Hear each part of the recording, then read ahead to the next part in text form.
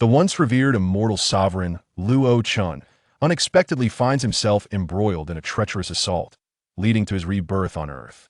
In this realm of ordinary existence, he confronts the disdain of his girlfriend, the mockery of rivals, the sorrowful plight of his parents, and the intimidation from affluent young masters. With unwavering resolve, he vows to rectify the injustices of fate and ascend to the pinnacle of this world, proclaiming to all that he, Luo Chen, once walked among them. At the summit of Mount Tai, a bolt of lightning cleaves the heavens, shattering the altar of sacrifice and stirring a tempest of discussion as it obliterates ancient relics. Meanwhile, a high-speed train hurtles from Mount Tai toward Shizhou, carrying a youth whose expression betrays a hint of disorientation. His chiseled visage, pale yet imbued with an indomitable spirit, emanates an aura of distinction. Have I truly been reborn, or is this merely an illusion? He muses with a sigh. Despite multiple confirmations atop Mount Tai, disbelief lingers. Upon further introspection, he realizes that the Taiwan Sutra within him lies dormant. All his cultivation vanished, leaving only a faint vestige of protective energy. It appears I have indeed returned to Earth, and astonishingly, to the age of 20, he reflects. This youth, named Luo Chen, is the last heir of the Taiwan lineage. Once an ordinary person, fate intervened, granting him entry into the realm of cultivation and the Taiwan Sutra, which led to his rise as the formidable Immortal Sovereign, feared across the cosmos. In his previous life, Luo Chen vanquished countless foes and stood atop the myriad paths of existence. Yet he ultimately fell victim to a collaborative ambush by the three great celestials of the Third Solar Era. Ah, the three great celestials. You sought the Taiwan Sutra, resorting to the Silent Book and the 10 great evil arrays to ambush me. Alas, my fate was not to end there, for I have returned. He smirks, a glint of coldness flashing in his eyes. Though once a being of unparalleled power, he still fell short in cultivation and succumbed to calamity, ultimately perishing amidst the 10 great evil arrays. However, this life promised a different path, a second chance to reclaim his destiny. I shall awaken the divine essence within me, commence my cultivation, and acquire those extraordinary seeds scattered across Earth. Even the three great celestials will find themselves beneath my foot, he declares. Ah, how I eagerly anticipate our reunion, three great celestials. I look forward to witnessing your expressions when I claim the treasures ahead of you. A cold smile graces Luo Chen's lips once more. Suddenly, the shrill ring of a phone interrupts his thoughts. Upon glancing at the caller ID, his brow furrows, and a flicker of vengeful fury ignites within him. The owner of this call is entwined with the very reason he embarked on the path of cultivation, an event that marked the genesis of his tragic tale. His family, while not wealthy, lived comfortably in a county seat with a modest home, a vehicle, and a savings account that boasted a few $100,000. Their small-scale renovation business afforded them a relatively prosperous life. Yet, that fateful journey would unravel it all. Fresh out of university, he had separated from his girlfriend, Zhang Xiaoman, and traveled to find her, forsaking promising prospects in Yuzhou to work as a lowly clerk in Shizhou. Little did he know, this decision heralded the onset of his calamity. Arriving with carefully chosen gifts, he was met with brutality, resulting in shattering injuries that rendered him incapacitated and thrust him into a state of despair. He became a shell of a man, his father exhausting their savings in a desperate bid for recovery, ultimately leading to their downfall. On a snowy night, when his father's lifeless body was returned, Luo Chen was inconsolable. For nearly 2 decades, he lived like a dog, subjected to ridicule and scorn, even resorting to begging for sustenance. The weight of such despair drove him to the precipice, where he leapt from Mount Tai, only to be reborn in the realm of cultivation, attaining the Taiwan Sutra and rising to legendary status, vanquishing ancient gods and becoming a figure of awe. Yet, despite his celestial achievements, he could not resurrect his father. This remained a haunting regret, a barrier to his ultimate transcendence. However, this time, he swore to protect his father and exact vengeance upon those who wronged him in Shizhou. As he answered the call, a voice laced with impatience and coldness spoke. "Hello, Luo Chen. Call me when you arrive, my mother, and I will pick you up at the station." The line went dead before he could respond. A bitter smile crossed Luo Chen's face.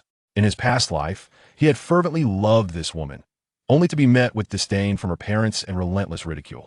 Ultimately, she deceived him, draining his father's hard-earned savings before abandoning him for a wealthy suitor. Yet, In this life, he would relish the opportunity to slowly play his cards. Setting down his phone, he caught sight of an elderly man and a young girl seated nearby.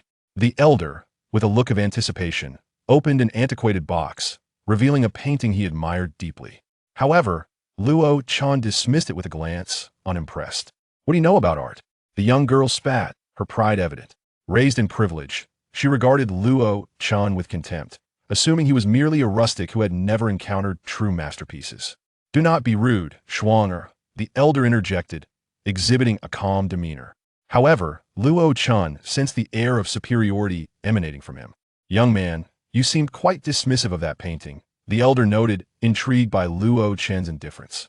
It's a forgery, Luo Chen replied flatly. A forgery? Shuang'er exploded in outrage, pointing an accusatory finger at him. How dare you claim my grandfather's collection is fake? Utter nonsense. She glared at Luo Chen, disbelief etched across her features. A random passenger dared to speak so recklessly before Yi Shuang. Provoking her sense of dignity, it had been a long time since anyone had spoken to her in such a manner. Shuang'er, sit down, the elderly man commanded in a deep voice, though he himself wore a displeased expression. Young man, one may eat recklessly, but one must not speak frivolously. This genuine piece has been authenticated by several esteemed masters in the industry. Despite his white hair, the elder radiated vitality, exuding an air of calmness that belied his age, resembling more a youthful warrior. Luo Chen surmised that this elder was indeed a martial arts expert, yet even such a practitioner held little regard in Luo Chen's eyes. I have declared it to be a counterfeit thus. It is undoubtedly fake, Luo Chen retorted dismissively. Hey, you insolent young lad. I shall teach you a lesson today. Shuang'er stood up in a huff, aware that her family wielded significant influence in Xinzhou, accustomed to dominance. To speak disrespectfully before her grandfather was something no one, not even the mayor of Xinzhou, would dare attempt. Just you? A faint smile curved Luo Chen's lips. He could discern that this young girl was also a practitioner, likely having trained in martial arts for over a decade. Yet, such skills were insignificant in his eyes. Even with his current lack of cultivation, the residual aura of the Tai Huang Jing protected him, rendering him impervious to the average person. Though the elder attempted to intervene, witnessing Luo Chen's demeanor, he reconsidered. While he lacked the competitive spirit of youth, as a significant figure, he possessed an inherent authority that commanded respect. The insult to his collection stirred his displeasure, and he felt it was time to impart a lesson to the arrogant youth.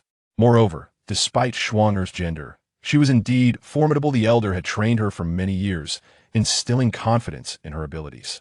You impudent brat, learn to hold your tongue in the future, Shuang'er declared, gesturing for a dozen individuals to rise in unison, clearly indicating the elder's esteemed status. The attendants initially approached to intervene, but one burly man produced an identification card, causing the attendants' expressions to shift dramatically as they retreated respectfully, even closing the carriage door behind them. Shuang'er then approached Luo Chen, sneering disdainfully before striking him without warning. Clearly, she regarded him as inconsequential. The slap came with considerable force. However, Luo Chen neither flinched nor even glanced at her. Shuang'er's intention was to chastise him, yet her strike was somewhat reckless. Despite her being a girl, her martial training could have dislocated a common person's jaw. But as her hand neared Luo Chen's face, her expression shifted to one of horror. Her palm halted a mere 3 centimeters from him. It was not that she lacked the desire to strike, but rather that an unseen barrier had thwarted her blow, akin to hitting an invisible wall of energy. No matter how hard she tried, her face reddened with effort, yet she could not penetrate the barrier. Shuang'er, withdraw. The elder's countenance changed dramatically as he sprang to his feet, swiftly pulling her back, his heart nearly leaping to his throat. He gestured to the group of men, who had evidently been prepared to draw firearms. Luo Chen found the situation rather amusing. My apologies, sir, for my elder's impudence, the elder said, relieved that Luo Chen had not retaliated, and he bowed respectfully. Shuang apologized to this gentleman at once, he urged, tugging at the girl beside him. Grandfather, what are you doing? Who do you think he is? I doubt he can withstand a bullet, she scoffed. Silence. What do you understand? The elder chided sharply. While bullets might not be stopped, he was acutely aware that Luo Chen could eliminate both him and his granddaughter before they could even react. Apologize quickly. A flicker of fear ignited within the elder. He understood that Luo Chen's ability to release internal energy marked him as a master within the martial arts community. Such a figure could strike with lethal intent, potentially ending their lives in an instant. "Forgive me," Shuang uttered begrudgingly, yet she complied. "Let it be a lesson no one dares to strike me." Luo Chen replied with a calm demeanor, though his tone bore an underlying menace. In that moment, his aura transformed, imposing and divine, as if he were a celestial being surveying the mortal realm. Fortunately, as she was merely a young girl, Luo Chen's celestial disposition would not lead him to hold a grudge against her. Had she dared strike him, she would have likely found herself lifeless in an instant. As Shuang'er faced the full weight of Luo Chen's presence, she felt an icy chill creep down her spine, her legs buckling beneath her as she crumpled to the ground. "Sir, please forgive my rashness," the elder pleaded, cold sweat pouring down his brow as he bowed deeply again, struggling to maintain his composure. In that moment, the elder's mind swirled with tumultuous thoughts. At his level of experience and stature, he was privy to secrets beyond the comprehension of ordinary individuals. Yet, the more he understood, the greater his trepidation towards Luo Chen grew. He could hardly believe he had encountered such a legendary figure on a train. In truth, the elder was a man of considerable influence in Xinzhou, where few dared to look down upon him. His presence commanded respect, both overtly and covertly, as even those in power often had to regard his authority. However, today marked his first encounter with someone he felt might be beyond his reach, and for the first time, he experienced genuine fear. "I am Yi Zhengtian. May I inquire your esteemed name, sir?" the elder asked with a forced smile. Chapter 3. A series of fortunate events. "Mr. Luo, did you just claim that this painting of mine is a forgery?" Yi Tianzheng, adept at deftly shifting the conversation to alleviate the awkwardness, stood firm in his newly attained status. "A forgery indeed. Forgive my audacity, but this painting is an exquisite work from a renowned master of the Southern Song dynasty, one I acquired at great expense and effort. I even had several experts authenticate it." Yi Tianzheng replied with utmost respect, employing honorifics that left Yi Shuang in disbelief. It was well known that even in the presence of influential figures, her grandfather had never displayed such deference. "I shall prove it to you." However, there was a fleeting glimmer of dark blue light in Luo Chen's eyes. This was the eye of heaven, an ability typically bestowed only upon those who had awakened the divine treasures within. Yet Luo Chen, due to the influence of the Taiwan Sutra, could utilize it to a limited extent. The eye of heaven revealed truths hidden from ordinary sight, surpassing even the capabilities of a microscope. It was this variability that allowed Luo Chen to discern the painting's authenticity. However, his mastery was but rudimentary, constrained by the borrowed aura of the Taiwan Sutra, rendering him incapable of true X-ray vision. Nevertheless, distinguishing the painting's veracity was sufficient. Luo Chen's finger precisely rested on a section of the artwork. As he pressed down on the fabric, he lifted his finger to reveal a loose thread. This painting, valued at over 10 million, was irreparably damaged by his actions. Yet Luo Chen did not flinch. He decisively pulled the thin thread free and tossed it before Yi Tianzheng. This is nylon, an artificially synthesized material. Do you really believe a painting over 700 years old would contain nylon?" Luo Chen shook his head. Yi Tianzheng's face flushed with embarrassment. He had indeed been deceived. Where could nylon have come from 7 centuries ago? At that moment, he gestured to a man in black, who approached to retrieve the painting and its wooden case. "Wait a moment, this wooden box?" Luo Chen suddenly interjected. "Is Mr. Luo interested in this box?" Yi Tianzheng surmisit. "Feel free to take it if you like," he offered generously. "Grandfather," Yi Shuang cautioned from his side. Yi Tianzheng was not oblivious. He understood that if Luo Chen could identify the painting as a forgery, he possessed considerable abilities. The aura he had exuded earlier confirmed this. If an object could catch Luo Chen's eye, it was undoubtedly a treasure. Yet Yi Tianzheng contemplated gifting it to him, a significant gesture indeed. Luo Chen was momentarily taken aback. He had not anticipated such generosity. However, he had indeed taken a liking to the box, as it likely contained a seed capable of awakening the divine treasures within him. Although he was currently protected by the aura of the Taiwan Sutra, he needed to activate these treasures to cultivate it further. The seed within the box, though seemingly desiccated, could be revived through his methods. This object was precisely what Luo Chen desired. making him wonder if his fortune was unusually favorable. Having just reincarnated on Earth, he had stumbled upon such a seed. Even in the realm of cultivation, seeds were rare and precious, let alone on Earth. Possessing one could spare decades of arduous effort, directly unlocking one's divine treasures for cultivation. Yet, Luo Chen was not inclined to exploit the generosity of others. He was a dignified celestial being and would not stoop to coveting the possessions of ordinary mortals. Truth be told, I am indeed interested in this wooden box, as it holds something I require. However, if it were to remain in your possession, it would lack substantial value. Therefore, let me extend this favor to you today. Should you encounter any difficulties in the future, feel free to seek my assistance. Luo Chen stated. This was a promise from a celestial being, a coveted acknowledgement that many factions had long sought but were unable to attain. Now, by fortunate chance, it had fallen to this elderly man. I shall not be modest then. Since Mr. Luo has spoken, I do have a request. Yi Tianzheng swiftly revealed his true intentions. I beseech you, take my granddaughter as your disciple, he proclaimed suddenly. Luo Chen was momentarily stunned, inwardly cursing the old fox.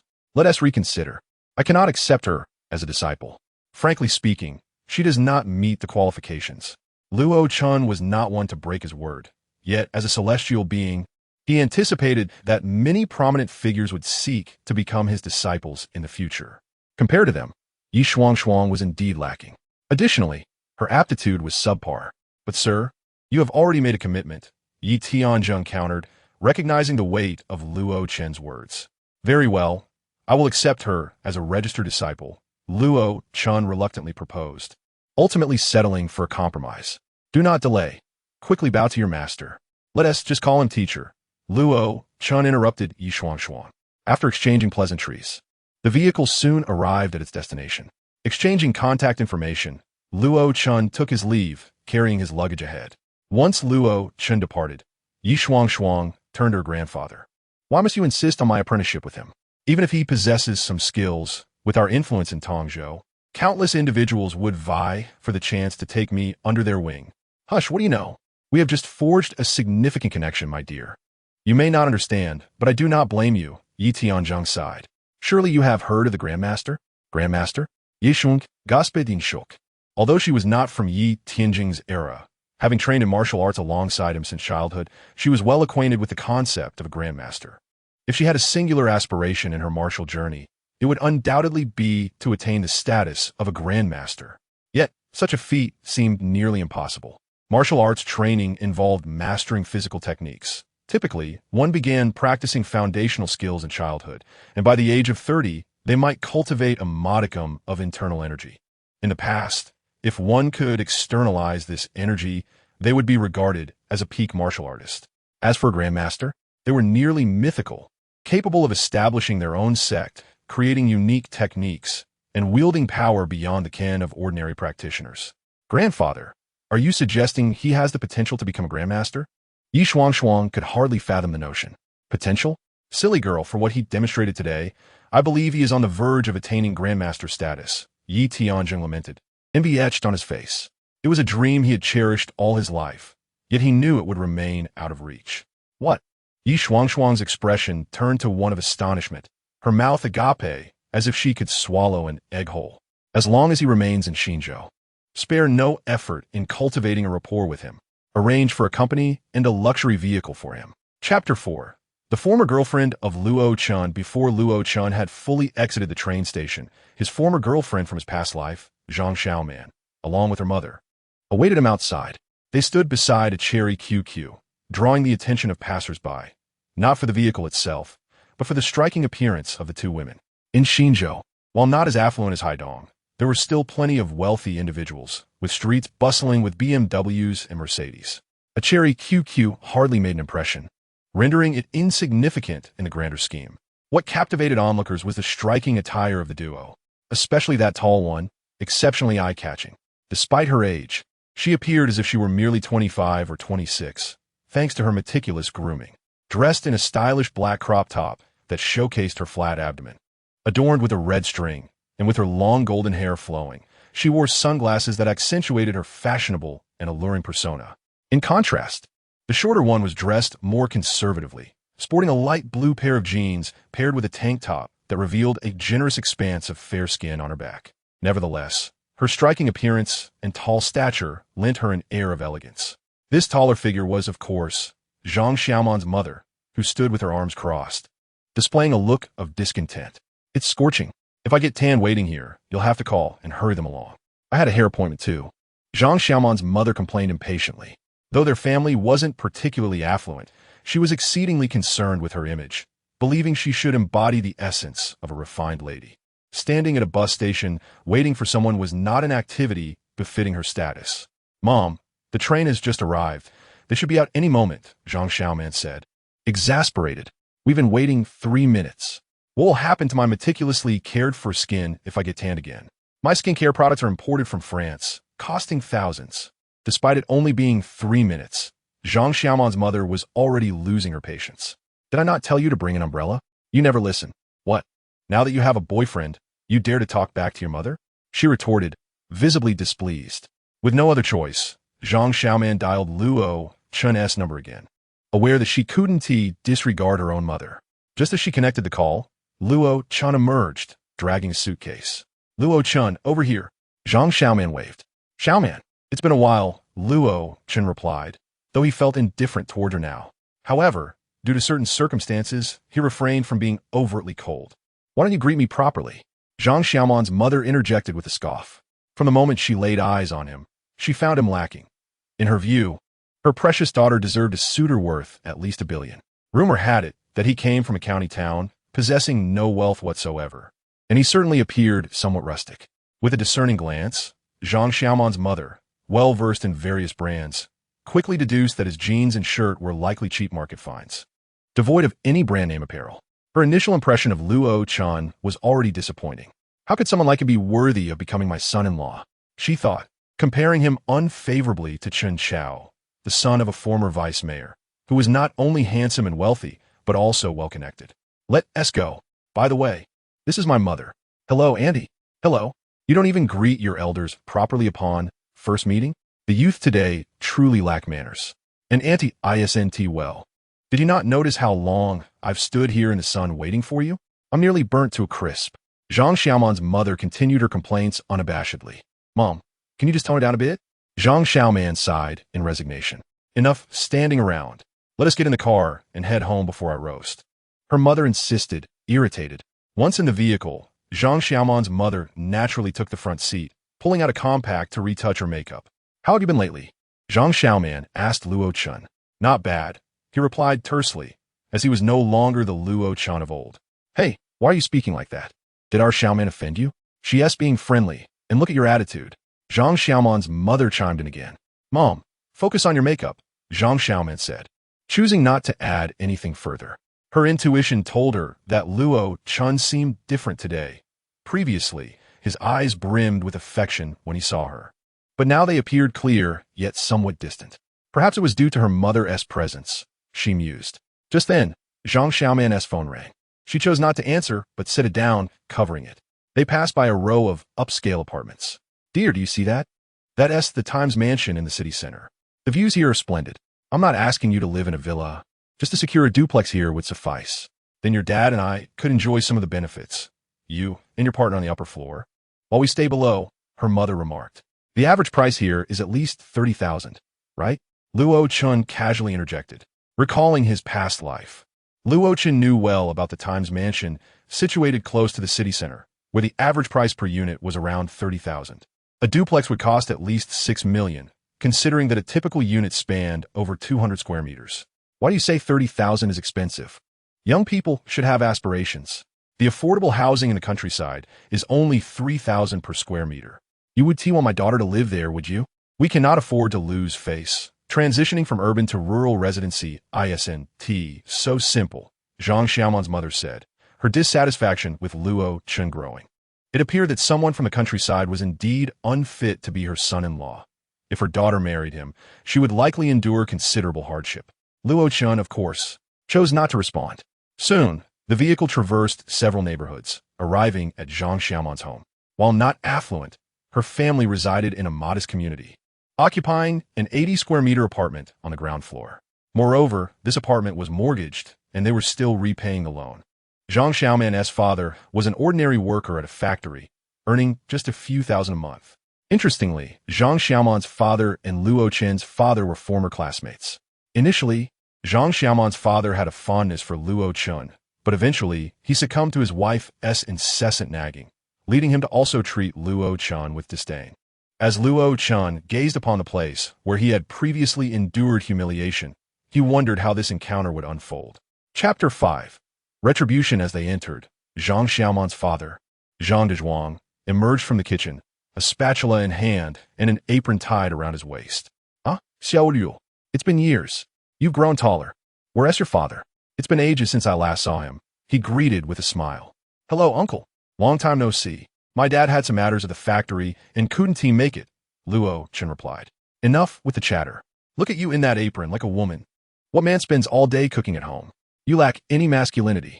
Zhang Xiaoman's mother interjected, removing her high heels while complaining. Dear, Xiao Luo is here. Can't you give me some face? Zhang Dezhuang said, trying to defend his friend. Face? I'm starving. Hurry up and serve the food. I have plans to meet my friends for hair appointments later, she retorted, plopping herself down on the sofa. Zhang Xiaoman fetched bowls and chopsticks while Luo Chen assisted in the kitchen. Xiaoman, come here for a moment. Not to criticize, but your taste is questionable. Look at me with your father. What a life we have. And then you bring home someone who immediately rushes to the kitchen. I worry he is just like your dad, Zhang Xiaoman's mother said in a hushed tone, though her words were still audible to Luo Chen. Despite her attempt to lower her voice, Luo Chen, being the soul of a celestial being, could hear every word. If Luo Chen had not gone to serve the dishes, Zhang Xiaoman's mother would likely have remarked, have you really taken yourself for a guest? Can't you lend a hand? Soon after, the dishes were served, and the four of them began to dine together. Luo Chen, may I inquire about your plans after arriving in New Jersey?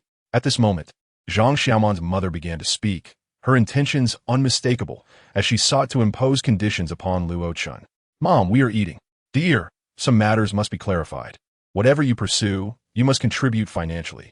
I currently have no specific plans, Luo Chen replied, recalling that prior to his arrival, he had already secured a job at Zhang Xiaoman's company, although he had little desire to elaborate on it. Oh, when do you intend to purchase a house? Let me inform you, I was not merely speaking idly about the Times residence. It is indeed a requirement to acquire property there, Zhang Xiaoman's mother said, raising an eyebrow. Moreover, given my daughter's exceptional qualities, if you were to buy a car, it must be a luxury vehicle. I shall not make it too difficult for you, considering you have just embarked on your journey, but it should at least be $1 million luxury car, she asserted boldly. Do not feel compelled to respond. Let me tell you, there's a wealthy young man pursuing our Xiaoman, she continued, her meaning clear. Her daughter was not lacking suitors. Mom, Zhang Xiaoman's expression shifted. Luo Chen glanced at her, but she averted her gaze, clearly flustered. Just then, the doorbell rang. To mask her unease, Zhang Xiaoman stood to answer the door. Hi, Xiaoman, I didn't realize you were home. Why didn't you answer my calls? A tall man, approximately 6 feet, dressed in a Versace suit and donning sunglasses, stood at the door, showcasing a wristwatch worth hundreds of thousands. Unmistakably a wealthy young gentleman, holding a bouquet of flowers. Behind him was a black Kian parked outside. What brings you here? Zhang Xiaoman's anxiety intensified upon seeing him. Today is a day off, and I wanted to ask if you were free. How about we catch a movie tonight? He inquired gently. I have prior commitments and cannot make it. She hesitated, but ultimately declined, as Luo Chen was still present. Oh, it's Xiao Chen. What brings you here? Don't just stand outside. Come in, please. Zhang Xiaoman's mother exclaimed with enthusiasm, pushing Zhang Xiaoman aside and taking the man's hand, ushering him inside. The moment Luo Chen laid eyes on this man, a surge of rage ignited within him. Chen Chao, all the grievances and enmities from his past life flooded back to him. In his previous life, Chen Chao had loomed over Luo Chen like a nightmare. The son of the former deputy mayor of New Jersey, he was immensely wealthy and influential.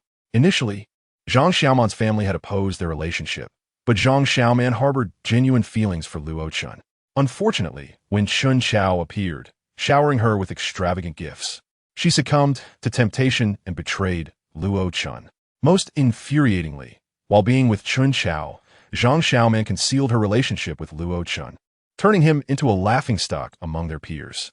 It was only after Luo Chen caught them in the act that he discovered the truth. by which time his mother had already swindled him out of 1 million. In a fit of indignation, Luo Chen confronted Chen Chao, who manipulated him into a wager, resulting in Luo Chen losing a staggering 10 million. Unable to repay the debt, Chen Chao had him brutally beaten, shattering his hands and knees, rendering him a mere shell of a man.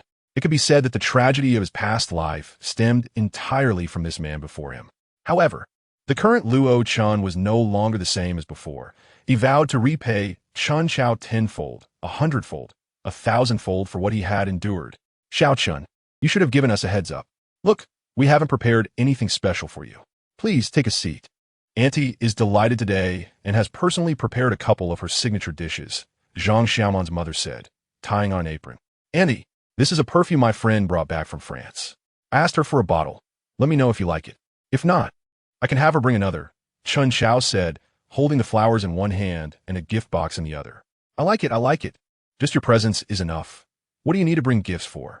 Zhang Xiaoman's mother replied with a smile, though her eyes involuntarily flicked to the perfume, which must have cost around 10,000. And who might this be? Chen Chao's gaze naturally fell on Luo Chen. Oh, him? He is merely a classmate of Xiaoman from university. His father and my family were classmates as well, Zhang Xiaoman's mother rephrased, deliberately omitting Luo Chen's status as Zhang Xiaoman's boyfriend and instead introducing him as a mere acquaintance. She also made a point of flaunting Chen Chao's gift in front of Luo Chen, the implication unmistakable. Hello, Chen Chao said, seeming to sense something, extending his hand toward Luo Chen for a handshake, though a smirk lingered in his heart. To his surprise, Luo Chen did not even glance at Chen Chao. Engrossed in his meal, Chen Chao's hand hung in the air, rendering him awkward and visibly uncomfortable. Luo Chen, he's trying to shake your hand, Zhang Xiaoman reminded him, but Luo Chen remained indifferent.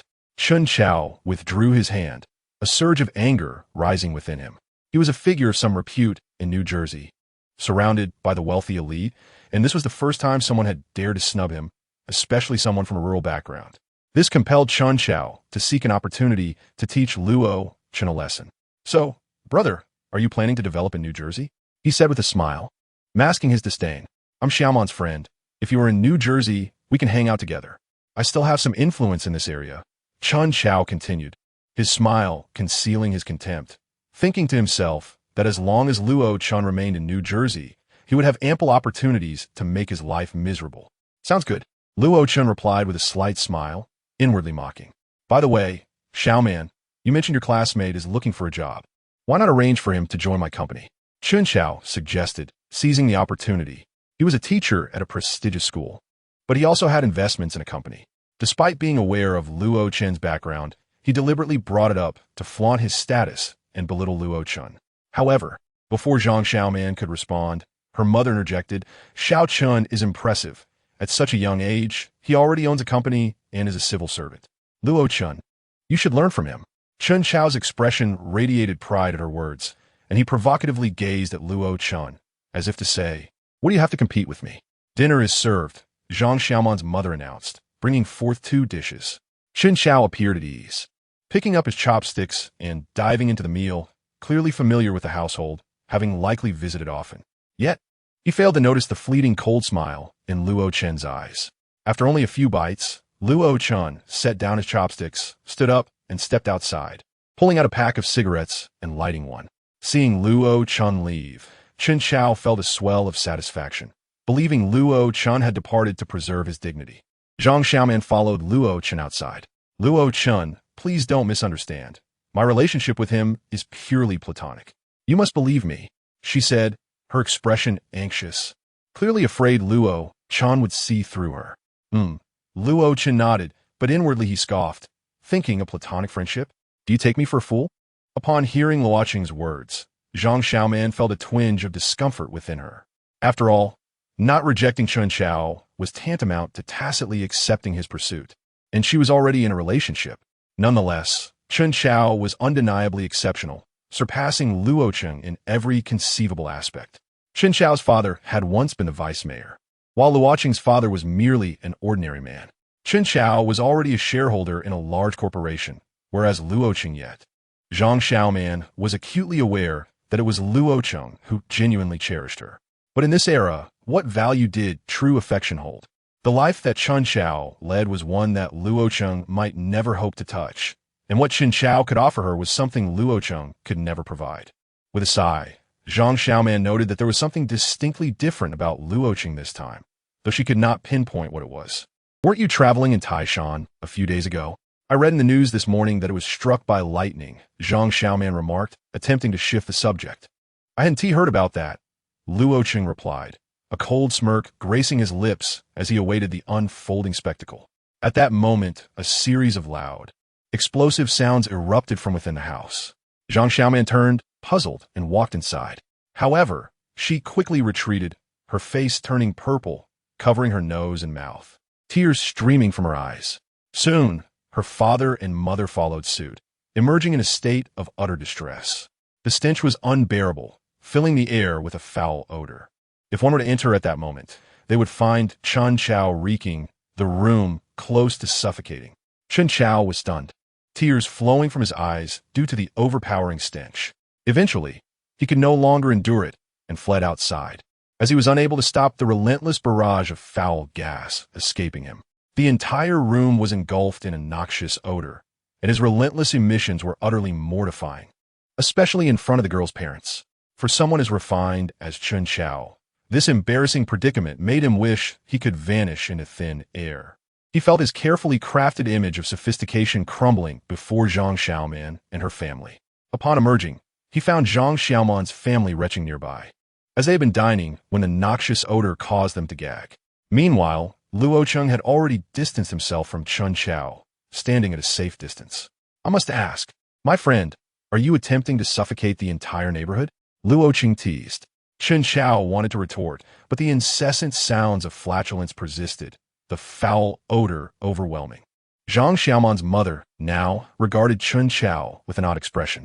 Although no one else had spoken up aside from Luo Chen, the disdainful glances from Zhang Xiaoman and her family deepened Chen Qiao's humiliation and embarrassment. Even with his thick skin, he felt a burning shame, desperate to escape the scene. At that moment, Luo Chen flicked his cigarette with a finger, and unbeknownst to anyone, the cigarette soared like a bullet towards Chen Qiao's Qian. With a loud bang, one of the car's tires exploded, startling everyone nearby. Chen Qiao, already feeling mortified and wishing to flee, was caught off guard by the tire's explosion, cursing his misfortune. It seemed as though fate was conspiring against him today. "Watch out!" came a sudden cry. A flower pot from the third-floor windowsill, precariously placed, fell directly onto Chen Qiao's head. Blood flowed freely as he collapsed, knocked unconscious. Throughout the ordeal, Luo Chen remained unfazed. As he entered Zhang Xiaoman's home, he waved his hand, and the putrid odor vanished, a feat of his own making. In his past life, he had been toyed with by Chen Qiao, but in this life, he possessed countless methods of retribution. Night had fallen, and Luo Chen retrieved 2 aluminum foil bags containing some camellia tea, which his father had asked him to deliver to Zhang Xiaoman's father. Zhang Xiaoman's mother cast a disdainful glance at the tea and scoffed. "Is this your grand offering on your first visit to our home? How generous!" Chapter 7. The invisible one Zhang Xiaoman felt that Luo Chen was being somewhat stingy, but she quickly changed the subject. "Let me accompany you to find a hotel to rest," she suggested. "Xiaoman, come back," her mother called coldly. Seeing Luo Chen's lack of reaction, Zhang Xiaoman ultimately chose to return, not following Luo Chen. Watching him leave alone, she felt a pang of sympathy. After all, he was unfamiliar with the area and would have trouble finding somewhere to stay. With a sigh, she thought, "Perhaps you should just give up. He is truly not from your world." After Luo Chen departed, Zhang Xiaoman's mother adopted a stern demeanor, tossing the bags of tea out the window. "Let him sleep on the streets tonight. A few bags of tea? How embarrassing. Xiaoman, it's not that I'm criticizing you, but that Luo Chen is simply unworthy of you. As someone who has experienced life, trust me, it's best to sever ties with him now. A person like him will never amount to anything," her mother insisted, looking down on Luo Chen, especially with Chen Qiao pursuing her daughter. "Mom, these are matters of youth. Can you refrain from criticizing?" Zhang Dazhuang interjected, unable to hold back. "What youthful matters? Xiaoman, do you see? I regretted marrying your father, thinking he truly cared for me. Now I realize I was blind, enduring so much hardship with this useless man. Xiaoman, do not repeat my mistakes. Regretted marrying me?" Zhang Dazhuang retorted, anger flaring up. As their argument escalated, Zhang Xiaoman stormed to her room, slamming the door behind her, and did not emerge again. Yet, she did not blame her parents. Instead, she felt a hint of resentment towards Luo Chen. Couldn't tea you have brought something of value? Just a few bags of tea? It's quite humiliating for me. Indeed, Luo Chen had brought many valuable gifts, but upon awakening on the train, he resolved not to present any of those items to this family. Stepping outside, navigating this unfamiliar territory proved challenging. Just then, Luo Chen's phone rang. "Hello, teacher, where are you?" "All right, I'll come and pick you up. Grandfather has booked the presidential suite for you at the Ocean Moon Hotel." Ocean Moon, the finest five-star hotel in Hsinchu City, boasted a presidential suite costing nearly 30,000 for a night, far beyond the means of ordinary individuals. Hsinchu was an incredibly prosperous city, especially at night, bustling with traffic and vibrant neon lights. Luo Chen couldn't help but feel a sense of nostalgia. After millennia of cultivation, deceit, and battles, suddenly finding himself in this lush and serene city felt profoundly disconcerting. It was as though a battle-hardened tiger had stumbled into a flock of defenseless sheep, leaving it momentarily bewildered and out of place. Unconsciously licking his lips, Luo Chen flashed a charming smile. "Ah, the mortal realm. This is the first city I shall soon tread upon." At a crossroads, Luo Chen paused with his luggage. Although he was a celestial being, he did not exude that aura at this moment. Instead, he resembled a simple college student freshly graduated, especially given his attire that made him appear as if he had just arrived from the countryside. Just then, a taxi approached, honking, and came to a halt before him. The driver, a middle-aged man in his 40s, leaned out and called, "Young man, need a ride?" Luo Chen shook his head. He was waiting for Yi Shuang, who seemed to have already arrived. "Humph, what a pauper," the driver muttered under his breath. Disdain etched across his face before driving off, convinced that this bumpkin had no money to hail a cab. "Scram, what business do you have in the city without funds?" Just as the driver had moved a few meters away, he glanced in his rearview mirror and saw a yellow Lamborghini slowly coming to a stop where he had just been.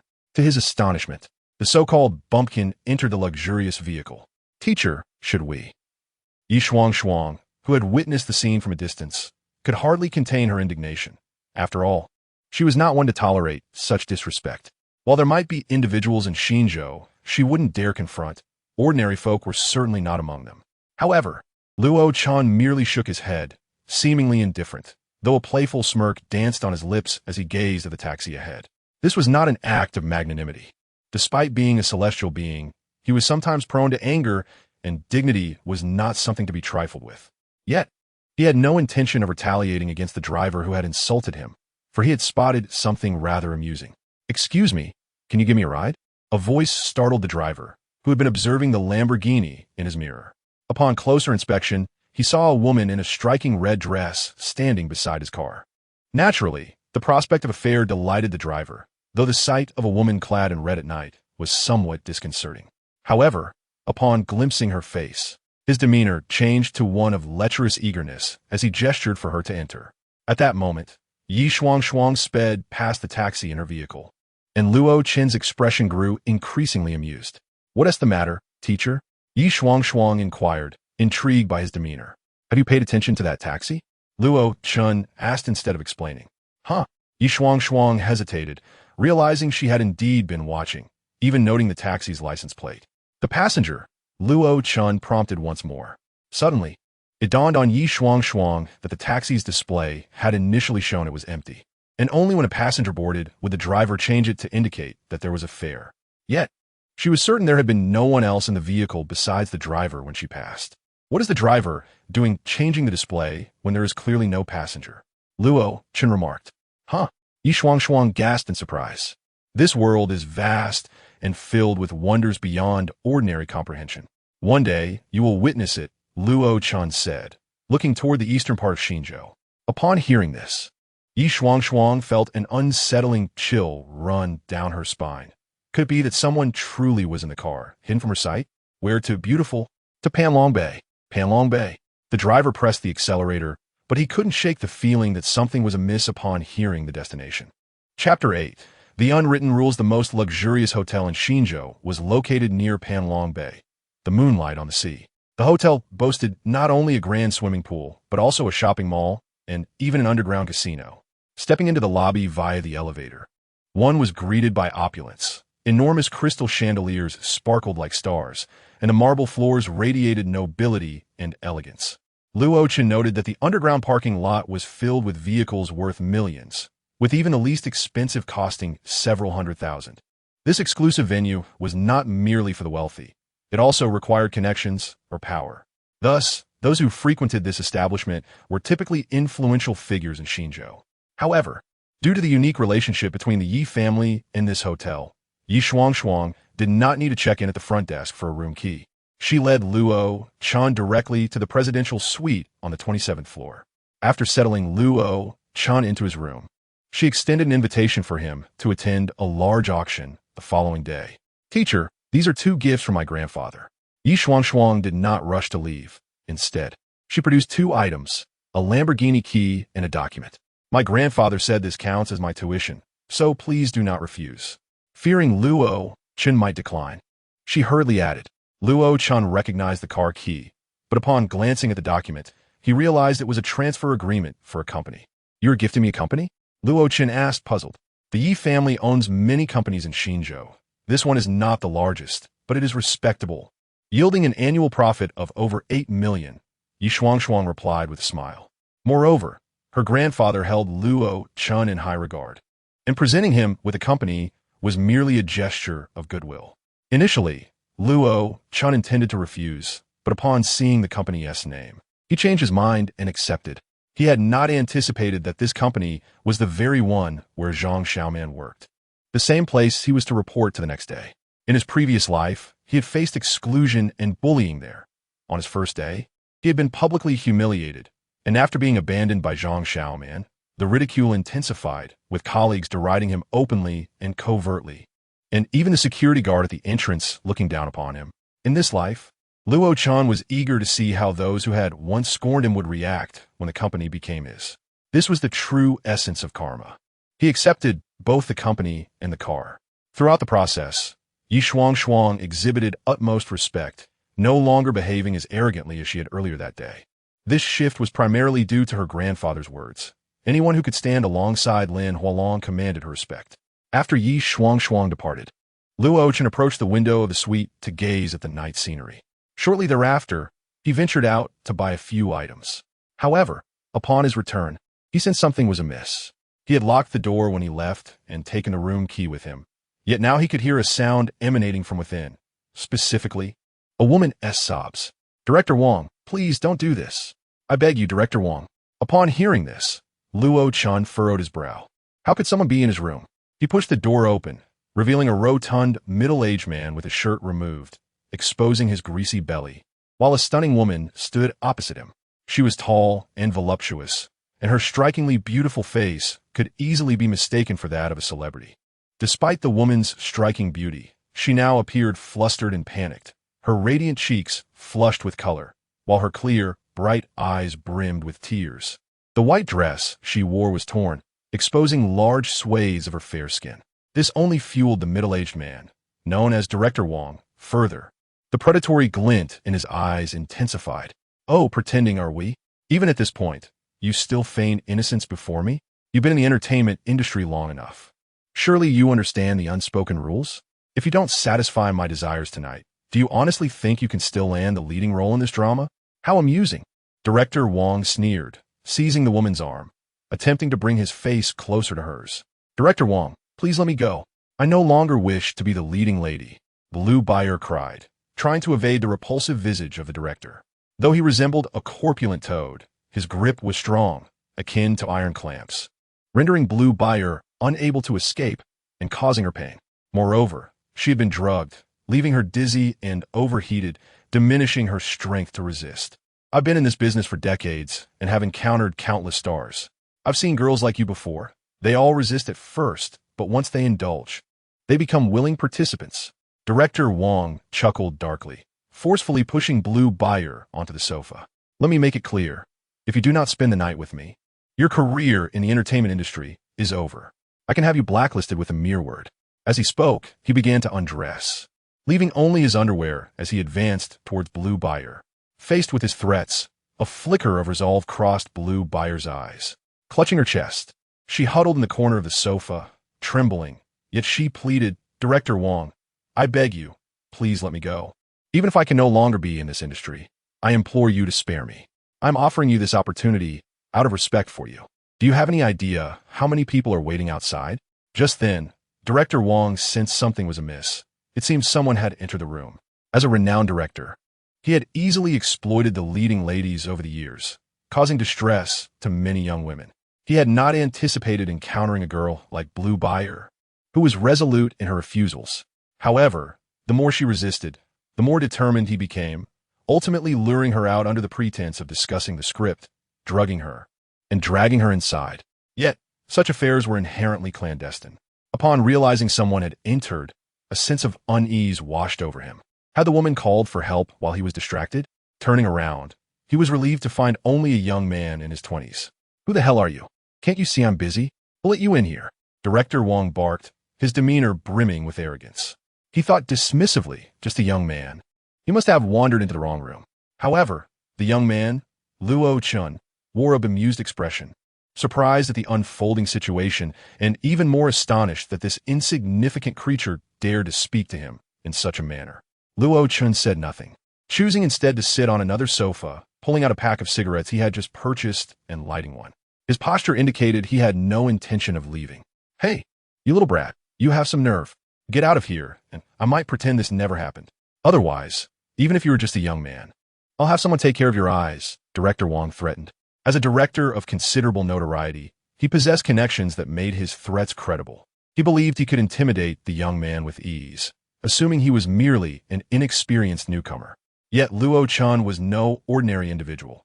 He was the esteemed immortal. Luo Chen, transcending worldly concerns. Typically, he would not involve himself in such matters, especially given his own dubious reputation. However, since this incident unfolded within his own space, the misfortune fell squarely upon the corpulent director. "Are you deaf? You must want to die, huh? Handsome, perhaps you should leave." Blue Buyer trembled, hoping for salvation, yet unwilling to endanger the young man. She did not dare involve him, even though her phone lay within reach, as she feared the repercussions of calling the police. She understood Director Wong's power and influence. In New State, he could easily manipulate situations to his advantage. Thus, she urged the young man to depart, fearing that his involvement could lead to dire consequences. Director Wong had a cadre of thugs at his disposal. When a crew member had defied him in the past, they ended up dead, their body discovered in a van the following day, with the police merely going through the motions of an investigation, never apprehending the perpetrator. If the young man were to become entangled in this mess, it was conceivable that Director Wong, in a fit of rage, might take his life. However, Luo Chen appeared unfazed, calmly taking a drag from his cigarette and observing Director Wong with indifference. "You really have no idea who you're dealing with, do you? You dare provoke Wing Fu." Director Wong, irritated by Luo Chen's lack of response, stood up, grabbing a bottle of red wine from the table, and approached Luo Chen with a menacing grin. "How dare you meddle in my affairs?" He sneered, raising the wine bottle as a weapon. Without warning, he swung the bottle at Luo Chen.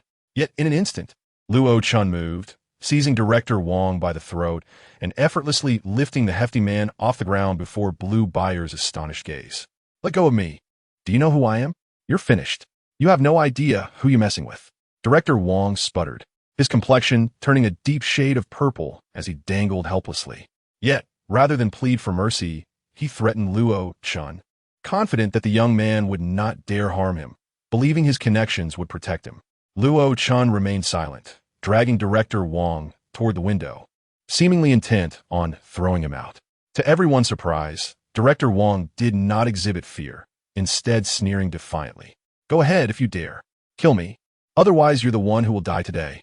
He was evidently unafraid, convinced that the young man lacked the audacity to take a life, especially for a woman. Director Wong had some standing, and he believed the young man would not risk everything for a mere fleeting encounter. Thus, a profound mockery and disdain flickered in Wong Fu's eyes. Even Lon Buyer believed that Luo Chen might merely be trying to intimidate Wong Fu, convinced that he would never truly let him fall. However, in the next moment, Wong Fu's composure began to falter as he noticed the calmness, perhaps even coldness, in the young man's gaze. It was a genuine detachment, akin to that of a tiger or a venomous snake, exhibiting an indifferent demeanor when faced with its prey. This realization sent a shiver down Wang Fu's spine. "Let go of me. We want," he exclaimed, suddenly gripped by fear, genuinely concerned that the youth before him might act impulsively and let him plummet. "I warn you, if you kill me, my body will be down there, and the police will undoubtedly come for you. You will end up in prison. Do you understand?" Wang Fu threatened once more. Unfortunately, he was oblivious to whom he was speaking, for Luo Chen, taking a life was all too familiar. The name of the Divine Lord was built upon a foundation of bones and seas of blood, and his hands were stained with endless gore. Finally, Luo Chen spoke. This was his first utterance since entering the room. Silence. With that, he indeed released his grip, but rather than allowing Wang Fu to fall, Luo Chen propelled him upwards. Residing on the 27th floor, with 3 more levels above and a backdrop of Panlong Bay, Luo Chen did not cast Wang Fu down, but instead hurled him out the window. At Luo Chen's current strength, it was akin to a common individual tossing a stone, perhaps even easier. Wang Fu barely had time to scream before he soared towards the mountains of Panlong Bay. This spectacle left Lan Baier in a state of shock. She had never expected this young man to possess the audacity to commit murder. No matter where Wang Fu was thrown, the height ensured his demise. She, too, had assumed that Luo Chen was merely attempting to scare Wang Fu into submission, never truly intending to kill. Instinctively, she felt an urge to scream, but Luo Chen preemptively commanded, "Be quiet." His voice was soft yet sent a chilling wave through Lan Baier, rendering her pale and compliant. "Will you kill me to silence me?" she hesitantly inquired. "If you report me, I might consider such an action," Luo Chen replied, casually smoking, his demeanor so nonchalant that it seemed he was merely disposing of a piece of trash rather than contemplating murder. "What brings you here?" Lan Baier attempted to shift the conversation. "This is my room," Luo Chen stated, taking another drag before stepping closer to her. Suddenly, he coldly extended his hand, seizing Lan Baier and directing her towards the bathroom. "Weren't you just saying you wouldn't kill me?" Lan Baier exclaimed in terror. Having narrowly escaped an assault earlier, she now found herself in a situation where the young man had just slain someone before her eyes.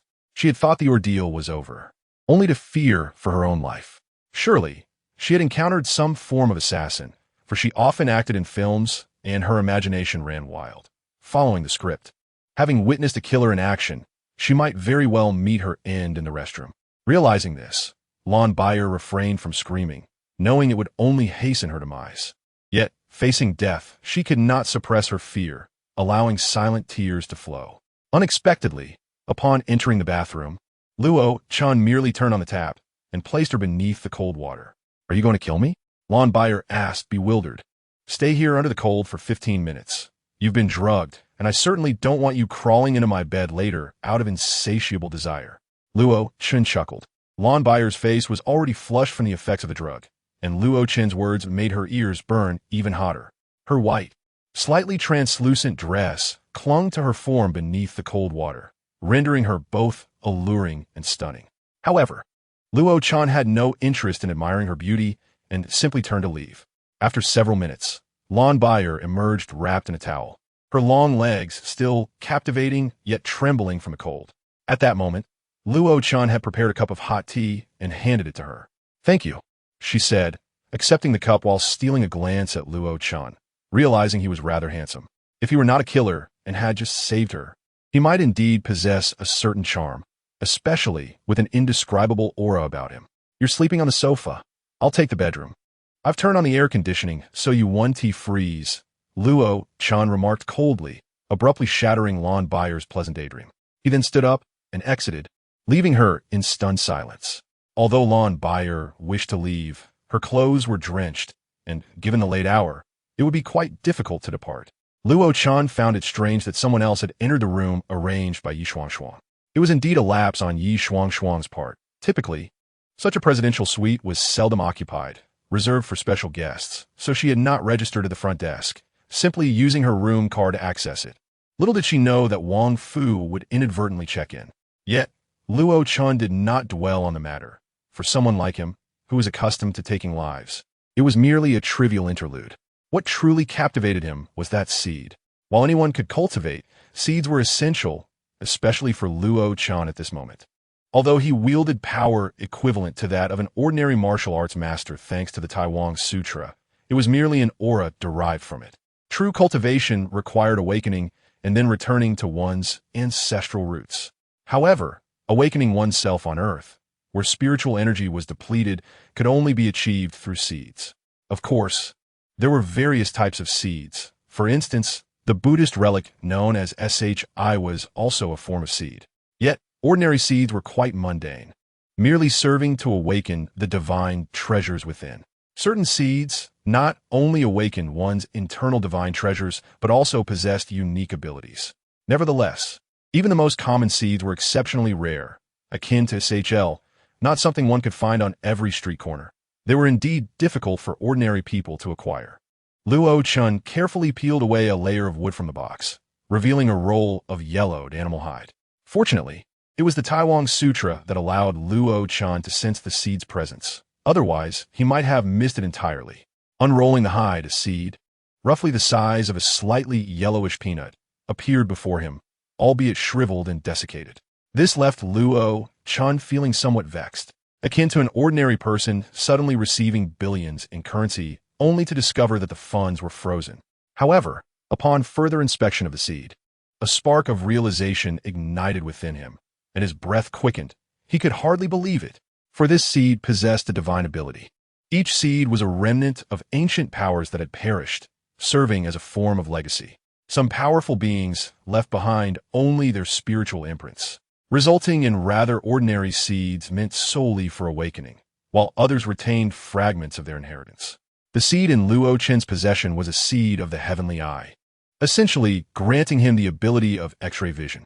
Naturally, Luo Chen was overjoyed, for a seed was already worth its weight in gold, let alone one imbued with such a remarkable legacy. Once these seeds are refined, there is no need for the cultivation of the heavenly eye. They will transform into a supernatural power that one can directly possess. Even Luo Chen could not have anticipated such extraordinary fortune. A mere journey on the high-speed train not only yielded a seed, but also one imbued with divine abilities. For an ordinary person, acquiring such a seed, if they could integrate it, would mean not only the ability to see through illusions, but also an unerring winning streak in gambling. "I'm scared." Lon Bayer suddenly entered the room, clutching a blanket, her face etched with anxiety and fear. Deep down, she was conflicted. On one hand stood a demon who could kill without a second thought, and on the other, a living room where death had recently lingered. After much inner turmoil, she ultimately felt that remaining by Luo Chen's side provided a greater sense of security. "May I sleep beside you?" Lon Bayer murmured, casting a furtive glance at Luo Chen. Luo Chen turned to her, his gaze intense, prompting Lon Bayer to hastily assure, "I promise not to disturb you." After a moment's hesitation, Luo Chen nodded in agreement. Lon Bayer then climbed onto his bed, claiming half of the space. Though separated by a blanket, their scents mingled in the air. After all, Lon Bayer was a captivating beauty. Having just bathed, she retained a lingering fragrance that nearly overwhelmed Luo Chen's senses. Regardless of his stoic demeanor, any normal man would find such temptation hard to resist. Feeling the robust masculinity radiating from Luo Chen, Lon Bayer's cheeks flushed crimson. As a rising star, she hoped no one would discover this fleeting intimacy, or it could lead to a scandal. However, her fear compelled her to ignore her reservations and lay beside him. That night, separated by a blanket, both struggled with their restless hearts. They exchanged no words, and it seemed neither had a restful night. When morning arrived and Lon Bayer was about to leave, she respectfully handed Luo Chen a postcard. After her departure, Luo Chen recalled that he was supposed to report to Zhang Xiaoman's company that day.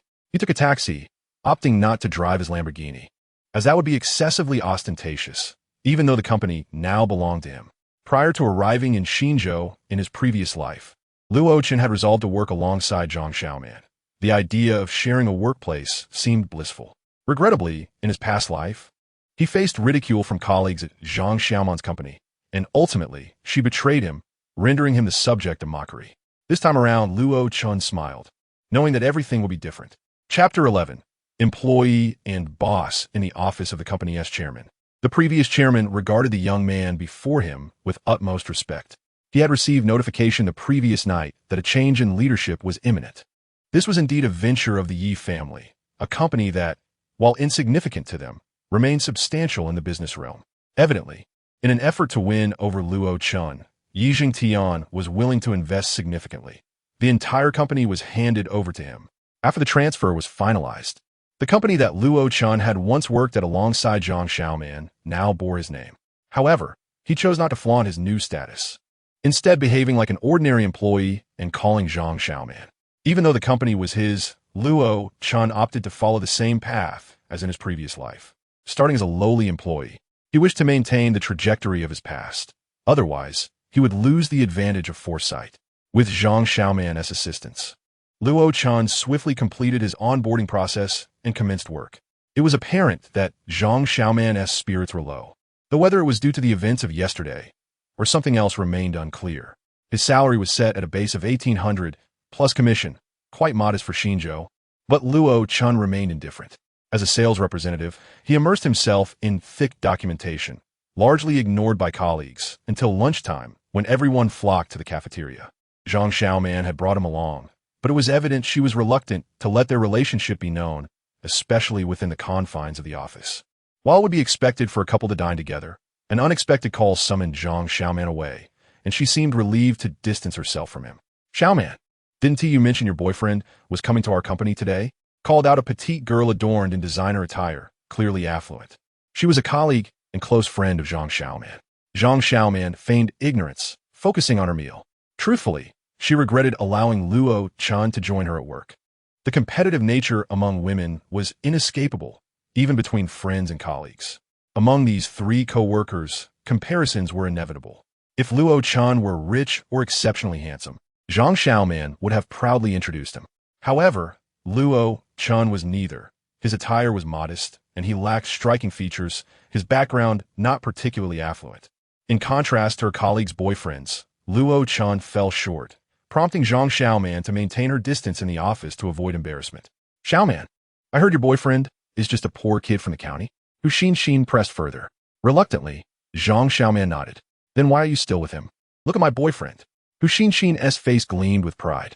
Despite still working, she boasted of a boyfriend from a wealthy family, rumored to be worth millions, who had even taken a managerial position at this company just to win her over. "Xin, that's not fair. You can't just talk about money." Li Rui interjected with a laugh. "What is wrong with mentioning money? If he is poor and unattractive, don't tell me you believe in true love." Hu Xin retorted. "It's like trying to sell a low-spec, unattractive phone from an unknown brand while hoping someone will buy it simply because it has a nice sales pitch.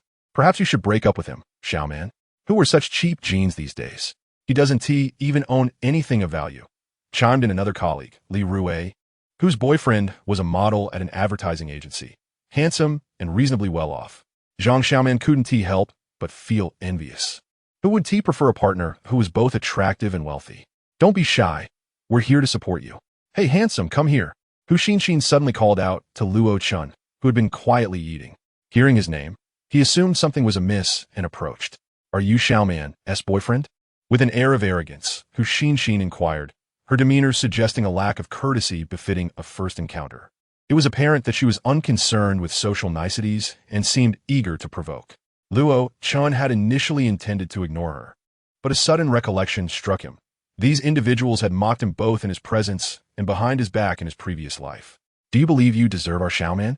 You are merely an ordinary worker, lacking even a career. If you cannot match her, it would be wise for you to distance yourself from her." Hu Xin showed no regard for the assembled crowd, brazenly belittling Luo Chen. Moreover, she regarded him with disdain, viewing him as unworthy, especially given his occupation at such a young age. Zhang Xiaoman, on the other hand, remained silent, seemingly in agreement. She felt that instead of bringing her honor, Luo Chen had embarrassed her, anticipating that her colleagues would ridicule her for choosing such an inadequate partner, while others could proudly showcase their boyfriends. Her own seemed a source of shame. Upon hearing these remarks, Luo Chen mused that these individuals had not changed at all. They were identical to those from his past life. However, he was no longer the same Luo Chen and had no intention of indulging them. "Your concern is unwarranted. This is my affair, and your input is unnecessary." You certainly possess an inflated sense of self-importance. Just as Hu Xin prepared to continue her taunts. A voice interrupted her. Approaching was a man clad in a suit, whose unattractive appearance was further accentuated by the ill-fitting attire that failed to enhance his looks. Nevertheless, Hu Xin greeted him with enthusiasm, oblivious to the inappropriateness of her actions in public. "Where did you go this morning?" "I just want to pick up a car worth over $1 million. Zhang Hai's expression radiated pride, his voice deliberately loud, ensuring that all present could hear. $1 million vehicle was a fantasy for the working-class individuals around him, and Zhang Hai was clearly reveling in his ostentation. "Tonight, I will treat everyone to dinner." His recent acquisition of a vehicle lent him an air of extravagance. Hu Xin whispered something in Zhang Hai's ear, prompting a cold smirk directed at Luo Chen. "So, you are Luo Chen? Just reported to our department, right? I am a sales manager. Rest assured, I will take good care of you. By the way, why not sit down and discuss cars? What did you purchase?" Zhang Hai, well aware of Luo Chen's circumstances, feigned ignorance about his lack of a vehicle, clearly aiming to humiliate him in front of everyone. However, Luo Chen chose to overlook the provocation. Zhang Hai left no room for doubt that he intended to make Luo Chen's life difficult, bolstered by his earlier conversation with Hu Xin. The afternoon meeting in the sales department saw colleagues sitting together, and upon Luo Chen's entrance, even Zhang Xiaoman did not acknowledge him, suggesting a deliberate exclusion. At this juncture, Zhang Hai turned to Luo Chen, his voice dripping with disdain. "Luo Chen, although today is your first day, one must exhibit a professional demeanor at work." He pivoted his attention squarely on Luo Chen, ready to ensnare him in a trap. "There is a task I hope you can complete. Failure to do so will result in a deduction from your base salary, as per our Department S rules." Zhang Hai had begun to ensnare Luo Chen.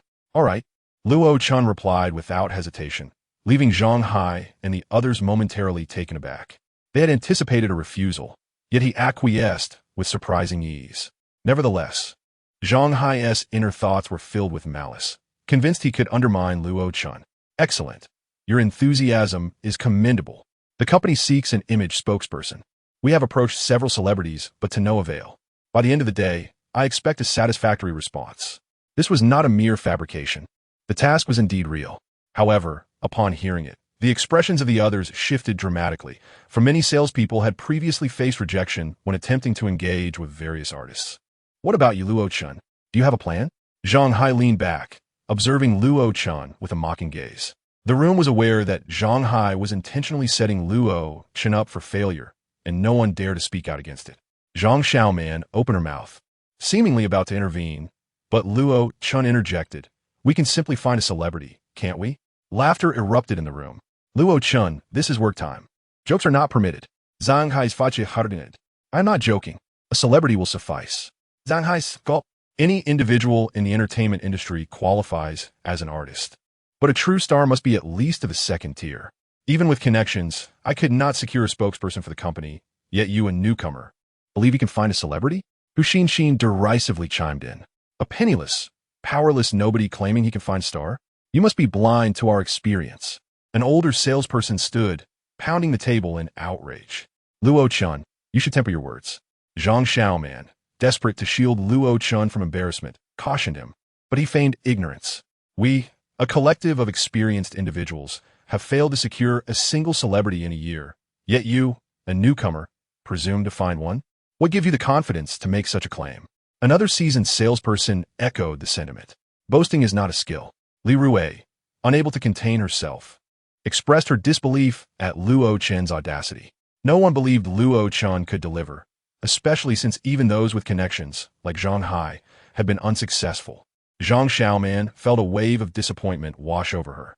She had thought Luo Chen's only flaw was financial instability, yet here he was, making grandiose claims. "Fine. Since Luo Chen has spoken, we shall await his star discovery," Zhang Hai derisively stated, equally skeptical of Luo Chen's abilities. "You may head out to search now. Oh, I forgot to mention, you have no car, do you? The company vehicle is out of commission today, so you'll need to take a taxi, but taxi fares are not reimbursable." Zhang Hai maliciously added. Luo Chen can be considered the de facto owner of the company.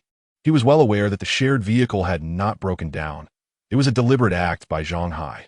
However, Luo Chen chose not to elaborate, simply stating, "No need. I'll just make a call to have her come over." "Haha, you think you could just call a celebrity over?" Zhang Xiaoman exclaimed, her frustration evident. Angered, she stormed out, feeling utterly humiliated by Luo Chen's antics. Are you playing with me? Zhang Hai had also arrived, his temper flaring. I am serious, Luo Chen replied earnestly. Are you sure you're not losing your mind? Zhang Hai shot back. Did you drink too much last night? Xiaoman, perhaps it would be better for you to take your boyfriend to the hospital for a checkup. I think he might have some issues. Zhang Hai pointed at his own head. Luo Chen, however, took out his phone and dialed a number. Hello, where are you right now? Could you come help me with something? Yes, right now. I'll send you the address shortly. After hanging up, he sent the address without further comment. Xiaoman, you might want to reconsider your choice of boyfriend. He seems a bit deranged. Hu Xin scoffed before rising to leave. The others followed suit, trickling out one by one. Zhang Xiaoman, meanwhile, sat on the sofa in the break room, feeling a mix of indignation and disappointment. Luo Chen had let her down tremendously, transforming into someone she hardly recognized after just 6 months apart. Or perhaps this was the true Luo Chen. Once everyone had departed, Zhang Xiaoman entered the office. Luo Chen, what do you mean by this? She demanded. What do you mean? He replied, feigning ignorance. Are you saying I'm embarrassing you?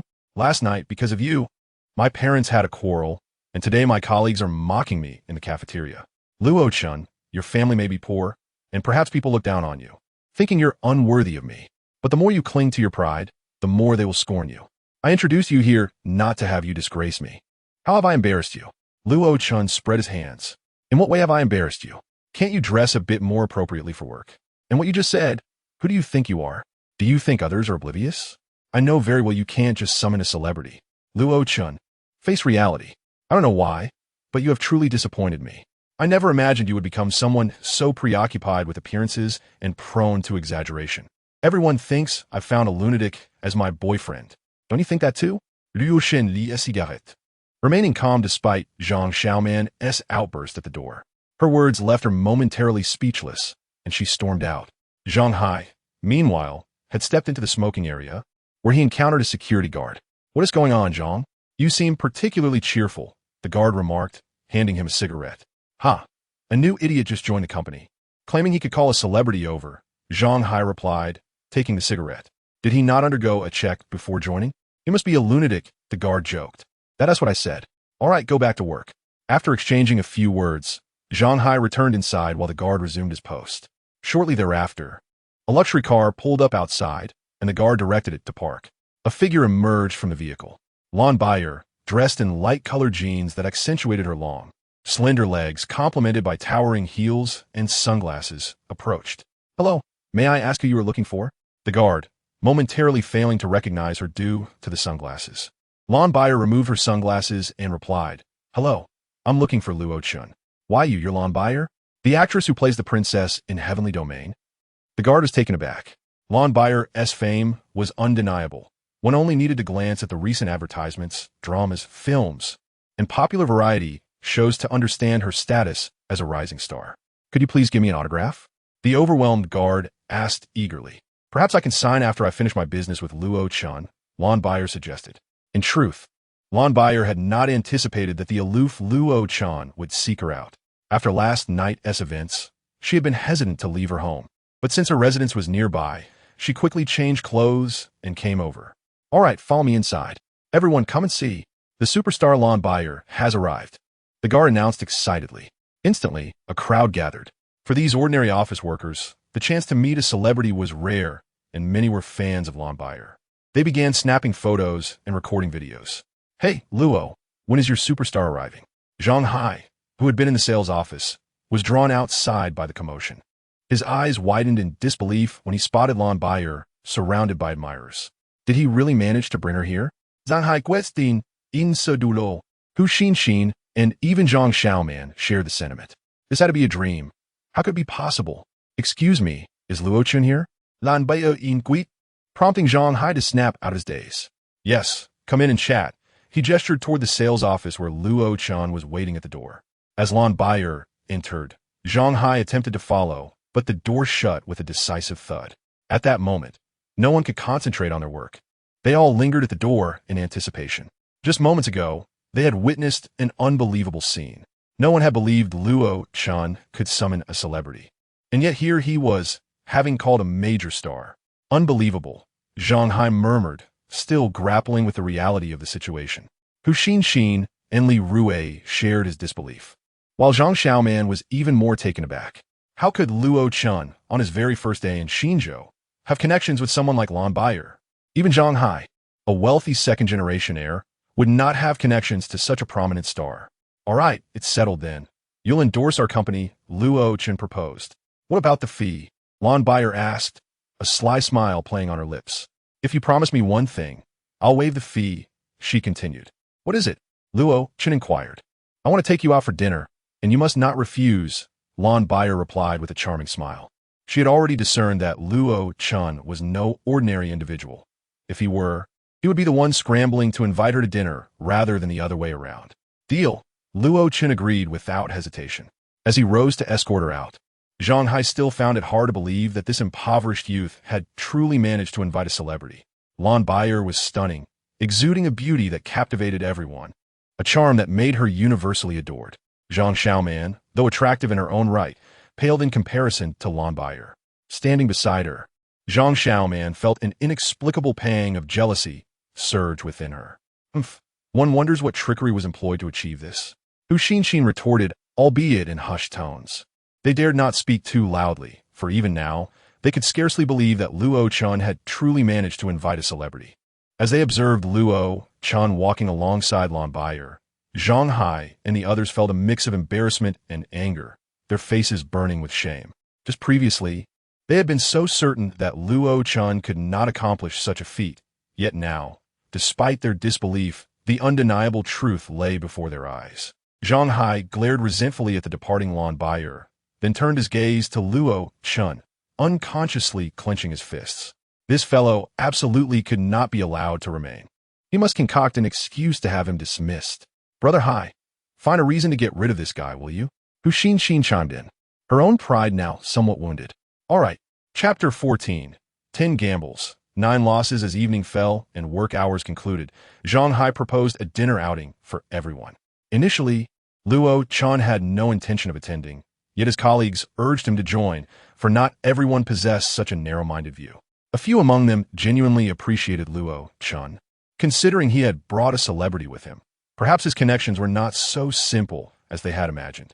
Ultimately, Luo Chen decided to go, for since the company had offered him this opportunity, he needed to win over some allies. Additionally, he intended to discern who among them was worth keeping and who was not. Those he found unworthy would be shown the door.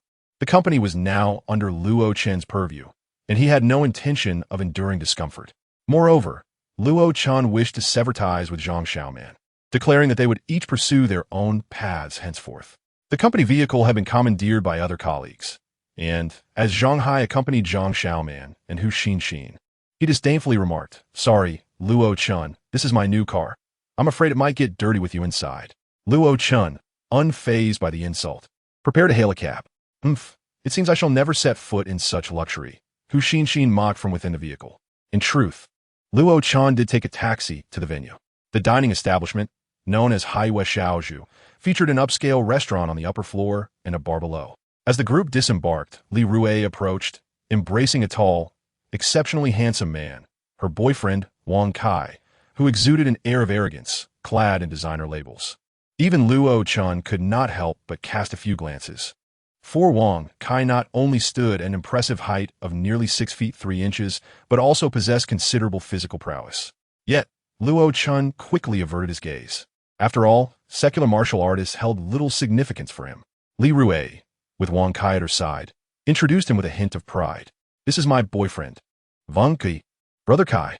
A throng of people rushed to curry favor, including the typically aloof Zhang Hai. Rumor had it that Wang Kai had connections, compelling ordinary folks to flatter him. Notably, Luo Chen remained silent, observing from the sidelines. "You're Xiaoman's boyfriend? I couldn't tell. You seem quite full of yourself." Wang Kai, noticing the others addressing him as Brother Kai while Luo Chen stood apart, felt a wave of displeasure wash over him. The atmosphere shifted, with some glancing at Luo Chen with a hint of schadenfreude, for he had unwittingly offended Wang Kai. Luo Chen felt a chuckle rising within him. How long had it been since he had encountered such petty provocations? However, since it was a dinner gathering, Wang Kai was unlikely to confront Luo Chen directly. While Wang Kai indeed had some semblance of influence, in Luo Chen's eyes, he was merely a minor thug. Thus, Luo Chen chose to ignore Wang Kai, offering him only his back. Humph, quite the arrogant one. You'll see what's in store for you later, Wang Kai sneered. Believing he had the upper hand in this territory and could easily deal with someone like Luo Chen, who lacked background and combat experience. The group ascended to the private room, where Wang Kai boasted about himself with an air of arrogance. It's nothing much. I just hang out with Brother Biao. At the mention of Brother Biao, the atmosphere shifted. Hong Biao was a formidable figure in Xinzhou, a legitimate businessman with vast resources and secretly, the emperor of the underground. His influence was undeniable, and he commanded respect across various circles. 2 years prior, a sensational incident involving forced demolitions had left 7 dead and 25 injured, all orchestrated by Hong Biao. In Xinzhou, he was a veritable force to be reckoned with. Meanwhile, Haiwa Shaozhu was not without its own dubious reputation, as the upper floor housed a casino, which also belonged to Hong Biao. During dinner, everyone lavished attention on Wang Kai and Zhang Hai, incessantly toasting and exchanging pleasantries, while Luo Chen was largely ignored, even by Zhang Xiaoman, who treated him as an inconsequential presence. After the meal, Wang Kai stood and suggested, "How about we head upstairs to the gaming room?" "But Brother Kai, that place, oh, it's fine. That is Brother Biao's place, I know it well." Wang Kai replied confidently. Under his persuasion, the group ultimately agreed to ascend. Inside the bustling gaming room, patrons were engaged in various gambling games, with imposing figures standing guard nearby. Upon entering, Wang Kai generously handed Li Rue 10,000 yuan, while Zhang Hai displayed similar largesse by giving Hu Xinxin 20,000 yuan. They flaunted their winnings in front of Zhang Xiaoman, who turned her gaze toward Luo Chen, only to find him seemingly oblivious, offering no response. This left Zhang Xiaoman feeling humiliated, as her close friends' boyfriends were so lavish, while Luo Chen had not even offered a single cent. "Brother, aren't you going to contribute some money for your girlfriend to play?" Wang Kai taunted. "Gambling is a losing game. Best to steer clear," Luo Chen replied, subtly warning Zhang Xiaoman. Disappointed, she thought to herself, had Chen Chao been present, he would never have withheld money from her. Eventually, Zhang Xiaoman withdrew 3,000 yuan of her own to participate. After a few rounds, everyone emerged victorious, particularly Wang Kai, who quickly amassed a fortune of 50 to 60,000 yuan.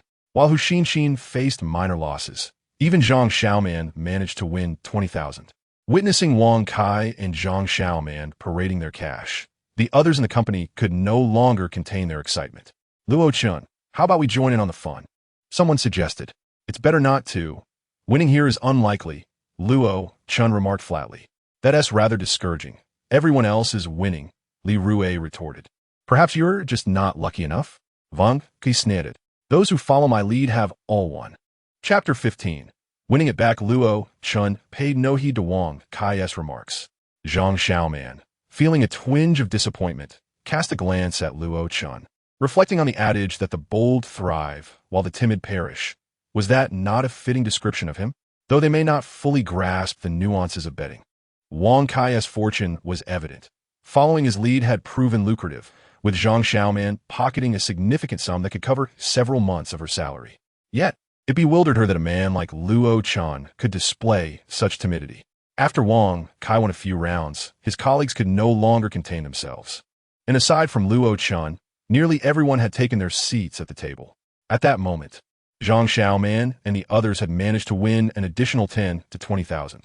However, as Wang Kai continued to place bets, he began to incur losses. Yet, having tasted victory, the others were unwilling to quit. "Stop playing." Luo Chen cast a glance at Zhang Xiaoman and offered a gentle reminder. But at that moment, they were deaf to his words. They had only lost a couple of times and were convinced they would win back their losses soon. Big. Sigh. Let's go again. They had placed substantial bets, and within 3 rounds, all their money had vanished. "Shall we continue?" the dealer inquired, surveying Wang Kai and the others. "Who still has cash?" Wang Kai looked around. Everyone who had recently won had lost it all, even their initial capital. The group exchanged glances, realizing they were all out of cash. Zhang Hai pulled out a bank card and tossed it onto the table, confident that his family's wealth could easily cover the amount. However, as soon as he presented the card, the dealer spoke up. "Our house rules only accept cash. You may borrow money from us first." He gestured toward the cash nearby. "Lend me 100,000. Zanhai Bonli Zik. Wang Kai borrowed 50,000 as well, while the others stood by without requesting loans.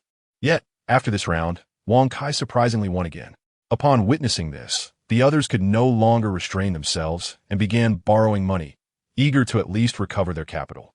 Luo Chen shook his head, recognizing that this group was falling into a trap. As the rounds progressed, they finally realized that they had borrowed a significant amount of money, and their luck had turned. Even Zhang Xiaoman had borrowed over 50,000, only to lose it all. Should we stop playing? Finally, someone managed to regain their composure. Let us call it a day. Are you all certain about this? The dealer asked, eyeing Wang Kai and the others. We're done, Wang Kai acknowledged, sensing something was amiss. Well then, you all owe a total of 180,000. The group was taken aback, realizing how much they had unknowingly borrowed. Zhang Hai, undeterred, pulled out his bank card again, stating, I'll cover everyone's debts for now. You can pay me back later. However, the dealer didn't even glance at the card and coldly replied, I've already said, we only accept cash. You borrowed cash, so you must repay in cash. Of course, you can continue borrowing and repay after winning.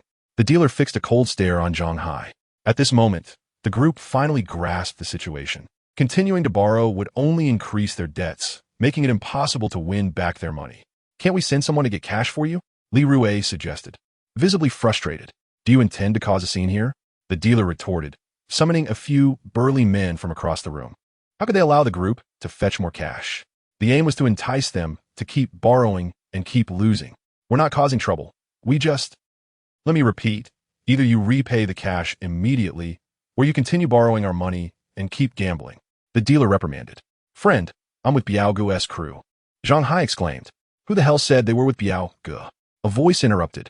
A group of 7 or 8 individuals entered the casino, led by a robust man with a buzz cut, exuding a menacing aura. Upon seeing this man, Wang Kai's expression shifted dramatically. The individual was none other than a Dao, one of Hong Biao's enforcers. In the Nuzhou region, while many might not know Hong Biao personally, few are unfamiliar with the Dao. You claim to be with Biao Gu?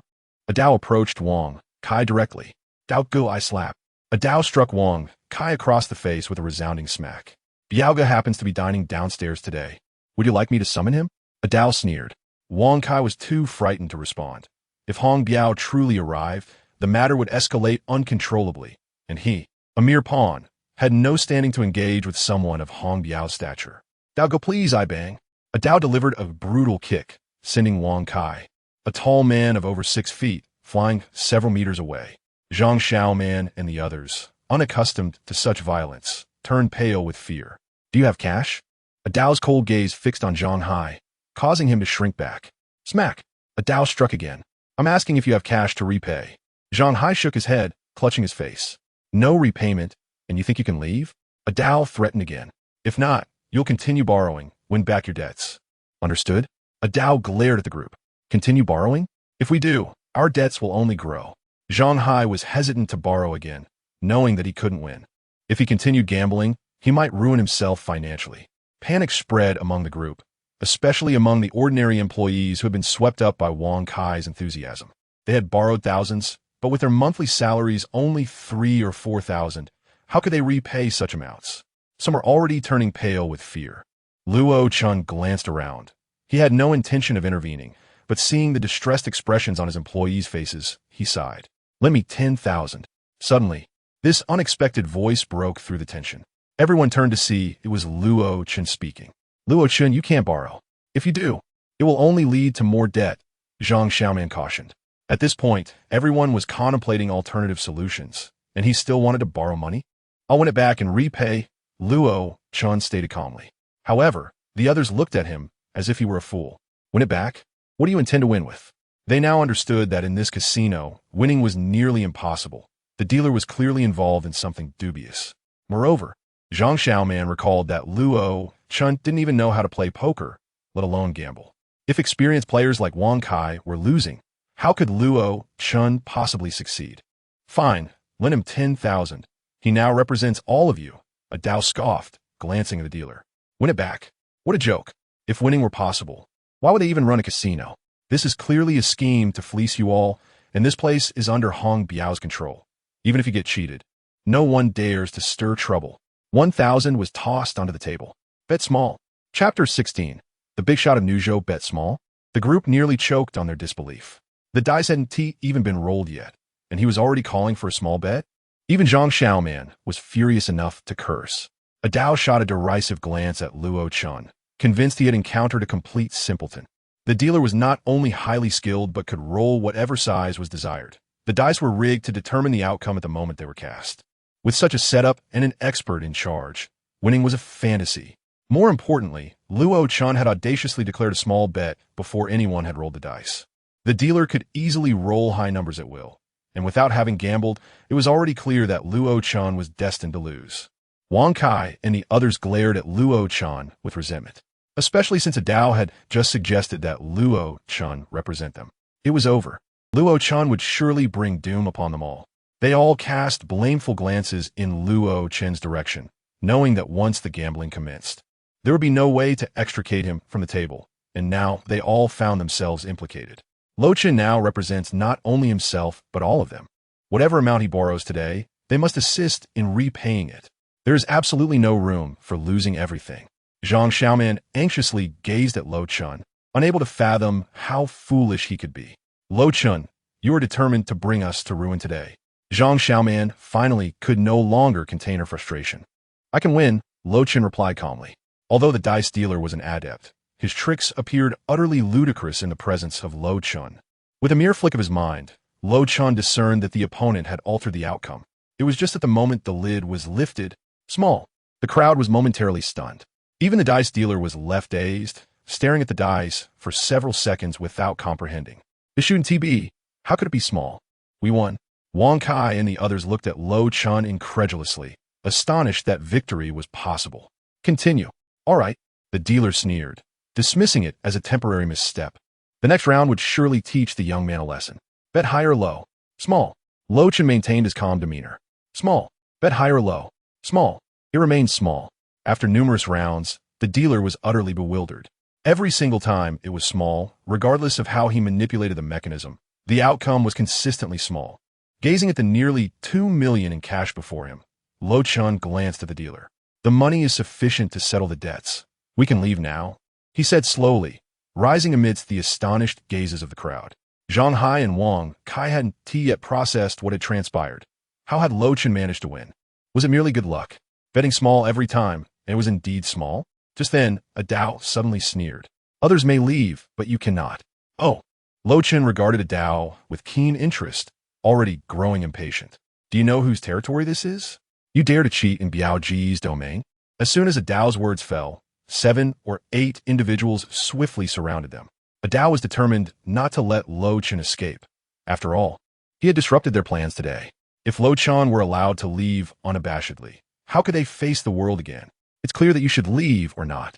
A Dao glared at Zhang Hai and Zhang Xiaoman, shouting fiercely. Zhang Hai and Wang Kai hurriedly rushed over, dragging people away as they fled. The others hesitated for a moment, but Zhang Hai suddenly declared, if we don't leave now, we won't be able to later. It was evident to all that the situation had escalated.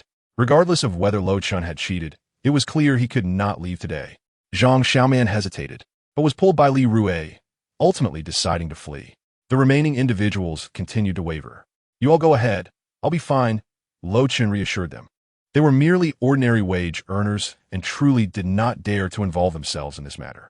Eventually, the few individuals left, exiting the casino and arriving downstairs. One voiced a concern. Are we being too ungrateful? After all, Luo Chen did this for us. Shut up. You want to go back and try it? Wang Kai retorted sharply. Understand this. It's Hong Biao's territory. Do you comprehend? The underground emperor of Xinzhou, the boss Hong Biao. Who would dare provoke him? But what? He cheated in their territory. They definitely deal with him. Zhang Hai 8 goal. We could call the police. Call the police? Try it. And tomorrow your whole family could be in peril. Wang Kai barked again. The group was immediately silenced, and Wang Kai's words were not mere threats. Hong Biao truly possessed that kind of power. At that moment, others from the casino began to descend, indicating the matter had indeed escalated. Otherwise, they would have cleared the place. Zhang Xiaoman hesitated, staring at her phone, her hands trembling. She could discreetly call the police, perhaps even save Luo Chen, or contact Chun Chao for assistance. It was understandable that others refrained from calling, as no one wished to provoke Hong Biao for someone like Luo Chen, who was essentially a stranger. But she was different. She was still Luo Chen's girlfriend. Xiao Man, give it up. Even if Chun Chao's father came personally, he wouldn't be able to resolve this today, Li Rue stated to Zhang Xiaoman. Ultimately, Zhang Xiaoman set her phone down, fearing that involving herself with Luo Chen might invoke Hong Biao's wrath and subsequent retaliation. After all, at this moment, no one wanted to attract significant trouble. The rumors surrounding Hong Biao were well known. He was not someone ordinary citizens could afford to provoke. Moreover, Li Rue was right, given Hong Biao's stature. Even if the former deputy head came today, it wouldn't settle this matter. None of the group chose to report to the authorities or make calls for help. Let us go. It's his own fault for seeking the limelight and causing this trouble. Who would dare help him in this situation?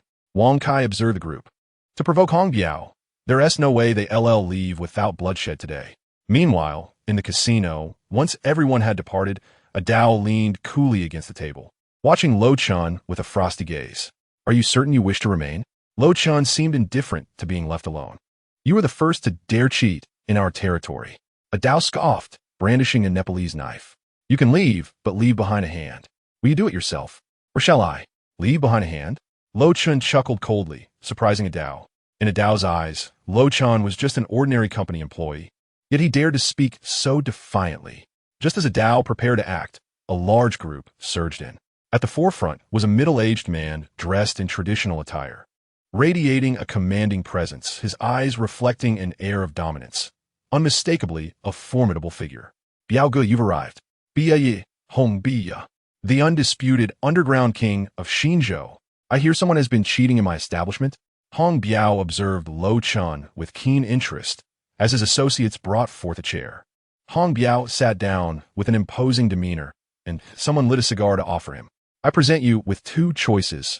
Either join me, or you leave behind both hands today. Hong Biao spoke haughtily, for he was the boss of Xinzhou, a figure whose words could dictate life and death. Ordinary individuals would not dare to even breathe in his presence, and even the affluent and powerful in Xinzhou would respectfully address him as Biao Ge. Join you? Luo Chen chuckled lightly. Indeed, join me. Hong Biao turned his head, leisurely exhaling smoke. This individual, capable of cheating under a Dao as watchful eye, must possess some skill and might as well be retained. But in the next moment, who do you think you are? How dare you suggest that I, Luo Chen, should follow you? As soon as these words left his lips, both Hong Biao and a Dao stared at Luo Chen in shock. No one had anticipated he would dare speak in such a manner. Before him stood the prominent boss of Xinzhou, commanding hundreds, with countless establishments and nightclubs. Who would dare speak to Hong Biao like this? After a prolonged silence, Hong Biao finally stood up, his demeanor icy. He was genuinely enraged. Who am I? Very well, I shall make you aware. A Dao beat him to death. Hong Biao commanded directly. Initially, he had only intended for Luo Chen to lose his hands. But now he sought his life. Otherwise, how could an ordinary person dare to insult him in front of his subordinates? If it didn't eliminate Luo Chen, how could he continue to assert his dominance? Did they truly believe the title of boss in Xinzhou was merely for show? A Dao brandished the Nepalese knife and advanced toward Luo Chen, a seasoned soldier with a deadly combat style, renowned as Hong Biao's most formidable enforcer. Moreover, a Dao exuded a fierce and bloodthirsty aura, unmistakably having taken countless lives. Such a person is indeed a true desperado. Kid, remember in your next life, this world is not one to provoke lightly. This message is for you too. Yet, Luo Chen remained motionless, waiting for a Dao to approach and strike. A Dao took his stance and moved, twisting his wrist as the Nepalese army knife lunged towards Luo Chen's chest with remarkable speed, clearly intent on taking Luo Chen's life. However, Luo Chen displayed an expression of amusement. Just as the blade was about to pierce his chest, he struck with lightning speed, seizing a Dao's wrist. With a swift maneuver, a snapping sound echoed as a Dao's wrist broke, causing the knife to clatter to the ground. A Dao was drenched in cold sweat, utterly astonished that someone so young possessed such formidable skills and ruthlessness. Realizing his carelessness, he braced for what was next. In the blink of an eye, before a Dao could comprehend the situation, A resounding thud reverberated through the air as he felt as if a rhinoceros had charged into him, sending him flying several meters away. Unable to rise. At that moment, Adeo realized he had encountered an iron wall, facing off against a legendary expert. Otherwise, with his own skills, he would not have been so easily subdued. Hong Biao, witnessing the scene, was momentarily stunned, clearly not expecting such an outcome. He was well aware of Adeo's prowess, capable of easily overpowering numerous ordinary men. It seemed he had indeed encountered a tough opponent this time. Yet, Hong Biao soon let out a cold laugh, appearing unfazed by Adeo's defeat, adopting a look of amusement instead. You have some skills. Let us see how many you can take on alone. In a rush, a group of armed men charged forward, as Hong Biao scoffed at the idea that one person could take on dozens. Unless, of course, that individual was a genuine martial artist. However, it was evident that Hong Biao's luck had run out, for he was not facing a mere martial artist, but someone far more terrifying, a cultivator. Immediately, the hall was filled with a cacophony of anguished cries. In less than the time it takes to smoke a cigarette, dozens lay sprawled on the ground, while Luo Chen stood unperturbed, having not moved from his spot throughout the entire ordeal. The floor was littered with the fallen. Hong Biao's expression grew serious. He too had trained, for how else could he be the leader in Xinzhou? Yet, he knew he was no match for the youth's capabilities. Nevertheless, Hong Biao maintained a facade of confidence, for he was a notable figure in Tongzhou, seasoned in various encounters, with a powerful backing. Who would have thought there was a martial arts expert among us? Hong Biao mused, pulling out his phone to call for reinforcements, clearly taken aback by the presence of someone so formidable. But do you really think you're invincible? Go ahead, call your people. He sneered, confident in his connections. Shortly after, a vehicle arrived at the base of Haiwei Villa, and a man and woman ascended the stairs. The woman, with flowing hair and a sharp outfit that accentuated her perfect figure, accompanied a bald man, one of Yi Jingtian's 2 bodyguards, not a retired special forces operative, but a master of Xingyiquan. While many dismissed Xingyiquan as obsolete, those who truly mastered it were unmatched by boxing or sanda. It was an art cultivated for lethal effectiveness. As they entered the hall, even the bald man paused momentarily upon seeing the dozens of incapacitated individuals. This young man possessed such strength? Yi Shuangshuang began to firmly believe her grandfather's words. One must not judge Luo Chen by mundane standards. At that moment, Hong Biao spotted Yi Shuangshuang. "Miss," he called out, scrambling to his feet, wiping the blood from his mouth. He hadn't expected her arrival, but was elated nonetheless. Despite her youth, she was fiercely protective. If she were here, the situation would become even more intriguing, and he was eager for her aid. He had been in the underworld for years, and this was the first time he had suffered such a significant defeat. If word got out, he would be the laughingstock. Moreover, seeing the bald man arrive, Hong Biao felt bolstered. He knew that the bald man possessed extraordinary skills, having once witnessed him slay a cougar with a single strike. More importantly, he was aware of the Yi family's influence, a formidable force in Xinzhou and throughout Haidong province. "I don't care who you are, but you will surely die today. I must admit, it's the first time I've been so thoroughly beaten in Xinzhou. But mark my words, you will regret this. You're nothing." A resounding slap interrupted him, silencing his threat as he was knocked to the ground. In disbelief, he looked up to see not Luo Chen, but Yi Shuangshuang. "Miss," he stammered, bewildered by the unexpected slap. Why was she hitting him? Luo Chen too was taken aback, not anticipating that Hong Biao's reinforcements would be Yi Shuangshuang. He had remained silent, merely observing the unfolding drama. Even when Hong Biao insulted him, he paid it no mind. "You have some audacity," Yi Shuangshuang exclaimed angrily at Hong Biao. "I apologize, teacher, for not properly managing the dog at home who has disturbed you." She addressed Luo Chen apologetically. In truth, she regarded Hong Biao as nothing more than a pet of the Yi family. The Yi family often tasked him with matters that were inconvenient for them to handle directly. Without their support, Hong Biao was insignificant. Faced with Yi Shuangshuang's reprimand, he could only endure, not daring to voice a single complaint. Due to everything he possesses, it is all granted by the Yi family. What astonished Hong Biao the most was that Yi Shuangshuang actually referred to that young man as her teacher. "Miss, what is going on?" Hong Biao was somewhat bewildered. The current situation seemed rather peculiar. "Open your eyes and see clearly. That is my teacher. Even my grandfather must address him as Mr. Luo." Hong Biao was utterly stunned. Even Yi Jingtian must call this young man Mr. Luo? Who is this youth? to command such respect that even the renowned Yi Zhengtian, the Lion of East China, refers to him as Mr. Luo, even with decades of experience. Hong Biao was left dumbfounded. Regardless, today was indeed his misfortune. He had kicked a metal plate, and a spiked one at that. You should apologize to my teacher and express gratitude for his mercy, Yi Shuang admonished. Whether Hong Biao wished to or not, and regardless of whether he was the underground emperor of Xinzhou, he had no choice but to concede. After all, Yi Shuang had spoken. How could he, Hong Biao, dare to oppose the Yi family? I apologize, Mr. Luo. I was blind and offended you. Hong Biao's tone was exceedingly respectful, not daring to exhibit even a hint of dissatisfaction. Even if he felt disgruntled, he would never reveal it. Who would have thought that the ally he summoned was actually a disciple of theirs? This underground emperor of Xinzhou, a man who straddles two worlds, now found himself yielding to a young man. However, if Hong Biao had known Luo Chen's true identity, he would be filled with regret and would harbor no grievances. Now, do you still want me to follow you? Luo Chen scoffed. Mr. Luo, I was indeed blind. I implore you to show mercy, Hong Biao said, perspiration beading on his forehead, filled with profound regret. Follow him? He was merely a dog beneath the disciple of another. How could he expect anyone to follow him? Are you convinced? Luo Chen inquired. I am wrong. Hong Biao dared not show any defiance. In the world he inhabited, encountering such a situation could only be blamed on his ill fortune. How could he dare to resist? Well then, I hope there won't be a next time.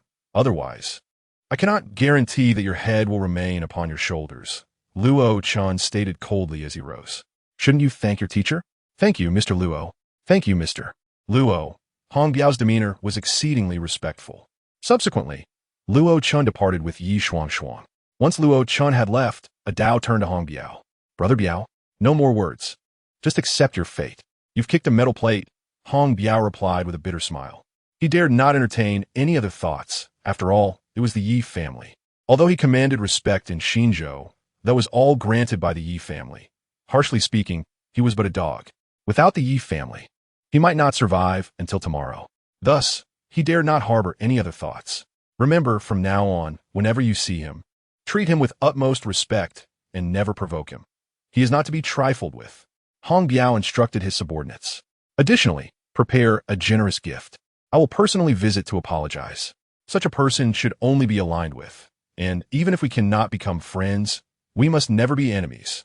Hong Biao, having been humiliated, bore no grudge. Instead, he sought to curry favor with Luo Chen, a reaction stemming naturally from Luo Chen's prowess. Hong Biao wiped the blood from his face and waved his hand, displaying an air of discontent. Meanwhile, Luo Chen and Yi Shuang drove to the entrance of a high-end hotel named Tinjiaxuan in the Xinzhou high-tech zone. While this hotel may not rival Haishang Mingyue in terms of luxury, it certainly surpassed it in reputation.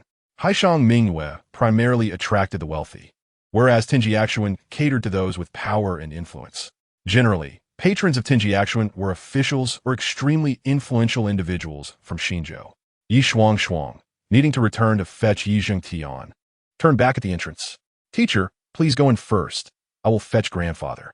Go ahead, Luo Chen replied nonchalantly, proceeding along the pathway towards the hotel entrance. Naturally, the hotel entrance was manned by numerous security personnel, and outside lay a vast garden where many held wine glasses, mingling in the open air. The garden was exquisitely designed, exuding opulence, drawing many to step outside, smoke a cigarette, and engage in conversation. Suddenly, a pair of eyes spotted Luo Chen. Initially surprised, they soon revealed a cold smirk. Chapter 19. You're not qualified due to a head injury from earlier. Chen Xiao, although only superficially harmed, was somewhat conscious of his appearance today, wearing a hat. When he spotted Luo Chen, he felt a twinge of surprise. Although Chen Xiao did not consider himself a significant figure, he had managed to gain access to this exclusive venue through his father's influence, as his father had previously served as a deputy mayor. Despite having retired, his connections remained intact, allowing him to dine here.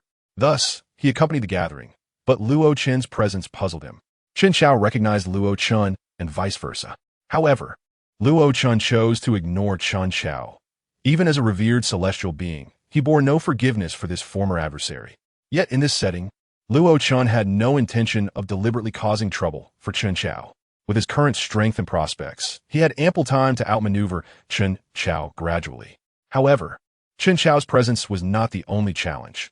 Trouble seemed to seek Luo Chen out. At that moment, Chen Chao stood beside a particularly influential young man, as all those present at such an upscale hotel were likely scions of powerful families. The young man beside Chen Chao hailed from a family worth over $1 billion, with several processing factories in Xinzhou, and he was well acquainted with many in the local scene. "Hey, why do you keep staring at that young man over there?" The influential young man inquired curiously. Chen Chao was still in disbelief. Luo Chen was from a county town, of that he was certain, as Zhang Xiaoman would not deceive him, and her parents confirmed this at their home. How could Luo Chen dare to come here? Lacking connections and influence, how could an ordinary country bumpkin presume to enter such a private high-end hotel? After a moment of astonishment, Chen Chao spoke. "I know that person." "Oh, young Master Chen certainly has wide connections. Who is this person? Which influential family does he belong to? Introduce him to us." A plump young man chimed in. After all, they thrived in this circle, and it was common to make acquaintances. What nonsense about being influential?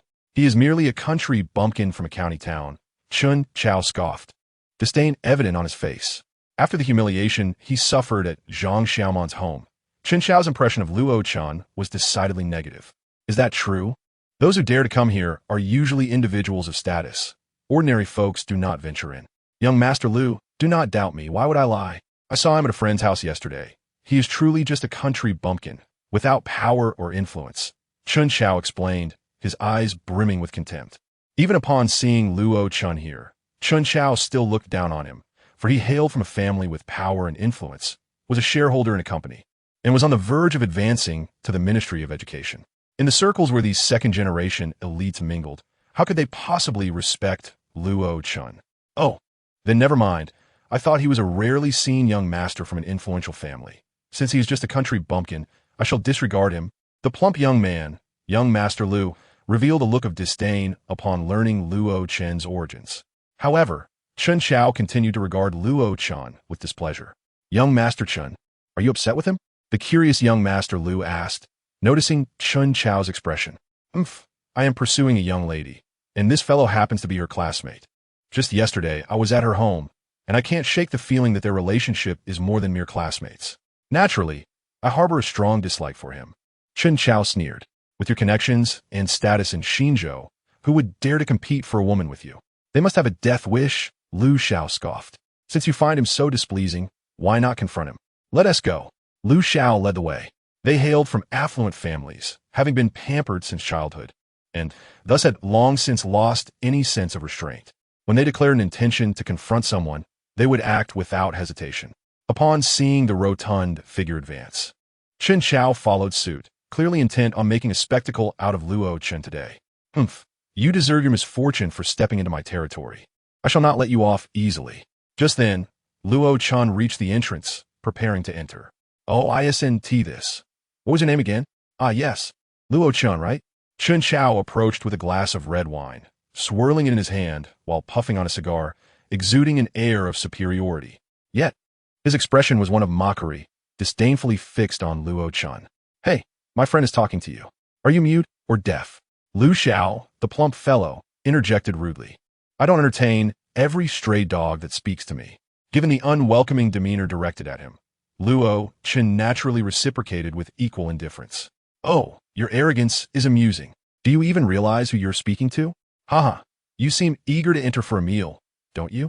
Lu Xiao sneered, then turned to the security guard with a stern voice. Make sure he doesn't get in today. Even if he hasn't offended my friend. Someone like him doesn't deserve to dine here.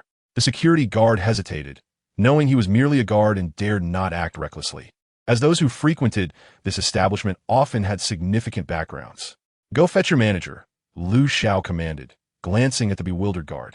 Recognizing Chen Chao and the rotund fellow, the guard rushed off, well aware that these second-generation heirs were not to be trifled with.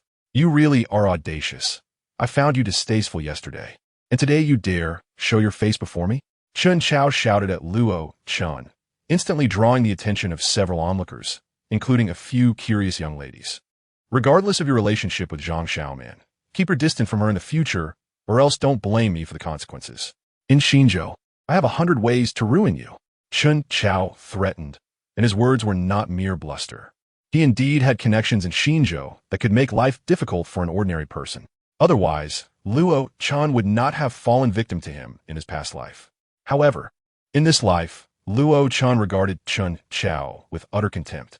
Feel free to try, Luo Chen retorted with a cold smile.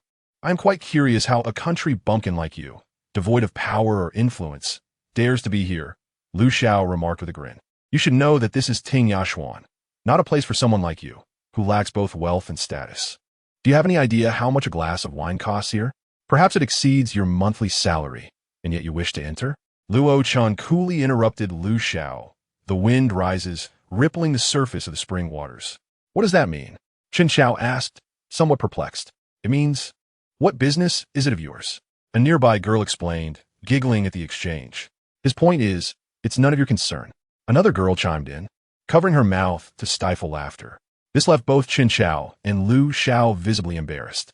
With your looks, you should read more. Otherwise, you'll only appear more unsightly. Luo Chen scoffed, provoking a wave of laughter from the surrounding young ladies. Stop flaunting your pretentiousness. Who do you think you are? Lu Xiao spat, his temper flaring. He was accustomed to being surrounded by the privileged elite and had long since developed an air of superiority over ordinary folks. Now, hearing Luo Chen insult him ignited his rage. Yet, Luo Chen had already approached the entrance, intent on entering. Stop him. How dare a country bumpkin like him think he belongs in such an upscale hotel? Chen Chao added indignantly. Say another word, and you'll regret it, Luo Chen warned, his expression darkening. Just as Luo Chen began to lose his temper, the manager in charge finally arrived. Manager Li, this impoverished fool thinks he can mix with us. Lu Xiao sneered, eagerly anticipating the unfolding drama. Manager Li, aware of the significant backing behind Ting Yashuan, understood that even he could not afford to offend these two. He glanced at Luo Chen's attire, which seemed far from that of someone of importance, and thus addressed the two young men. Gentlemen, why not step inside and cool off? We apologize for the oversight. Allow me to handle this matter. Then, turning to Luo Chen, he coldly stated, Sir, I'm afraid you cannot enter. Oh, on what grounds? Just because they say so, I'm barred from entry? Luo Chen replied icily. Apologies, sir, but it's our policy, Manager Li said, frowning. This young man was rather presumptuous. They can enter? You're saying I cannot. Luo Chen pressed. This is about status. Something you'll never comprehend. Chen Chao sneered. Sorry, I've said you cannot enter. And that S final, Manager Li stated, unwilling to engage further with Luo Chen. Turning to the security guard. Do not allow him entry. Unexpectedly, Luo Chen remained standing at the entrance. Huh, still trying to act tough before me? What a joke. Lu Xiao mocked, witnessing the scene unfold. Hey, weren't you so confident? Prove it by stepping inside. Chen Chao chimed in, reveling in the spectacle. You really think you're something special, yet here you are, merely standing at the door? Lu Xiao gloated, and both walked in with an air of triumph and disdain. Manager Li lingered behind, ensuring Luo Chen didn't manage to slip past unnoticed. After a brief wait, Yi Jingtian and Yi Shuang finally arrived. Mr. Luo, what brings you here? Yi Jingtian inquired, noticing Luo Chen standing at the entrance with a puzzled expression. At this moment, Manager Li felt a chill run down his spine. This was a disaster. Oh, I intend to enter, yet someone is preventing me. Luo Chen replied calmly, shrugging. Preventing you from entering? Yi Jingtian say Engursurgit. He had specifically invited Luo Chen to assist him. Although a sports car and a company were provided to win Luo Chen's favor, it was also to ensure his assistance. Now, having brought Luo Chen here, someone dared to keep him out? You are the manager? Fetch your superior immediately. Yi Jingtian's expression darkened, and his anger was palpable. It was well known that Ting Yashuan was backed by the Yi family. Today's dinner was meant to secure Luo Chen's assistance, and now someone had the audacity to prevent his esteemed guest from entering? This was utterly unacceptable. In under a minute, the overall supervisor hurriedly approached, nearly running. He soon stood before Yi Jingtian, visibly alarmed. What was happening? The supervisor was horrified that one of Yi Laozu's guests had been audaciously turned away. Manager Li stammered for a long time, finally managing to explain the situation while sweating profusely. Upon hearing his words, The supervisor nearly lost his composure. The guest, specifically invited by Yi Laozu, had been obstructed at the door. Blinded by incompetence, the supervisor stepped forward and delivered a sharp kick to Manager Li's abdomen, sending him tumbling down the steps. Ye Lao. I never anticipated my subordinates would act so irresponsibly. Teacher, I am truly sorry. It was our oversight. You must apologize to the teacher. Yi Shuangshuang's face was as frigid as winter frost. First, it was Hong Biao's lack of awareness. And now she encountered the same ignorance from those here. Mr. Luo, I deeply apologize. The supervisor was drenched in sweat. If this matter was mishandled, not only would he risk losing his position, but he could also face dire consequences. You need not come in tomorrow. The supervisor descended the steps and delivered another kick to Manager Li's face. Forget it. Ignorance is no crime. Luo Chen did not dwell on the incident, knowing that Yijing Tian would handle it appropriately. Subsequently, Yijing Tian and Luo Chen bypassed the main hall and ascended the staircase to a private room on the second floor. Meanwhile, in the hall, Chen Xiao and Lu Xiao were savoring red wine. Challenging me? You are in for a surprise. Chen Xiao boasted. You two rascals better behave. I heard that Yi Laozu is inviting a significant figure for dinner today. Keep your eyes open and do not offend our guest. A middle-aged man, dressed in a simple tang suit, spoke up. His demeanor was composed, his expression shrewd, yet radiating an extraordinary presence, indicative of someone accustomed to authority. This was Chun Shuren, father of Chen Xiao, a former vice-mayor of Xinzhou, who, despite his retirement, still commanded respect. Today, having learned of Yi Laozu's notable guest, Chun Shuren had even prepared gifts in hopes of forging a connection. All right, Dad, we will remain here and not cause you any trouble, Chen Xiao assured him. Moreover, your reputation demands respect. Who would dare to challenge you? Just as the words left his mouth, an angry roar resounded from behind. You lot, get out of here immediately, the overall supervisor shouted. Chen Xiao and Chun Xiao were taken aback. They recognized the man as the overall supervisor of the event. Even Chun Shuren was stunned. As a prominent figure in Xinzhou, he found it humiliating to be publicly reprimanded. However, recognizing the supervisor's authority, he suppressed his anger and inquired, Mr. L, what is the matter? Leave now. Mr. L showed no respect for Chun Shuren, or rather, he simply could not afford to. My father said leave, throw them out. The supervisor's fury was palpable, and soon several burly men seized Chun Xiao and Lu Xiao and unceremoniously tossed them outside. On what grounds? Chen Xiao bellowed. This is called status. The supervisor's icy voice echoed from within. Even Chen Shuren was unceremoniously ushered out. What just happened? Lu Xiao asked, bewildered. At that moment, Lu Xiao's father was also escorted out. Despite having some standing in Xinzhou, their influence paled in comparison to the Yi family. Dad, what is going on? Slap. Chen Shuren slapped Chen Xiao across the face. Lu Xiao's father kicked Lu Xiao. What trouble have you two caused? Chen Shuren trembled with anger. It was the first time he had been so publicly humiliated. The faces he had lost were monumental. He had been expelled in front of some of Xinzhou's most notable figures. Realizing the extent of his disgrace, he raised his hand and delivered several more slaps to Chen Xiao. Chen Xiao wore a look of grievance. He had offended no one. Naturally, neither he nor Lu Xiao suspected that Luo Chen was the reason behind their expulsion.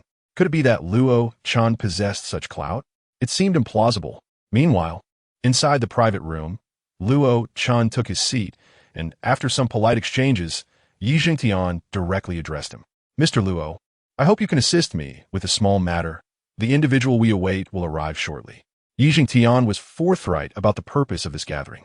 Since Luo Chen had previously identified a counterfeit painting on the train, Yijing Tian had begun to harbor doubts. The amount he had been deceived out of was secondary. The real issue was that someone of his stature had been fooled. How could he maintain face if word got out? It is a minor matter. Luo Chen sipped his tea and set the cup down. He understood that Yi Zhengtian's request entailed exposing the person close to him who had previously deceived him. After all, such a person must have been someone of great trust and influence. Indeed, he has been with me for over a decade, and I have never doubted him. If it weren't for you, Mr. Luo, identifying the issue on the train, I would still be oblivious. Yi Zhengtian lamented with a wry smile.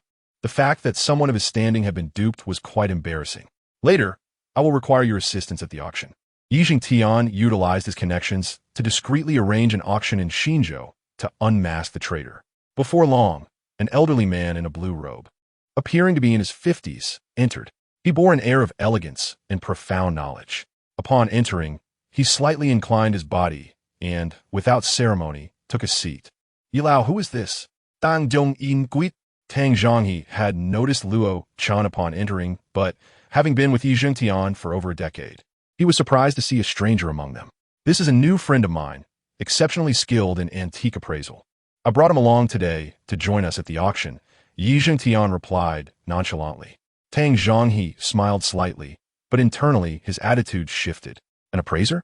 However, he soon scoffed inwardly. Could it be that Yi Zhengtian had lost his senses in seeking a young appraiser? In his decades of experience, he had yet to encounter a novice capable of performing such tasks. The realm of antique appraisal demanded deep knowledge and expertise, developed through years of diligent study and research. Though he had occasionally deceived Yi Zhengtian, his competence in appraisal was beyond question. Otherwise, he would have been exposed long ago. Thus, Tang Zhonghe regarded Luo Chen with disdain. However, he feigned amiability and greeted him. Pardon my rudeness. Merely being courteous, Luo Chen replied coolly.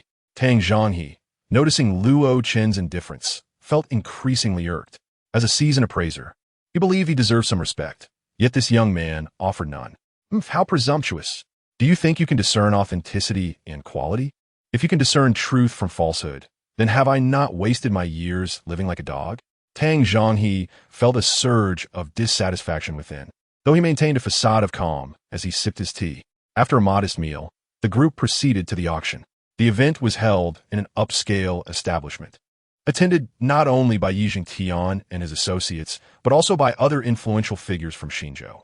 After all, the performance must be executed flawlessly, leaving no traces of deception. Hence this auction was indeed genuine.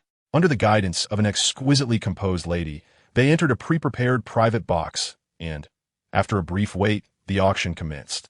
The initial items were authentic, and Luo Chen remained silent, while Tang Zhonghe spoke incessantly, urging Yi Zhengtian to place bids on trivial items of little value. Observing Luo Chen's silence, Tang Zhonghe inwardly scoffed, confident that he was dealing with someone utterly oblivious to the nuances of the auction. The next item presented was a wine vessel from the Warring States period. Upon its unveiling, Luo Chen sensed through the aura of the Tai Huang Jing that it was a counterfeit. He subtly gestured to Yi Zhengtian. At that moment, Tang Zhonghe chimed in, declaring, Yilao, this piece should be genuine. You should bid on it. Very well, Shuang place a bid, Yi Zhengtian responded, maintaining his composure. Subsequently, another item, a clay pot from the Western Zhou period, was introduced. Luo Chen perceived it as a forgery as well, yet Tang Zhonghe persistently encouraged Yi Zhengtian to bid. After acquiring two fraudulent items, millions seemed to vanish effortlessly. However, Yi Zhengtian was no fool. With his influence, he obtained the items almost instantaneously, bypassing the lengthy processes others faced. Upon acquisition, he promptly sent them to a professional appraisal center for high-tech verification. Such auctions are fundamentally a gamble. Even if one bids on a counterfeit, they can only blame their misfortune.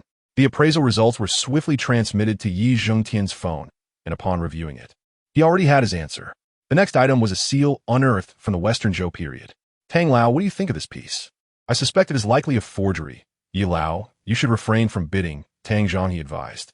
At this juncture, Luo Chen interjected, it is genuine. You may bid. Huh. Young friend, do you believe my decades of experience could be mistaken? This item is undoubtedly a counterfeit, Tang Zhonghe retorted, a look of disdain gracing his features as he regarded Luo Chen. Shall we proceed with the bidding? Yi Zhengtian proposed. Yilao, you must absolutely refrain. This item is certainly fake.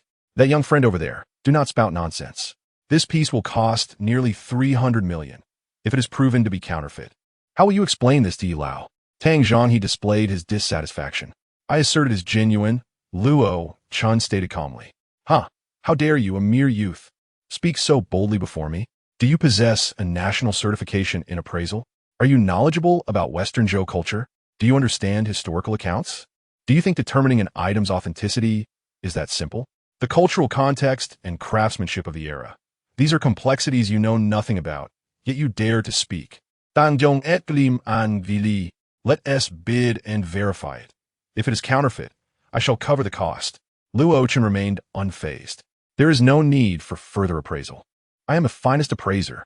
Tang Zhonghe appeared agitated, as if someone had stepped on his tail. And you, knowing nothing, dare to question my judgment? Yilao, you must have heard. I posed him a few questions, and he faltered, proving he knows nothing. Tang Zhonghe continued. Suddenly, Yi Jingtian produced his phone and tossed it in front of Tang Zhonghe. The latter froze, as the two items he had encouraged Yi to bid on were indeed forgeries, confirmed by an authoritative institution. Yilao, allow me to explain, it was merely an oversight. And what of the painting? Was that also an oversight? Yi Shuang interjected with a smirk. Ha! Old Tang, I never expected you, my ally for years, would betray me. Had I not encountered Mr. Luo, I might never have questioned you, Yi Jingtian remarked, exuding an aura of authority. Tang Zhonghe's expression shifted dramatically, cold sweat breaking out as he realized the potential consequences of being discovered. Yilao, Yet Yi Jinan interrupted, as two burly men arrived to escort Tang Zhonghe away. Yi Jingtian simply stated, handle it. Mr. Luo, I appreciate your assistance in this matter. Yi Jingtian expressed with a bow. You are too kind. However, having been with you for over a decade, how could I not assist? Ha! One grows older, and an old rival has returned, possibly infiltrating my circle. If necessary, I may require Mr. Luo's help. Yi Jingtian stated plainly, unpretentious. In truth, his excessive trust in those around him had led to significant losses, akin to being oblivious under the lamp's glow. Rumor had it that his old rival had acquired a formidable ally, and soon he might need Mr. Luo's assistance. For he felt his age keenly. Yi Zhongtian's expression hardened. He had been discreetly investigating. Meanwhile, the auctioneer resumed, announcing, next, we have a unique item. The property rights to Panlong Bay, starting at 1 million. The rights to Panlong Bay should have been auctioned by the Land Bureau. Yet unexpectedly, a secondary auction was underway. The starting price was astonishingly low, almost a gift. Even Luo Chen was taken aback, displaying a look of confusion. The land was worth billions. So how could the starting bid be merely 1 million? Perhaps sensing Luo Chen's bewilderment, Yi Shuang explained, Panlong Bay is the highest hill in Xinzhou. Years ago, its land was indeed valued at several billion. Many real estate developers vied for it. As constructing homes, there could yield prices exceeding those in the city center. At least 50,000 per square meter, an absolute treasure. Yet now, Panlong Bay is a hot potato. No one dares to take it on, she sighed. Why is that? 3 real estate developers have previously handled the area, but each met with mysterious deaths afterward. 1 or 2 could be coincidences, but with 3, something is clearly amiss. Moreover, over the years, dozens of lives have been lost there.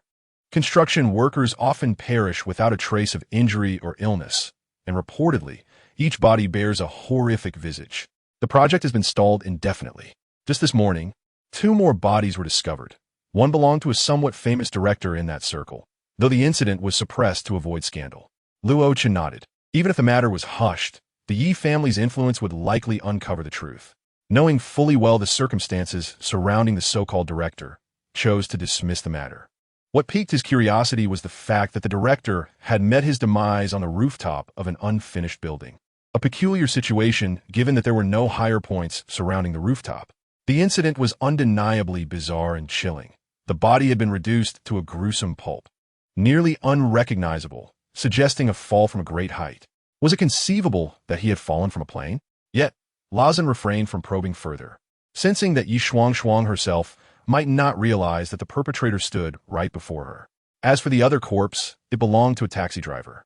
Yi Shuang, with significant implication, cast a glance at Lazan as she spoke.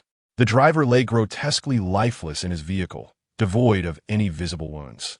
Both occurrences transcended the realm of scientific explanation, veering into the territory of the supernatural, which undoubtedly prompted the anxious developer to hastily dispose of this proverbial hot potato. The atmosphere was thick with fear, and the developer himself was clearly unsettled. Upon hearing this, Lazan chuckled. Both incidents had been instigated by him. While it might seem coincidental, it appeared he had inadvertently reaped substantial benefits. Indeed, when the auction for the land commenced, the prominent figures from Xinzhou displayed keen interest, yet remained silent when it came to bidding. Despite 3 rounds of calling for bids, no voice spoke up. It was worth noting that this land could be acquired for a mere 1 million, a steal for the most valuable piece of property in Xinzhou.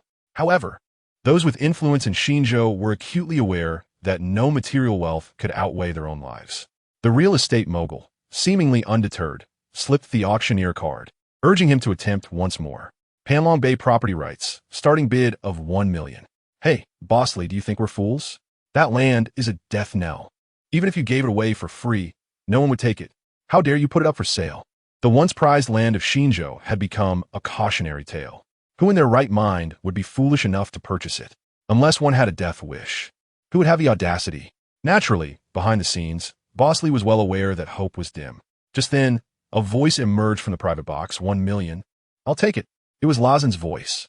The moment the words left his lips, the entire auction hall fell into an astonished silence. Was there truly someone bold enough to make such a claim? Did they not fear for their life?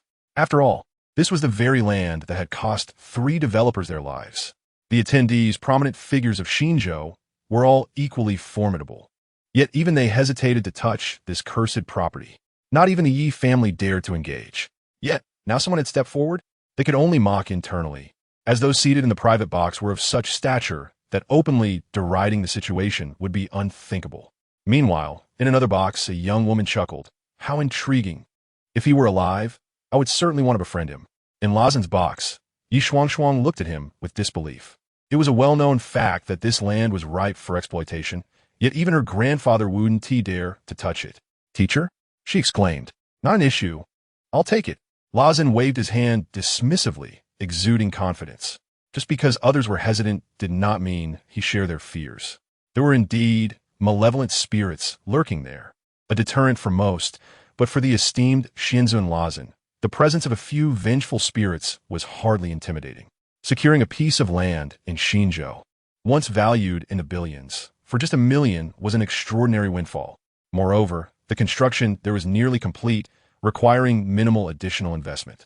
Once the spirits were dealt with and a promotional campaign was launched, the potential profits would be unfathomable to the average person.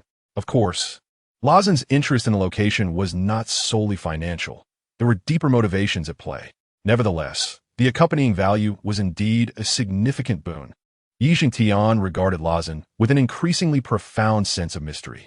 Once the land was successfully acquired, the handover process would take several days, during which the Yi family assigned someone to assist Lazen. Naturally, the million was funded by Lazen himself, a sum gathered through loans and assistance from his father prior to his departure from the county. This money was intended for Lazen as his initial capital. In his past life, this sum had been deceitfully taken by Zhang Xiaoman's mother. In this lifetime, such a misfortune was not to be repeated. The auction then shifted focus to raw stones, or more accurately, gambling stones. While the Tai Huanging could sense the age of an object, it could not discern the quality of jade within the stones. Yi Xingtian glanced at Lazen, silently inquiring his thoughts. Not yet, Lazen replied. At this, Yi Xingtian and Yi Shuangshuang widened their eyes in astonishment.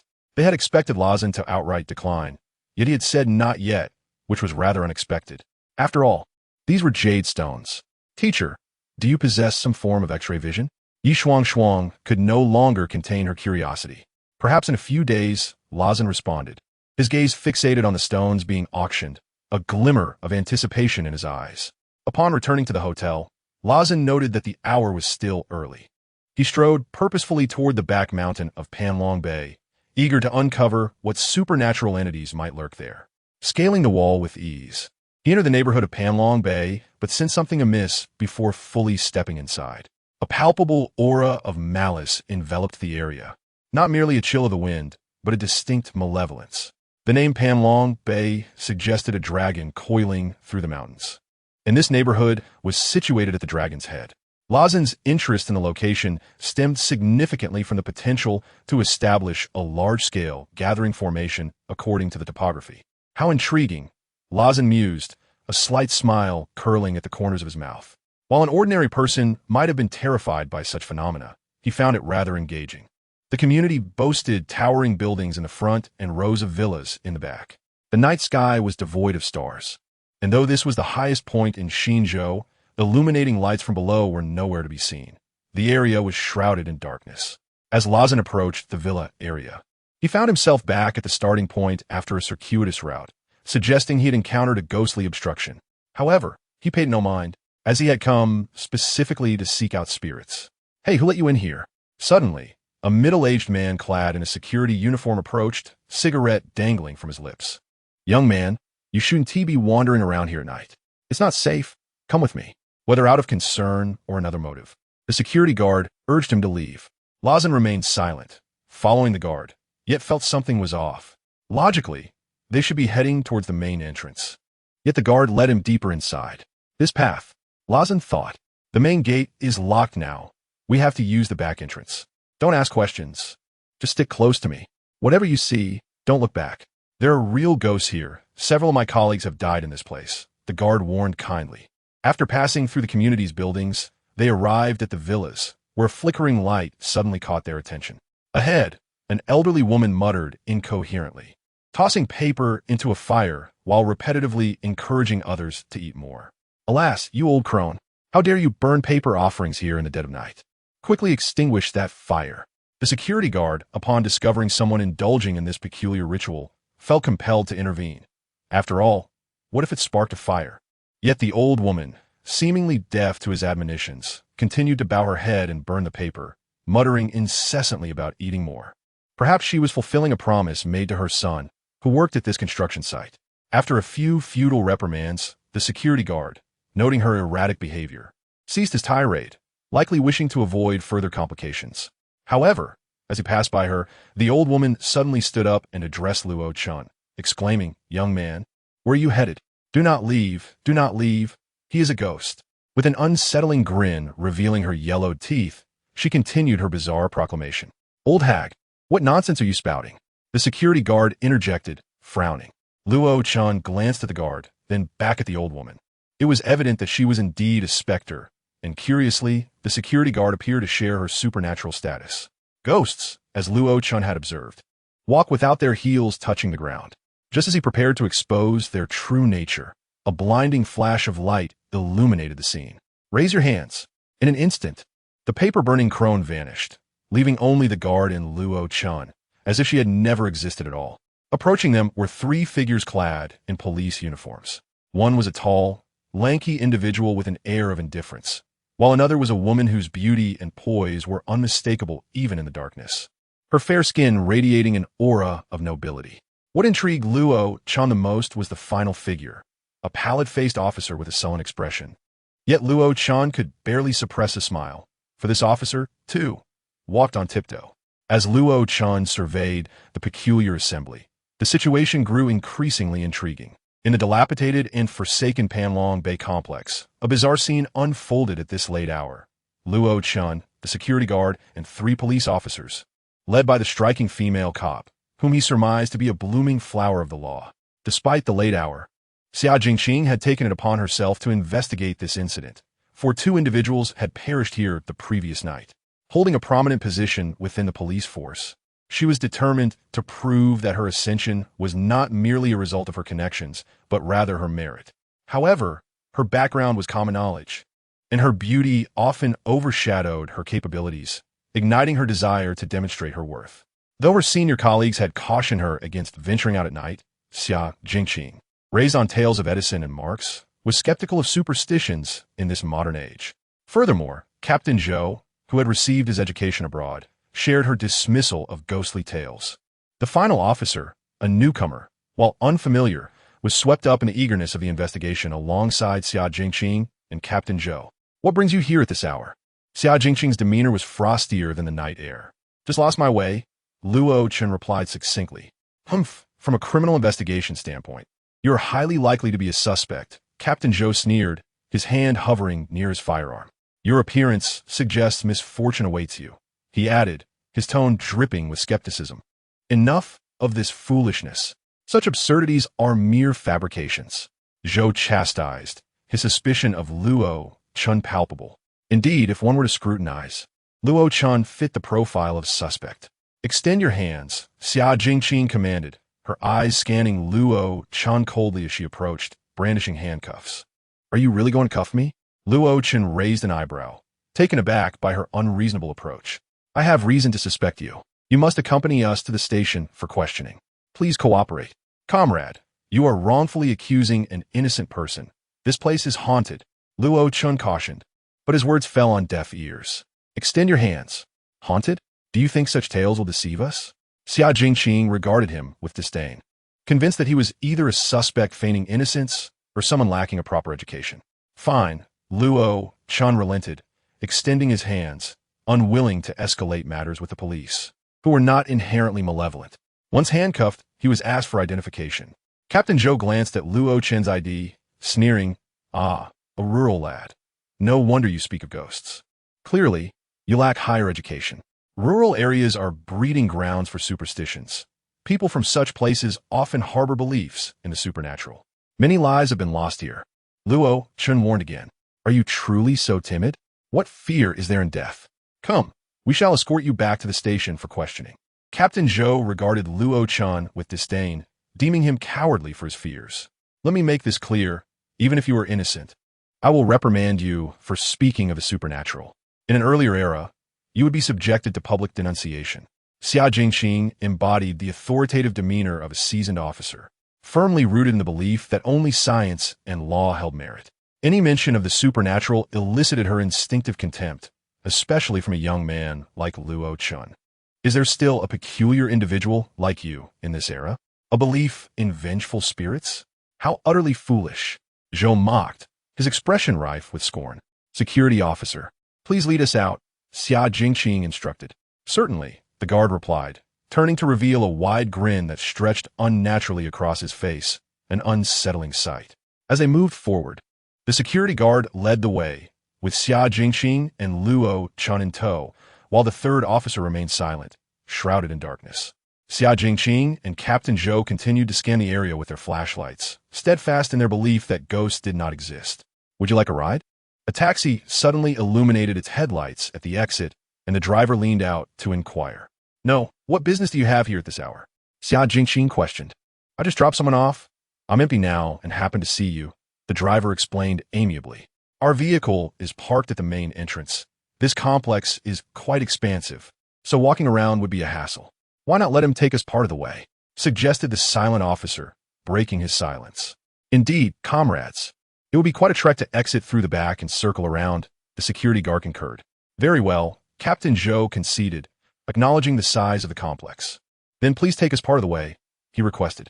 The three men settled into the back seat, while Xia Jingqing readily took the front passenger seat. However, as they began their journey, Xia Jingqing suddenly insisted on switching places. "Xiao Luo, why not sit up front? I have a few questions for the suspect." Yet, the reticent officer did not respond, his head bowed, concealing his face from view. Luo Chen observed that at this moment, Xia Jingqing could no longer maintain her haughty demeanor. Her palms, the back of her hands, and even her forehead were slick with perspiration. Despite her efforts to remain composed, it was ultimately futile, as her body trembled uncontrollably. "Have you noticed?" Luo Chen smiled at Xia Jingqing, his demeanor unruffled. Xia Jingqing managed a nod, her face as pale as a ghost. "Notice what?" Captain Zhou, still oblivious, furrowed his brow and inquired. Luo Chen pointed to the taxi driver's license. At that moment, the driver turned his head to look at Captain Zhou. Captain Zhou first scrutinized the driver, then glanced at the photo and name on the license. Upon locking eyes with the driver, he emitted a scream that was more excruciating than that of a slaughtered pig. Chapter 25. The Fall of the Ming Dynasty. Although the surroundings were dim, the weak light inside the car illuminated the scene clearly for Captain Zhou. Wasn't this the very driver who had perished last night? His corpse still resided in the morgue. How could he possibly be here to pick up passengers? Even as a man, Captain Zhou was terrified, letting out a shriek. Xia Jingqing's instinctive reaction was to open the car door, but no matter how forcefully she pulled, it remained stubbornly shut. "I told you so, but you didn't believe me." Luo Chen sighed, exhaling deeply. With a sudden force, he broke the handcuffs and calmly retrieved a cigarette, lighting it and offering one to Captain Zhou as well. "Help! Help! Help!" Captain Zhou dared not even glance at Luo Chen, his trembling voice rising in desperation as he gripped the door handle, attempting to escape. At that moment, the previously bowed head of the police officer finally lifted, revealing a decaying visage smeared with dark filth, with a centipede writhing in its hollow, sunken eyes. Witnessing this grotesque sight, Captain Zhou could no longer contain himself. His face turned ashen, and he even wet himself. Luo Chen's brows furrowed in concern, his calm demeanor faltering. Initially intending to finish his cigarette before exiting the vehicle, he realized that was no longer an option. He had overestimated the psychological resilience of these two individuals. Tossing aside the cigarette butt, Luo Chen delivered a powerful kick to the car door, which flew open. Captain Zhou bolted from the car, abandoning Xia Jingjing in his panic. Luo Chen reached for the passenger door, ripping it open with a loud crash. However, before he could utter a word, Xia Jingjing scrambled out and ran away. This left Luo Chen momentarily stunned. "Hey, where are you going? Didn't you just claim this world has no ghosts and that I was the coward?" He called after them. Yet the two were too frightened to respond, fleeing without a trace. Luo Chen turned his gaze toward the taxi, where the driver's head was tilted at an unnatural angle, his tongue hanging grotesquely down to his chest. The other police officer also turned, revealing a face so repulsive it was hard to behold. Most disturbingly, on the window behind, a face was pressed against the glass, none other than that of the deceased director. "Oh, you're not going to run?" The driver croaked ominously. Luo Chen, unperturbed, retrieved another cigarette, lit it, and exhaled a plume of smoke towards the driver. "I fear you might escape." Dealing with such malevolent entities was exceedingly simple for Luo Chen, the celestial being. He could scarcely be bothered to engage physically. Merely releasing the aura of the Tai Huang Sutra, the malevolent apparitions before him instantly disintegrated into ash. Not only could lesser ghosts not withstand his presence, but even a ghost king would be reduced to nothingness. In an instant, the air was filled with the anguished cries of spirits begging for mercy, as these once murderous entities now found themselves pleading for their lives. However, their entreaties were in vain, for they faced Luo Chen. Should he have harbored any intent to kill, not only would the ghosts perish, but even living beings would not be spared his wrath. The entire community echoed with the wails of the tormented, as Luo Chen dispatched each malevolent spirit with ease. The two police officers had long fled, and Luo Chen paid them no mind. After cleansing the area of all malevolent spirits, Luo Chen dispersed the protective aura of the Tai Huang Sutra to locate the source of the disturbance. It led him to the underground parking garage of the unfinished complex, specifically to a deep pit in the southeastern corner, where ominous black smoke billowed, surrounded by a horde of vengeful spirits. Scattered around were remnants of white bones. Yet, Luo Chen felt no fear, given the scale of the situation. Even an accomplished monk or Taoist would likely hesitate to confront such a dark hole, which had become a nexus of malevolence. Unfortunately for them, they were facing Luo Chen. As he prepared to act, the malevolent spirits were suddenly absorbed by swirling black mist, retreating into an ancient coffin that lay across the pit, inadvertently unearthed by the construction crew. The malevolent energy emanating from the coffin was palpable, making it difficult to approach. Sensing an intruder, the coffin emitted a sound of nails scraping against its surface. The coffin was adorned with dark talismans and bound by thick iron chains, prompting Luo Chen to raise an eyebrow. A zombie? Clearly, this coffin had been sealed for many years, and whatever lay within had likely gained a semblance of intelligence, an infant corpse king, if you will. Such a creature could only be subdued by the innate energy of Taoist practitioners or the relics of enlightened monks. Luo Chen speculated that the talismans had originally been part of a formation meant to contain this small corpse king. But it appeared that the construction crew had inadvertently disrupted the formation, exposing the coffin. With the formation broken, the small corpse king could not escape, but was still capable of causing harm. Now, as the complex was not yet completed and the land belonged to Luo Chen, he would not allow such a calamity to linger. With a decisive motion, Luo Chen tore down the talismans, and an anguished scream erupted from within the coffin, followed by a cacophony of sounds akin to metal grinding against metal. 500 years have passed, and the Ming dynasty has fallen. At last, I can emerge. The coffin lid flew open, revealing a zombie covered in coarse black hair, with deep fangs and a gaunt visage, exuding an aura of darkness. "Kulme, I shall spare your life and grant you eternal life in return for your blood." With a swift motion, Luo Chen's palm sliced through the air like a blade, severing the head of the corpse king before it could finish its menacing proclamation. Even a true corpse king wouldn't be so arrogant, Luo Chen scoffed. Not out of an inflated sense of power, but because the Tai Huang Sutra inherently countered such malevolent beings. Thus, he could easily decapitate the zombie in one motion. Had he encountered an adversary of equal strength, he might have opted for retreat. However, Luo Chen was intrigued by the question of how this zombie had come to be sealed here. Circling the coffin, he watched as the malevolent energy dissipated, leaving nothing but ash. With one final kick, he sent the coffin flying open. In that instant, Luo Chen's eyes widened. Beneath the coffin lay a layer of crystal, clear and resplendent, but most importantly, within the crystal was a red thread, writhing and pulsating. It was a young dragon vein. Chapter 26. The breakup. Luo Chen initially believed this place to be merely a burial ground, but he was astonished to discover it was a dragon vein. A true treasure indeed.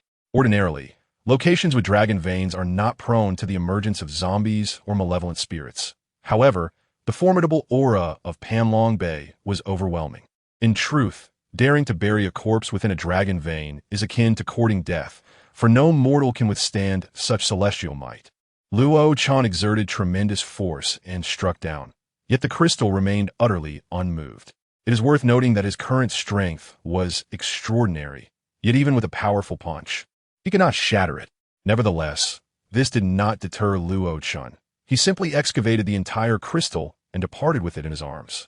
The essence of heaven and earth is intertwined with dragon veins, which are excellent for gathering spiritual energy. With this crystal, Luo Chen could activate the seed he possessed, a seed that would not only awaken the divine repository within him, allowing him to embark on his cultivation journey, but also grant him the ability to see through objects. Upon exiting the community gate, Luo Chen found Xia Jingqing and Captain Zhou sprawled on the ground, unconscious. With a sigh, he made a phone call to summon a taxi. He did not call for an ambulance, as he believed neither of them was gravely harmed. They were merely startled, with a bit of their young energy siphoned off by those malevolent entities. A little rest would suffice, and in a few days, they would be well again. As the taxi approached, Luo Chen gently tapped the heads of the two individuals, awakening them. Naturally, he did not accompany them back, but instructed the taxi driver to take them home. Captain Zhou, still dazed, expressed his gratitude to Luo Chen. However, Xia Jingqing appeared particularly affected, her soul seemingly lost, evoking a sense of deep sympathy. Luo Chen understood her plight. Her long-held beliefs and ideals had been shattered, and it was only natural for her to struggle with acceptance. Upon returning to the hotel, Luo Chen felt too lethargic even to take a shower. He simply sat cross-legged and placed the withered seed upon the crystal. Astonishingly, the seed began to regain its moisture and luster at a visibly rapid pace. Ultimately, a plump, purple seed manifested in Luo Chen's hand. Instead of consuming it immediately, he positioned it at his forehead, where it gradually vanished into his brow. In that instant, a powerful aura surged through Luo Chen, causing time within the room to feel momentarily suspended before it resumed its normal flow. Two palpable energies then entered through his nostrils, altering his essence entirely. The Taiwan Sutra had been fully activated, and a swirling, galaxy-like vortex erupted from his purple mansion Dantian. If one could observe, they would notice the stars within Luo Chen's body shone dimly, save for one star that radiated a dazzling brilliance. With the divine repository officially opened, Luo Chen felt a newfound clarity coursing through him. The youthful and delicate features he once possessed now exuded an ethereal aura. Previously, whether intimidating Yi Shuang on the train or dealing with Hong Biao at Haiwei Shaozhu, he had relied on the protective aura of the Taiwan Sutra. However, that aura was limited. Had his divine repository not been dormant, he would not have willingly employed it. Now that he had awakened his divine repository, Luo Chen had officially embarked on the path of cultivation. As he withdrew the protective aura, his demeanor slightly diminished by worldly standards. He now appeared to be at the level of a master, capable of externalizing his inner energy. Without the protective aura, he would still be unable to withstand a bullet. He then opened his eyes, and in an instant, he could see through the walls, observing everything in the neighboring space with clarity. Yet, he quickly averted his gaze. This was the ability of the seed, divine vision, granting him the power of X-ray sight. A smile crept across his lips as he recalled the stone gambling event from earlier that day. Meanwhile, Zhang Xiaoman received an unexpected phone call at home. "Xiaoman, I wanted to give you a heads up. Don't say that Brother Zhang doesn't give you face. I intend to dismiss Luo Chen." After hanging up, she hesitated momentarily, but ultimately resolved to break up with Luo Chen the following day. At the same time, Luo Chen received a call. Hello, Luo Chen, sorry. I just finished filming. By the way, can you join me for dinner tomorrow night at Tinya residence? It was Lon Byer's voice on the other end. All right, Luo Chen replied without hesitation. The night passed without further incident. The next morning, Luo Chen arrived at the company to find the atmosphere peculiar. Everyone was curious about how last night's events had unfolded, yet no one dared to inquire. Only Zhang Hai glared at Luo Chen with resentment, having resolved to find a reason to dismiss him that day. However, it was Zhang Xiaoman's birthday, and she seemed preoccupied with something. While she did not oppose Zhang Hai's plan to fire Luo Chen, she insisted on postponing it for a day. Luo Chen, are you free for dinner tonight? Zhang Xiaoman approached the break room, where Luo Chen was seated alone. It was evident that the awkwardness from last night had led others to avoid him. Tonight? Luo Chen frowned. He had already promised to dine with Lon Bayer. I can't this evening. I made plans with someone else. Luo Chen, it's not just dinner. I have some things I want to discuss with you, Zhang Xiaoman clarified. Luo Chen furrowed his brow, realizing he also wished to resolve matters with Zhang Xiaoman. He had intended to find an opportunity to break up with her last night, but the incident with Hong Biao and his commitment to attend the auction had hindered him. Moreover, discussing such matters at work was inappropriate. However, having committed to Lon Bayer, he felt obliged to keep his word. As his character dictated, he always followed through on promises.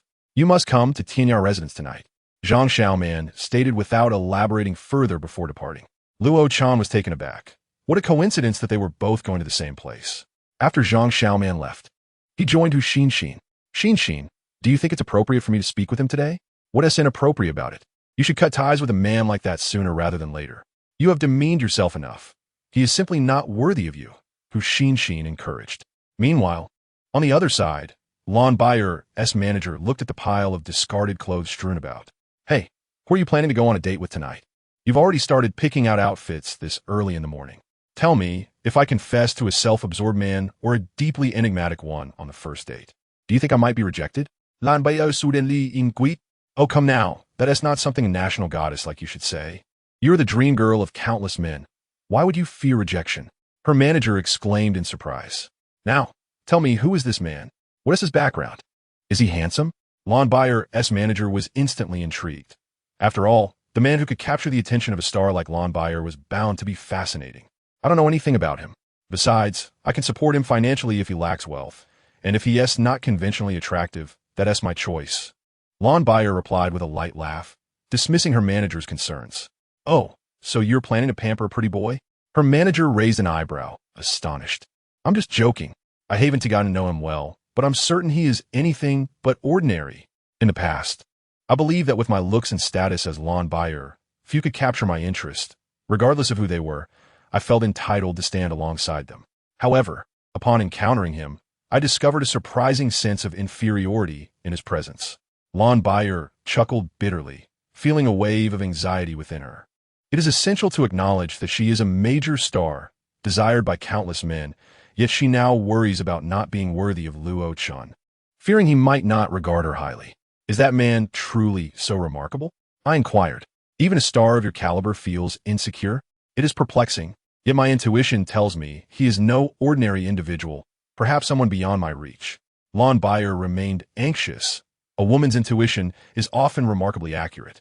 Although Luo Chen appeared quite ordinary, far removed from the wealthy heirs who pursued her, she was certain that the reality was far more complex. Enough, Bayer. If you like him, pursue him boldly. You are a national goddess. Have a little confidence, her manager encouraged, albeit with surprise. Meanwhile, in the hospital, Summer Qingqing, as a policewoman, found herself surrounded by admirers, for she was no ordinary officer. When incidents occurred, numerous suitors flocked to her side. Furthermore, Summer Qingqing had uncovered that the officer who encouraged them last night, Officer Luo, had sacrificed himself 3 years prior during an arrest operation. Having trained as a criminal investigator, she was not easily deceived. Her professionalism was undeniable. Although she had been startled last night, upon reflection, she found Luo Chen to be rather suspicious. She understood that he had likely noticed the security guard and the police officer's misconduct beforehand, yet that insufferable man had refrained from alerting them. Thus, Summer Qingqing was eager to locate Luo Chen, not only for the investigation, but also because a patch of her skin had begun to show signs of livor mortis, a condition she could not mistake due to her training. Prior to last night, she would have sought medical assistance, but after the events of the previous evening, she felt compelled to seek out Luo Chen. Assist me in investigating a person named Luo Chen. Summer Qingqing instructed a senior colleague, who promptly complied without further inquiries. Soon, the workday ended. Lon Bayer had prepared extensively, inviting a renowned pianist and arranging for flowers. She had a premonition that this man was one she must capture at all costs. Meanwhile, Luo Chen returned to the hotel for a shower and finally drove a Lamborghini gifted by the Yi family to Tianyao residence. While not an upscale restaurant, its decor exuded a charming and romantic ambience, frequently frequented by young couples celebrating dates or birthdays. Although the time Lon Bayer and Luo Chen had agreed upon had not yet arrived, Luo Chen had arrived early, as he had a prior appointment with Zhang Xiaoman. Upon entering, Luo Chen noticed the presence of many people, including Zhang Xiaoman and her numerous friends and colleagues, which surprised him.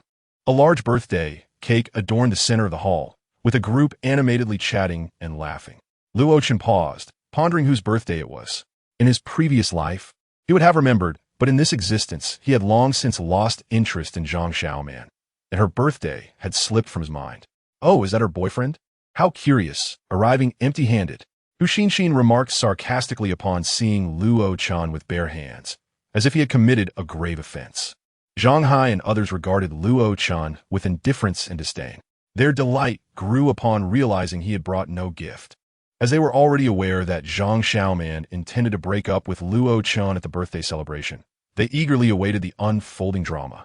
In fact, before arriving, Zhang Hai and Hu Xinxin had wagered on whether Luo Chen would kneel and beg Zhang Xiaoman not to end their relationship. Your birthday? Luo Chen seemed to recall, inquiring of Zhang Xiaoman. What? You can't even remember your girlfriend's birthday?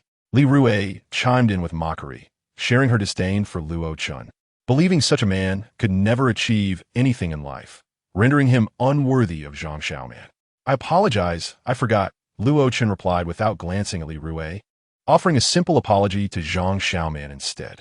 Meanwhile, Li Rui's boyfriend, Wang Kai, stood beside her, bandaged and visibly displeased, harboring resentment due to their ignorance of the events surrounding Hong Biao the previous night, still believing that Hong Biao had feigned kindness after their departure. Consequently, Wang Kai remained intent on finding an opportunity to confront Luo Chen. Luo Chen, you're being rather excessive, Zhang Xiaoman remarked, surprised that he had forgotten her birthday. The sole reason she had previously dated him was his genuine affection for her. Now that he could not even recall her special day, it seemed that sincerity had vanished. Fortunately, she had already resolved to end their relationship. Luo Chen, however, frowned slightly. He had intended to break up with Zhang Xiaoman, but given it was her birthday, it felt inappropriate to do so at that moment. Perhaps I should go buy something, Luo Chen suggested, turning to leave, not wishing to further offend her. Forget it. Luo Chen, Zhang Xiaoman sighed, feigning disappointment, yet secretly pleased, as this way, she could end things without feeling guilty. Luo Chen, what can you possibly buy at this hour? From a roadside stall? Li Huin interjected, derisively. If you're short on money, I could lend you some, Hu Xinxin added, reveling in the spectacle. Luo Chen, undeterred, genuinely intended to find a gift, but at that moment, Zhang Xiaoman spoke up. Luo Chen, let us break up. Let us break up, he echoed, his response quick and resolute, devoid of hesitation. He had come intending to express this very sentiment, yet out of consideration for her birthday, he had refrained from doing so. However, now that Zhang Xiaoman had taken the initiative, he simply replied with a straightforward affirmation, which spared him considerable hassle. This unexpected response left not only Zhang Xiaoman stunned, but also those who had gathered to witness the unfolding drama. Their expectations had been entirely upended. Chapter 28. Stealing a man. Luo Chen's succinct reply caught all those waiting to witness the spectacle off guard. It was akin to a robbery where observers anticipated the victim to resist vehemently, clinging to their possessions with all their might for the sake of a thrilling scene. Yet, unexpectedly, the victim simply handed over their wallet to the assailant, saying, "Here, take it." How then could they continue to mock Luo Chen? The situation was amiss. Zhang Xiaoman stood there, incredulous, realizing that things were not unfolding as she had envisioned. She had anticipated that if she were to end their relationship, Luo Chen would undoubtedly plead and question her, grasping her hand and begging her not to leave. She had envisioned herself towering above him, coldly asserting her superiority and the notion that he was unworthy of her. Moreover, she had chosen her birthday celebration to announce their breakup, intending to demonstrate to all present that Luo Chen could not measure up to her standards, hoping to salvage some semblance of dignity. Yet, the script she had devised was not being followed at all. Completely contrary to what one might imagine, Luo Chen's demeanor seemingly reflected a desire for separation. "Hey, Luo, what do you mean by that?" Hu Xin, standing nearby, was the first to react, her voice laced with admonishment. "What do you mean?" Luo Chen responded with a hint of impatience. "What did you just say?" Zhang Xiaoman finally grasped the situation, her voice tinged with disbelief. In that moment, she felt as though Luo Chen had declared their breakup, leaving her momentarily dazed and compelled to seek clarification. "That phrase should have come from you, right?" "I said fine." Luo Chen replied somewhat coldly. "Luo Chen, did you not hear me clearly? I said, let us break up." Zhang Xiaoman took a step forward, eager to reconfirm, for she felt that Luo Chen's reaction was utterly unexpected. "I heard you, and I said fine." Luo Chen responded indifferently, his demeanor growing increasingly detached. This time, it was Zhang Xiaoman who felt as if her heart had been pierced. How could this man be so indifferent? Even if she were the one to initiate the breakup, he should be pleading for her to stay. "Luo, shouldn't you at least try to salvage this?" Hu Xin questioned, sensing something amiss. "Shouldn't you ask why?" Zhang Xiaoman seemed unwilling to concede, convinced that Luo Chen should not be exhibiting such a reaction. "Why should I ask?" Luo Chen's expression conveyed utter indifference, akin to discarding trash without a second thought. His attitude left Zhang Xiaoman feeling utterly disoriented. Did he truly view her as refuse, eager to be rid of her? "Luo Chen, I am profoundly disappointed in you."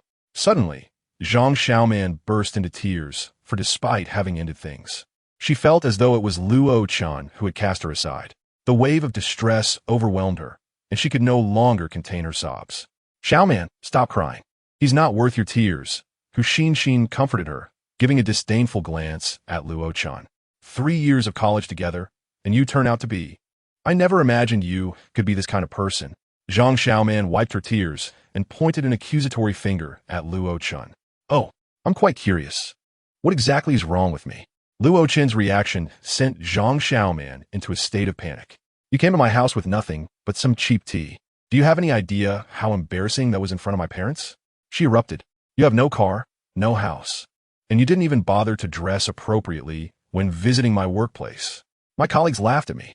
All of them have cars, and you can't even afford an electric bike. Luo Chen, be honest with yourself. With my looks, why should I ever be with someone like you? I was merely pitying you." Zhang Xiaoman scolded him, her words revealing her materialistic nature, yet she spoke as if it were Luo Chen who had wronged her. "Thank you for your pity, but I no longer require it."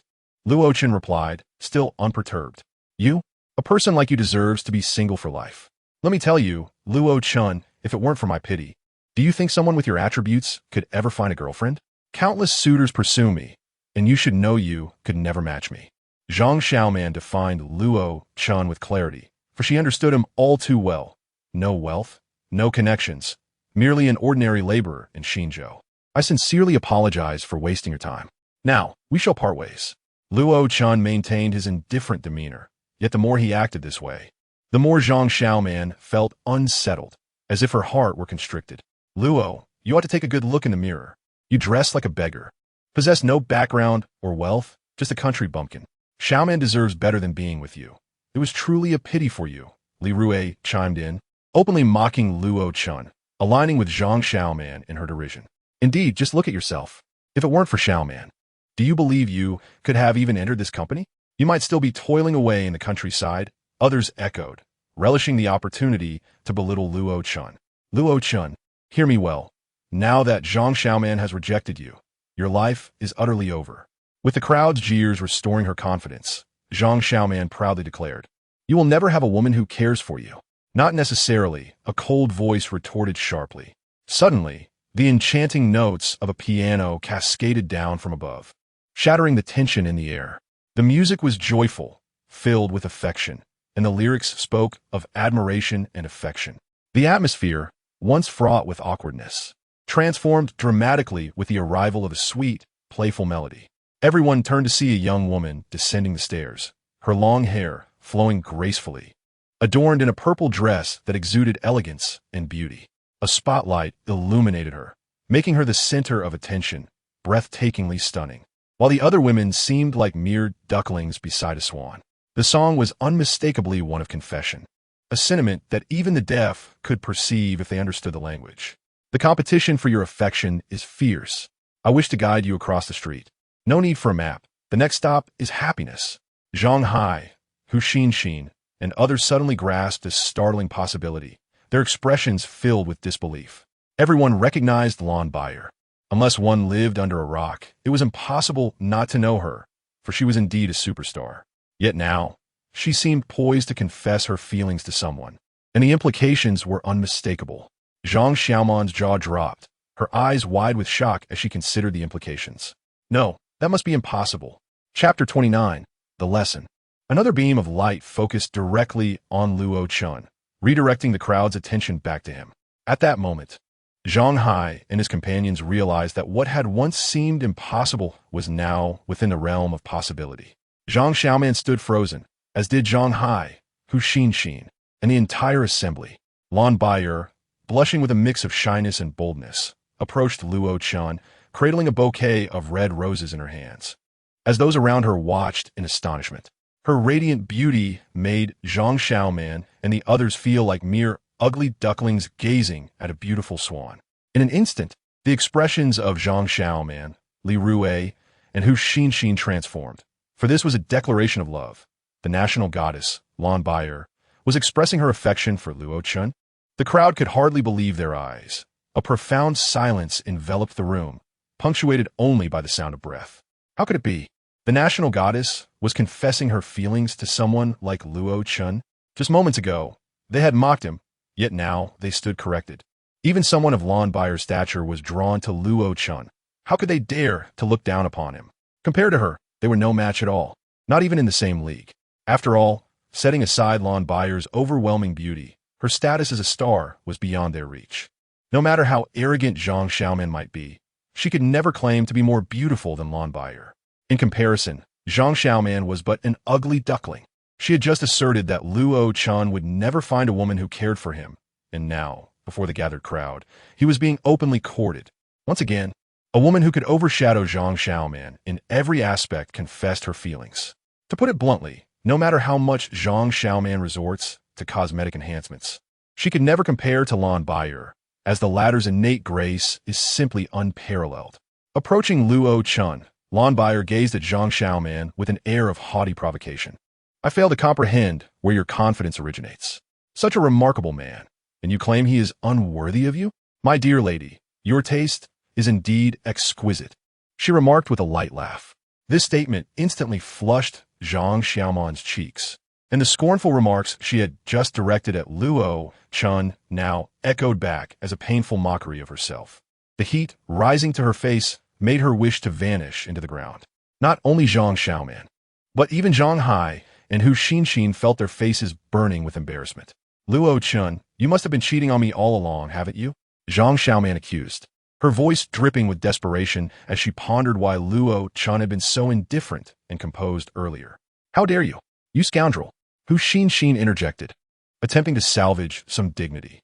Let us not always assume the worst in others. I've only known Luo Chen for 3 days, Lon Bayer replied, gracefully yet assertively. This exchange left Hu Xin and her companions feeling as though they were the petty ones, overshadowed and humiliated, intensifying the heat on their faces. Luo Chen, I was already aware of your affair with Chen Chao. Do you understand? Luo Chen spoke coldly. What? You? Zhang Xiaoman stammered, panic setting in as she realized that she was the true betrayer in this scenario. Then we should have ended things long ago, shouldn't we? I intended to bring this up yesterday, but the events of last night delayed me. I had planned to discuss it before coming today, but upon realizing it was your birthday, I refrained for your sake. Yet, Zhang Xiaoman, you chose to bring this up to belittle me? Were you waiting for me to beg for your forgiveness? Zhang Xiaoman, I have never regretted anything in my life except for having you as my girlfriend. I have treated you with sincerity, but what about you? Luo Chen's words were firm yet measured. In that moment, It became glaringly evident to everyone present that it was not Zhang Xiaoman who had cast Luo Chen aside, but rather Luo Chen who had discarded her. The weight of his words rendered her utterly mortified. How dare you bully a girl? What sort of man are you? At that moment, Li Rui's boyfriend, Wang Kai, stepped forward. Do you have a problem? Luo Chen responded with an air of impatience. Give this clueless fool a lesson, Kai. Hu Xin urged, anger bubbling beneath the surface. Teach him a lesson. Don't let him think he's so important. Li Rui added, inciting further conflict. Although Wang Kai was still bandaged from last night's injuries, he was confident in his abilities as a Sanda champion and dismissed Luo Chen as a non-threat. Lon Bayer regarded the scene with an expression of disbelief, then wisely chose to step aside. She had witnessed Luo Chen in action before and understood that these individuals were woefully ignorant of the danger they were provoking. Kid, I wanted to teach you a lesson yesterday. Today, you're seeking your demise, Wang Kai declared, discarding his bandages in preparation for a confrontation. Are you that confident? Luo Chen sneered. Humph, when I was honing my skills, you were still playing in the dirt, Wang Kai scoffed. A few colleagues, feeling uneasy, attempted to intervene.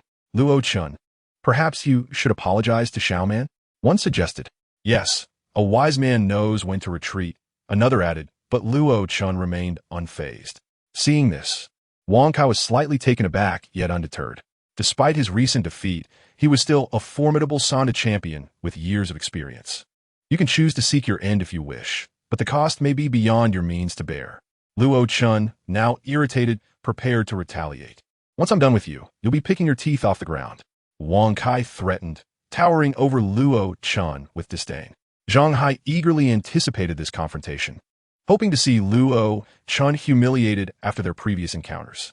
Li Rui and Hu Xin shared similar sentiments, relishing the thought of Luo Chen receiving a well-deserved beating. A colleague attempted to pull Luo Chen aside, saying, Luo Chen, maybe it's best to apologize. Wang Kai is one of the few who stands against you in this company.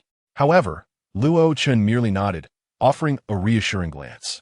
The colleague, glancing at Wang Kai, ultimately retreated in the face of Zhang Hai's group's intimidation. Today you shall learn that individuals from the lower echelons of society should not provoke those of our caliber. Wang Kai proclaimed arrogantly as he lunged for Luo Chen's collar. But as Wang Kai reached out, a sardonic smile crept across Luo Chen's face. With lightning speed, he seized Wang Kai's hand. The expert's prowess was immediately evident. Wang Kai's expression shifted to one of disbelief as he realized his mistake. You? In the midst of his incredulity, Luo Chen stepped back, exhaled, and with a swift motion, executed a shoulder throw that sent Wang Kai hurtling several meters away, crashing to the ground with a thud, dazed and unable to rise. As the commotion erupted, all eyes turned to the scene. Wang Kai, fuming with rage from being bested, struggled to get up, only to be met with another kick from Luo Chen. This time, Luo Chen showed no mercy. Not everyone has the privilege to provoke him. Not every moment am I in a good mood, Luo Chen coldly remarked as he looked down at Wang Kai, who lay incapacitated. With a sudden pivot, Luo Chen's fierce demeanor sent Zhang Hai and his entourage recoiling in fear, as if he had transformed into a ferocious beast. Zhang Hai and his companions were momentarily paralyzed with fear. After all, Wang Kai was a champion in Sanzhou, yet he was effortlessly knocked down by Luo Chen. If Luo Chen were to direct his prowess at them, it would surely be akin to a mere flick of a hand. The colleague who had previously expressed concern for Luo Chen now wore an expression of astonishment, realizing that his worries had been utterly unfounded. How deeply had Luo Chen concealed his true abilities? At that moment, the most astonished was Zhang Xiaoman, who recognized that Luo Chen had genuinely transformed into someone she no longer recognized. She had always believed she understood Luo Chen, yet now found herself bewildered by the many facets of him that were previously unknown to her. In her memory, Luo Chen was merely a studious recluse who had never even set foot on a basketball court during their university days. How could he possess such martial prowess? He's killed someone. Quick, call the police. Li Rui shrieked, rushing outside and gazing at the unconscious Wang Kai. You're finished. Regardless of Wang Kai's condition, your fate is sealed. I'm calling the police. She yelled at Luo Chen. Humph, a swarm of ants. Luo Chen remarked coldly, a smirk gracing his lips. These individuals were pitiable. They sought to humiliate him, but after being slapped down, they resorted to violence and, upon losing, threatened to involve the authorities. It was a pitifully futile endeavor. Just then, a police car arrived and parked at the roadside. Xia Jingqing stepped out, addressing the situation. "Officer, you're just in time. He assaulted someone." Li Hui exclaimed, frantically gesturing toward Luo Chen as she began the age-old tactic of accusing the villain first. "Please, mind your language," Xia Jingqing interjected, her brow furrowing slightly, a hint of displeasure evident on her face. "You assaulted him?" she inquired, turning to Luo Chen, who nodded slightly. "Oh," she responded, surprisingly nonchalant, dismissing the situation without the anticipated action against Luo Chen, which left everyone momentarily stunned. Observing the crowd's gaze upon her, Xia Jingqing grew irritated. "What are you looking at? Call an ambulance," she urged. "Officer, Next time, avoid fighting in public," she advised Luo Chen, her impression of him remaining largely positive, especially since he had saved her the previous night. She was reluctant to believe he was a villain. "Are you not going to apprehend him?" Zanghai Guethin Insvain Popo. As he had expected Xia Jingqing to arrest Luo Chen. "Do I require your guidance on how to do my job? It was merely a fight, not murder," Xia Jingqing retorted impatiently. Zhang Hai fell silent, recognizing the authority she wielded as a police officer. "We'll handle it civilly later. I've already given him a verbal reprimand," she added, her tone implying that Luo Chen was the victim in this scenario. Li Rui, feeling dissatisfied, redialed the police, but fortune was not on her side. The area was under the jurisdiction of Captain Zhou, who promptly contacted Xia Jingqing. "I'm already on site. There's no issue." "Yes, it's Luo Chen here. You need not concern yourself. I'll take care of it," he stated, leaving Li Rui dumbfounded. "You all are in cahoots," she exclaimed, incredulous. "Must you be so bothersome? If you don't call for an ambulance soon, he may really be in trouble," Xia Jingqing remarked, her patience wearing thin with Li Rui. "Are you here to see me?" Luo Chen asked. "Yes, I wish to be with you," Xia Jingqing replied candidly. This statement nearly led to a misunderstanding for Luo Chen. Was he experiencing a stroke of luck today? Zhang Hai and his companions were left in utter shock, particularly Zhang Xiaoman, who felt as though she had been stabbed in the chest. To be frank, Xia Jingqing was undeniably a stunning beauty, tall, fair-skinned, with big, captivating eyes, exuding an air of refined elegance. Even when compared to Lan Baier, she was equally striking. Seeing such a policewoman vying for Luo Chen's affections left Zhang Xiaoman feeling utterly despondent. Why was even the policewoman competing for Luo Chen's attention? However, the first to react was not Zhang Xiaoman, but Lan Baier, who suddenly clutched Luo Chen's arm possessively. "I'm sorry, but you're too late. He is mine." Lan Baier shot a challenging glance at Xia Jingqing, fearing that Luo Chen might be taken from her.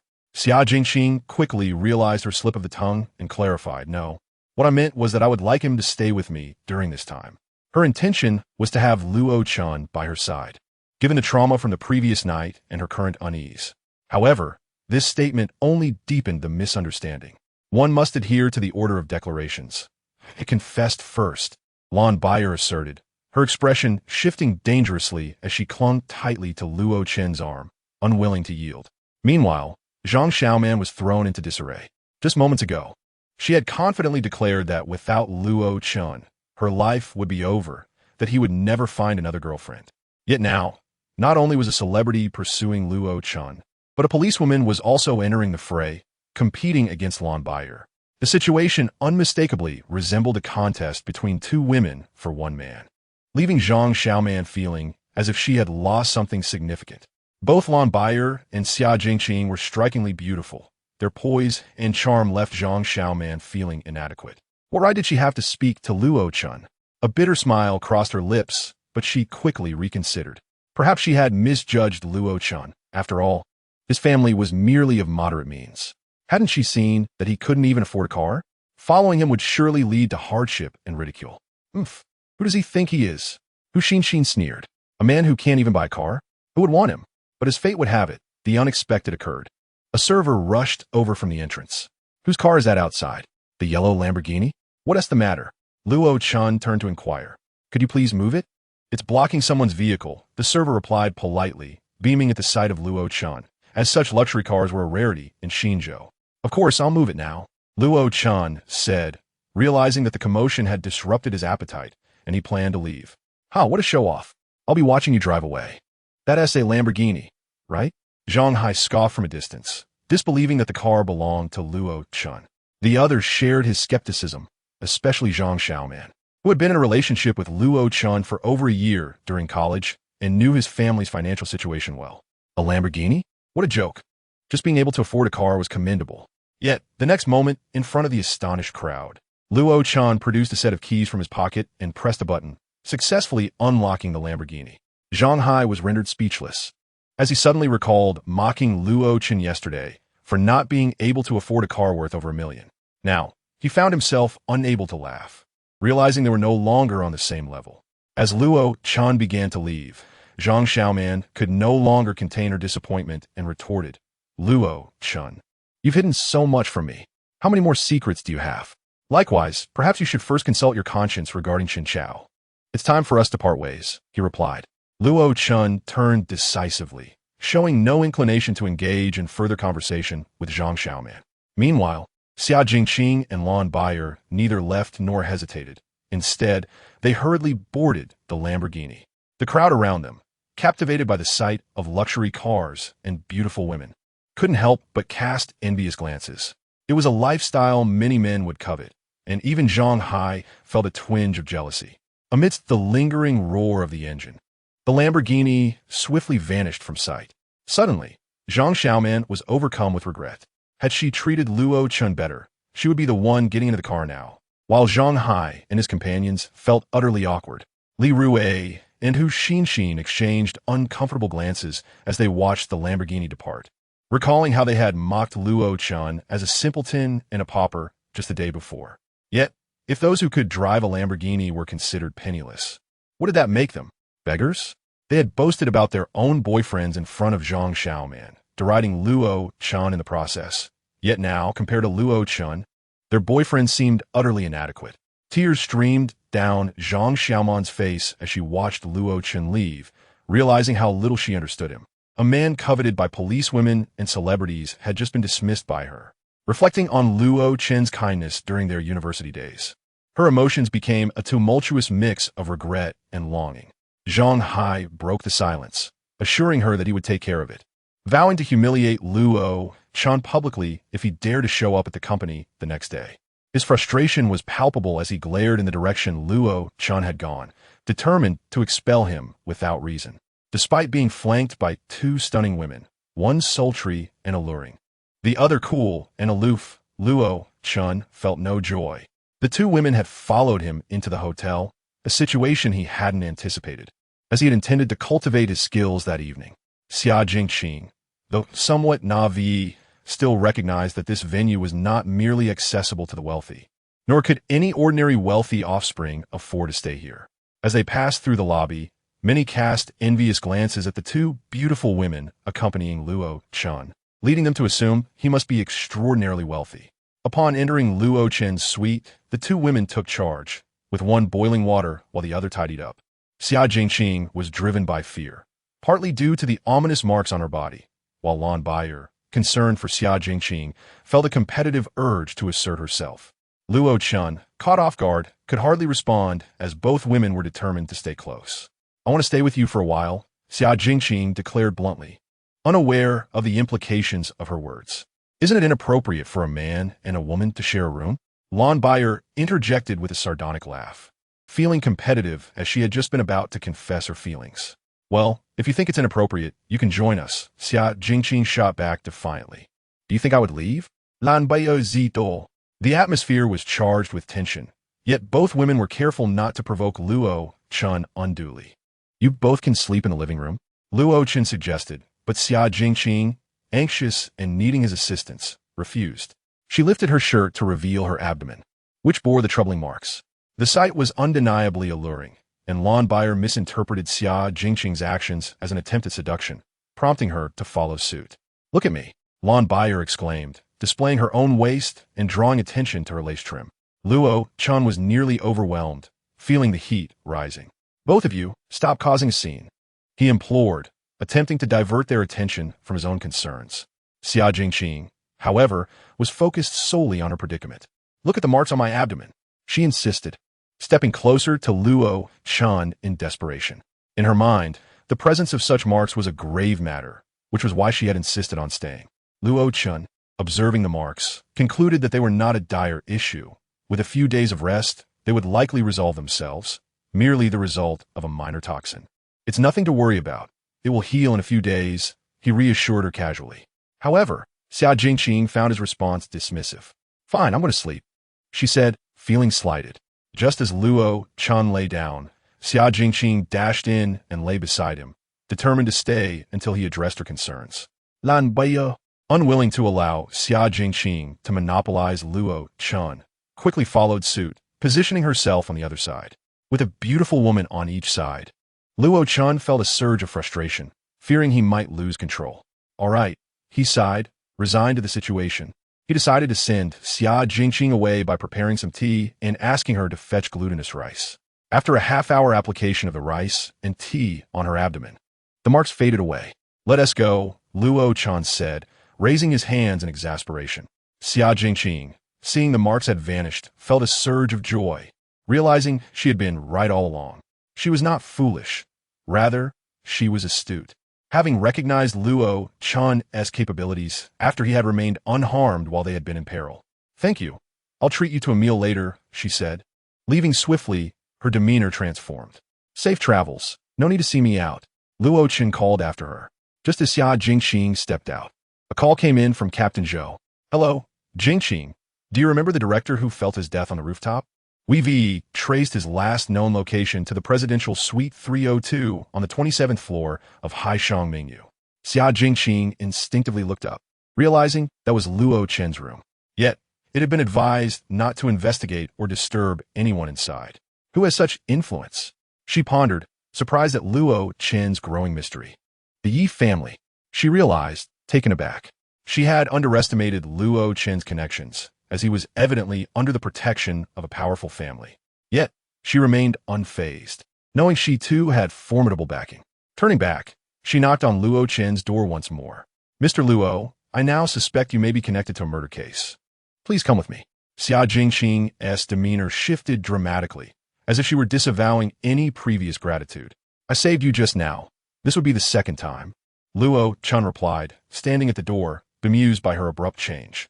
Mr. Luo, may I inquire how Director Wang Fu met his demise? Xia Jingqing produced a pair of handcuffs, appearing intent on making an arrest. Are you the officer, or am I? It is rather perplexing that you would inquire about such matters instead of investigating them yourself, Luo Chen retorted without hesitation. I apologize, Mr. Luo, but you will have to accompany me back, Xia Jingqing stated as she promptly cuffed him. Lan Baiya seemed poised to interject, yet at that moment, Luo Chen shook his head at her, offering a reassuring glance. I saved you, and this is how you repay me? Luo Chen found Xia Jingqing rather amusing. There must be a distinction between public duty and personal matters. At the police station, Luo Chen sat sipping tea, enjoying fine long jing as the clock approached 11 in the evening. Across from him, Captain Zhou repeatedly apologized. Haha, Mr. Luo, I am truly sorry. Jingqing is not a bad person. She simply adheres too rigidly to her principles. Captain Zhou, please maintain your stance. We are here to interrogate him, Xia Jingqing interjected earnestly. Jingqing, after all, he did save us last night, Captain Zhou replied with a conciliatory smile. Haha, do not think that a little connection will allow you to evade consequences. Xia Jingqing countered, constantly invoking the judiciary and criminal investigations. Suddenly, a loud voice erupted from outside. Where is everyone? This is outrageous. The captain's voice boomed, having been roused from sleep by a call from Yi Jingtian, who unleashed a torrent of reprimands. Although Yi Jingtian was not his superior, his nephew certainly was. And after receiving a scolding from Yi Jingtian, the captain was met with another barrage of criticism from Yi Jingtian's superior. In a brief span, he was chastised twice and hurriedly dressed to arrive at the station, where an important matter awaited him. Captain, what brings you here personally? Xia Jingqing was taken aback by the captain's presence and rose promptly. If I hadn't come, would you have set fire to the station? Quickly, release him. The captain's beard quivered with evident anger, for Yi Jingtian had been stirred into action. However, Captain, regarding that case. Enough, let's not prolong this. Jingqing, if you truly wish to serve the public, why not investigate how many young women that director has harmed? The captain's astuteness left Xia Jingqing speechless. Release him. I apologize. Mr. Luo, my subordinates are lacking in discretion and have caused you trouble. The captain personally escorted Luo Chen to the door. In the car, Xia Jingqing remained unconvinced. Do not think that a little connection makes you exceptional. Until evidence is found, I will shadow you. Xia Jingqing believed she had devised a clever strategy, convinced that as long as she stayed close to Luo Chen, he would eventually reveal his flaws. Luo Chen sighed, yet Xia Jingqing indeed followed him home. Although Xia Jingqing intended to surveil Luo Chen, she felt trepidation, leading her to occupy a space by his bedside that night. Naturally, Lon Bayer would not allow this, and thus she too claimed a spot. After a restless night, Luo Chen lay between the two beauties, feeling quite helpless. He had yet to cultivate his Taiji Emperor Sutra to a sufficient level.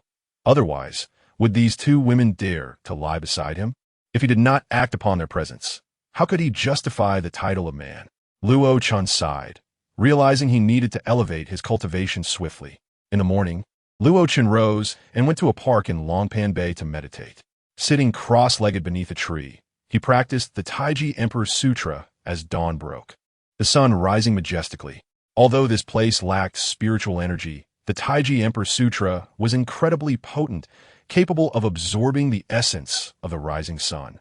Invisible purple energy flowed from the east, refining his body.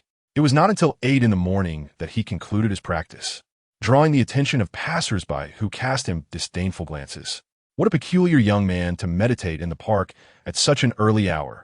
However, Luo Chen paid them no mind and drove to his office.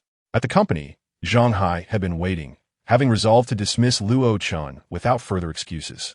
As Luo Chen's car slowly pulled into the parking lot, someone sent a message to Zhang Hai.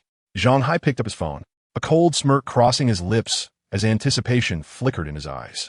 Gather everyone. I intend to make an example of him before all. Zhang Hai called out, and soon a crowd gathered around. Brother Zhang, this seems inappropriate.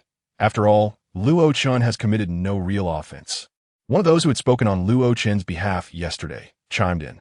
Shaoli, do you wish to be dismissed as well? Zhang Hai Gonli Tfiten. Are you growing bolder? Yesterday, you defended him, and today you do the same? I will deduct half of your monthly salary. Zhang Hai rebuked Li Donglai directly. Li Donglai clenched his fists. He was typically quite timid, often described as submissive. Yet, the most honest people often possess the greatest tempers. Zhang Hai, are you not bullying me? Li Donglai finally erupted, gritting his teeth as he confronted Zhang Hai. Oh, what is this? Are you planning a rebellion today? Zhang Hai glared menacingly at Li Donglai, dismissing him entirely. Let me tell you, I am indeed bullying you. What of it? If you can work, then do so. If not, get lost. Zhang Hai not only refused to back down, but grew increasingly arrogant. Fine, I'll quit. What is the big deal? You think you're superior just because you bully others? Li Donglai stormed out, only to encounter Luo Chen at the door. He offered Luo Chen a wry smile. Luo Chen, be careful. I'm leaving. I can't work here anymore. These brutes only know how to exert their power. Li Donglai's fury was evident. Yet sometimes one must retreat when unable to contend with others. Just wait a moment, Luo Chen said, pulling Li Donglai back. Chapter 33. You were fired upon seeing Luo Chen arrive. Zhang Hai's smirk returned. The main event had arrived. Today he would publicly humiliate Luo Chen. After all, he had been embarrassed by Luo Chen several times before. How could he let this vendetta go unpunished? Luo Chen, let me inform you, there are cameras here. If you act recklessly, you could find yourself imprisoned. Zhang Hai threatened first, genuinely afraid of provoking Luo Chen. How ambitious, Luo Chen scoffed. What is the purpose of this grand display so early in the day? Speak, what do you intend to do? Luo Chen was disinterested in engaging in frivolous banter with Zhang Hai, opting instead to inquire directly. How is it that you still have the audacity to come to work? Hu Xinxin interjected with a sarcastic tone. Why would I not come to work? Luo Chen found the question puzzling. You have offended the leadership, alienated your colleagues, and even assaulted a co-worker's boyfriend. How can you still have the face to show up? Li Rui added with derision. Does any of this pertain to my work? Luo Chen countered, leaving Li Rui and others momentarily speechless. Zhang Xiaoman had remained silent until now. Spare me your reasoning, Luo Chen. You are fired. And you are not welcome here. Leave. Zhang Hai crossed his arms, adopting a posture of superiority, believing this was the only way to suppress Luo Chen. And the reason? I dislike you. You have offended me. Thus I shall dismiss you. Does this company have such a policy? Luo Chen inquired again. Do not lecture me on rules. I am not concerned with other departments, but in sales, I hold the final say. If I say you are fired, then you are fired without need for justification. Zhang Hai reiterated emphatically that, in this moment, he felt as though he were a king, capable of commanding anyone at his whim. Luo Chen, let us go. We cannot contend with him. Li Donglai murmured quietly from behind Luo Chen. Despite Zhang Hai's obnoxious demeanor, he was indeed the manager of the company and possessed such authority. Luo Chen, however, paid no heed to Li Donglai's words and instead inquired once more. So, even if there is no violation of company policy, a superior can dismiss whomever they choose? Zhang Hai regarded Luo Chen as though he were a simpleton. Is this what you all believe? Luo Chen surveyed the surrounding individuals, most of whom remained silent, while a few cast cold glances at him, seemingly mocking him. Yet, some faces displayed discomfort, while they might not protest Luo Chen's dismissal. The thought of dismissing Li Donglai seemed excessive, as everyone knew him to be a man of integrity. Huxin Xian scoffed. This is Zhang Ji's territory. You have no say here. If he tells you to leave, you must comply. Indeed, Li Rui echoed in agreement. Fine, I understand. You all heard clearly. Luo Chen shrugged nonchalantly. What tricks do you still intend to employ? Zhang Hai Wen. Nothing. Merely your earlier assertion that one can be dismissed without breaching company regulations. Luo Chen interjected. So, what do you intend to do? Zhang Hai wore a look of arrogance, as if to challenge Luo Chen. Thus, you are dismissed along with you. And you. Luo Chen pointed first at Zhang Hai, then at Li Rui and Huxin Xian. Huh, what did you say? That I am dismissed? Zhang Hai Laoet, incredulous at Luo Chen's audacity. What are you, Luo? You think you can dismiss me?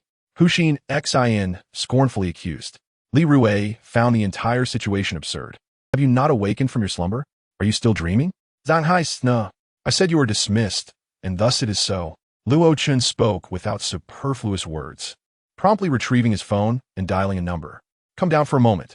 I need to address a matter, he stated before hanging up. Keep pretending. Now I wish to see how an employee like you plans to dismiss me. Zhang Hai crossed his arms, exuding an air of defiance. Yet, his amusement evaporated when the company's vice president, accompanied by several other department managers, descended. What is going on, Chairman? The vice president adjusted his glasses and addressed Luo Chen respectfully. Vice president, what did you just call him? Zhang Hai's mind buzzed, struggling to comprehend. Oh, right. Amidst the recent busyness, I forgot to inform you that the company is now under Mr. Luo's name, making him our employer, the vice president explained. You mean, he is now the owner of this company? Zhang Hai could scarcely believe it, nor could Li Rui or Huxin Xian. Disbelief echoed in the eyes of all present. Zhang Hai was utterly taken aback, his hands clenched tightly, his face flushing crimson. Had he just threatened to dismiss the owner of the company, and in front of everyone? Was this not a slap at his own face? The most difficult to accept was Zhang Xiaoman, who pondered, why was he not this exceptional before we broke up? Why did he transform into such an admirable figure the moment we parted? Previously, Huxin Xian and others had dismissed Luo Chen as merely a worker beneath their regard. Yet now, it was as though they had been struck anew. Zhang Xiaoman felt a pang of resentment towards her two colleagues and confidants, who had urged her to sever ties with Luo Chen, deeming him unworthy. But now, what grounds did they have to look down upon him? Compared to Luo Chen, they were insignificant. Regret was a luxury she could not afford. She lowered her head in silence. Zhang Hai, enveloped in embarrassment, reflected on his earlier intentions. He, a manager, had actually contemplated dismissing his own employer. Enough, you three are dismissed. Leave, Luo Chen coldly reiterated. Zhang Hai instinctively opened his mouth to protest, but refrained. For uttering such words would only serve to humiliate himself, having just proclaimed that dismissal could occur without cause. Ultimately, the three departed, heads hung low, to gather their belongings. Luo Chen then organized matters before placing a reassuring hand on Li Donglai's shoulder. Do well. You shall try your hand at the position of sales manager. Boss, am I capable? Li Donglai expressed his uncertainty, more so due to the suddenness of the shift, as a colleague had unexpectedly become his superior. I have faith in you, Luo Chen affirmed with a pat on Li Donglai's shoulder. At that moment, Luo Chen's phone rang. To his surprise, it was Zhang Xiaoman's mother calling. Hello. Xiao Luo, I heard you and Xiaomin have parted ways. Is that true? Xiao Luo, I know you genuinely care for my daughter. I have a way to assist you. But I heard your father lent you 1 million. If you could just return that 1 million, get lost. Luo Chen interjected, abruptly hanging up. In his past life, he had lent that 1 million and was subsequently deceived. In this life, those who once ridiculed and scorned him held no weight in his eyes. Much like Zhang Hai, who had belittled him in the workplace, reducing him to a mere dog. Yet now Zhang Hai appeared as insignificant as an ant before him. With a cigarette in hand, Luo Chen stood at the entrance of the company as Zhang Hai and Li Rui emerged, burdened with their belongings. Zhang Hai, feeling a surge of bitterness, turned to Luo Chen with a cold smirk. Luo, do not revel too soon. This matter is far from over. What do you intend to do about it? If you have any grievances, I, Hong Biao, will advocate for Mr. Luo. Chapter 34. The provocation of stone gambling. Ever since discovering that Luo Chen was Yi Shuangshuang's teacher, the local leader, Hong Biao, had sought an opportunity to apologize. It was not solely due to Luo Chen's association with Yi Shuangshuang, but also because of his formidable prowess. A Dao was a mercenary. Hong Biao had extricated a Dao from prison precisely because of his exceptional skills. As of now, a Dao had yet to be bested by anyone except for a young man in their last encounter. Afterward, when Hong Biao questioned a Dao, he merely shook his head, indicating he had not yet grasped Luo Chen's true capabilities. This society reveres the strong, whether in the depths of the mountains or the sprawling metropolis. It is a universal truth. Thus, Hong Biao came today to formally express his contrition. Zhang Hai had initially intended to salvage some dignity by threatening Luo Chen, but fate had other designs. When Hong Biao spoke, Zhang Hai was rendered speechless. Why was Hong Biao here? And why was he defending Luo Chen? Did they know each other? Zhang Hai understood well that Hong Biao was no mere figurehead. Despite his family's considerable wealth, offending Hong Biao would leave him vulnerable. In that moment, Zhang Hai stood frozen, akin to a chastened dog, unable to utter a word. Mr. Luo is magnanimous and does not wish to quarrel with someone of your ilk, but I, Hong Biao, am more than willing to address any grievances you have against Mr. Luo, Hong Biao stated, stepping toward Zhang Hai, removing his sunglasses and, without warning, delivering a resounding slap across Zhang Hai's face. Though the blow was not particularly forceful, it left Zhang Hai's face flushed with embarrassment. Why are you silent? Hong Biao grasped Zhang Hai by the hair, berating him. You dare to say that, Mr. Luo should wait. Do you even know who you are? Another slap landed on Zhang Hai's cheek, rendering him utterly speechless. He could not fathom the true nature of Luo Chen. Even someone as formidable as Lian Hongbiao from Xinzhou felt compelled to curry favor with Luo Chen. From the moment Luo Chen arrived, it seemed as though the entire world conspired against him. He had not experienced a single moment of ease. Every endeavor associated with Luo Chen, or any opposition to him, ultimately resulted in his own misfortune. Zhang Hai could not fathom why Luo Chen possessed such immense power. Regardless of his understanding, he realized that in future encounters with Luo Chen, he would have to tread carefully, perhaps even avoid him altogether. It became clear to Zhang Hai why his group had been released by Hong Biao the previous night. It was evidently due to Luo Chen's influence. This realization left Zhang Hai pale with fear, especially after receiving a few slaps from Hong Biao, rendering his face a peculiar shade of white and red. Get lost. Zhang Hai felt as if a great weight had been lifted, and he scurried away with Hu Xinxin in tow. Luo Chen, however, remained unfazed by this farce, casually smoking and not even casting a glance at Zhang Hai. As Hong Biao had remarked, given Luo Chen's stature and disposition, Zhang Hai barely registered as more than a mere dog in his eyes. After dismissing Zhang Hai, Hong Biao no longer dared to exhibit the same arrogance before Luo Chen. Instead, he appeared humble and respectful. Fidgeting nervously, he spoke, Master Luo, I hope you will forgive my abrupt visit. I've come to offer my apologies. As he spoke, he lowered his head and presented a bank card containing a sum of 5 million. Luo Chen accepted it effortlessly, recognizing that Hong Biao was, in essence, affiliated with the Yi family and thus an ally of sorts. More importantly, he understood that in the future, he might require Hong Biao's assistance in Xinzhou. So he graciously acknowledged Hong Biao's gesture. Seeing Luo Chen accept the card, Hong Biao felt a wave of relief wash over him, as it signified that Luo Chen would not pursue the events of that night any further. The matter was thus put to rest. By the way, Master Luo, may I invite you to dinner tonight? Hong Biao hesitated briefly before asking, to which Luo Chen replied, certainly. With such enthusiasm for a dinner invitation, Luo Chen felt no inclination to decline. Having achieved his aim, Hong Biao departed with a cheerful disposition. However, just as Hong Biao left, Xia Jingqing arrived, seemingly unwilling to give up. Today, she was not in police uniform, but wore black leather pants that accentuated her curvaceous figure and long legs, paired with a fitted black tank top that exuded both competence and elegance. Even amidst the bustling street, she attracted attention, her presence commanding an undeniable allure. "Are you displeased to see me?" Xia Jingqing inquired, her eyes narrowing at Luo Chen, who offered no smile in return. "How can one be pleased when constantly accompanied by a policewoman?"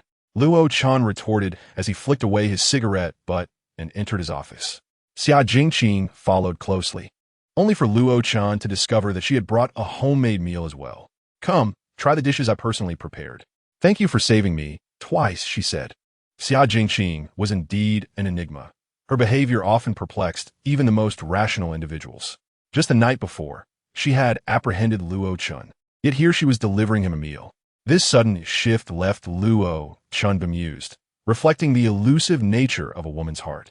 Unbeknownst to them, Zhang Xiaoman had witnessed this scene, stirring a deep discomfort within her. Meanwhile, colleagues glanced at Zhang Xiaoman with a hint of mockery. For Luo Chen had become the epitome of a wealthy and attractive man, highly sought after, while Zhang Xiaoman had seemingly been cast aside.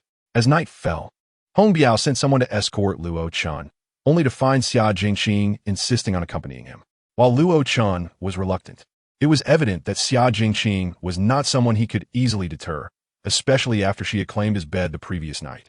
Hong Biao treated Luo Chen to a meal at Haiyue Shaozhu, after which he suggested they go out for some entertainment, leading them to an exclusive and discreet community that had transformed its former sales office into a private club.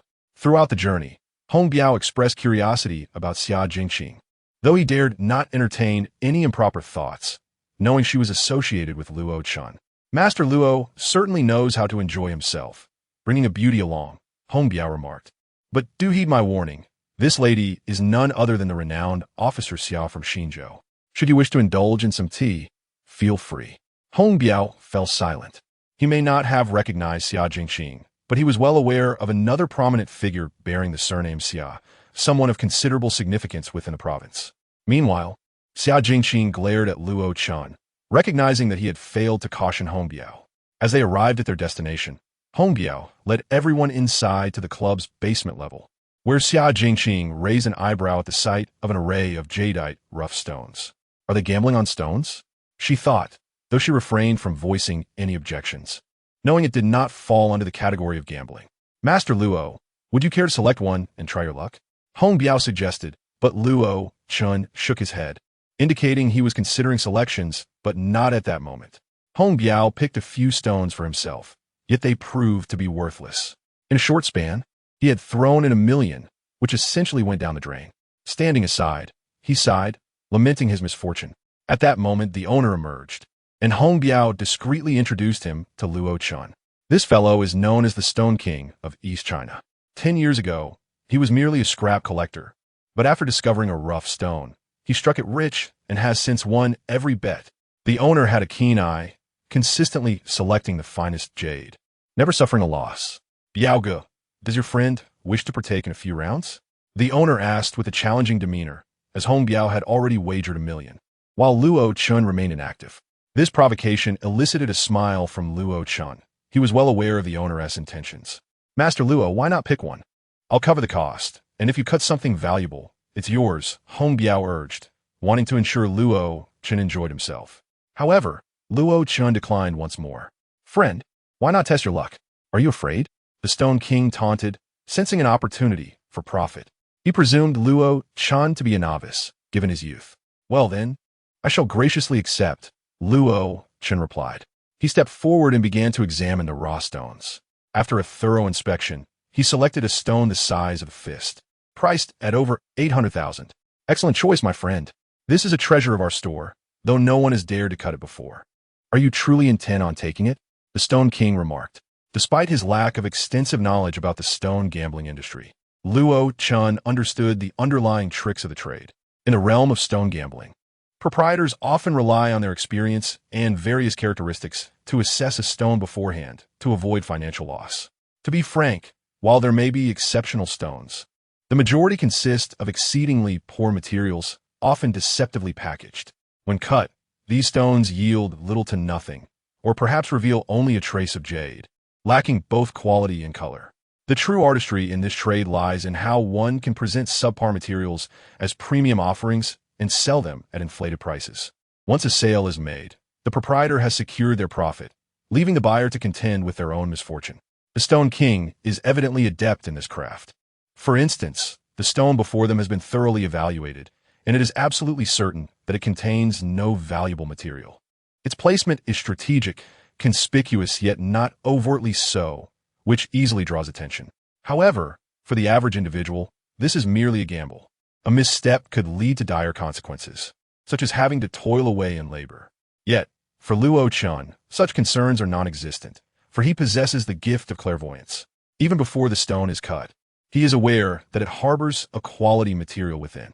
Although Luo Chen lacks extensive knowledge, he has heard the adage, 36 waters, 72 beans, 108 blues.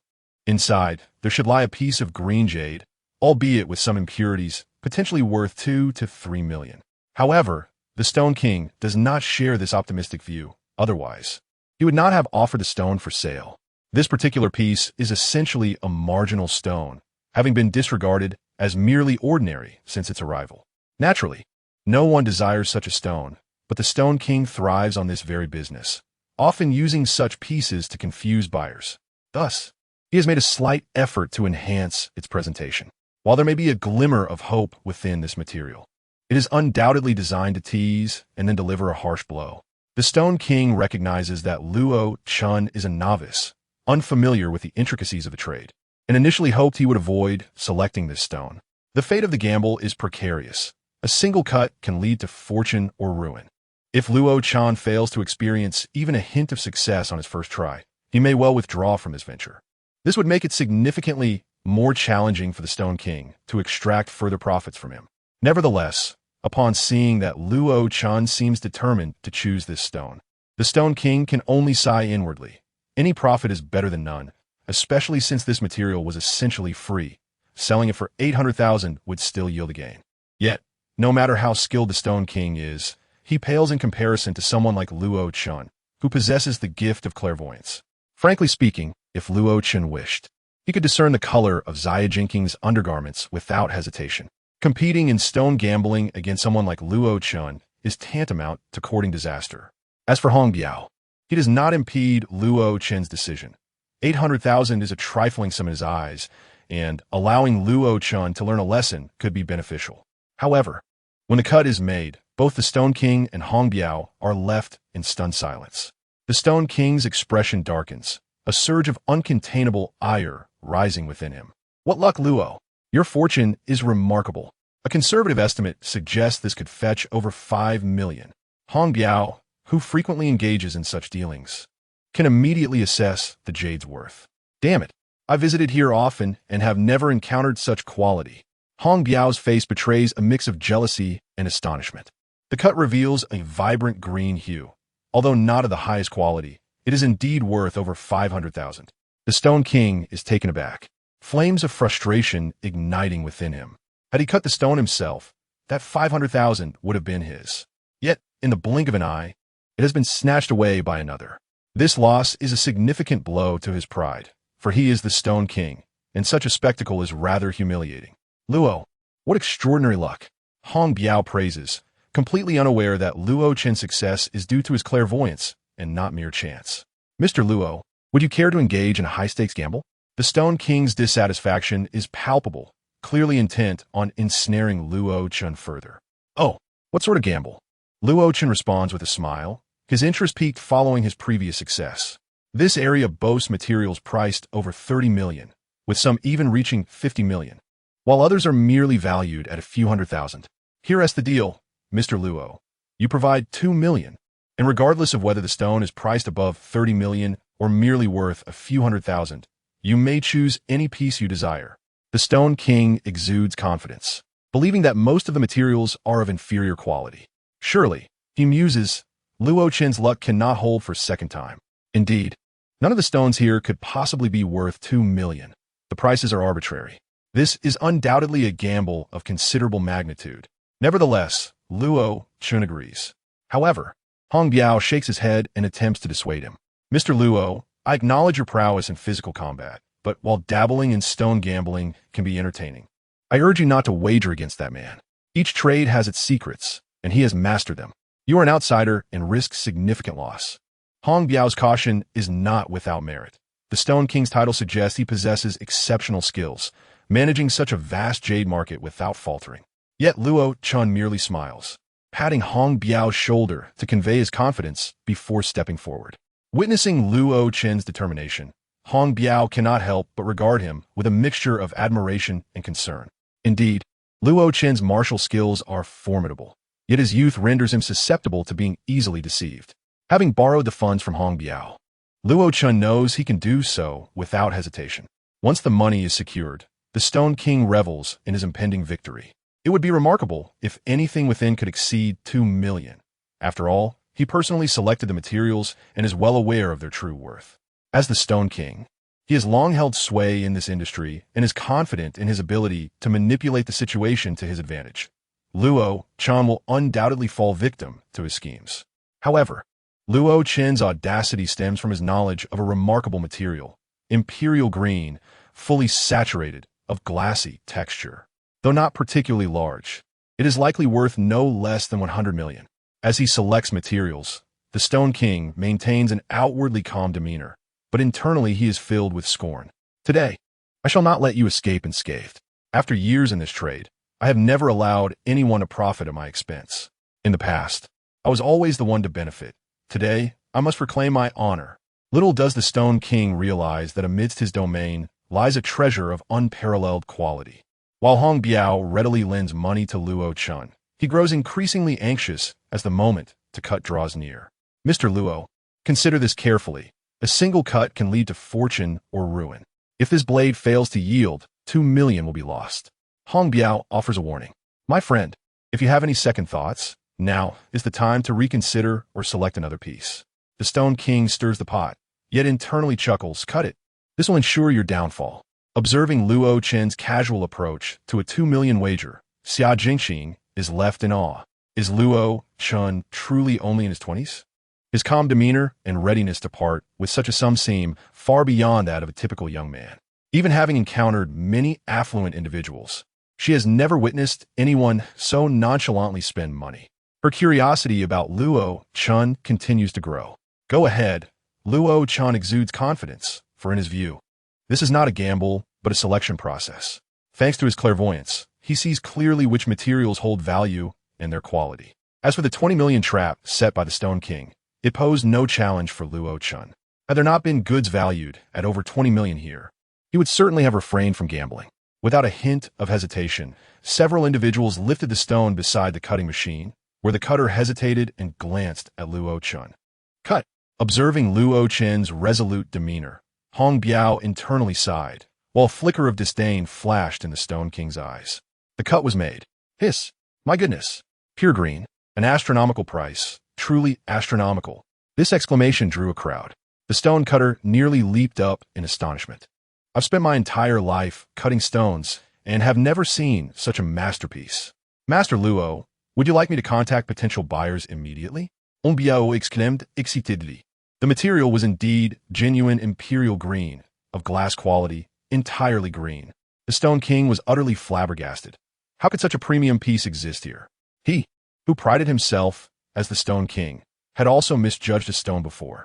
Given its quality, even an amateur could ascertain that it would fetch an exorbitant price. My brother, it seems your reputation as the Stone King is about to be tarnished today, Hong Biao boasted, looking at Luo Chen with newfound admiration, marveling at his extraordinary luck. However, more than admiration, Hong Biao felt a tinge of trepidation. After all, one could attribute a singular stroke of luck to chance. But a second occurrence was indeed intriguing.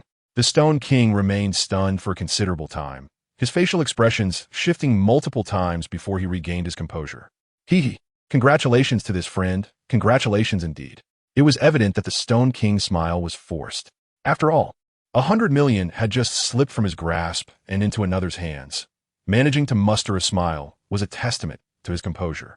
The stone was promptly loaded onto the vehicle by Hong Biao.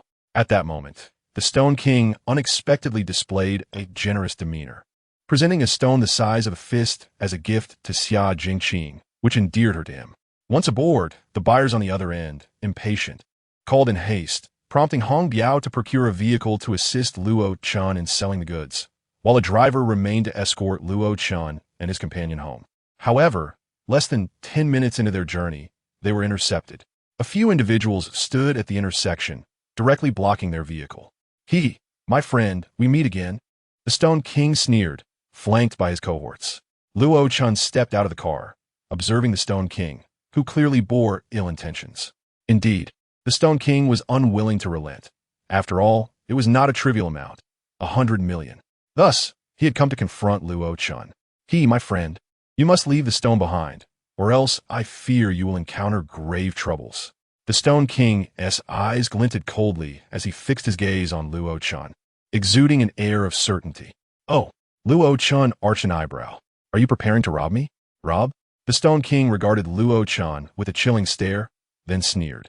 No, I shall not rob, but since there lies a stone valued at over 100 million in my establishment, it must be an error.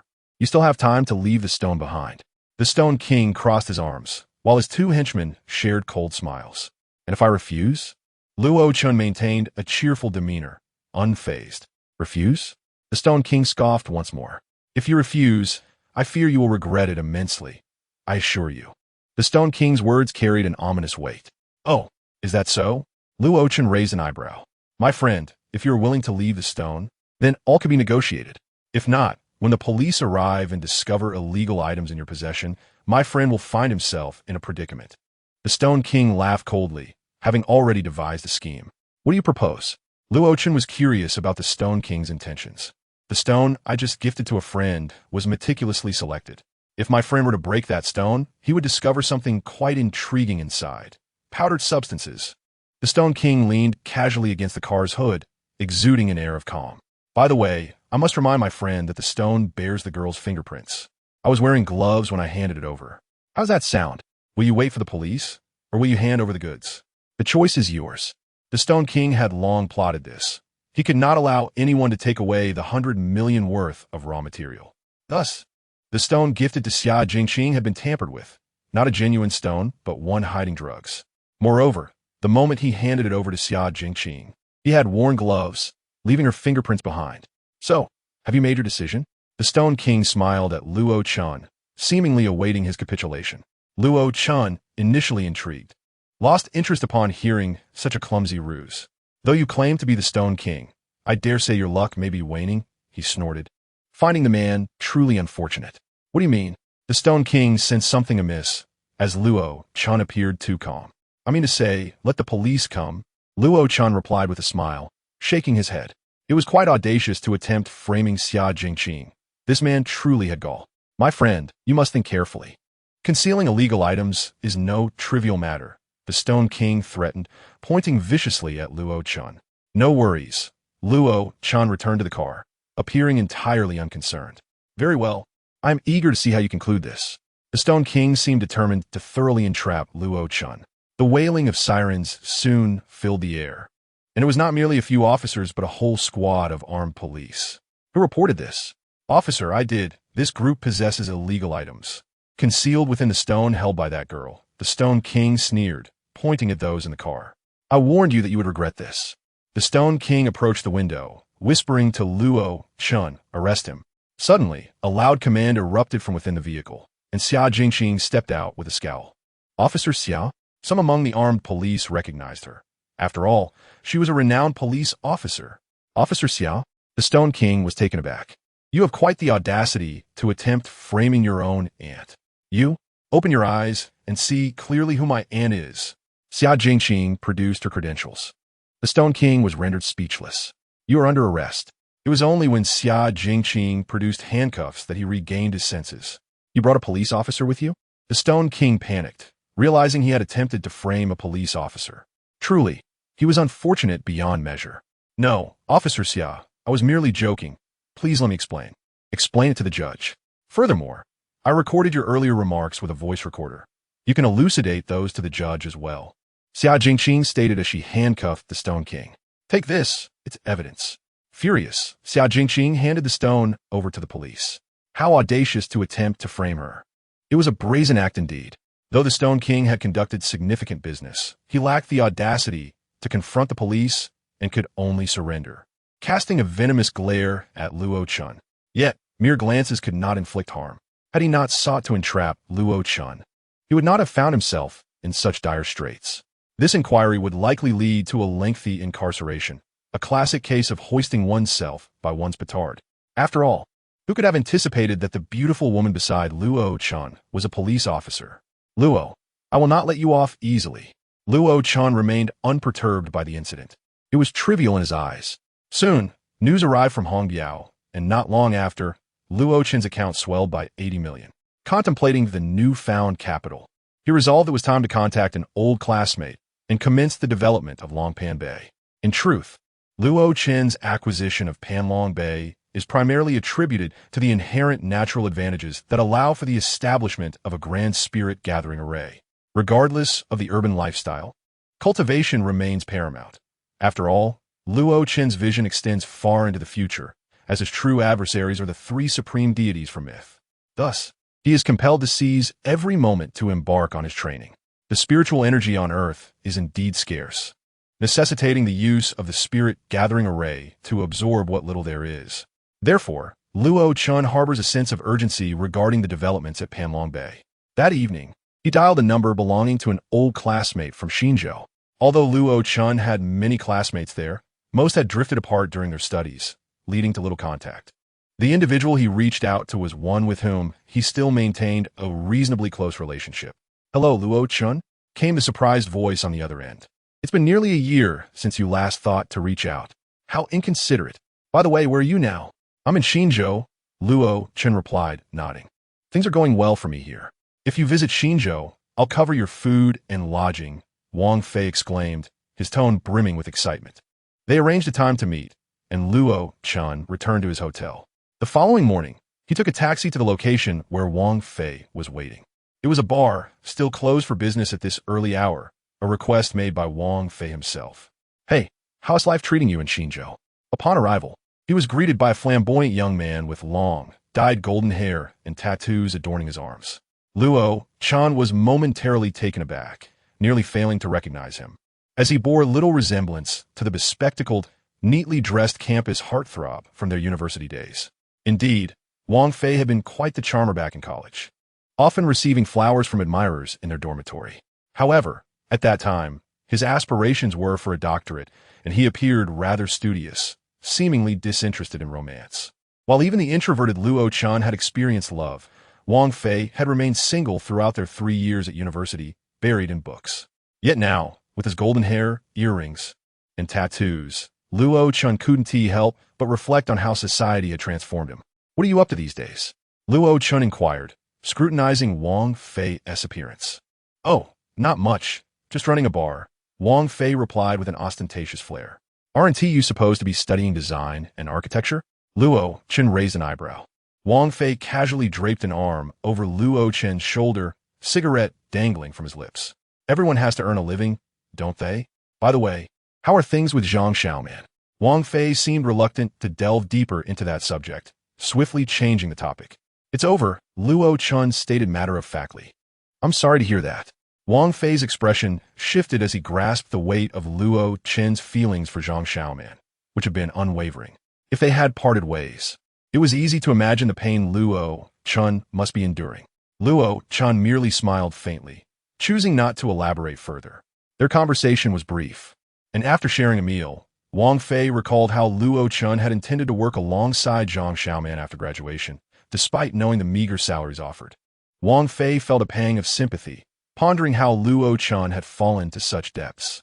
As they parted ways, Wang Fei offered, if you need anything, don't hesitate to reach out. I can lend you a couple of thousand. Wang Fei assumed Luo Chen had come seeking financial assistance, but found it awkward to bring it up. Luo Chen simply smiled and departed.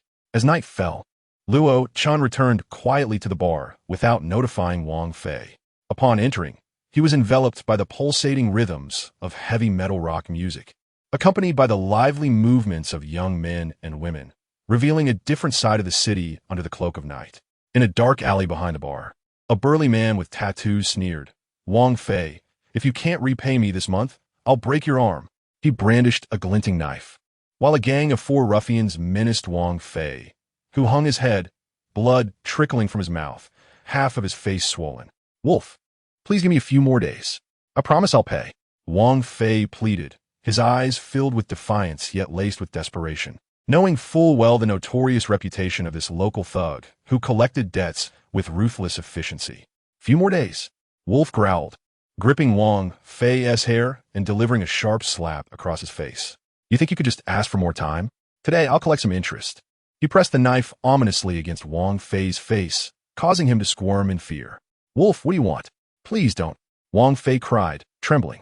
In this desolate place, even if someone heard him, they would not dare intervene, for Wolf was the true master of the bar, with powerful allies backing him. "Help! Help!" Wang Fei's cries echoed, mocking and futile in the night. "Huh, who the hell would dare to help you on my turf?" Wolf taunted, delivering another blow to Wang Fei's face. Meanwhile, Luo Chen wandered through the bar, puzzled by Wang Fei's absence. Just as he was about to leave, a sound caught his attention, one he should not have heard. With his refined cultivation, he picked up on the faint cries for help. A cold smile crossed his lips as he made his way towards the alley at the back of the bar. "Help! Help!" Wang Fei's desperate calls resonated through the night, drenched in irony and helplessness. "Huh, let us see who dares to save you." But then, Wolf sensed something was amiss. "Get lost. This is none of your business," one of the thugs shouted into the shadows. "How much does he owe you?" Luo Chen asked, stepping out of the darkness. 3 million, Wolf replied with a sneer. Luo Chen frowned slightly. 3 million? Wang Fei was taken aback, recognizing the figure stepping from the shadows. None other than Luo Chen himself. "Is it 3 million? Luo Chen inquired, seeking confirmation from Wang Fei. "No, they're lying. It's only 2 million, Wang Fei mumbled, head bowed in shame. Having wanted to impress his good friend, but now found himself in this humiliating predicament. 2 million? Luo Chen was incredulous, questioning how Wang Fei could have amassed such a debt to these thugs. "I said 3 million, and that's what it is.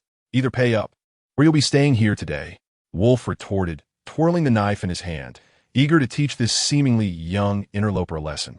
Wolf brother exchanged a glance with a tall, lean thug standing nearby, prompting the thug to release Wang Fei and stride menacingly towards Luo Chen, fists clenched.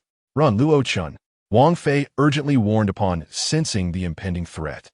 In Wang Fei's eyes, Luo Chen was the quintessential introvert, a true homebody who would tremble at the mere sight of a fight. He vividly recalled an incident when 2 classmates had clashed. Luo Chen had watched, trembling uncontrollably in sheer fright. Now faced with a thug from the streets, who would not hold back in a confrontation, Wang Fei felt a pang of dread. If anything were to happen to Luo Chen because of him, it would indeed escalate into a serious situation. "Having seen what you shouldn't have, you still wish to flee?" The thug sneered, lowering his body slightly as he lunged at Luo Chen. However, Luo Chen raised an eyebrow, realizing that the thug had underestimated him. Though he was not a martial artist, he possessed knowledge of Brazilian jiu-jitsu, renowned as the king of street fighting. If captured in a lock, he could indeed find himself in a precarious predicament, as even seasoned fighters could succumb if caught off guard.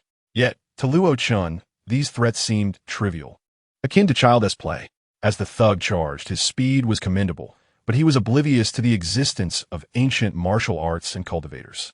Suddenly, a flash of movement occurred, and a hand struck his face with overwhelming force, sending him crashing backward with a resounding thud. His head collided brutally with the cold ground, blood oozing from the impact. What a ruthless display. Wolf brother was momentarily stunned, then licked his lips, revealing a more sinister expression.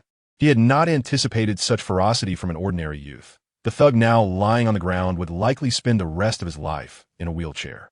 Wang Fei stood aghast, murmuring Luo Chen's name. Could this audacious version of Luo Chen truly be the same individual who had once trembled at the sight of a fight? Charge! Wolf Brother barked, rallying his crew. For street brawls were rarely fair fights. A group surged forward, adhering to the saying that a multitude could easily overpower a single opponent. If individual prowess could dominate the world, there would be no need for armies.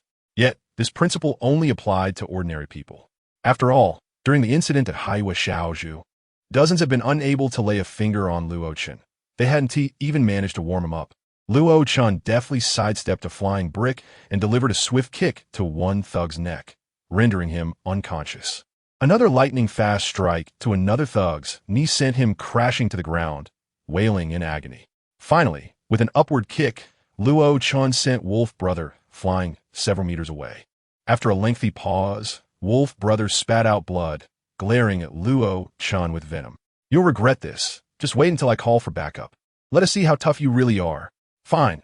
I shall wait to see who you can summon," Luo Chen replied calmly, standing in the alleyway as he helped Wang Fei to his feet, even offering him a cigarette. "You should probably leave now, Luo Chen. Wolf Brother has real backing. Those people are not to be trifled with," Wang Fei urged, anxiety etched on his face. Today, Luo Chen had stirred up a significant storm, one that, while instigated by Wang Fei, was indeed considerable. Luo Chen merely shook his head, handing Wang Fei a tissue to wipe the blood from his face. "Help is on the way." In a large office on the second floor of a bar, Luo Chen reclined on a sofa, a cup of tea before him. Meanwhile, Wolf Brother lay crumpled on the floor, bloodied and defeated. He had summoned a Dao.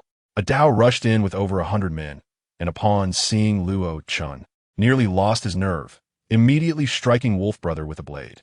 Having previously offended Luo Chen, Hong Biao had personally come to apologize, even paying 5 million to settle matters. How they found themselves in conflict again. Wang Fei was still reeling from the revelation that Luo Chen was not only adept at fighting, but had also allied himself with the powerful gang in Xinzhou.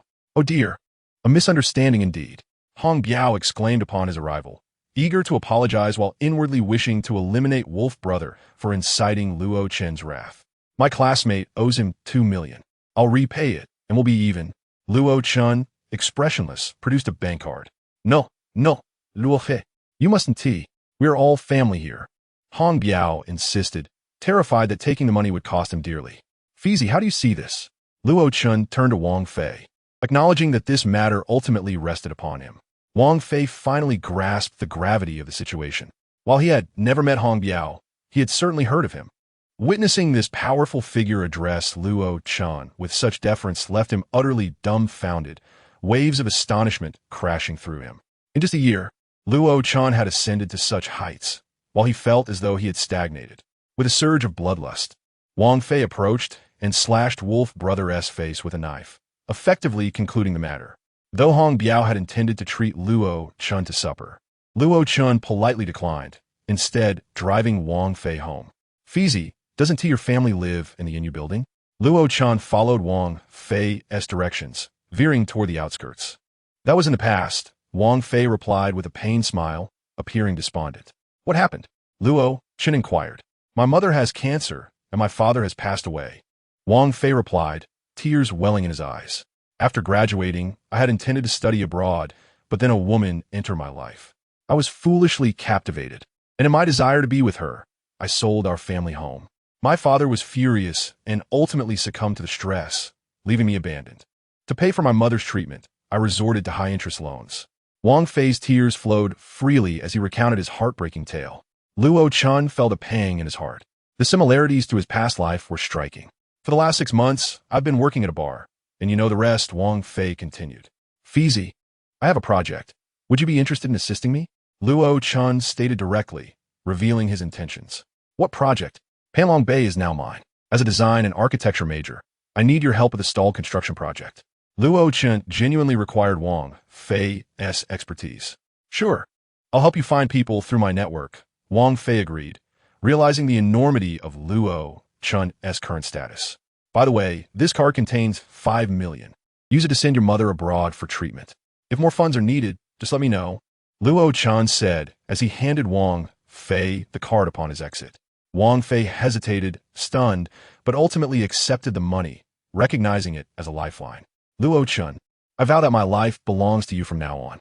I will traverse mountains and seas of fire for you. Just give the command. Only after Luo Chen's car had driven far away did Wang Fei turn back, silently vowing to repay Luo Chen's kindness. On the way back, Luo Chen's phone suddenly rang. It was a call from Yi Shuangshuang. As soon as the call connected, Yi Shuangshuang's anxious voice came through. Teacher, where are you? My grandfather is in trouble. Yi Jingtian is in trouble? In his youth, Yi Jingtian was a prominent figure, having made significant contributions while serving abroad in peacekeeping missions. Even now, in retirement, few would dare to provoke him, as his connections remain formidable. Otherwise, how could the Yi family dominate in Xinzhou? However, when Luo Chen arrived at the opulent Yi residence, he found a sizable crowd gathered. The reception hall was bustling at this late hour, brightly lit and filled with individuals of notable status, a testament to the old man's extensive network. Yi Shuangshuang had been waiting there, and, upon seeing Luo Chen, immediately led him into a bedroom through a side entrance. Yi Jingtian lay in bed, attended by a private doctor. Although his life was not in immediate danger, his pallid complexion indicated a severe condition. Grandfather, the teacher has arrived, Yi Shuangshuang said anxiously, glancing at Yi Jingtian. What nonsense! Such a trivial matter, and you involve Mr. Luo? Yi Jingtian retorted, only to cough violently, blood seeping from the corners of his mouth. The old man has sustained internal injuries. Surgery is imperative, the doctor advised. No, he is too old for such risks, Yi Shuangshuang protested. Everyone except Shuangshuang, please step outside, Luo Chen commanded with a composed demeanor. The doctor hesitated to object, especially when he saw Yi Shuangshuang's stern expression, and reluctantly complied. Do we have silver needles at home? Luo Chen inquired. With his ability to see through, he discerned that Yi Jingtian had suffered a severe internal injury, a noticeable indentation resembling a handprint on his chest. Yi Shuangshuang quickly fetched a box of silver needles.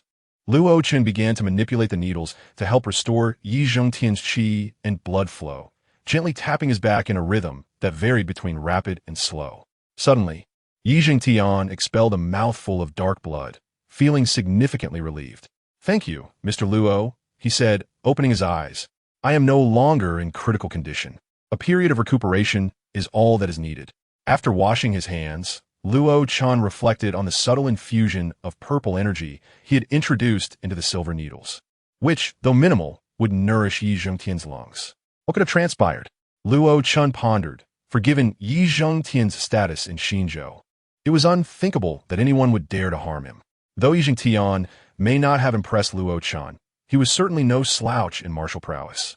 How could he have been so severely injured? Ah, it is all just old grievances, Yi Jingtian sighed, seemingly reluctant to elaborate. Grandfather, I suggest we have my father return with the military. Surely they would not dare to refuse? Yi Shuangshuang declared angrily. Shuanger, your third uncle is in their hands. You do not understand them. They're truly capable of murder, Yi Jingtian replied with resignation. Luo Chen, intrigued, listened attentively. In my youth, I crossed paths with someone in the martial world. Back then, I had some connections, and he could not best me, eventually retreating to the mountains. I did not foresee that he would return with a master-level expert, Yi Jingtian explained, shaking his head. The last incident with the appraiser was likely orchestrated by this very nemesis. Did you engage with that master-level expert? Luo Chen inquired. Mr. Luo, if I had fought that expert, I doubt I would be able to converse with you now. I merely crossed paths with him. I had not anticipated that after 2 decades, he would have mastered hidden energy. It was that very energy that inflicted my injuries. Yi Jingtian lamented, acknowledging the bitter truth that his old adversary had returned seeking vengeance. The true terror lies with a master-level expert beside him. He is impervious even to bullets. Impervious to bullets? Luo Chen was taken aback. The ability to withstand bullets was due to the protective aura of the Tai Huang Jing. Without it, he too would be vulnerable. The lethality of bullets varies greatly depending on the type of firearm used, such as the difference between a handgun and an AK-47. The presence of such a formidable expert piqued Luo Chen's interest. That expert is said to have practiced the iron shirt technique, Yi Jingtian elucidated. A genuine martial arts master. Once their skill is perfected, it is no mere jest. No matter how resilient the human body may be, it cannot truly be transformed into iron, as molecular structure cannot be altered. The iron shirt is a form of qigong, or internal energy projection. Techniques like the Six Meridians sword or One Yang finger from novels fall into this category. However, mastering such internal energy is neither quick nor common, which is why I find it astonishing that such skills still exist. Master-level experts can adeptly control their internal energy. Yi Zhengtian revealed a palm print on his chest, left in haste by his assailant. This was not a direct confrontation, as my bodyguard was present. Otherwise, I fear I would not be here today. Alas, my third son has been taken, he said, a look of despair crossing his face. Despite his power, there were limits to what he could control. The intruders had initially targeted Yi Zhengtian, but the defenses of the Yi residence were formidable. Amidst a hail of bullets, one assailant struck Yi Zhengtian's chest, while the master abducted his son. Their intentions were clear. The martial code dictated that Yi Zhengtian must retrieve his son himself, trading his life for his child's safety. They would also provide him a fair chance to fight for his child's return. However, venturing forth would be tantamount to walking into death. Teacher, Yi Shuangshuang said, feeling helpless yet hopeful as she looked at Luo Chen. Very well, I understand. I will take action, Luo Chen declared, his interest more piqued by the master-level adversary. Mr. Luo, this is no trivial matter. It is a matter of life and death, rooted in the martial world's enmities. To be frank, while I cannot see through you, I would prefer you not take this risk for me. Even if you're also a master-level expert, so too is he. This places you on equal footing, making victory uncertain. It is indeed a perilous endeavor. The true ferocity of master-level individuals can be gauged by observing the likes of the ferocious beast Lin Hualong. Not a problem. I am keen to meet this master, Luo Chen asserted, his fighting spirit ignited. At his core, he remained the celestial sovereign, undeterred by the decline of his powers, ready to confront any foe. The title of celestial sovereign is not merely acquired through secluded cultivation to a certain level. It is forged through blood, sweat, and battle. Just then, a commotion erupted outside. The butler entered, bearing an arrow shaft with a piece of cloth tied to it. Upon seeing it, Luo Chen mused that this was indeed the way of the martial world. Even in this modern age, a text message would suffice. Yet, this method revealed the adversary's deep sense of honor. Unfurling the cloth, he read the message. Tomorrow noon, at Longting Mountain Villa. Longting Mountain Villa is situated in the suburbs of Xinzhou.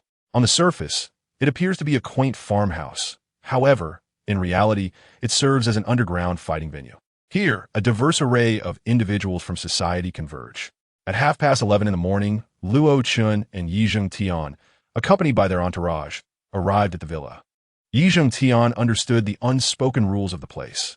Apart from Yi Shuangshuang and a bodyguard, it was just him and Luo Chen. He was acutely aware that disregarding the rules would compel others to do the same, potentially leading to a tragic fate for his son. However, they were not the only guests. Several prominent figures from Xinzhou were also summoned, indicating that the stakes extended beyond Yi Tianzheng and encompassed the entirety of Xinzhou. Upon entering Longting Mountain Villa, they took the elevator down to the basement level, where a match was already underway on the arena. Notable figures from Xinzhou's underworld were present, including Hong Biao, whose demeanor reflected the gravity of the situation. Upon seeing Yi Tianzheng, the attendees seemed to regain their composure and flocked to greet him. Four corpses already lay at the edge of the arena. Among the fallen were renowned individuals: Master Chen, Master Li, Master Wang, and the Director Zhang. Hong Biao Sigid.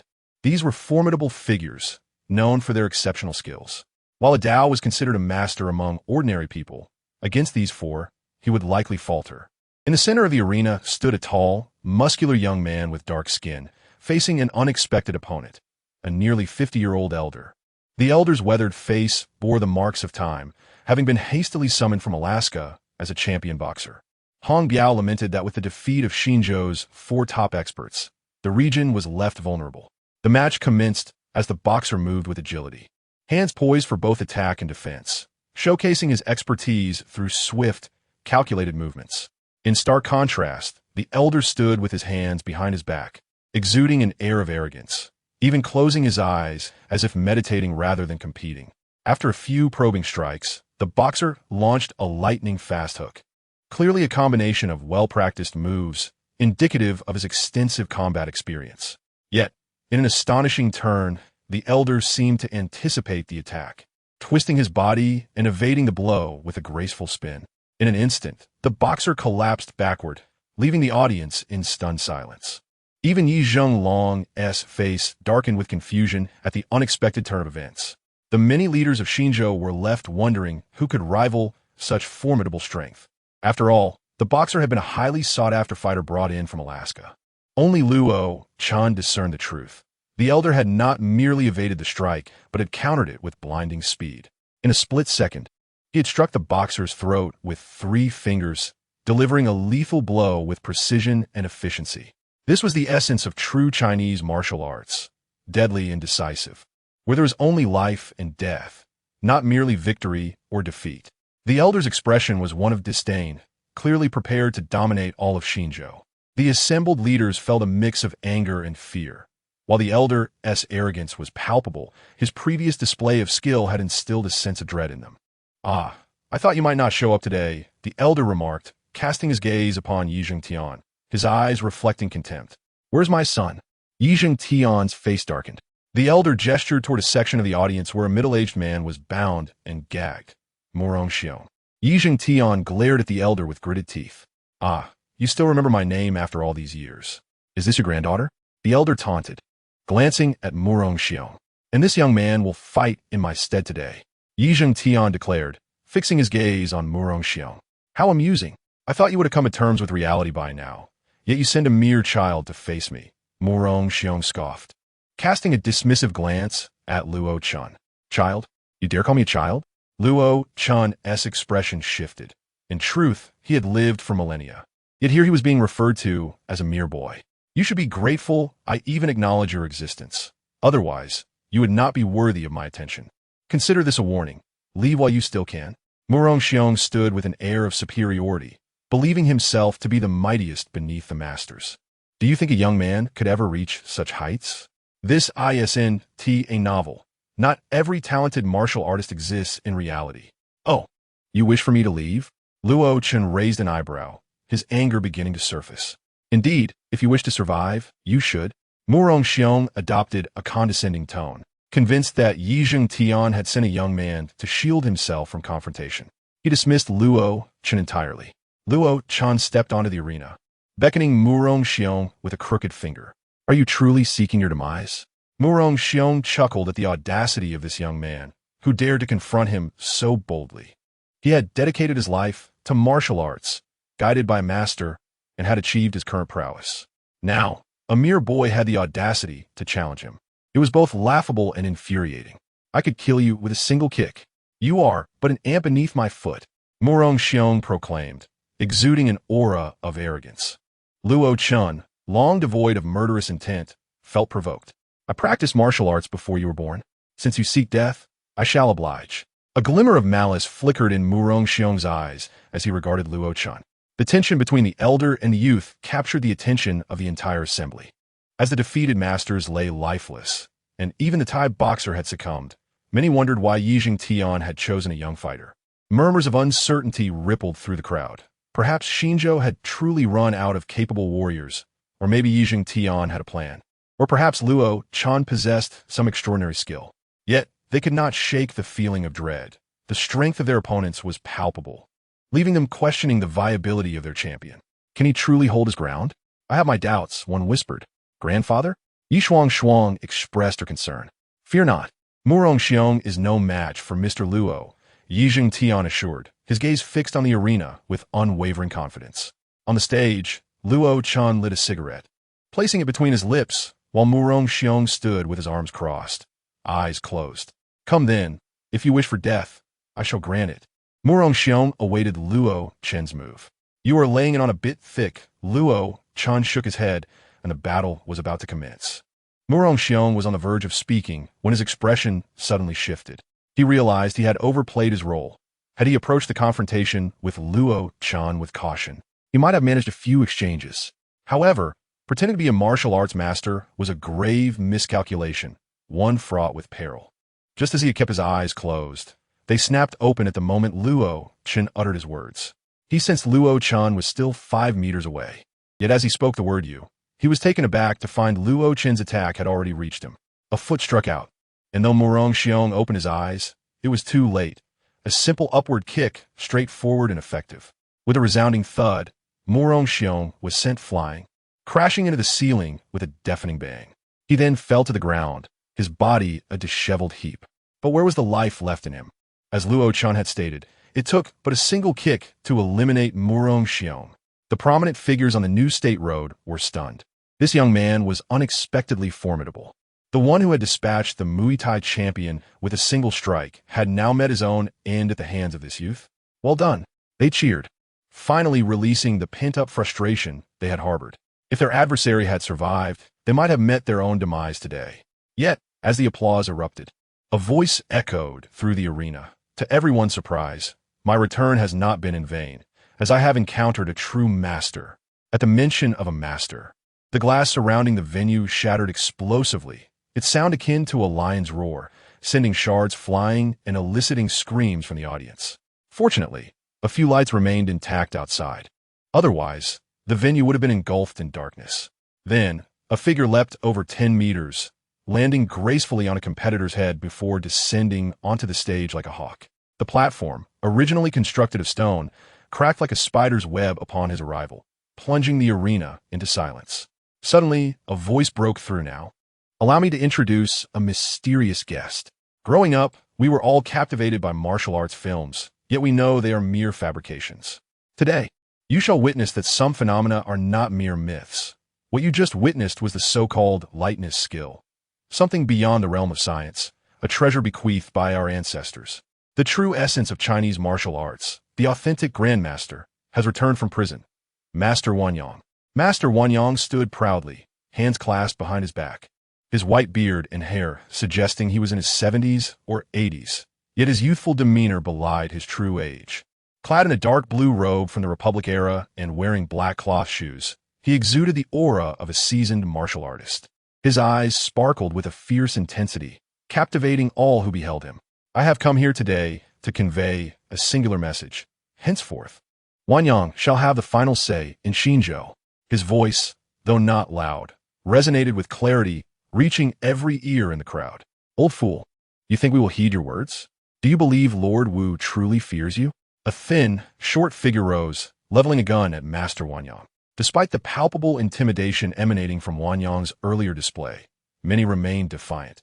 After all, could anyone truly withstand bullets?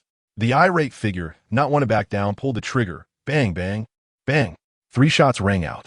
However, just before the first gunshot echoed, a dark aura enveloped Master Wanyang. The bullets struck him, sparking as they ricocheted away. In the realm of martial arts, nothing can breach my defenses, he declared with a cold smirk. The crowd collectively gasped, many paralyzed with fear. Could there truly be someone in this world capable of withstanding bullets? Were it not for this first-hand experience, who would believe such a tale? As Lord Wu prepared to fire again, Master Wanyang extended a hand, effortlessly catching a bullet that lay peacefully in his palm. Even bullets could be caught? Was this still human? Lord Wu's expression shifted as he contemplated his next move, but before he could act, Master Wanyang flicked the bullet, sending it whistling through the air, piercing Lord Wu's forehead and causing him to collapse in shock. Silence fell over the arena. No one dared to speak. Although these figures were notorious for their ruthlessness, none were willing to court death. If Wanyang's entrance had served to intimidate, this display was a stark warning, a demonstration meant to instill fear. Lord Wu, a notable figure on the New State Road, now lay lifeless, his demise so sudden that he could not even utter a cry. The chilling realization spread through the crowd, leaving them trembling. Today, it seemed, would not end well. Yi Jingtian bore a bitter smile. Even with Luo Chen present, the earlier display had diminished his sense of victory. Would that young man succeed? Some clung to hope, yet soon realized it was but a fantasy. The opponent was simply too powerful. How much could a young man truly achieve? Grandfather Master, Yi Shuangshuang's expression was one of deep concern. Our family has brought this upon him, sighed Yi Jingtian, lowering his head. Xinzhou was likely doomed. Despair washed over many. Meanwhile, on the stage, Luo Chen remained unfazed, his expression tranquil even in the wake of Master Wanyang's lethal demonstration. You are quite impressive, Wanyang remarked, turning to Luo Chen. It was worth my effort to emerge from prison. This statement irked Luo Chen slightly. Wanyang's tone bore an air of condescension, reminiscent of an elder praising a junior. While such praise might hold true for others, directed at Luo Chen, it felt like an affront. Who was Luo Chen? A celestial being whose experiences and wisdom far surpassed those of an ordinary mortal. It was akin to an elephant being commended by an ant. It simply did not resonate. At such a young age, to possess such accomplishments. How about this? I shall overlook your previous transgression of slaying my disciple, and you may follow me as my apprentice. Wanyang proposed, hands clasped behind his back, brimming with arrogance. Luo Chen chuckled heartily. What are you laughing at? Wanyang frowned slightly. You wish to become my master? Luo Chen retorted with a cold laugh. What merit do you possess? With your age and experience, should you be at my side, you would gain immeasurable benefits from my insights. Wanyang spoke with an air of authority, as if he were a sage imparting wisdom to the world. Huh, to instruct me? Luo Chen laughed again, finding this notion utterly preposterous. He, a celestial being who had faced countless trials and vanquished many renowned masters, including the 3 great deities, was now confronted by this mere mortal who dared to utter such audacious claims. What makes you worthy to be my teacher? I do not bow to heaven or earth. Though I possess a legacy, I have learned through my own efforts. Not even the dragons dare to claim the title of my master, and you, an ordinary mortal, presume to take that place? Luo Chen's anger flared, and he rebuked, Young one, the world is vast beyond your comprehension. Even bullets cannot harm me. You should recognize my prowess. Impressive indeed. To withstand bullets is truly remarkable, Luo Chen replied with a sardonic smile, mocking the audacity of this commoner who dared to lecture him on the nature of existence. I appreciate your talent, and, seeing your youth and potential, I would hate to see you squander it. However, do not mistake my kindness for weakness, Wanyang retorted, exuding an air of superiority. If I were to become displeased, a mere slap could very well cost you your life. Wanyang Jun threatened. Is the first time I have encountered someone so audacious as to speak in such a brazen manner before me. Luo Chen discarded the cigarette, but in his hand. Alas, since you have chosen to provoke fate, do not blame me for being ruthless. Wanyang Jun moved, his speed astonishing, with a punch imbued with the righteousness of peace. He aimed directly at Luo Chen, convinced that this blow would impart a lesson. Given his status, he had already shown considerable favor towards Luo Chen, yet the latter displayed a glaring lack of self-awareness. Thus, when Yang Jun struck, the punch was delivered with the force of a collapsing thunder, yet missed its target entirely, while Luo Chen's foot struck Yang Jun's abdomen with a resounding impact. A commendable reaction, but if bullets cannot harm me, what makes you think you can? Yang Jun sneered at Luo Chen. I had intended to use you for practice, but alas, you dare not provoke my ire. Luo Chen shook his head, then summoned the protective aura of the Tai Huang Jing, instantly transforming his presence. Bullets cannot harm you? Then I shall shatter you utterly. Luo Chen's eyes ignited with a fierce brilliance, akin to a divine lantern. Before Yang Jun, the scene morphed into a shattered planet on the brink of disintegration, with monstrous beasts littering the land for countless miles, their presence shaking the heavens, while divine creatures spilled their blood upon the earth. Powerful figures, akin to divine emissaries, wailed in anguish upon a battlefield where the corpses towered into the sky. At the pinnacle stood a man, treading upon the stars, his hair cascading like a waterfall, eyes radiant like the sun, his aura stirring the cosmos, reigning supreme. You? What is this? Yang Jun, a mere mortal, had never witnessed such a spectacle. Now, do you still claim you wish to take me as your disciple? Luo Chen stepped forward, pointing a finger at Yang Jun's chest. Yang Jun shuddered, and before the finger could make contact, he spat blood. Who are you truly? Yang Jun's expression was one of utmost horror. You are not yet worthy to know. As Luo Chen's words fell, his finger struck Yang Jun's chest, and Yang Jun felt as if a train had collided with him, or a mountain had collapsed upon him. The force was beyond mortal comprehension, utterly insurmountable. Bang! Shards of flesh and blood scattered. A mist of crimson erupted. Yang Jun was obliterated by a single finger. The arena fell into stunned silence once more. Chapter 43. The new monarch, the spectators below the stage were left in a state of utter disbelief. As if struck by lightning, their eyes glued to the astonishing scene. Who exactly is this young man? Just how formidable was Wan Yangjun? He had just demonstrated prowess that transcended the limits of human capability, proving that this was no mere cinematic fantasy, but stark reality. In reality, there existed individuals capable of withstanding bullets. Was that not impressive enough? Yet, here was the young man on stage, who, with just a single finger, had decimated his opponent. Could his fist truly surpass the power of a bullet? Many in the crowd felt a tingling sensation at the nape of their necks, a surge of anxiety washing over them. In that moment, Hong Biao regarded Luo Chen not just with respect, but with a newfound fear.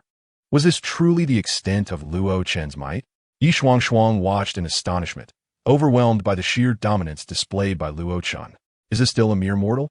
We have grossly underestimated Mr. Luo's capabilities, Yi Jingtian remarked in earnest. He had believed he understood Luo Chen, yet at this moment, he realized he could not grasp the true essence of this young man.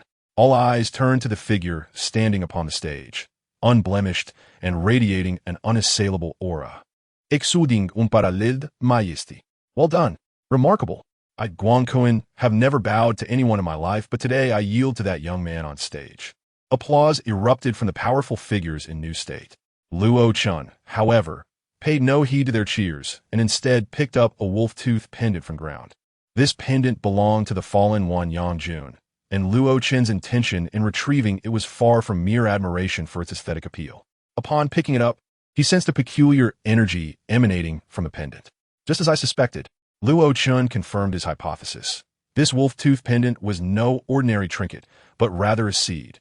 This seed possessed an unparalleled defensive capability, explaining Wan Yangjun's ability to withstand bullets. It was evident that Wan Yangjun had practiced a form of martial art akin to the iron shirt, yet that alone should not have allowed him to endure bullets. However, with this seed as an enhancement, it was entirely feasible. From the moment Luo Chen first laid eyes on Wan Yangjun, he sensed something amiss, particularly the ominous aura that glimmered around Wan Yangjun's body, deepening his suspicions. As he lifted the seed, a smile graced Luo Chen's face. Fortune seemed to favor him lately. To casually slay a man and yet gain a seed in the process. Descending from the stage, several influential figures from New State quickly surrounded him. Prominent figures like Guangkuan and Hong Biao approached Luo Chen, clasping their fists in respect. Mr. Luo, your charisma is indeed unmatched. Lord Luo, your might is unparalleled.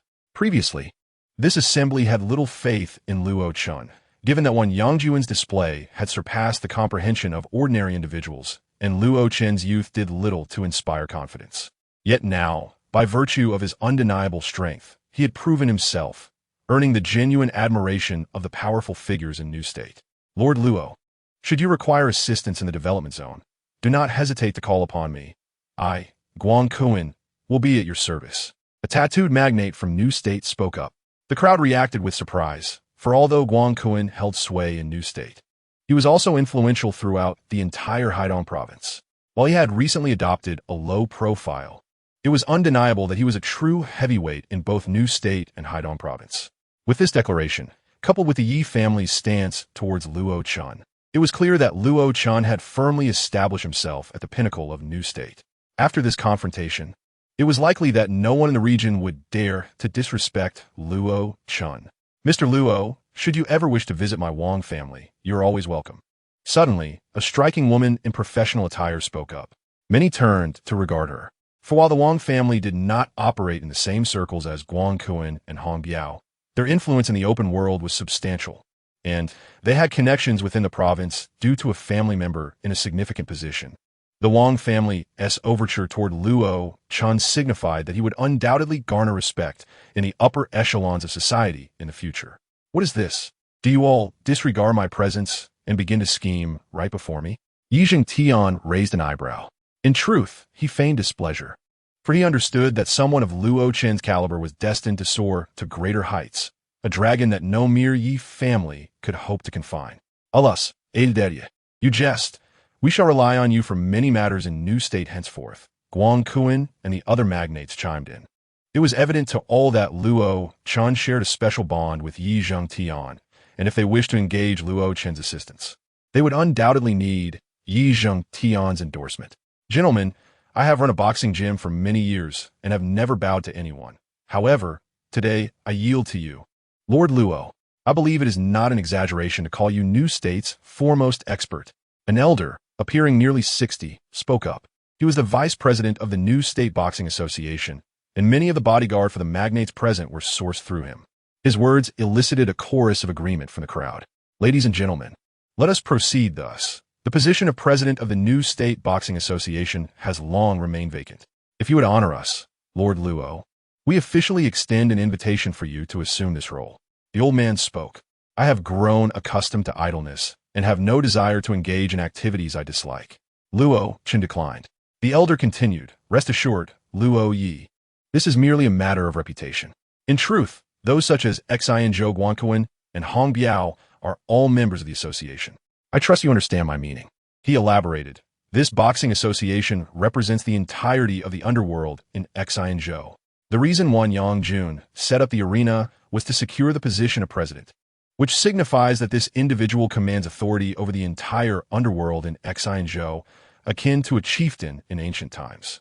Although Luo Chen remained somewhat reluctant, even Yi Jinglong encouraged him to accept, considering the annual offerings could amount to several million, and one would hardly need to engage in any labor. What joy could be found in refusing such an opportunity? Most importantly, it represented the esteemed status of being the foremost figure in Xian Zhou. Ultimately, Luo Chen acquiesced. After today's confrontation, it could be said that he had achieved renown in Xian Zhou. Chapter 44. Class Reunion. However, after his newfound acclaim, Luo Chen was taken aback to discover that even the military had begun to take notice of him. In the end, Yi Xingtian hosted a small banquet at Haishang Mingyu, and of course, Luo Chen remained the focal point of the gathering. After the festivities concluded, Luo Chen returned to his room, eagerly shattering the wolf's fang, revealing a black seed within. Unlike the previous seed, this one appeared only slightly withered. Luo Chen retrieved the dragon vein and nurtured it with its power. Before long, the seed had become completely plump. However, Luo Chen observed with some regret that the dragon vein had noticeably shrunk and thinned. He wished to cultivate the dragon vein, but alas, this realm no longer permitted such endeavors. There is an old saying, after the founding of the nation, one is forbidden to become a spirit. This prohibition stemmed from the historical events when Nurhasai, the emperor of the Qing dynasty, disrupted the great dragon vein of the Huaxiao land, causing a decline in its fortune. The devastation wrought by the wars in the late Qing dynasty had already reduced the realm's fortune to its nadir. In order to recuperate and restore the dragon vein, the heavens had stripped away all fortunes, resulting in the current state of affairs.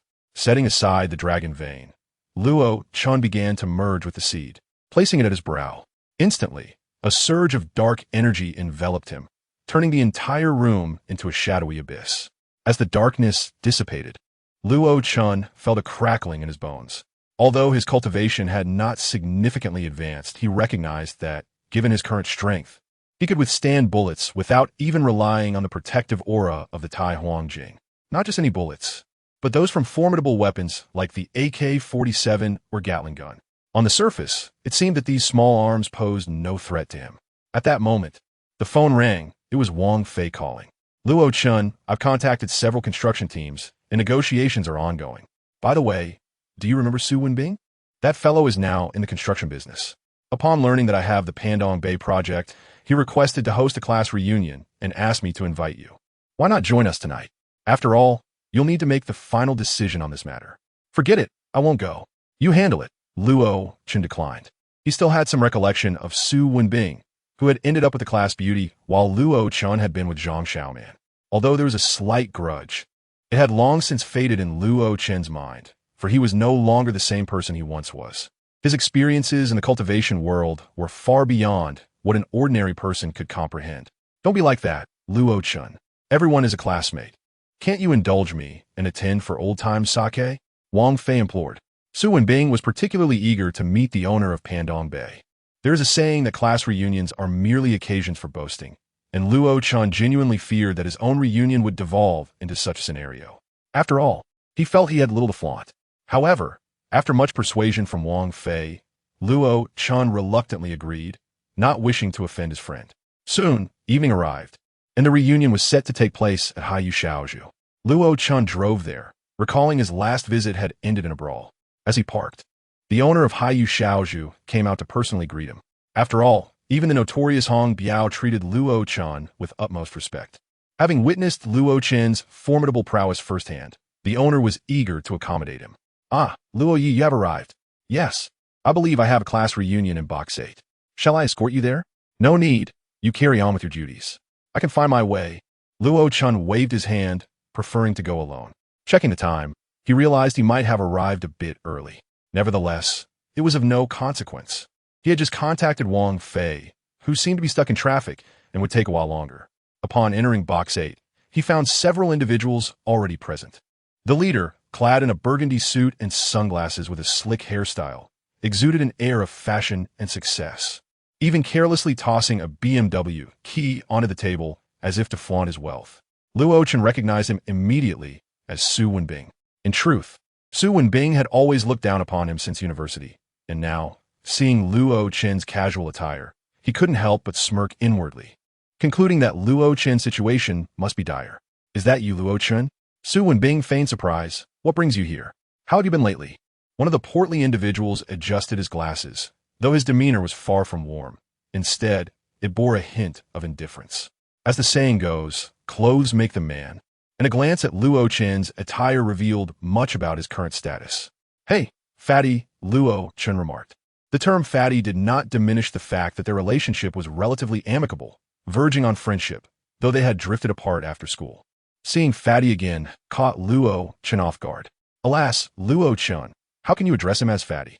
He is now Mr. Zhang, Su Wenbing interjected deliberately, his tone laced with mockery, while Fatty remained silent, tacitly accepting the title.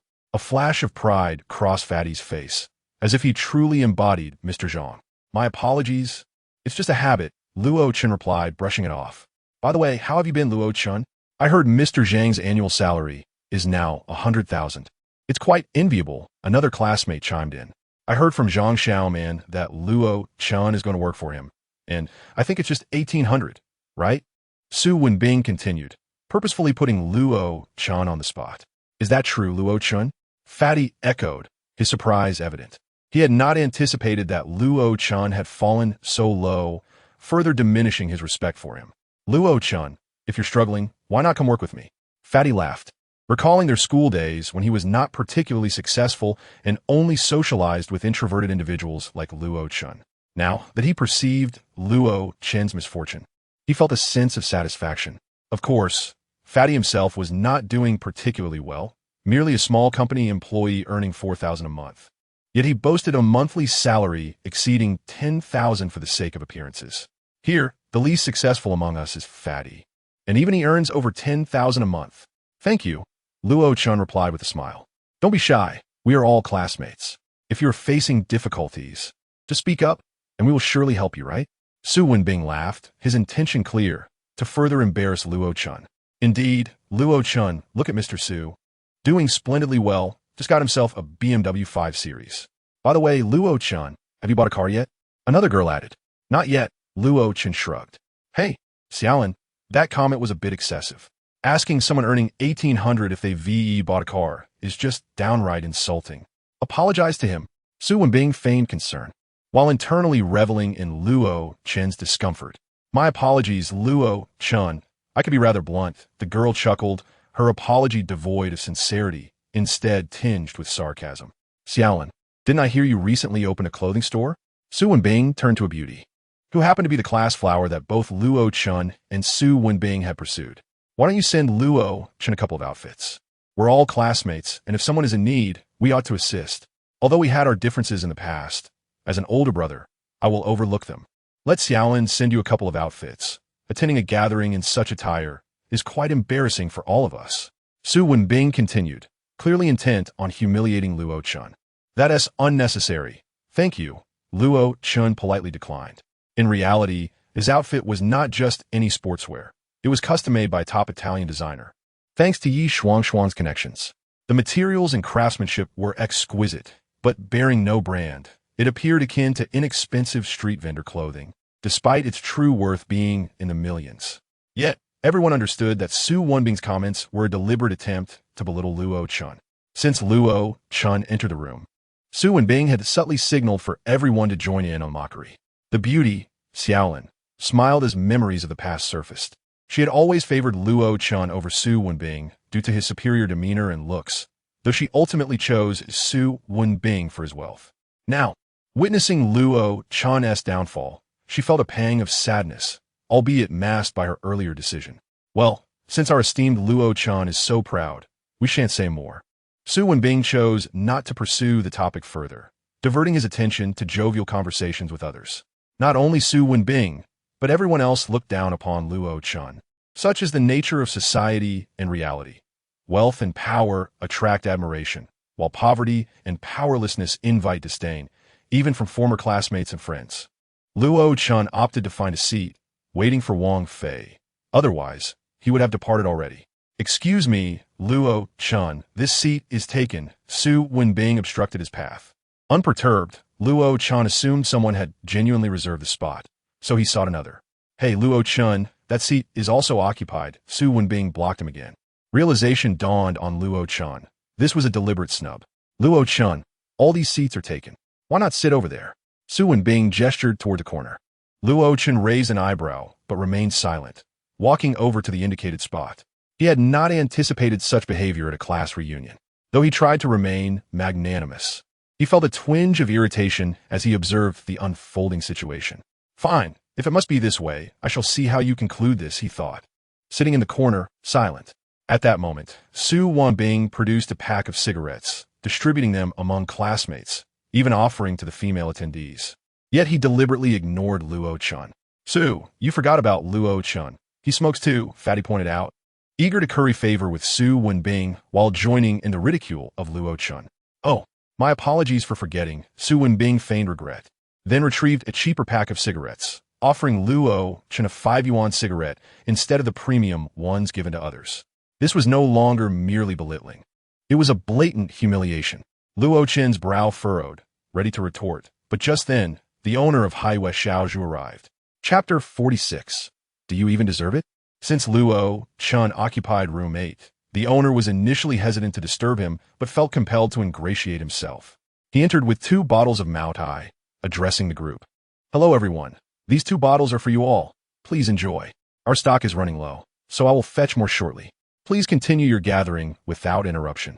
With that, the owner bowed respectfully and exited. Rather than being a gift for the group, the alcohol was intended for Luo Chen. However, Su Wenbing's cohort interpreted it differently. "Wow, Brother Bing, the owner of Highway Xiaozhu, is quite influential. Who would have thought he would personally deliver the wine?" a classmate remarked, eager to flatter Su Wenbing. "Indeed, Brother Bing, you are doing exceptionally well. This is quite extraordinary." Amidst laughter and banter, Luo Chen found himself sidelined, ignored even during the pouring of drinks. In this gathering, he felt utterly out of place, as if he were invisible to everyone around him. If Luo Chen had been thriving, he would certainly not have been neglected by others. Unfortunately, his situation was quite the opposite, leading to disdain from those around him. At this moment, someone did approach him. It was the former class beauty, Xiaolin. Luo Chen acknowledged her with a nod, but Xiaolin opened her handbag and offered him 2,000 yuan. "Thank you for your kindness, but I cannot accept it." Luo Chen declined, as it was a matter of a man's dignity. Regardless of whether Luo Chen had truly fallen from grace or not, he would not accept such charity. Moreover, whether Xiaolin was sincere or merely feigning concern, it still wounded a man's pride. "Don't be so formal. We are all classmates. If you are struggling, feel free to confide in me. I happen to need a stock clerk, and if you're willing to join, I can offer you 5,000 yuan a month, with meals and accommodation included," Xiaolin suggested. "Come on, Xiaolin, don't tease Luo Xiao. After all, he was quite the figure in school. Your comments might embarrass him." Su Wenbing interjected with a mocking smile, as everyone knew the so-called figure was merely a joke stemming from the time he and Su Wenbing pursued Xiaolin together. The mention of it elicited laughter from the group. "Luo Chen, I understand this may be humiliating for you, but sometimes one must choose between pride and suffering. Don't you think?" Xiaolin continued. "Just accept the money, all right? And I heard you and Zhang Xiaoman have broken up. Is that true?" She pressed again, offering the money once more. Luo Chen's brow furrowed as he glanced at Su Wenbing, who wore a smug smile. Luo Chen realized this was a trap set deliberately by Su Wenbing. Just as he was about to respond, another group arrived. 3 individuals entered the private room, and to his surprise, Zhang Xiaoman was among them.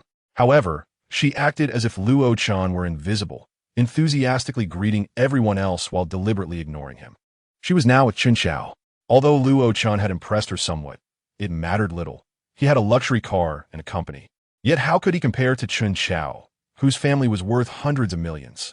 Despite Luo Chen's relative success, when juxtaposed with Chen Xiao, he seemed insignificant.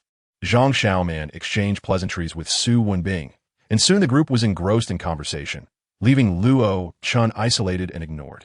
Just then, Wang Fei finally arrived. "Oh, Fei Yi, come here," Su Wenbing exclaimed with exaggerated enthusiasm. "Let me introduce our low-key friend, Wang Fei. This guy's been quietly working on a massive project worth billions."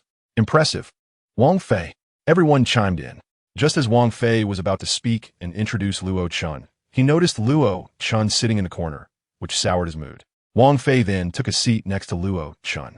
"Why are you sitting over there, Wang? I saved you a spot here." Su Wenbing stood up to pull Wang Fei over. Wang Fei glanced at Luo Chen, who smiled and gestured for him to sit. Ultimately, Wang Fei chose to remain with Luo Chen. "By the way, Wang Fei, didn't you say the owner of the Panlong Bay project would be here today? Has he arrived yet? Please introduce him to your old classmate." Su Wenbing inquired.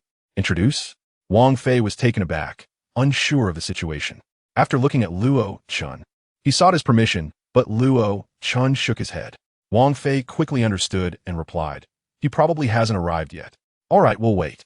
By the way, Shaolin, do you remember the love letters Luo Chen wrote you back in college?" Su Wenbing attempted to lighten the mood, once again aiming to belittle Luo Chen. However, Wang Fei's expression darkened. Even if there were truth to it, it was inappropriate to mention it in front of everyone. Wang Fei looked at Luo Chen, who gently shook his head, prompting Wang Fei to hold his tongue. "I can't recall," Shaolin admitted, sensing that the topic was inappropriate. "I remember, Luo Chen, you were quite something. While others brought flowers to woo girls, you resorted to writing letters. What were you thinking? If you lacked money, what made you think you could pursue a girl?" Su Wenbing's comments incited laughter around the table, but it was mocking laughter. "By the way, Xiaoman, did you really break up with Luo Chen?" Su Wenbing continued his relentless teasing. Surprisingly, Zhang Xiaoman nodded in affirmation. "This isn't about you, Luo Chen. Just take a look at yourself compared to Xiaoman. What do you have to offer?" Wang Fei finally erupted, slamming his hand on the table and interrupting Su Wenbing's taunts. The atmosphere grew tense. Even though Su Wenbing initiated the gathering, Wang Fei was the true center of attention. "What is wrong, Fei Ge?" Su Wenbing stammered, quickly trying to appease him, knowing he needed Wang Fei's support for the major project. "Wang Fei, I've held my tongue long enough. What do you mean by having Luo Chen sit in the corner?" Wang Fei demanded. "Ah, Fei Ge, I didn't mean anything by it. It's just that others don't like being around Luo Chen. If it upsets you, I'll have him moved right away." Su Wenbing was eager to avoid conflict, as he was counting on Wang Fei to secure the Panlong Bay project. However, Wang Fei was unconvinced and replied coldly. "And what about the fact that you deliberately humiliated Luo Chen in front of everyone? Is that acceptable?" "Come on," Su Wenbing was just joking. "It's normal to tease Luo Chen a bit, right?" Xiaopeng attempted to mediate, but was equally puzzled by Wang Fei's defense of Luo Chen. "Shut up," Wang Fei exploded, furious. "Who do you think you're to speak about Luo Chen? I've realized you all look down on him, don't you?" Wang Fei smashed his glass on the ground, shocking everyone. Why did Wang Fei care so much about Luo Chen? Did they really think he was worthless because he lacked wealth and influence? Do you even deserve to be in the same room as Luo Chen? Let me tell you all, none of you are worthy to even tie his shoes," Wang Fei declared. "Wang Fei, you brought me here to secure the Panlong Bay project, right? You wanted me to introduce you to the owner, didn't you? Well, let me tell you, the owner of Panlong Bay has been sitting right here all along. It's the very Luo Chen you've been mocking." "What? He is the owner of Panlong Bay?" Su Wenbing's face paled, nearly causing him to stumble. The other classmates were equally astonished. The Panlong Bay project was valued at billions. Did this mean Luo Chen was worth several billion? At that moment, Zhang Xiaoman felt as if she had been struck hard in the chest.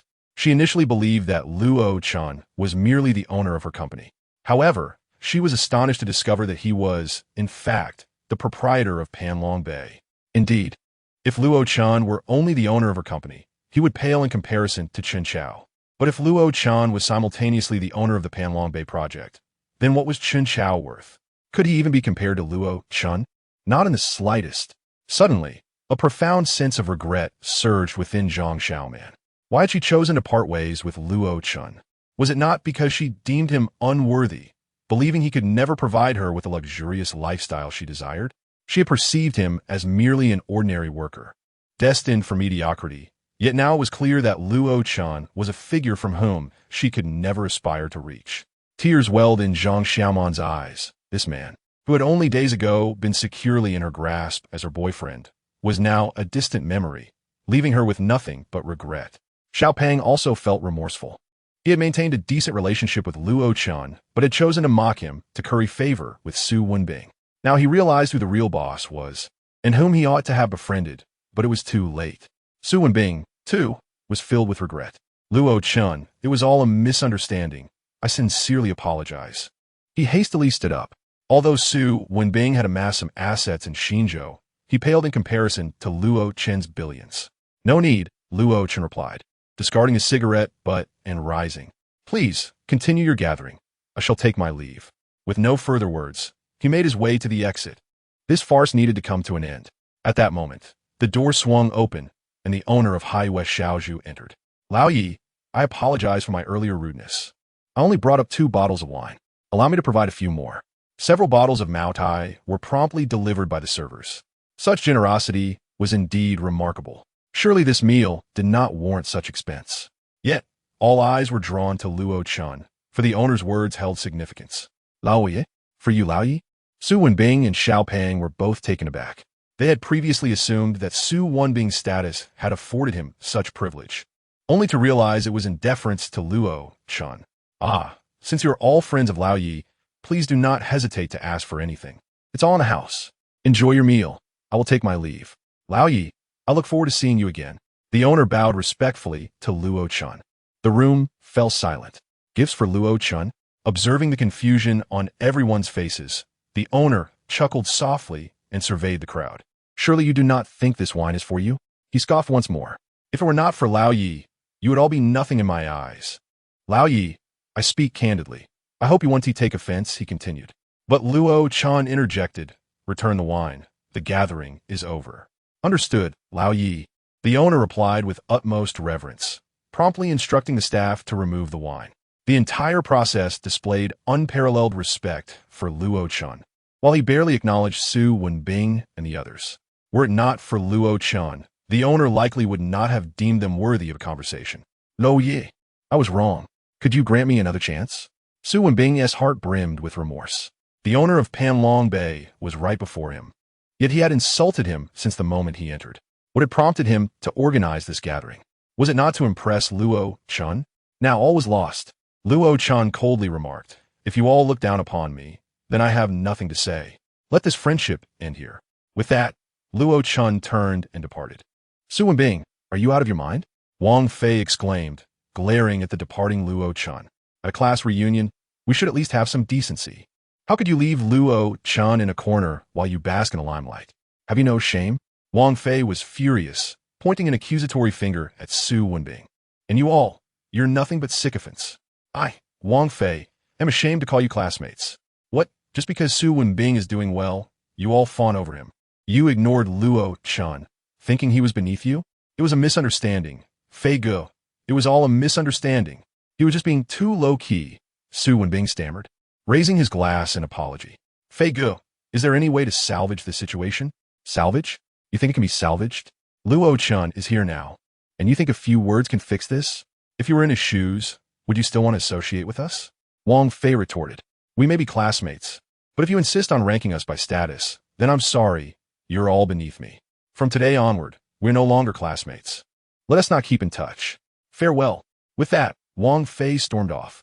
After Wang Fei left, Su Wenbing and the others exchanged glances, particularly Su Wenbing, whose face had turned crimson.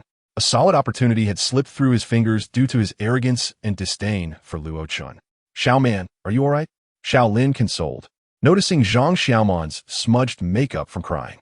She was filled with regret, having previously believed Luo Chen could not compare to Chen Chao.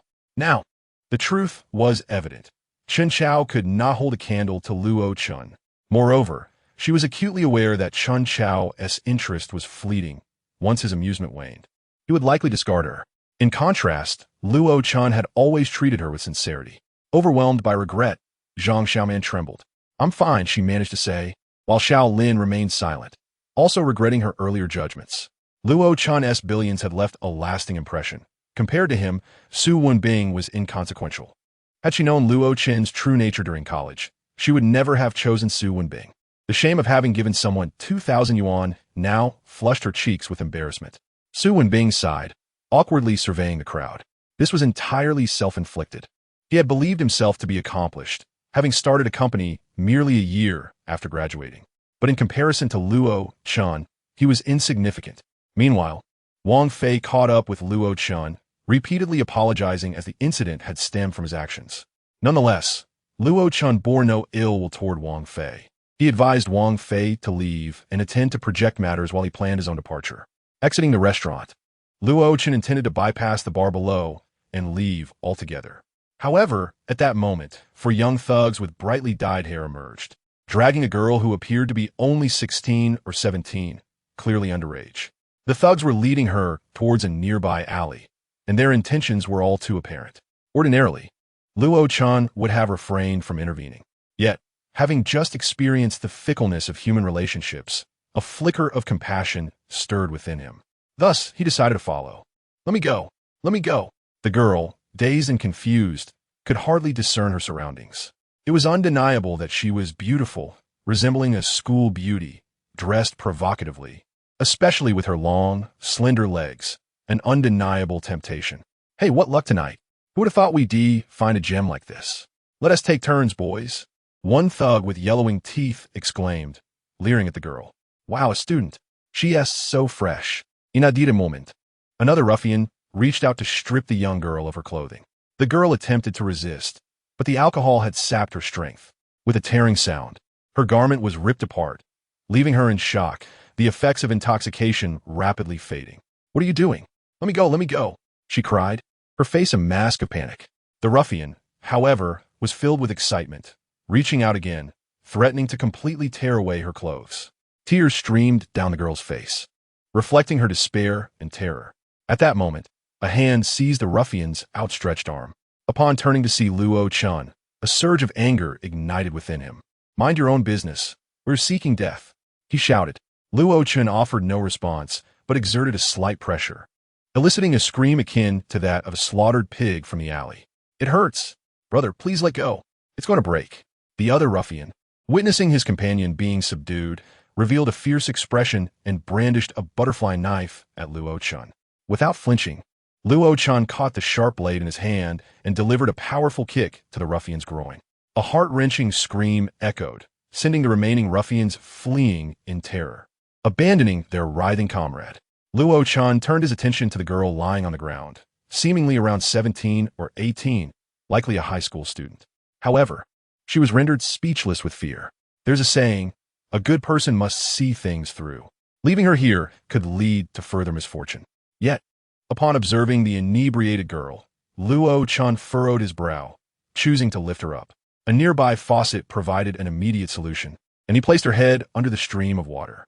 Initially, she struggled, but the ferocity in his demeanor quelled her resistance, and she began to weep.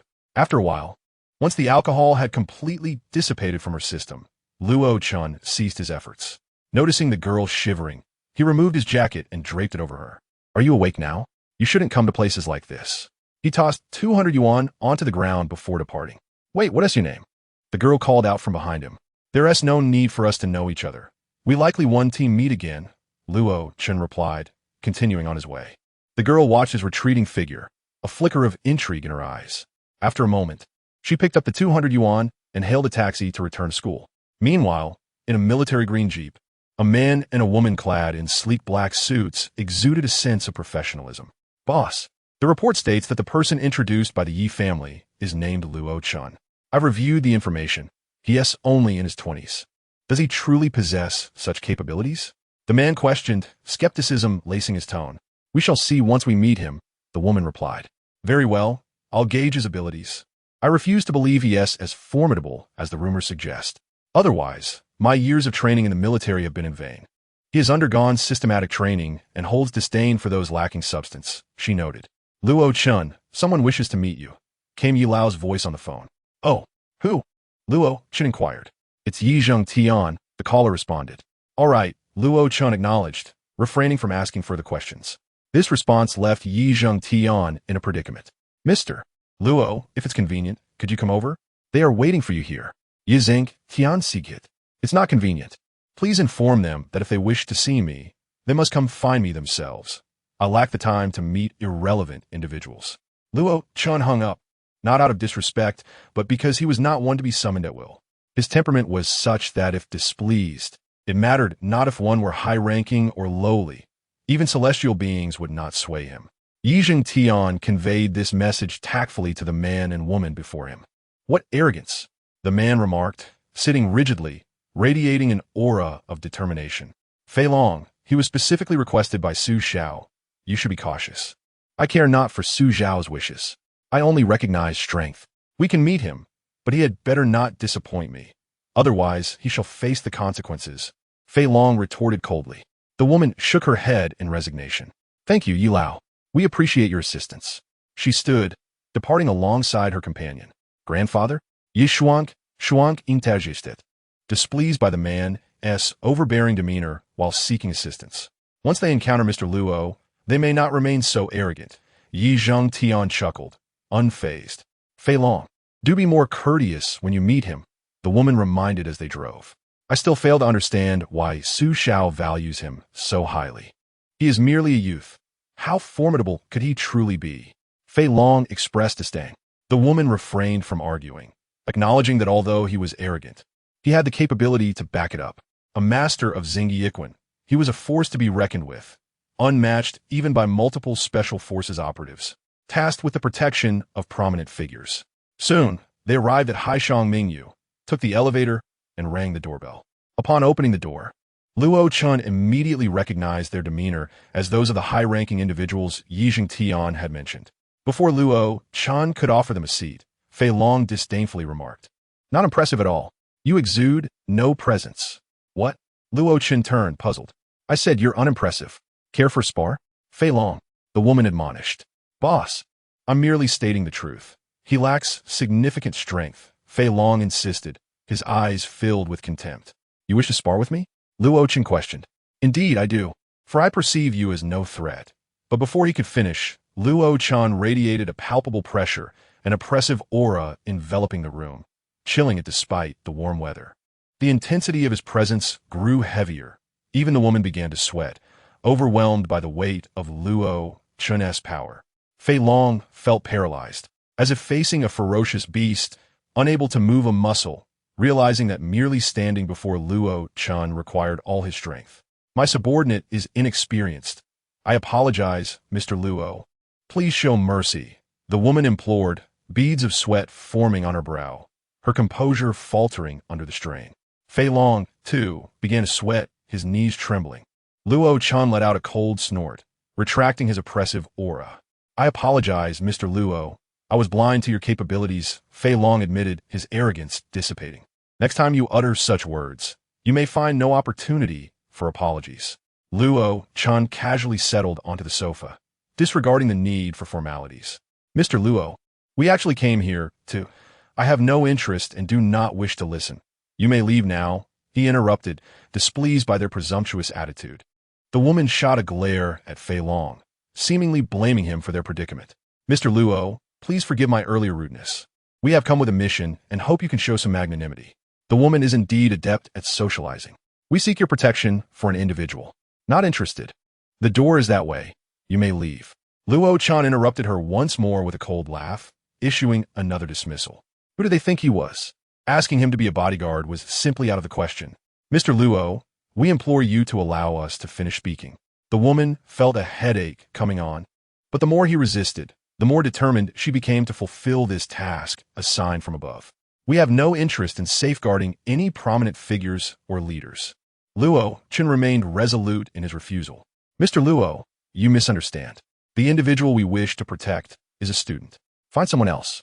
Mr. Luo, We have already enlisted 5 individuals, all of whom have met with misfortune. The one we seek to protect is rather special. He is not a leader, but a member of the technical department, involved in the research of combat aircraft. He has been kidnapped abroad, and we are seeking ways for his rescue. However, his daughter here has also become a target. The kidnappers intend to use her as leverage against him. I understand, Mr. Luo, that you may disdain the notion of protecting a significant figure, but consider that this is about aiding a man who has made considerable contributions to our nation and helping a child in distress. The woman spoke earnestly. Moreover, upon successful completion of this task, we shall present you with this as additional compensation. As she spoke, she produced a crystal-clear seed, scarcely the size of a thumb. Yet it instantly captivated Luo Chen, raising his brows with intrigue. This was an immaculate seed, imbued with a peculiar energy emanation. We are aware of your fondness for such items. She placed the seed before him. Chapter 50. The most audacious teacher in history, you have certainly conducted thorough investigations. Luo Chen remarked, gazing indifferently at the seed. Yet, internally he was astounded. This was a seed possessing the power of invisibility, an exceedingly rare find. Should he manage to integrate it, he would gain the ability to become invisible. Seeds of such attributes, especially those embodying invisibility, are extraordinarily scarce. Luo Chen was undeniably tempted. If Mr. Luo is willing, upon signing the contract, this seed will be yours at the conclusion of the task, which is limited to 3 months. As the subject of protection is nearing graduation, the woman elucidated. Ultimately, Luo Chen acquiesced. After all, the allure of the seed was irresistible to him. We will arrange for you to enter as a physical education teacher and serve as the homeroom instructor. We have already coordinated with the school regarding this matter. She detailed some logistics. Having reached an agreement, the woman departed with Philong. Why didn't you act earlier? The woman shot a glare at Philong. I was paralyzed by the sheer pressure of his presence. It felt as though any movement would result in immediate obliteration. This was the first time I encountered someone who instilled such a sensation of teetering on the brink of death. Philong replied with a wry smile, still sweating profusely. He had never anticipated that such formidable individuals existed in this world, capable of instilling fear merely through their aura. Meanwhile, Luo Chen lifted the photograph of the individual to be protected, suddenly struck by a sense of familiarity. Xinju Development Zone. This territory belonged to Guangquan. The finest prestigious high school in Xinju, Tulip High School, stood proudly here. Tulip High School boasted an exemplary academic atmosphere and exceptional educational standards. Both student performance and teacher professionalism were commendable. However, this did not apply to Class 3 of the senior year, which had become a peculiar blemish and shame in the school's history, one that even the principal could not address.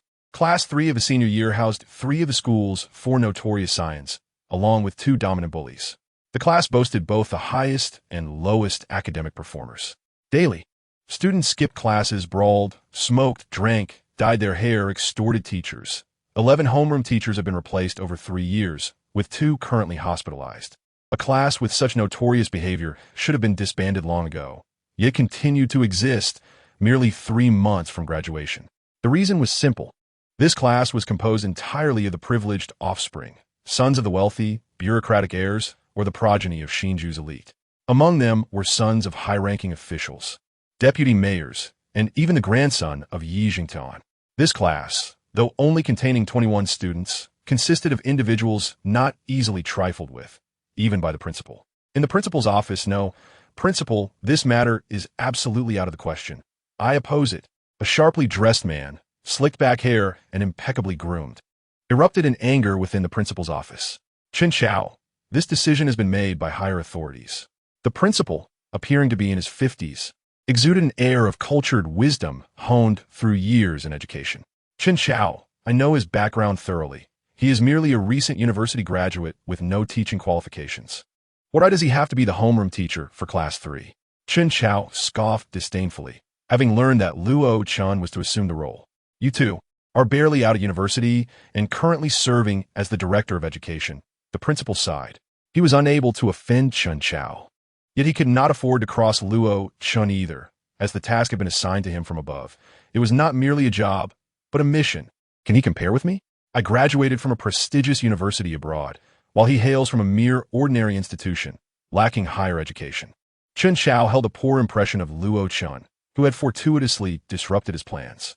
Originally, the principal had intended for Chen Xiao to manage this unruly class, or rather, he had secured the position for himself. In such a challenging class, other teachers would dread being assigned, but not Chen Xiao. There were only 3 months left, and he had established all necessary connections. If he could successfully guide Class 3 to university, he would leap over the principal and enter the Education Bureau.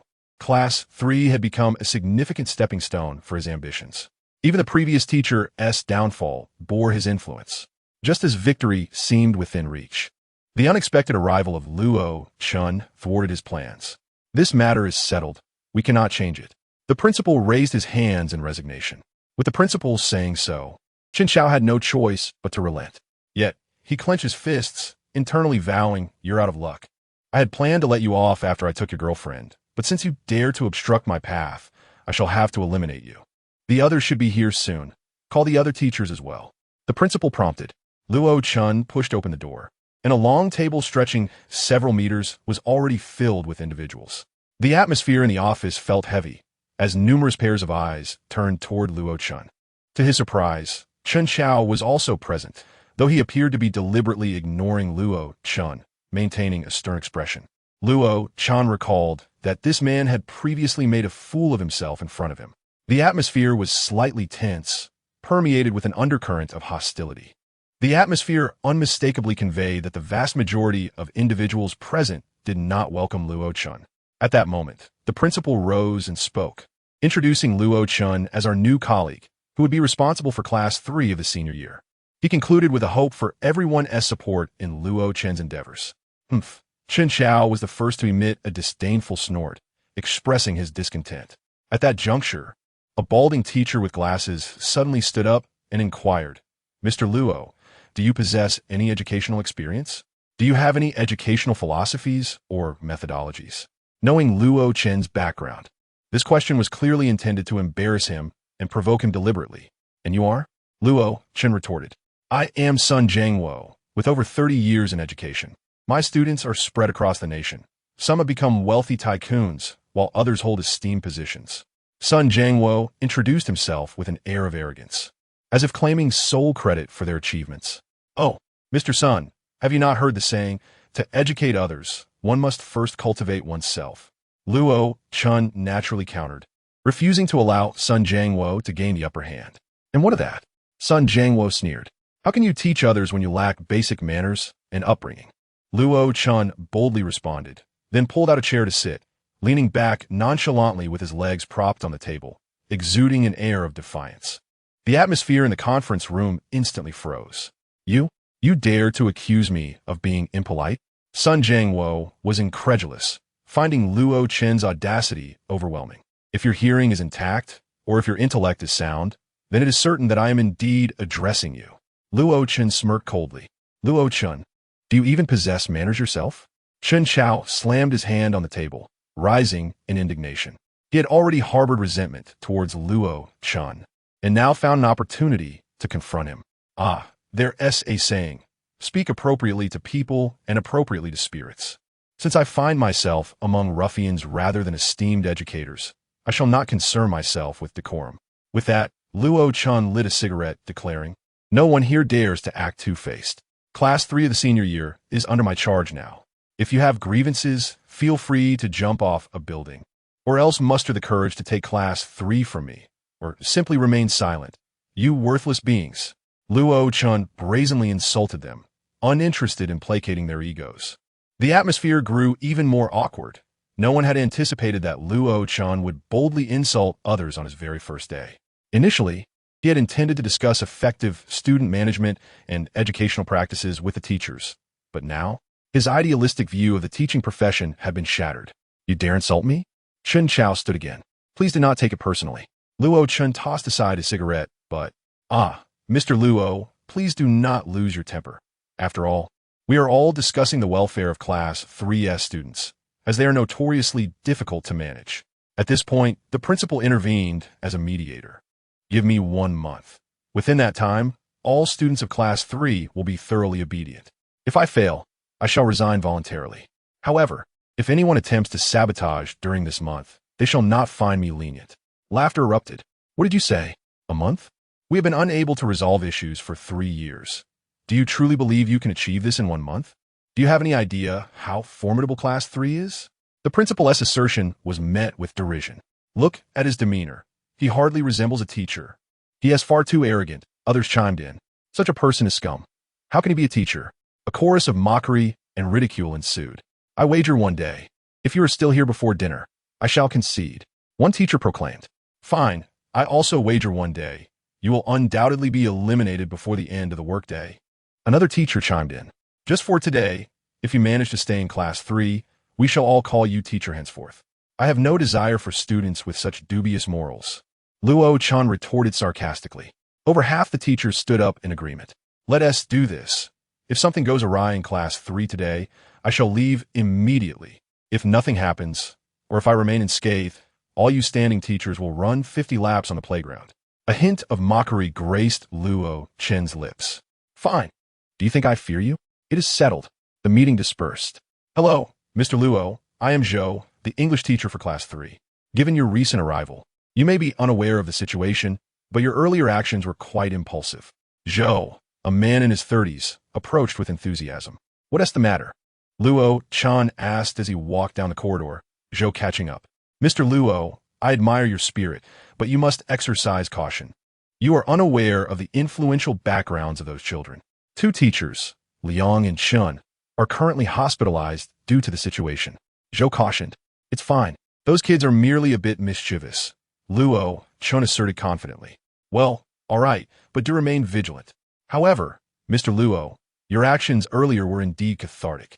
Chen Xiao has long relied on his connections to bully us, and Sun Jiangwo is now in cahoots with him. We have long found him irksome. Zhou appeared somewhat different from the others, who avoided Luo Chen, while he willingly approached to connect. Yet, he remained concerned for Luo Chen, as his overt brilliance made him a target, especially given the unpredictable nature of Class 3's students. Meanwhile, Sun Jiangwo stood beside Chen Xiao, inquiring, Chen, should we take action? Let us send his information to the students of Class 3. I am curious to see how he meets his demise.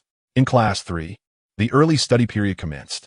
Hey, Ziwen, why don't you share more about Mr. Luo? A group of students gathered, centered around a clean-cut, fair-skinned youth appearing around 17 years of age. Lu Ziwen, son of a high-ranking official in New City, ranked among the elite of Class 3, perhaps even the entire Tulip High School. Let me tell you, there was a fellow named one Yang Jun who boasted loudly, claiming, bullets cannot harm me. Who can injure me? As Luo Chen took the stage, it was said that he, quite young, responded, you are nothing. With a mere gesture, I can obliterate you. You have no idea. Luo Chen was said to be extraordinarily handsome at that moment. Lu Ziwen excitedly narrated, gesturing animatedly. Ah, I wonder if Luo Chen has a girlfriend? One girl asked while applying makeup. Sure, don't get your hopes up. A figure like Luo Chen, do you truly think you could be his partner? A boy with dark glasses, appearing studious yet sporting tattoos on his arms, interjected. Hey, class monitor, didn't you say you found a gang leader who is a subordinate of Guangquan in this area? Guangquan was present at the time. You should investigate further, Sure pressed. Quiet, let Ziwen continue, another student urged. This was a rare moment when Class 3 students gathered earnestly to discuss a topic, as they all held admiration for the enigmatic figure known as Luo Chen, embodying the heroic ideals that many young people fantasize about, aspiring to possess extraordinary abilities. Girls particularly favored such heroic figures. At that time, the entirety of New City's populace was helpless against one Yang Jun, save for Luo Chen. What is Luo Chen's actual name? Unable to find the information and hesitant to search further. The mere gaze of such a figure could instill fear in the powerful of New State. Yi Xingtao's grandfather was indeed a formidable character, reputed to garner respect even from Lord Luo. The students of Class 3 in the senior year all hailed from influential families. And while they had certainly heard whispers of recent significant events in New City, they could only glean fragments of information. Nonetheless, the entire Class 3 had become a group of fervent admirers of Lord Luo. Class monitor, your phone is ringing, a voice interrupted. The class monitor, Han Xiao, a boy who aspired to be the underground emperor of New State, opened his phone and smiled. Everyone quiet down. Our new homeroom teacher has arrived. Luo Chen, 20 years old, unmarried, recently jilted by his girlfriend, and a dreamer from the countryside. What a mess! Han Xiao exclaimed, kicking the desk in frustration. Who provided you with this information? Who else could it be but our dear young Master Chen? Lu Ziwen frowned. Han Xiao sneered. The new homeroom teacher's profile. Ah, he shares the same surname as Lord Luo. Dream on. Does Tulip possess such influence to invite Lord Luo? My father doesn't even have that kind of clout. Lu Ziwen chuckled. Yi Xingtao's sister, Yi Shuang, wanted to apprentice under Lord Luo, but could only become a nominal disciple. Can Tulip really achieve that? At this, the excited atmosphere in the classroom waned. Hey Ziwen, can you analyze why Qin Xiao would assist us? Han Xiao inquired. That good for nothing.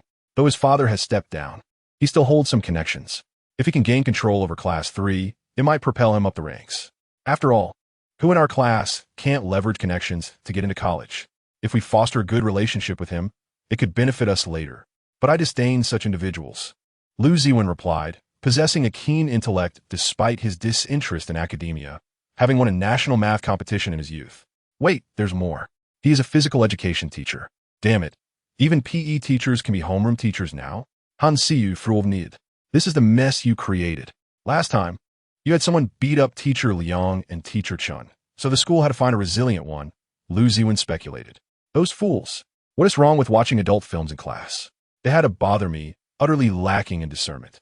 Someone like me, destined to be the underground emperor of New State, has no regard for face. Han Siyu scoffed. After being caught watching adult films, Han Xiao had sought vengeance by hiring thugs to hospitalize the two teachers. Should we take action? Another adolescent piped up, evidently querying whether to confront Luo Chen. Of course. I heard he was reassigned to us. He'll come looking for us right after lunch. Prepare yourselves for a surprise. Lu Ziwen enthusiastically agreed. Great. Let us give him a grand surprise. Hey, Chen Xiao messaged me, saying if I can drive away the new teacher, he'll give me 100,000. Everyone gets a share. In an instant, the students crowded around. Do you all lack money? This is just for fun. How about this? You tell that good-for-nothing Chen Xiao that we will first surprise the new teacher, and then we'll collectively skip class. By this afternoon, we can send him packing, Lu Ziwen proposed. All right, let's do it. Sending a teacher away is too easy. Enough about this. Tell me about Lord Luo. Who among you will find out if he has a girlfriend? If he does, is he in need of a mistress? A girl named Shir continued to inquire. A group of students resumed their discussions. Ingyu, why are you reading again? In the corner sat the sole girl studying, yet no one could overlook her, for she was the most beautiful girl in Tulip High, and Lingyu. It was well known that Han Xiao, the school bully, was pursuing her with great difficulty. Get lost. Don't disturb my reading, and Lingyu replied, turning her back on Han Xiao. Fine, I'll leave. Han Xiao, one of the two major bullies of Tulip, appeared as meek as a neighborhood boy before her. Ding, ding, ding. The first class at Tulip High commenced with the ringing of the bell. Do you think the new teacher, Luo, will survive the first class? Some teachers in the office chatted. I see danger. Remember the last teacher? He crawled out after the first class, another remarked. Just a young lad, barely an adult. How can he command that group of kids? One teacher mused, holding a teacup. What's the word from the other side? Chen Xiao asked, glancing at Sun Jiangwo beside him. They VE already confirmed. They plan to skip class in protest and drive away that Mr. Luo, Sun Jiangwo replied with a cold smile. Upon hearing this, Chen Xiao immediately grinned. You think you can challenge me? I'll make sure you regret it. Your girlfriend is already mine. You think you can compete with me? Meanwhile, Luo Chen slowly approached class 3 amidst the ringing bell. Inside, the students sat upright at their desks, an unusual silence enveloping the room as they awaited their new teacher, acting as if they belonged to a class characterized by strict discipline and learning. Upon reaching the door, Luo Chen noticed it was closed. The silence inside was palpable. Most teachers might have let their guard down, but Luo Chen's perceptive abilities revealed a bucket of water suspended above the door, with oil spread across the ground and steel balls scattered beneath. The moment the door was pushed open, the bucket would topple. Even if one dodged the water, the distraction would lead them to step on the steel balls, resulting in a fall. This was likely just a welcoming gift, and Luo Chen found it rather amusing. With a dismissive glance at the classroom door, he did not merely push it open. Instead, he raised his foot and delivered a powerful kick. Bang! The door crashed open. The water fell, Yet not a single drop touched Luo Chen. The door swung down, covering the steel balls. Thus, this was Luo Chen's entrance.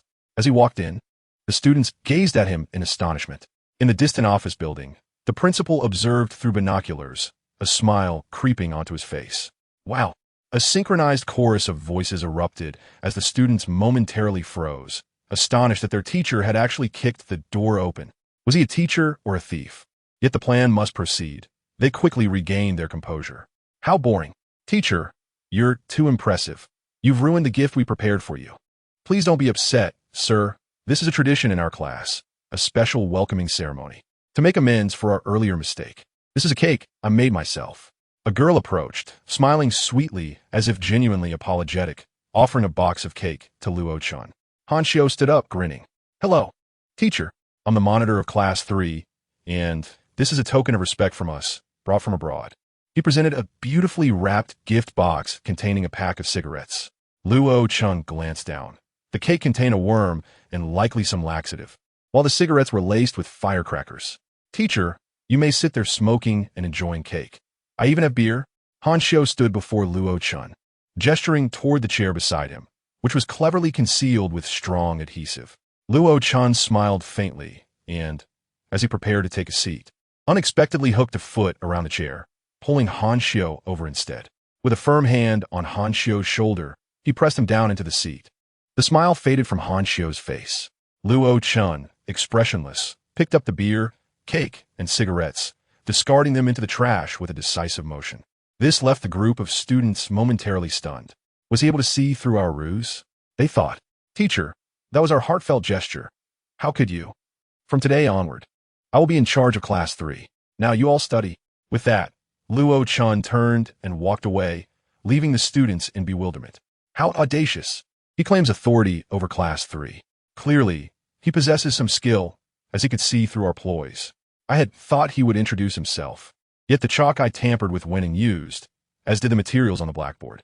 The students of Class 3 found it difficult to accept the outcome. For Luo Chen did not conform to their expectations. He had not merely entered through the door. He had kicked it open. Moreover, he had not taken the time for introductions, nor had he written his name on the board like other teachers.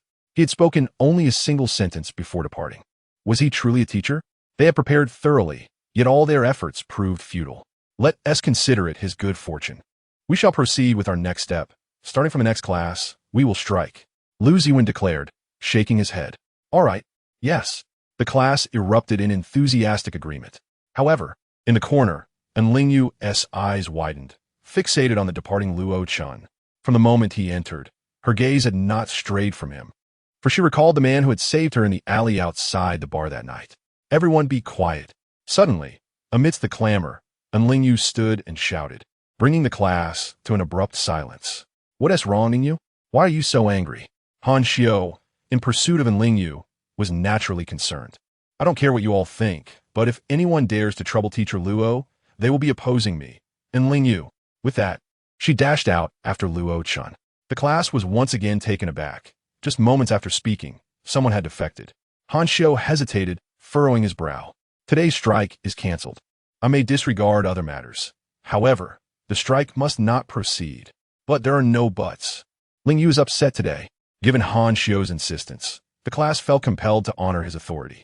As Han Xiu spoke, he began to remove his trousers, for the adhesive was impossible to remove without doing so. This was indeed a consequence of his own actions. Lu Ziwen frowned. It seemed this new teacher had some real capabilities, disrupting their previously united front. At least for now, Enlingyu had clearly defected, and if she had, Han Xiu could not be far behind. Latest news. That teacher Luo has already left Class 3. He barely lasted 3 minutes, Sun Jiangwo said with a smug grin. Let us see how he handles it when the students riot. Chun Chao sneered, eagerly anticipating Luo Chen's downfall. Meanwhile, in the teacher's lounge, a group of instructors gathered. That Luo fellow couldn't even last 3 minutes before bolting. I wonder if he'll have the audacity to remain when the students cause a ruckus? They speculated. How could the students of Class 3 possibly let him off the hook? As for Luo Chen, he descended to the football field of Yijingxiang High School. His sole purpose today was to check on those he needed to protect. Everything else lay beyond his consideration. Teacher Luo? Yu panted as she caught up to him. Do you need something? Luo Chen regarded her. She was indeed the one he aimed to protect. It was undeniable that while still youthful, Yu had blossomed into a striking young woman, her long legs and curvaceous figure complemented by her youthful, vibrant face. I wanted to thank you, teacher. Thank you for saving me the other night. Yu appeared somewhat flustered, unsure whether her unease stemmed from her recent exertion or something else entirely. She could feel her heart racing. Why were you at such a place? Luo Chen inquired. If anyone else had asked, Yu might have reacted angrily. Yet before Luo Chen, she behaved like a compliant girl, even exhibiting a hint of shyness. This was due to her previous encounters with his capabilities, combined with the fact that he had rescued her, and perhaps there was an inexplicable charm about him. Because I was feeling down, Yu admitted, sticking out her tongue like a child caught misbehaving. Luo Chen hesitated before speaking again. From now on, you will stay with me for everything, meals, accommodation, and outings. For the next 3 months, you're not to leave my sight. His tone was commanding, leaving no room for argument. But teacher, this. Yu's initial instinct was to agree, but upon reflection, she hesitated, a reflection of a girl's modesty. Why are you feeling down?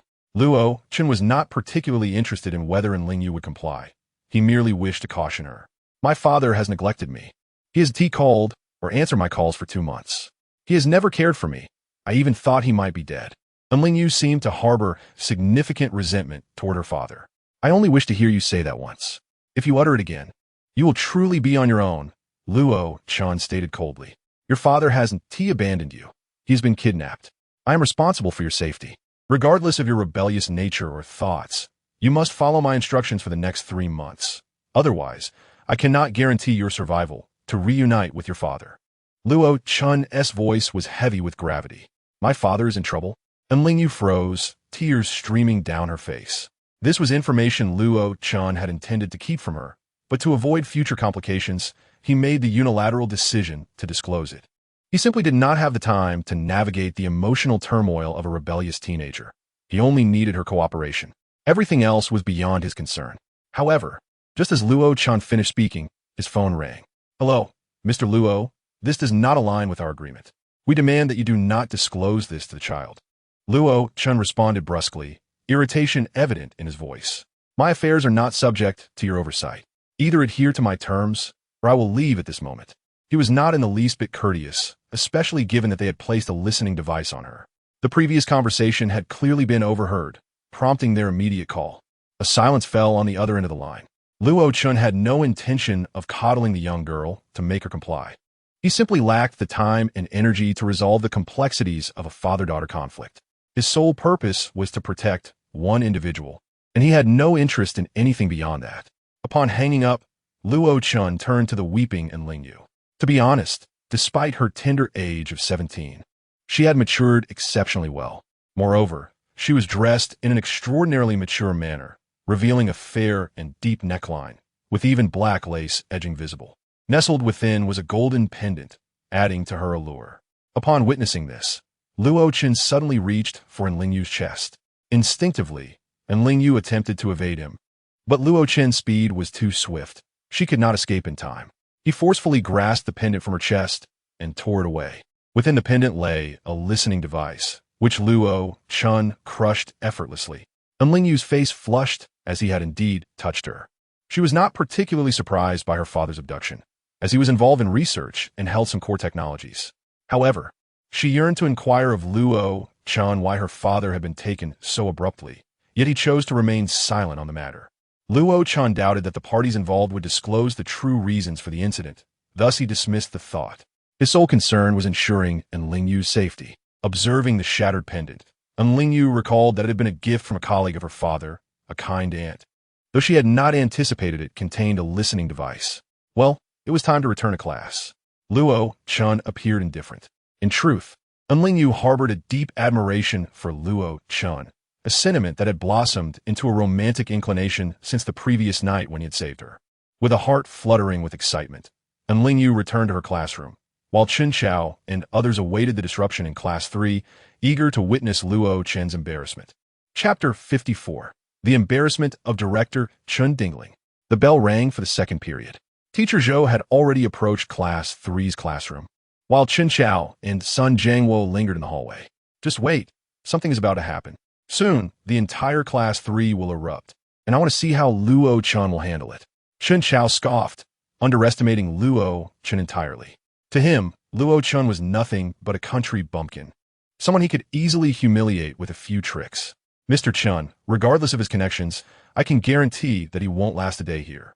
Let us just wait and see the spectacle unfold. Sun Jiangwo chimed in, sharing a conspiratorial camaraderie with Chen Chao. They seemed to have nothing better to do than to wait at the far end of the hallway. Meanwhile, Teacher Zhou entered the classroom, and the students in Class 3 continued their activities, ignoring him. Teacher Zhou awkwardly called for the class to begin, but the students remained unresponsive, engrossed in novels, gaming, sleeping, or chatting as they pleased. Yet, Teacher Zhou secretly breathed a sigh of relief, for this was the norm. As long as Class 3 did not cause any disturbances, everything was as it should be. 1 minute passed. Chen Chao and Sun Jiangwo squinted from the hallway, waiting. 2 minutes elapsed without incident. Perhaps old Zhou is trying to placate them, but it's futile. 5 minutes went by, still no response. This isn't right. What are you two doing here? Luo Chen's voice interrupted from behind. He was holding a basketball, seemingly just retrieved from the office, and was now heading downstairs. Just wait and see, Sun Jiangwo retorted coolly. Mr. Sun, I must point out that your hair is thinning again, Luo Chen remarked. Sun Jiangwo was infuriated, particularly sensitive about his baldness. Luo Chen, don't think you can stand your ground here at Tulip Academy. If I say you must leave today, you will have to. Chen Chao sneered at Luo Chen. I shall await the outcome. Luo Chen had no intention of confronting Chen Chao just yet. Otherwise, even in the school setting, he would have long made Chen Chao a cold corpse. In a past life, Chen Chao had conspired with another to break his hand and shatter his knee, and Luo Chen suspected that his father's death was also connected to that individual. Thus, he had refrained from seeking revenge, biding his time for that person's return. Otherwise, Chen Chao would have met his demise countless times already. What are you so proud of? Your reckoning will soon arrive. After Luo Chen departed, Sun Jiangwo scoffed and continued to fixate on Class 3. 20 minutes elapsed, and Class 3 remained unperturbed. After standing for so long, both Chen Chao and Sun Jiangwo felt their legs growing weary. They waited until the bell rang once more, signaling the end of class. Teacher Zhou emerged, and the students of Class 3 filed out. Chen Chao and Sun Jiangwo had waited an entire class period, and nothing had transpired. Hey, Teacher Zhou, everything was fine in Class 3 today, right? Sun Jiangwo stepped forward to intercept Teacher Zhou. Do you still expect Class 3 to cause trouble? Is this how you conduct yourself as a teacher? Teacher Zhou shot back, seemingly embarrassed to converse with them, and walked away, leaving Sun Jiangwo momentarily flustered. Once I deal with that Luo fellow, you won't be able to remain at Tulip Academy either. Sun Jiangwo glared at Teacher Zhou's retreating figure. The second period passed quietly without incident, and Chen Chao and Sun Jiangwo awaited the third class. As the final bell rang, Chen Chao approached the doorway of Class 3, for if they failed to stir trouble now, they would soon become the subjects of ridicule. Luziwen, what is the matter? Wasn't there supposed to be a disruption? Chen Chao could no longer contain himself and confronted Luziwen. Who do you think you're talking to? What I do is none of your concern. Who are you anyway? Luziwen shot back defiantly. Without a doubt, Luziwen was displeased. He dared to speak so boldly even in front of the principal, bolstered by having a formidable father. This left Chen Chao utterly embarrassed, as he too was the son of a former deputy mayor and held the title of director. Being scolded by a student was quite humiliating for him. Just as Sun Jiangwo was about to intervene, a voice interrupted. Class 3, gather on the playground. Those who enjoy a spectacle are welcome to join. It was Luo Chen's voice. However, Chen Chao's expression immediately soured. He understood Luo Chen's intentions. They had wagered against him in the morning, and if Luo Chen in Class 3 did not cause a scene today, they would be obliged to run 50 laps on the playground. Strictly speaking, given that the time had arrived, they had already lost, and each lap measured 400 meters, totaling 20 kilometers, an arduous task that would keep them running until midnight. Moreover, Luo Chen had audaciously summoned the students to witness their humiliation. You, Luo Chen? A wager is a wager. Luo Chen walked away, offering Chen Chao no opportunity to respond. Oh, you all actually placed a bet? If you, young Master Chen, had mentioned it sooner, How could I not assist you? Lu Ziwen quickly pieced together half of the situation. However, despite saying this, he turned to his classmates in class 3 and shouted, "To the playground. Let's watch the show." With that, Lu Ziwen made a provocative gesture toward Qin Xiao, further escalating the tension. Lu Ziwen, are you serious? Qin Xiao's face was filled with anger. Do you think I'm foolish? You wouldn't be so kind as to provide our class with information just to help us. It's merely a ploy to incite conflict. A dagger borrowed to stab someone else. Do you believe that I, Lu Ziwen, would allow myself to be used by you, Chun? Lu Ziwen, accompanied by a group of individuals, rushed towards the playground. Chapter 55. The teacher sports day. Before long, a dozen teachers reluctantly arrived at the playground. Teacher Luo, considering you just joined today, isn't it a bit inappropriate to treat your colleagues this way? We will all have to work together in the future, the principal intervened, attempting to diffuse the situation. However, Luo Chen shook his head, saying, "We must strengthen our physical fitness. Students cannot be the only ones running. As teachers, we should lead by example. Look at you all, greasy and plump like pigs. It is high time you start exercising." Luo Chen's words were unyielding, delivered in front of everyone, and nearly all present heard his scathing remarks. "Hey Luo, enough of your blabbering. Get running. If you don't even have your credibility left, you can skip it, but don't come whining to me later. If you have the audacity to act tough, then do so to the end." Luo Chen sneered. Qin Xiao and Sun Jiangwo exchanged glances. They would not swallow their pride and were unwilling to lose face in front of Luo Chen. Gritting their teeth, they began to run. Seeing Qin Xiao and Sun Jiangwo start, the others naturally followed suit. "Oh, how rare it is to see these teachers actually running," exclaimed a student. "Isn't that teacher Zhao? Zhao, give it your all. Don't let that fatso Sun Jiangwo beat you." A group of third-class students laughed heartily on the playground, thoroughly enjoying the scene. "This new teacher is quite amusing," Lu Ziwen sighed. "However, we in class 3 will not easily accept him as our homeroom teacher." With dozens of teachers running around the playground, the spectacle attracted even more students to watch. The sight of teachers, who usually never ran, panting and sweating after just one lap was a sight to behold. "What's going on? Why are so many teachers running? I have no idea. Hurry and call everyone in the dorm to come and see this." Word spread rapidly, and soon nearly the entire school gathered to witness the event, resulting in thousands of students surrounding the playground. This left the dozen or so teachers feeling humiliated and agitated, their teeth clenched as they glared at Luo Chen. Every year during the sports day, these very teachers would watch us exhaust ourselves. Today, seeing them run is truly satisfying, thought one student gleefully. "Indeed, isn't that our homeroom teacher? Last year, he forced me to run 5,000 meters. I'm eager to see if he can complete it himself." Such unrestrained comments from the students only fueled the teacher's resentment towards Luo Chen. They turned to see him reclining on a deck chair, casually sipping tea with a cigarette in hand, utterly unconcerned with the teacher's dignity. The principal stood beside Luo Chen, the two conversing and pointing at the running teachers, seemingly discussing something. "I have grasped the basic situation, so let us proceed according to Mr. Luo's wishes. However, I must implore you, Mr. Luo, to manage the students in class 3 as well." The principal sighed, having just heard all about Enlingyu from Luo Chen. "They are merely a group of mischievous children. I have observed that they are not inherently bad. They're simply too proud and rebellious. And if they do not gain your recognition, they will continue their previous mischief." Luo Chen stated contemplatively, "I trust that since you can articulate such thoughts, you will be able to manage class 3 effectively. To be honest, I previously doubted you due to external pressures. However, witnessing your actions today, along with your earlier words, I sincerely apologize for my previous underestimation of you." The principal expressed earnestly. Luo Chen's insistence on making the teachers run was, in part, a tactic to align with class 3, facilitating better management. However, he did not dwell on this. His motive stemmed purely from the grievance he held against the teachers for their earlier disrespect.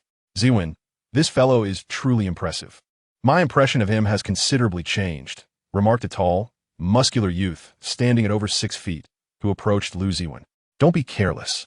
This could be part of his scheme," Lu Ziwen cautioned, having already considered another layer of possibility. "There's a physical education class tomorrow. I will assess him. If he cannot pass my test, he will pay for it." The tall youth chuckled. The running continued late into the evening, and even as some collapsed from exhaustion, Luo Chen remained resolute. Many intended to disregard the ordeal, but Luo Chen had anticipated their resistance, compelling the principal to oversee the situation. Reluctantly, the principal joined Luo Chen in this ungracious role. Yet, no one harbored resentment towards the principal. Their ire was directed solely at Luo Chen, who remained indifferent to their plight.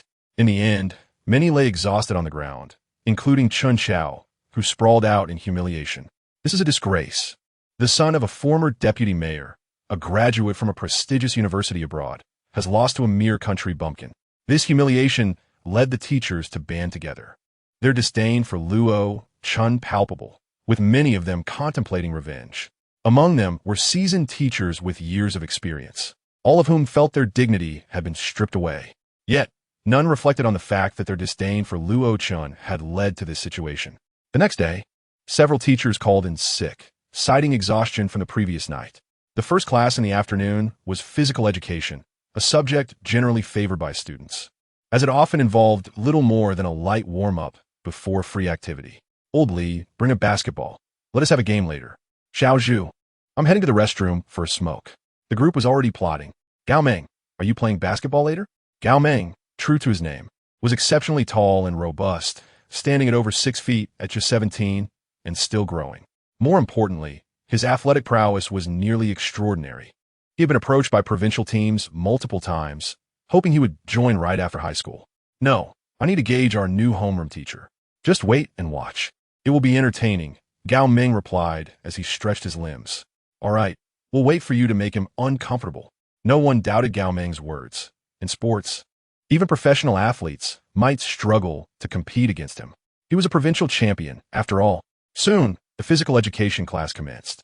A group of students from Class 3 lazily made their way to the playground, standing there with slumped shoulders and apathetic expressions.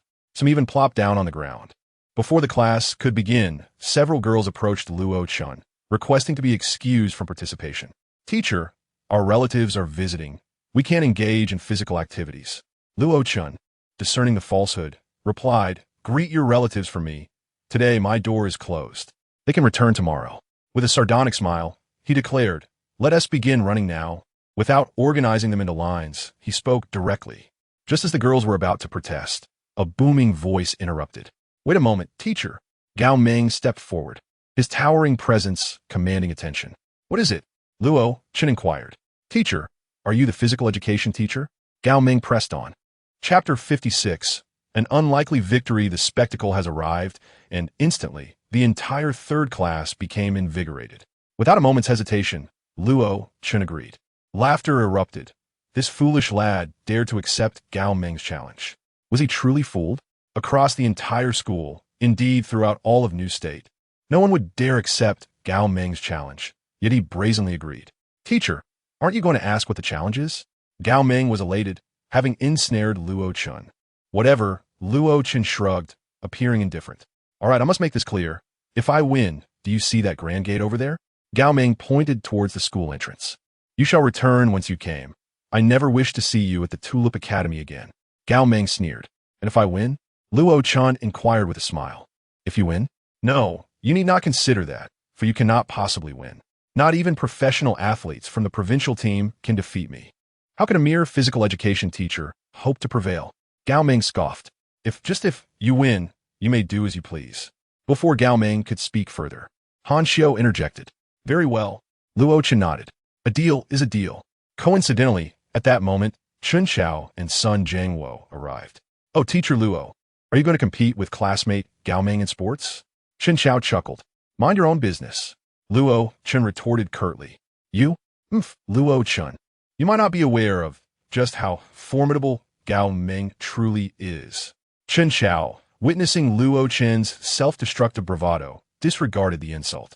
The world record for the 800 meters is 1 minute and 40 seconds and 91 milliseconds, and Gao Ming can run it in 1 minute and 45 seconds. This is comparable to some athletes on the national team, merely 4 seconds shy of the world record holder. Chun Xiao proclaimed with great seriousness.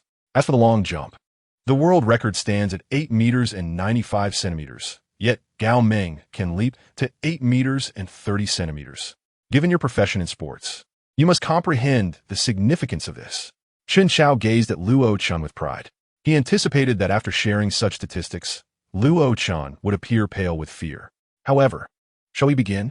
Luo Chen completely ignored Chen Xiao, treating him as if he were invisible. Let's see how you meet your demise. Chen Xiao's expression darkened. A throng of spectators soon gathered. All right, shall we start with the 800 meters? Gao Meng stretched his limbs. On the track, both Luo Chen and Gao Meng stood ready, joined by other students from physical education class. How could this teacher possess the courage to race against Gao Meng? Ha ha ha, come watch. Gao Meng will scare the life out of him. Many clustered together, discussing the spectacle. Enough with the idle chatter. Let's begin. Han Xiu produced a stopwatch. On your marks. Gao Meng bent low, readying himself to sprint. 3, 2, 1. Gao Meng shot off, his speed astonishing. It must be said that, given Gao Meng's capabilities, an ordinary physical education teacher would indeed struggle to win. After all, physical prowess was undeniable. Yet racing against a cultivator rendered the competition utterly predictable. There was no comparison whatsoever. Teacher, the race has commenced. Why are you not running? You haven't surrendered already, have you?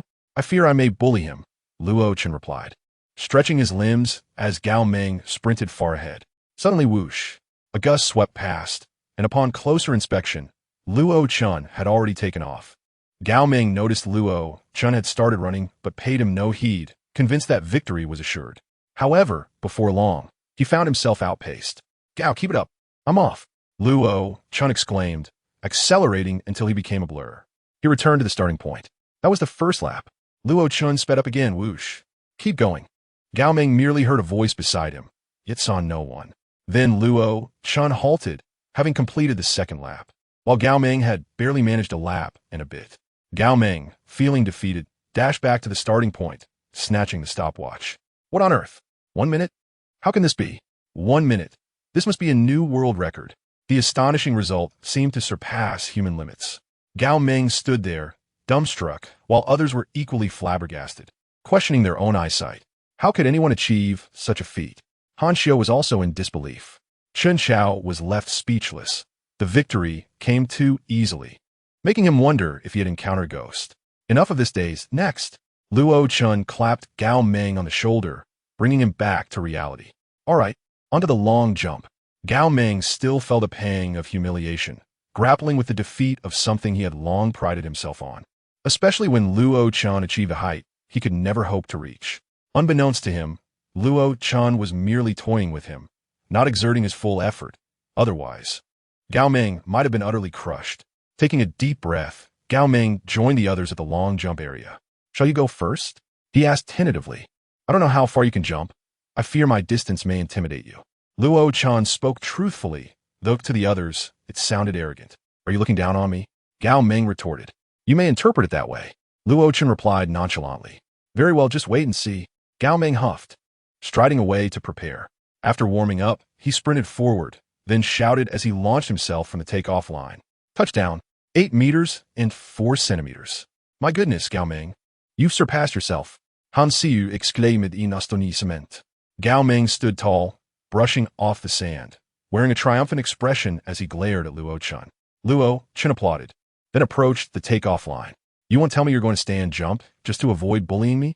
Gao Meng glared at Luo Chen. Correct, but not entirely, Luo Chen replied. To ensure I don't bully you, I'll add another condition. With that, Luo Chen raised one leg. I shall perform a one-leg jump. You intend to jump on one leg? Gao Meng was both furious and amused, as were the spectators from the third class.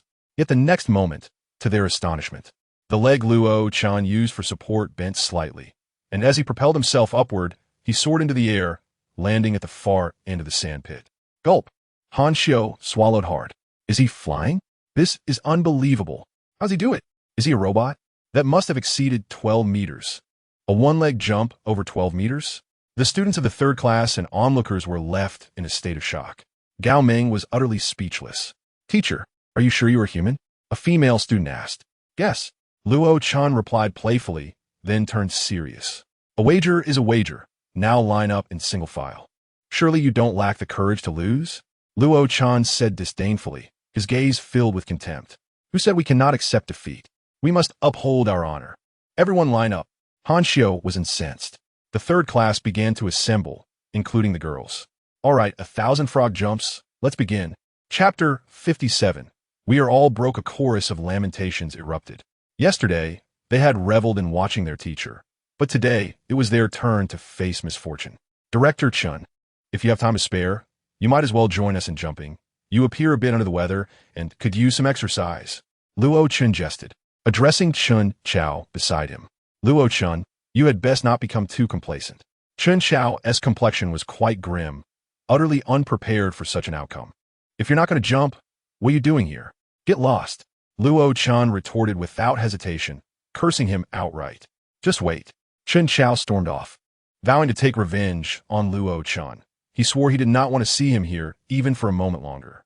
Meanwhile, Class 3 was filled with lamentations. Many onlookers in the teaching building witnessed this scene. Today the sun is shining from the west. What on earth are those guys in Class 3 doing? Someone remarked. Oh, look, they're all jumping like frogs. Come see this spectacle. It seems they're actually in gym class. It was a rare sight for the students, and even the teachers found it peculiar. The students of Class 3 were truly the most earnest in attending gym class in history. 1,000 frog jumps later, many found their legs trembling, supporting one another as they made their way back to the classroom. Only Gao Meng sought out Luo Chen, appearing quite jovial, seemingly engaged in a delightful conversation. All right, this is merely a method to push your physical limits. You should return to class now. If you have any questions later, come to me. Remember, focus on your studies. If I hear any teacher reporting back to me about you, I want to share this method with you again. Luo Chen said, patting Gao Meng on the shoulder. Sure thing, Teacher Luo. No problem. Gao Meng responded with enthusiasm, especially after their chat, feeling as though a new, wondrous door had swung open in his life. Upon entering the classroom, Gao Meng stepped onto the platform. Everyone, I apologize, but I have been swayed by Teacher Luo. I will no longer participate in your plans. After saying this, he descended from the stage. Wait, what? Gao Meng, what is going on? You've defected after just one class? Hey, Gao Meng, that's not fair. Didn't we all agree to deal with him together? But Gao Meng feigned ignorance, pulling out a pristine textbook and diligently studying. Interesting, Lu Ziwen smirked. What is interesting about it? Now Ling Yu and Gao Meng have both defected. It's only the second day. At this rate, I wouldn't be surprised if everyone turned against us within a month. Han Siyu Sai hit. Ziwen, how about I call my boss outside? He can send someone over to teach that Luo a lesson and toss him out, Han Xiu suggested. Unable to swallow his frustration while rubbing his already aching thigh, his legs trembling. Let us wait and see.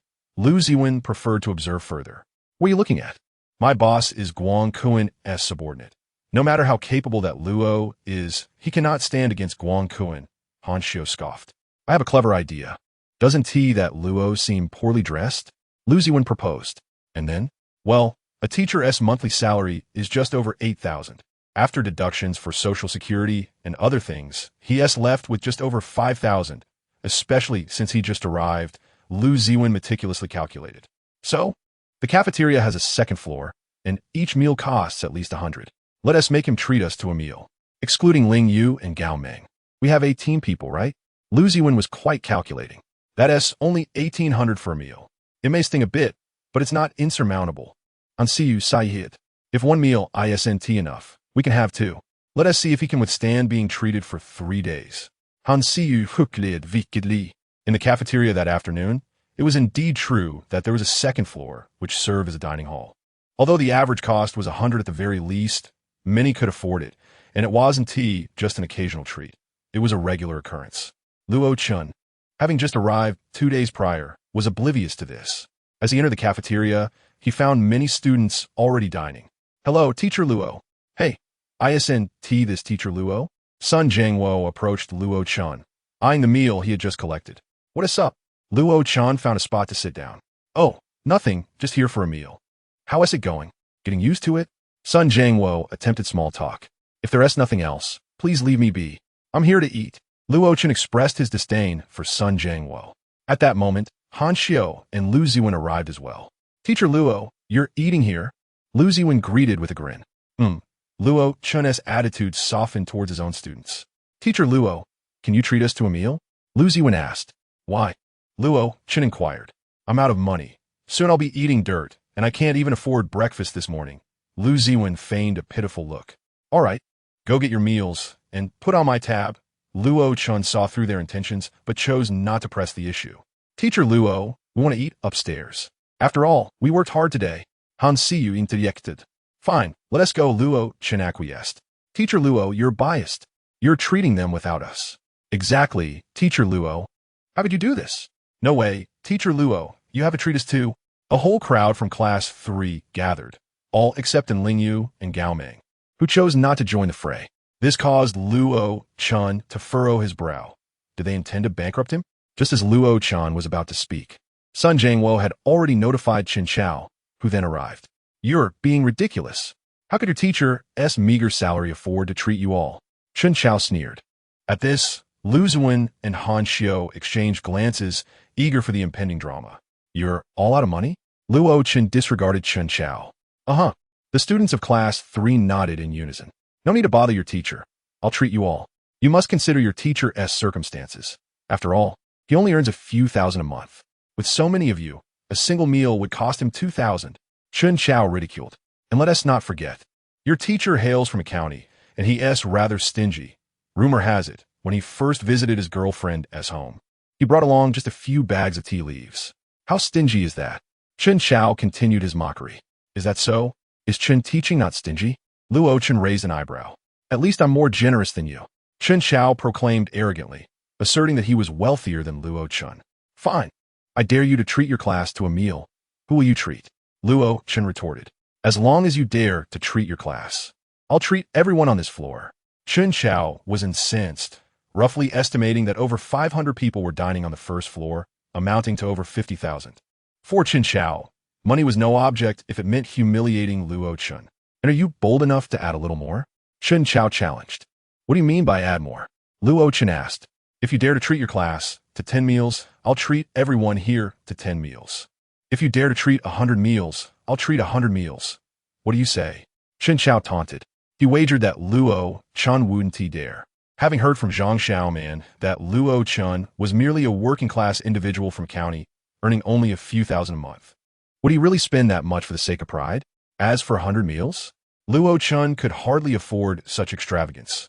It was a blatant display of wealth, a means to belittle Luo Chen through monetary means. Fine, call them over. Let us head upstairs, Luo Chen declared. In truth, Chen Chao needn't call anyone, as Lu Ziwen and the others had already begun to shout. Regardless of the outcome, they stood to gain. Chen Chao, confident, viewed this as a splendid opportunity to overpower Luo Chen. Upon arriving at the second-floor dining hall, they summoned the restaurant owner. Then Luo Chen spoke. For every meal I treat our class, you shall treat the over 500 students present. I stated this in front of everyone. Do you think I would go back on my word? Chen Chao sneered. How many meals can you afford, Luo Chen? Do you really think you have a means to treat us? You won't last 10 meals. Chen Chao was quite confident. All right, boss, you heard it. And so did everyone else. I will treat our class for 3 months, 3 meals a day. Luo Chen countered with a cold smile. Mr. Luo, stop boasting. Everyone has heard you. Don't make promises you can't keep. Chen Chao was certain of this. Boss, how much will that cost? Luo Chen inquired.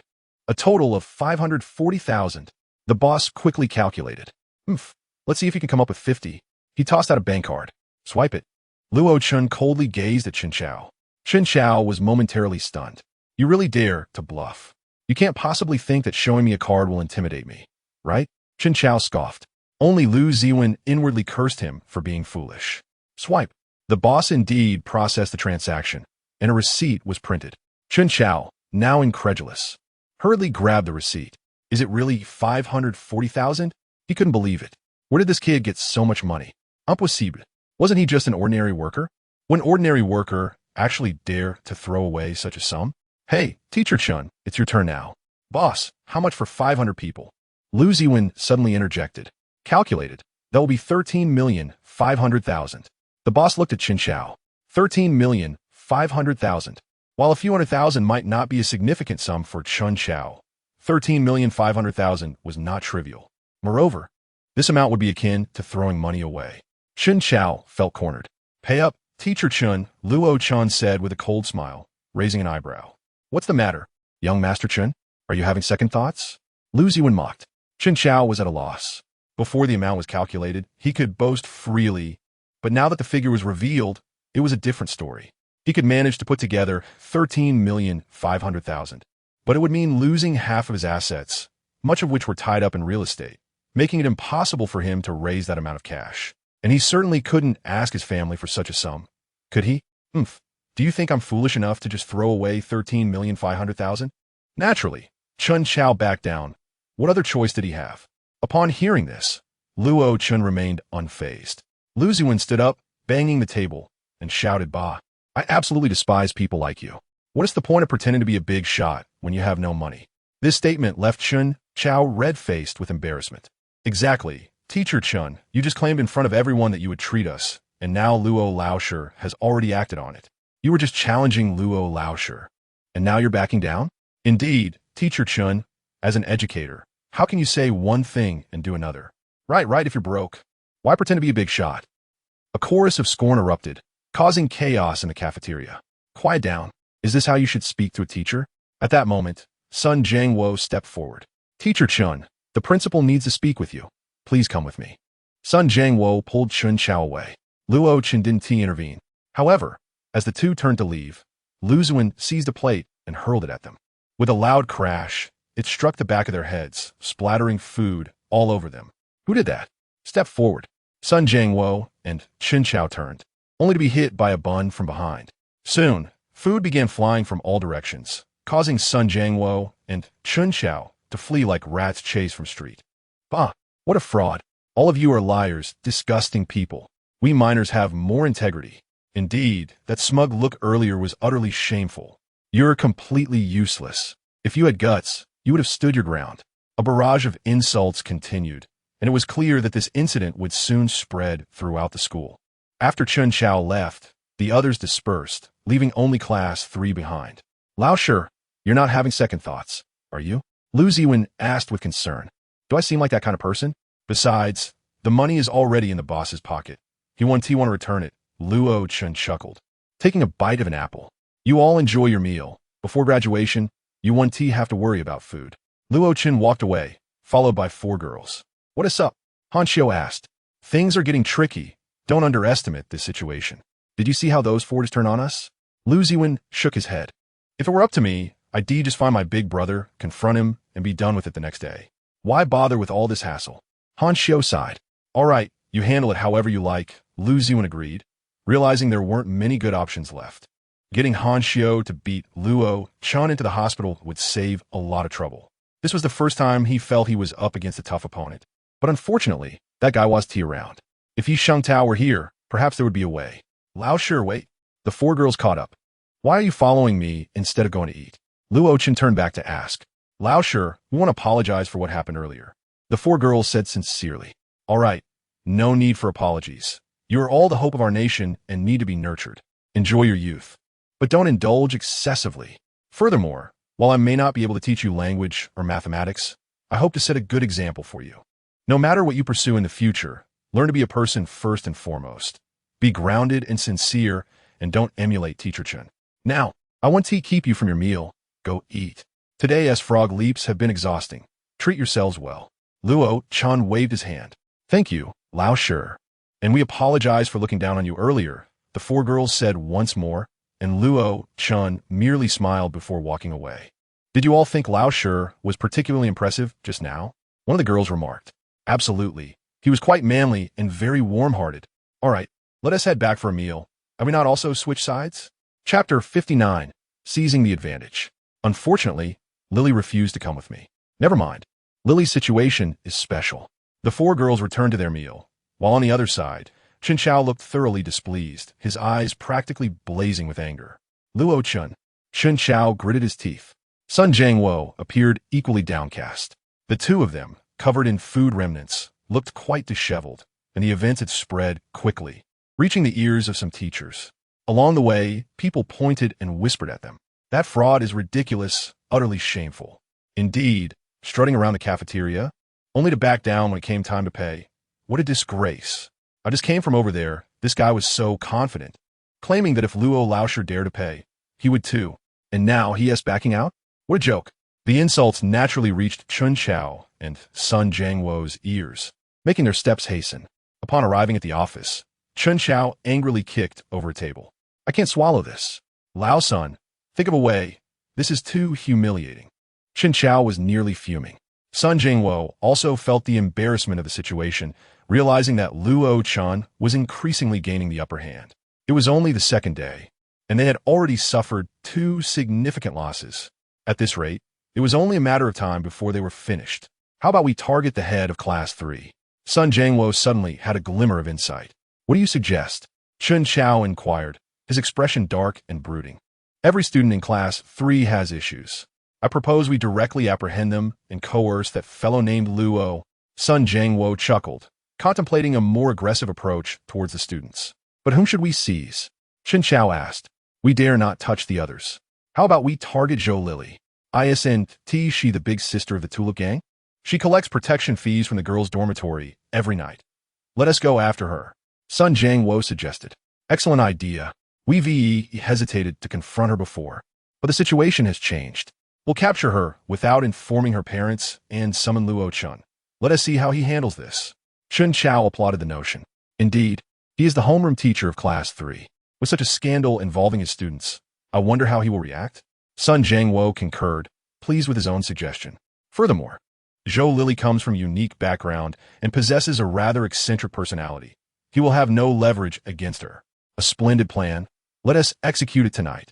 The two conspired to ensnare Luo Chen. As dinner concluded, evening's self-study began. Near the end of the session, Han Xiu proudly waved his phone. It's all set.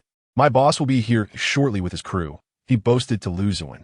By the way, Zuan, they can't enter the school. How should I lure him out? Han Xiu frowed. Are you foolish?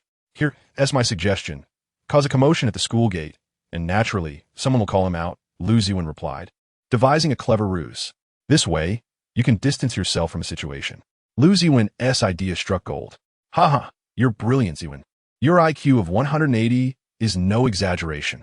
Han Xiu laughed and slipped out through the back door before the class ended.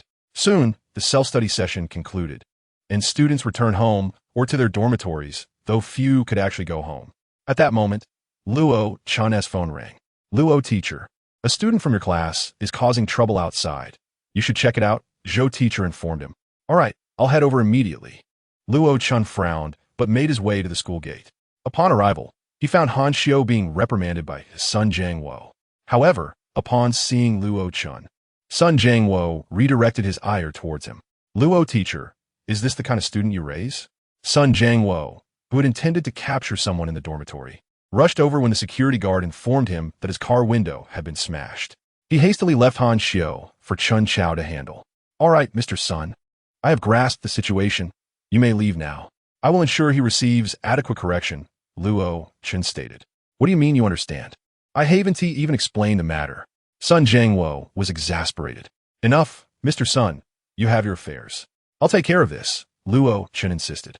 Sun Jingwo truly had pressing matters, specifically the collection of protection fees from Zhou Lily, and was unwilling to linger, as that was the priority. I hope you can provide a satisfactory response, Sun Jingwo said, borrowing a small vehicle from the security guard and hurrying away. Once Sun Jingwo departed, Luo Chen turned to Han Xiu, who expected a reprimand, as was customary with teachers. However, he was taken aback when Luo Chen said, All right, you may leave. You're not going to scold me? Han Xiu was stunned. Why would I? It's a minor issue, Luo Chen replied, bemused. It's just a smashed car window. After all, I've dealt with far worse. But didn't you tell Mr. Sun that you would correct me? Han Xiu kurfuned. Oh, I almost forgot. Remember, when you smash something, do it discreetly, Luo Chen advised, leaving Han Xiu in disbelief. He sensed that this teacher operated outside conventional norms. You don't want to ask why I specifically targeted his car window? Oh, pray tell, Luo Chen prompted. Because he constantly harasses female classmates. Ding ding ding, Luo Chen's phone rang again. Luo teacher, another student from your class is in trouble and is being taken to the principal's office. You should come quickly. It's a female student. Zhou teacher called again, and before Luo Chen could respond, the principal's call came through, which he ignored, opting instead to head towards the principal's office. Hey, Luo teacher, why are you leaving? I haven't finished. Han Xiu protested, but Luo Chen hurried away, intent on addressing the situation. Just 2 minutes after Luo Chen's departure, Han Xiu's phone buzzed. What? Boss, you've arrived at the gate? Chapter 60. The daughter of the wealthiest man Han Xiu rushed out, eager to meet his boss. A man clad in black leather exited a vehicle, sporting a small mustache and sunglasses even at night, accompanied by 7 or 8 followers. Where's he? Money, the leader in black leather demanded. Before Han Xiu could respond, a resounding slap landed on his face. Where he is, that's your concern. Money comes first. The leader scoffed. Han Xiu, lowering his head, quietly produced 8,000 yuan. The leader sneered, 8,000? Do you take us for beggars? Another slap struck Han Xiu's face. Do you understand the rules? I brought 7 people. You think 8,000 suffices? Do I have no pride? The scar-faced leader glared at him. What amount do you want then? Han Xiu asked, wincing. At least 50,000. Hurry. The scar-faced man replied with a smirk. Fine. Can I transfer it to you tomorrow? Han Xiu dared not protest further, fearing another slap. Tomorrow? You wish. Come with me. The scar-faced man ordered, and his entourage seized Han Xiu and tossed him into a vehicle. Call those female classmates of yours. If they come out to play, the money issue is settled. The scar-faced man spoke in the car. But boss, isn't that inappropriate? Han Xiu expressed doubt. What is inappropriate about it? Don't worry. You know I control that venue on Haiding Road. Students have been scarce lately. We need some female students to liven things up. Trust me, it's just for fun. With me around, there's nothing to fear. The scar-faced man assured him. Will there really be no problems? Han Xiu asked. I'm your boss. Do you dare question me? The scar-faced man sneered again. Then, boss, tonight 1T work. I have classes. Then let us plan for the weekend. Remember, this is an order from your boss. If you do well, I'll 1T press you for the money. If you fail, it's considered a betrayal and disloyalty. You know the rules. The scar-faced man threatened. Understood, boss, Han Xiu replied, thumping his chest in affirmation. Remember, the more female classmates, the better. Now leave. The scar-faced man opened the car door, letting Han Xiu out. Once Han Xiu was gone, the scar-faced man wore a cold smirk. Recently, a few guests arrived at the establishment, demanding genuine female students, which prompted the scarred man to set his sights on Han Xiu. It was evident that Han Xiu's involvement would inevitably lead to complications, as the intention was to stir up trouble. Meanwhile, Luo Chen hastened his steps, rushing to the principal's office. Upon pushing open the office door, he found a crowd gathered inside, among whom stood several girls.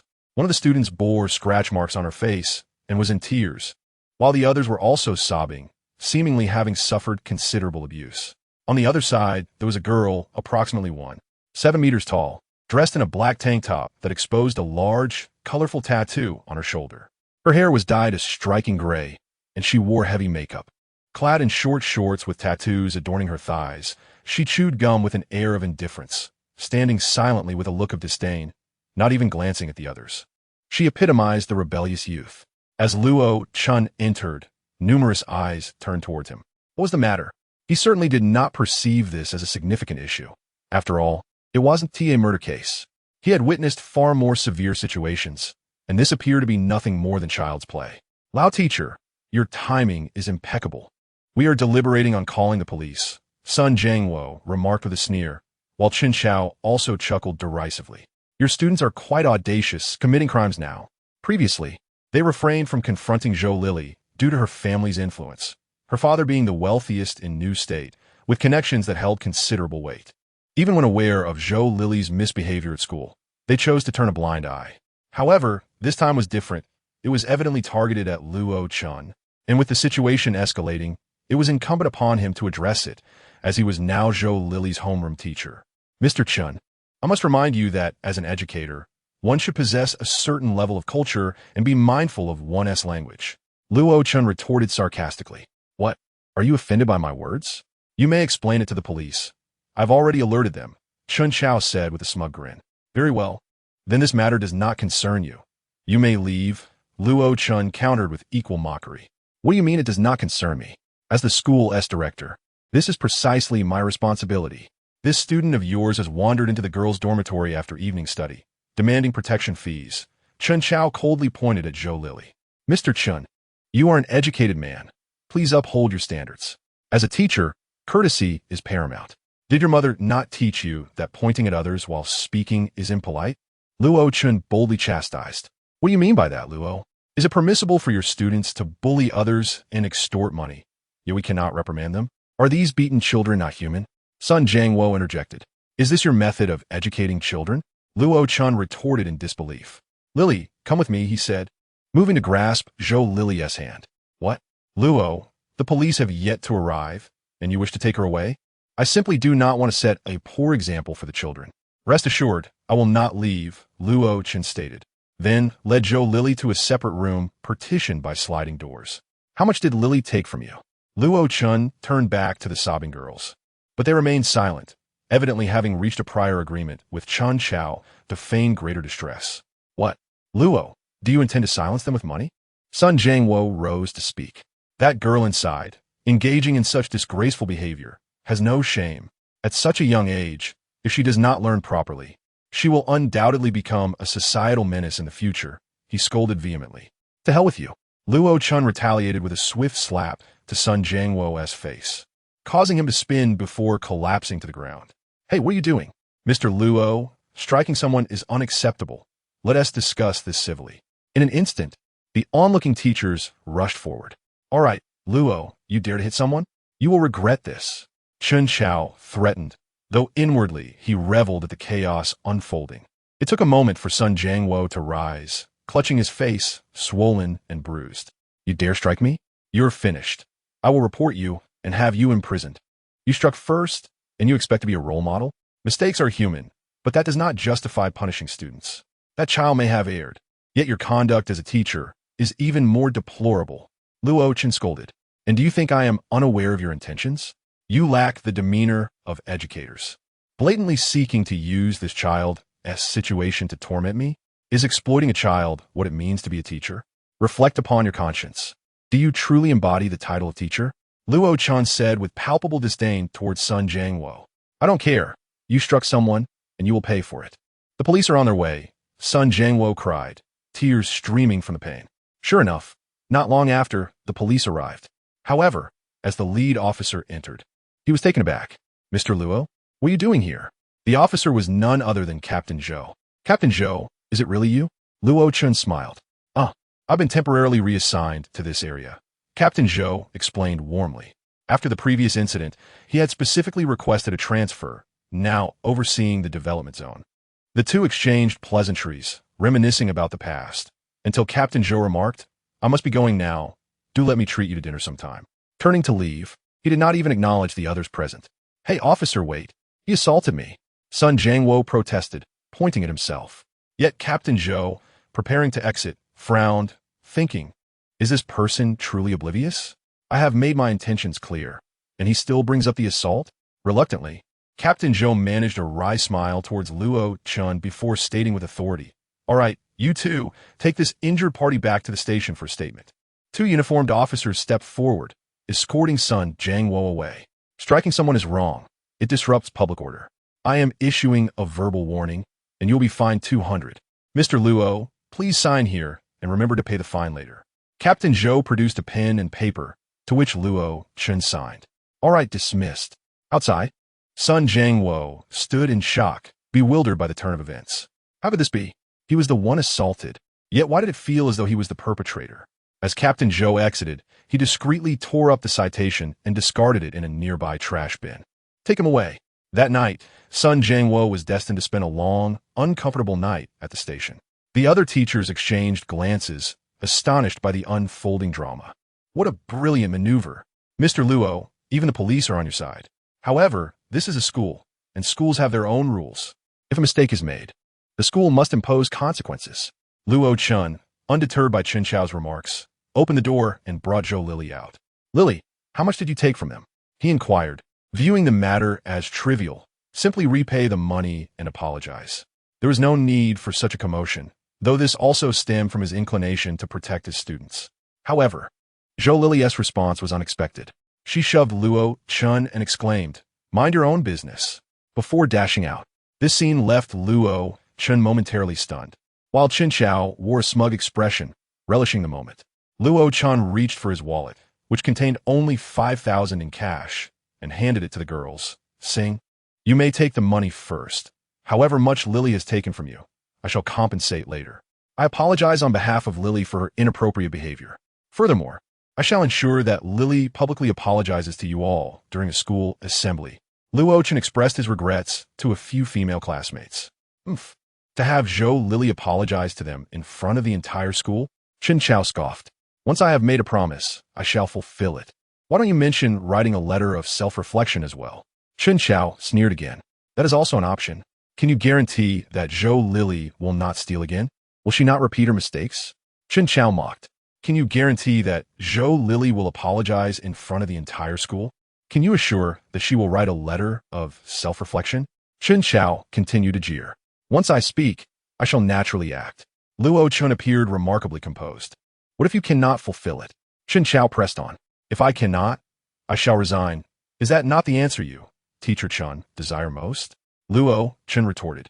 Very well, I am not forcing you. Chen Chao suddenly burst into laughter. Then, Teacher Luo, please draft a letter of guarantee. Certainly. Old Zhang, you shall write it for me. Chen Chao commanded directly, wary of Luo Chen's potential trickery. That is agreeable, but it will be different. I am not as shameless as you. Teacher Chen. Luo Chen shot back. You won't last long. I am eager to see what means you have to compel Zhou Lily to apologize in front of the entire school. Chen Chao took the letter of guarantee, clearly outlining the conditions. Luo Chen swiftly signed it. Meanwhile, Chen Chao was unconcerned, given Zhou Lily's temperament. Even with Luo Chen's assistance, she had shown no gratitude. So how could Luo Chen possibly persuade her to apologize? Indeed, Zhou Lily's character was peculiar and reclusive, seemingly unapproachable. As a student, Luo Chen could not employ any unconventional methods to force her to apologize. Thus, this situation was undeniably troublesome. Luo Chen chose not to linger and quickly left, vanishing into the night. He suspected that something was amiss with Zhou Lily. After all, she was the daughter of the wealthiest individual in Xinzhou and certainly would not lack financial resources. Why then would she collect protection fees? In reality, Zhou Lily had not ventured far. With Luo Chen's swift pace, he soon located her, yet he chose not to confront her, but instead followed quietly behind.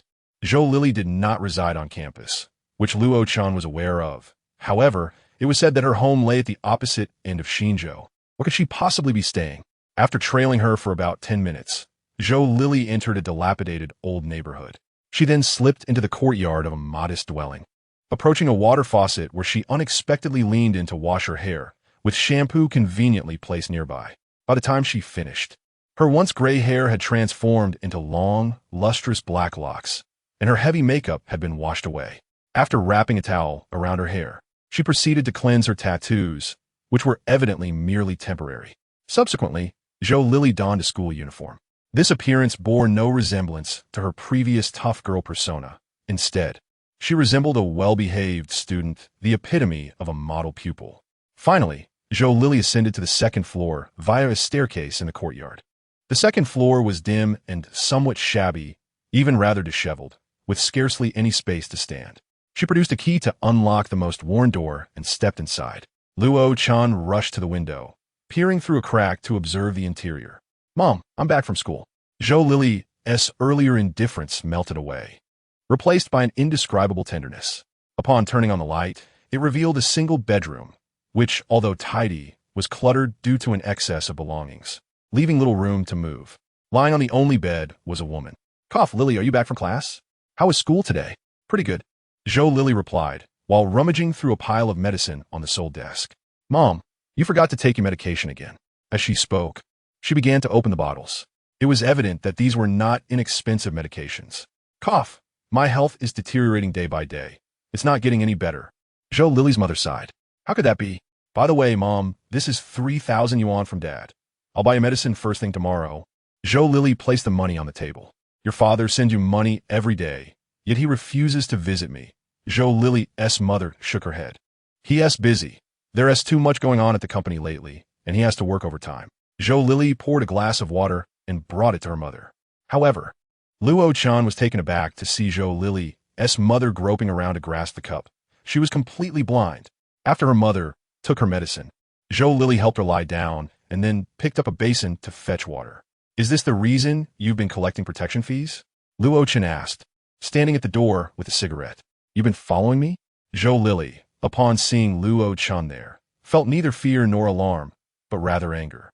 Either I reveal the truth to her beloved daughter, who collects protection fees at school every day, or I help you cure her. Do you have that much money?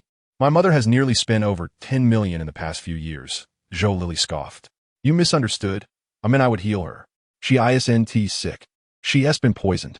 Luo Chen, possessing the ability to see through, could naturally discern the toxins within Zhou Lili's mother. Why should I trust you? Zhou Lili remained skeptical. Luo Chen pointed his own eyes and mocked, black, with more black, and adorned with a cartoon cat. You? Zhou Lili's face flushed instantly. She understood the implications of Luo Chen's words. Do you believe me now? Luo Chen regarded Zhou Lili, who in turn looked back at him. I knew you wouldn't believe me. Luo Chen's voice resonated once more. However, this time Zhou Lili believed, for Luo Chen had just been 5 meters away. Yet now he stood right behind her speaking those words. Such feats were beyond the capabilities of an ordinary person. Who exactly are you? Despite her calm demeanor, Zhou Lili felt a twinge of fear. Wait a moment.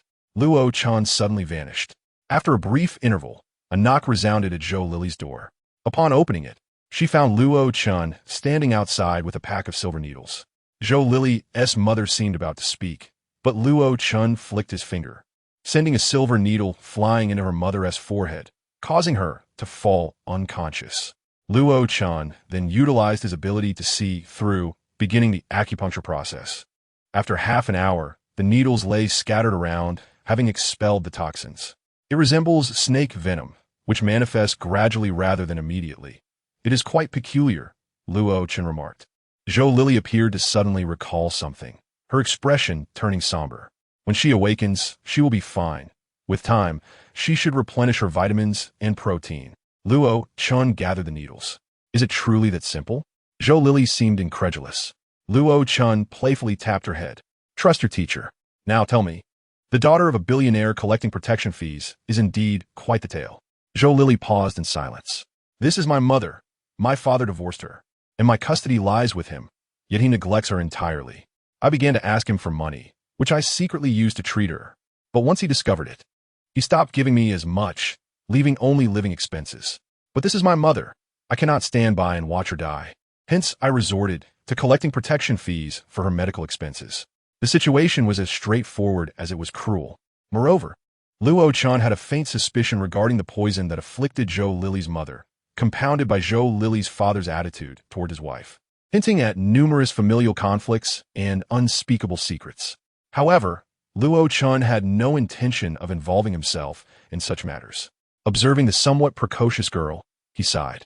One should strive to act through reasonable and lawful means, bearing in mind that the girls you confront also have fathers and mothers.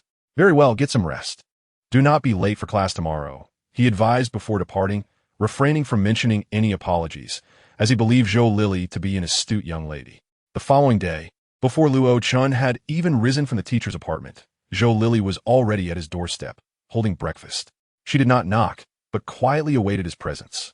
For this individual, whether as a teacher or homeroom instructor, Zhou Lili remained unconcerned. Yet, she could not overlook the fact that this person had healed her mother's ailment. In Zhou Lili's heart, as long as her mother's health was restored, she would be willing to pay any price. After all, she, the daughter of a wealthy family, had even dared to pay for medical expenses, which demonstrated her relentless resolve. Upon waking, Luo Chen sent someone at the door and opened it to let Zhou Lili in. To her astonishment, he was brewing tea, embodying the habits of an elderly person. So early, what brings you here? She inquired. Thank you, were the two succinct words that conveyed everything. This indicated that Zhou Lili's mother had indeed recovered. Otherwise, she would not have come to express her gratitude. I've signed a guarantee with Chun Chao, ensuring you will not repeat your mistakes. And you will also read an apology in front of the entire school and apologize to the affected girls. Can you manage that? Yes, Zhou Lili nodded, readily agreeing. That's good. At least I won't have to resign, Luo Chen replied with a smile. However, he sensed that she did not care much for the job, and that she differed from the other teachers he had encountered, feeling more like a peer than a mentor. Zhou Lili was indeed observant. Everyone harbors secrets, Luo Chen chuckled lightly. Understood, Zhou Lili did not press further, for she was intelligent. Just then, a voice called from outside. Lao Luo, are you home? It was Zhou Laoshi. Quick, hide. If seen, misunderstandings could arise. Luo Chen was clad in a bathrobe, and having a female student in his room at such an early hour would undoubtedly lead to misinterpretations. Zhou Lili complied, hastily retreating into Luo Chen's bedroom. What is the matter? Luo Chen welcomed Zhou Laosher inside. Lao Luo, you were too impulsive last night. To be honest, although you've only been here for 2 days, I personally admire you. I hope you won't leave, but I fear you are unaware of Zhou Lili's situation. Zhou Laosher appeared to be there to offer a warning. Is there a woman's scent? Zhou Laosher sniffed the air. That is just your imagination. You've been single for too long. Let us discuss the matter at hand. Luo Chen promptly interrupted. Lao Luo, you don't know, but Zhou Lili is quite the formidable figure at school. Her temper is notoriously terrible. Zhou Laosher spoke in hushed tones. But the house lacked soundproofing, meaning Zhou Lili could hear every word from the adjacent room. Discussing students behind their backs isn't appropriate, is it? Luo Chen reminded him. No harm done. They're none the wiser. Zhou Laosher waved it off. Sigh, Lao Luo, I understand you have the student's best interests at heart, but Zhou Lili is different. With her temperament, how could you possibly have her apologize in front of the entire school? If that happens, it would truly be a miracle. I must tell you enough. Zhou Laosher, don't fret. I have my methods, Luo Chen swiftly interjected. All right, I just hope you don't leave after only 2 days. Zhou Laosher exited, looking despondent. Zhou Lili emerged, but chose not to mention what she had overheard, instead reminding Luo Chen, although I believe you're unconcerned to manage Class 3, you need to handle 2 individuals, Lu Ziwen and Yi Shengtao. The foolish son of that high-ranking official? Luo Chen inquired. He is not foolish. Zhou Lili rolled her eyes. Likely the only one bold enough to make such an assessment of Lu Ziwen. And the other? Yi Shengtao. I've never seen him. Luo Chen expressed curiosity. Because he has been skipping classes, Zhou Lili retorted. How would I know that? You haven't taken attendance. Zhou Lili rolled her eyes again, displaying a maturity beyond her years. Go write your reflection. Luo Chen took a sip of tea, not pursuing the topic further. I'm sorry. Thank you, Zhou Lili spoke again. What else with the apologies? Haven't you already expressed your gratitude? Luo Chen questioned, puzzled. I'm apologizing for last night's incident in the office. I thought you were merely putting on a show for me, but now I realize you were genuinely trying to help. Zhou Lili exited, but not before turning back to add, by the way, Lao Luo, do you have a girlfriend? I'm almost of age. Let us discuss that when you reach adulthood. Luo Chen chuckled. All right. After Zhou Lili departed, Luo Chen picked up a dossier pertaining to the foolish son of a prominent official. He glanced at the parents' contact information and smiled. No matter how clever a person may be, everyone has their vulnerabilities, does one not? Isn't that Sun Laosher? Luo Chen approached the teaching building, spotting Sun Jiangwo, who bore dark circles under his eyes and had one side of his face swollen. Luo Chen had surmised correctly. Sun Jiangwo had spent the night sitting on a cold bench at the bureau. After being summoned to the police station, he was left unattended, enduring a night of isolation. Lao Luo, don't get too cocky. We'll see how you fare today. Sun Jiangwo sneered. I'll let you in on a secret. For your sake. Chen Xiao has already requested a school assembly from the principal, which is happening this morning. Sun Jiangwo wore a mocking smile. Originally, the assembly was scheduled for the following day, but Chen Xiao, eager to target Luo Chen, had moved it up. Sun Jiangwo had just left the police station when Chen Xiao called him, prompting him to rush over without even washing his face, eager to witness Luo Chen's embarrassment. No wonder Zhou Laosher had come to comfort him. It all made sense now. However, Chen Xiao was unaware that Luo Chen had already resolved the situation the previous evening. Chen Xiao had truly resorted to such petty tactics to undermine him. Shortly thereafter, an announcement resonated throughout the school, calling for an impromptu assembly. Sun Jiangwo smirked as he watched Luo Chen, then walked away. Soon, the students gathered in the playground. Chen Xiao, alongside several other teachers, approached with smug expressions. Lao Luo, did you expect this? Chen Xiao carried an air of confidence. I did not. Luo Chen shrugged nonchalantly. Did you think I would grant you the luxury of time to devise a solution? Dream on. Since last night, you probably haven't even seen Zhou Lili. Chen Xiao's expression was one of triumph. I'm curious to see how you convince Zhou Lili to apologize. At that moment, the principal began addressing the events of the previous night, stirring a wave of murmurs among the students. Class 3, in particular, felt a mix of helplessness, astonished that the school had genuinely taken action. Now it's your turn to face the music, class teacher. I'm eagerly awaiting the outcome, Chen Xiao smirked. Luo Chen stepped onto the stage, rolled up his sleeves, and spoke into the microphone. I sincerely apologize for the actions of Zhou Lily in my class. To the affected female students, I extend my deepest apologies once again. Furthermore, I have assured them that Zhou Lily will personally apologize to you all here today. Zhou Lily, please come forward to apologize. Luo Chen's voice resonated throughout the school, provoking an uproar among the faculty and students. His final remark, that Zhou Lily should apologize, left everyone in disbelief. Could this new teacher truly be so misguided? Did I hear correctly? He actually suggested that Zhou Lily, the notorious leader of the Tulip Gang, should apologize? This was a girl known for her history of brawls and defiance. The very notion was absurd. Even some teachers chuckled, for the idea of Zhou Lily apologizing was utterly preposterous. If she were amenable to such a thing, the current predicament would never have arisen. I suspect the principal would have a greater chance of being asked to apologize than Zhou Lily, one teacher remarked, adjusting his glasses. Indeed, the young and inexperienced Luo Chen seemed oblivious to the reality of the situation. Meanwhile, students in Class 3 began to jeer. Did I hear that right? Lily, he wants you to apologize? Hansiu Lulkit. Yes, Lily, go on. Let's see how he handles that. Class 3, more familiar with Zhou Lily's character than anyone else, harbored doubts about her compliance. Her demeanor was one of indifferent arrogance, utterly unconcerned with the opinions of others. I almost wanted to confront Teacher Luo and inquire if he believed the sun would rise in the west today. Chen Chao stood below, increasingly amused, thinking that he was slightly outmatched. However, the laughter from Class 3 quickly subsided as Zhou Lily moved. No way. Lily, are you really going? Han Siyu exclaimed, grabbing her hand, only to be shrugged off. Sorry, everyone, Zhou Lily declared, pulling out a piece of paper and striding forward. As she passed Lu Ziwen, she suddenly warned him, be careful, Ziwen. Our new homeroom teacher is not as simple as you think. Your usual tactics won't work on him. To everyone's astonishment, Zhou Lily actually went up. The school erupted in disbelief. Is this real? Lily really went up? Am I seeing things? Even the teachers were taken aback. Had the sun truly risen in the west today? How could this have happened? Chen Chao, consumed by confusion and fury, felt as if he might faint. Everything had been under his control. How could there be a problem? How could Zhou Lily genuinely be complying? Just last night, she had pushed Luo Chen in front of everyone. Had Luo Chen somehow enchanted her in a dream? Damn it.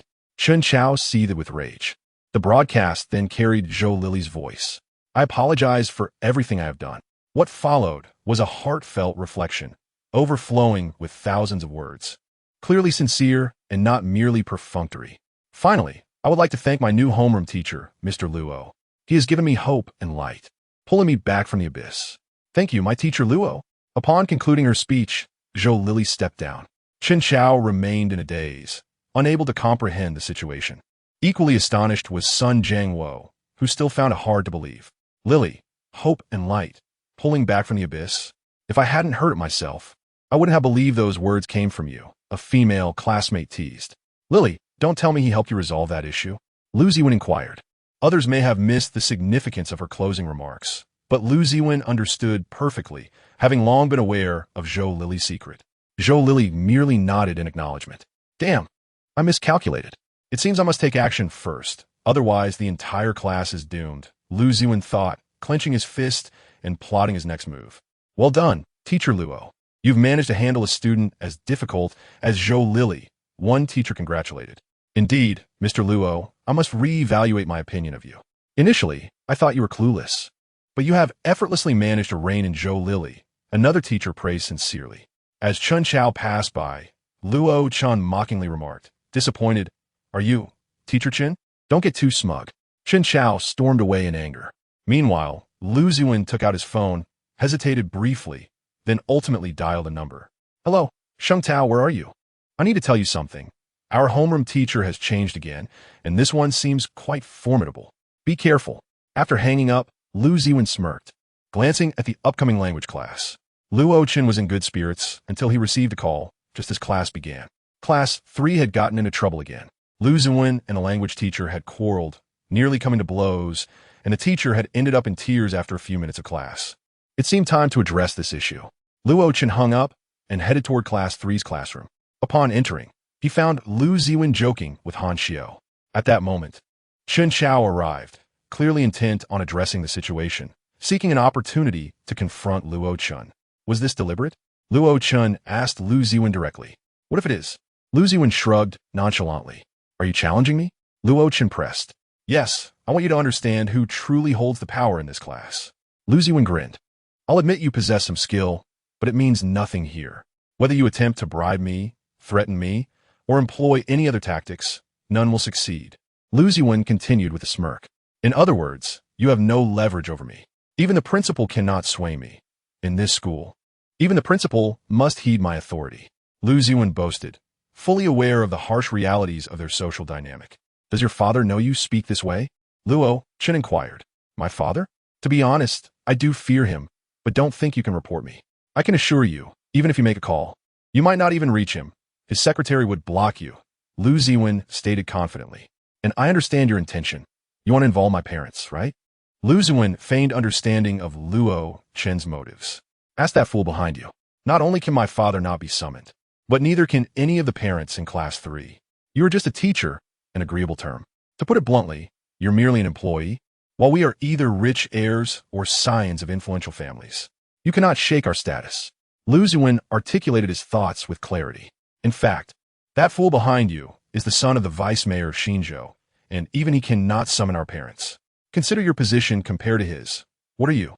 Let alone bringing my father here. Therefore, you cannot achieve that. You can give up hope. In the future, Class 3 will still be under my command, and the Tulip Gang will bow to me. Lu Ziwen declared confidently, observing Luo Chen with a derisive smile, seemingly waiting for a rebuttal or for Luo Chen to stumble. Very well, I'll make this clear. If your father does not come to reprimand you today, I will change my surname, Luo Chen stated without further ado. Exiting the room. Dealing with someone like Lu Ziwen requires a practical approach for this young lad. Despite being perceived as merely a foolish scion of a wealthy family in Luo Chen's eyes, possesses a considerable intellect compared to his peers. I'm waiting. Even as Luo Chen distanced himself, Lu Ziwen shouted after him, seemingly mocking him. Ha ha ha. Ziwen, you are truly formidable. You made him retreat in defeat. Hey Ziwen, as long as Sheng Tao doesn't return, this school is under your command. Aren't you afraid he'll actually summon your father? Han Xiu inquired at that moment. Allow me to analyze this for you, you fool. Lu Ziwen feigned seriousness, showing no signs of concern. Did you see that fool outside the door? Lu Ziwen pointed to Chun Chao, who, upon hearing the remark, felt both angered and powerless. Initially, he had been relishing Luo Chen's predicament, only to find himself subjected to ridicule in return. However, given that Lu Ziwen was the son of a prominent leader from Xinzhou, Chun Chao dared not respond. Eventually, he stormed off to the office, waiting for the opportunity to witness Luo Chen's embarrassment. That fool seems to target the Luo family repeatedly, does he not? Lu Ziwen remarked. Han Xiu and the others nodded in agreement. Given Luo Chen's temperament, he would have likely dealt with Chun Chao long ago, yet he had not. What does this indicate? Han Xiu inquired. You truly are foolish. It indicates that Luo Chen lacks the ability to retaliate, that he is not powerful enough to confront Qin Chao. If he cannot handle Qin Chao, how could he possibly summon my father? Do you think my father has the time to rush to school for such trivial matters? Lu Ziwen waved his hand dismissively. There was one thing Lu Ziwen refrained from expressing, as it would be quite embarrassing. In reality, whenever he called his father, it was usually answered by his secretary, and most times, he could not reach his father at all. Perhaps this was also a reason for Lu Ziwen's rebellious nature. If he could handle Qin Chao, then I might be worried. Lu Ziwen's reasoning was not without merit. In fact, his intelligence seemed to transcend that of his age. If he were unsure, he would not act so boldly, but since he did, it indicated a high degree of confidence. Yet, it was evident that no matter how clever Lu Ziwen was, he could not fathom who Luo Chen truly was. Ironically, this very intelligence sometimes misled him, as he would dismiss the possibility that Luo Chen was indeed the formidable figure known as Luo Yi. This oversight could prove disastrous for Lu Ziwen. Regardless, I am eager to see if you can indeed summon your father today. If you cannot, I wonder how you will face the future. I believe, Ziwen, that this time, Teacher Luo will surely fall at your hands.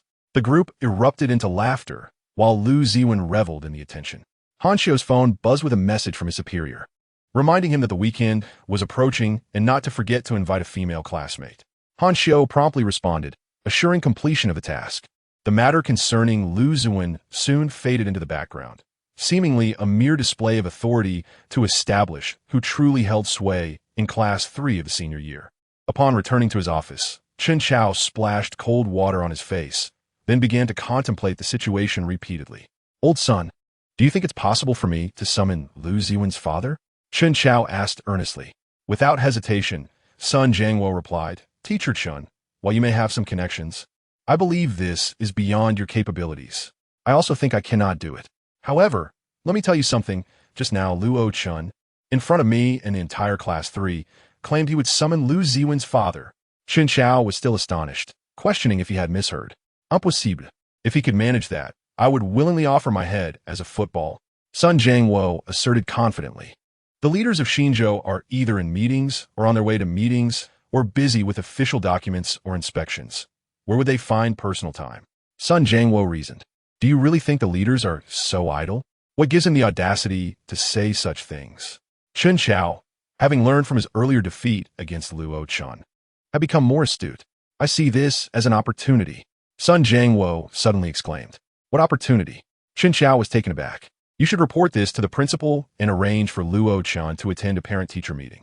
Which of the parents of Class 3 could actually be summoned?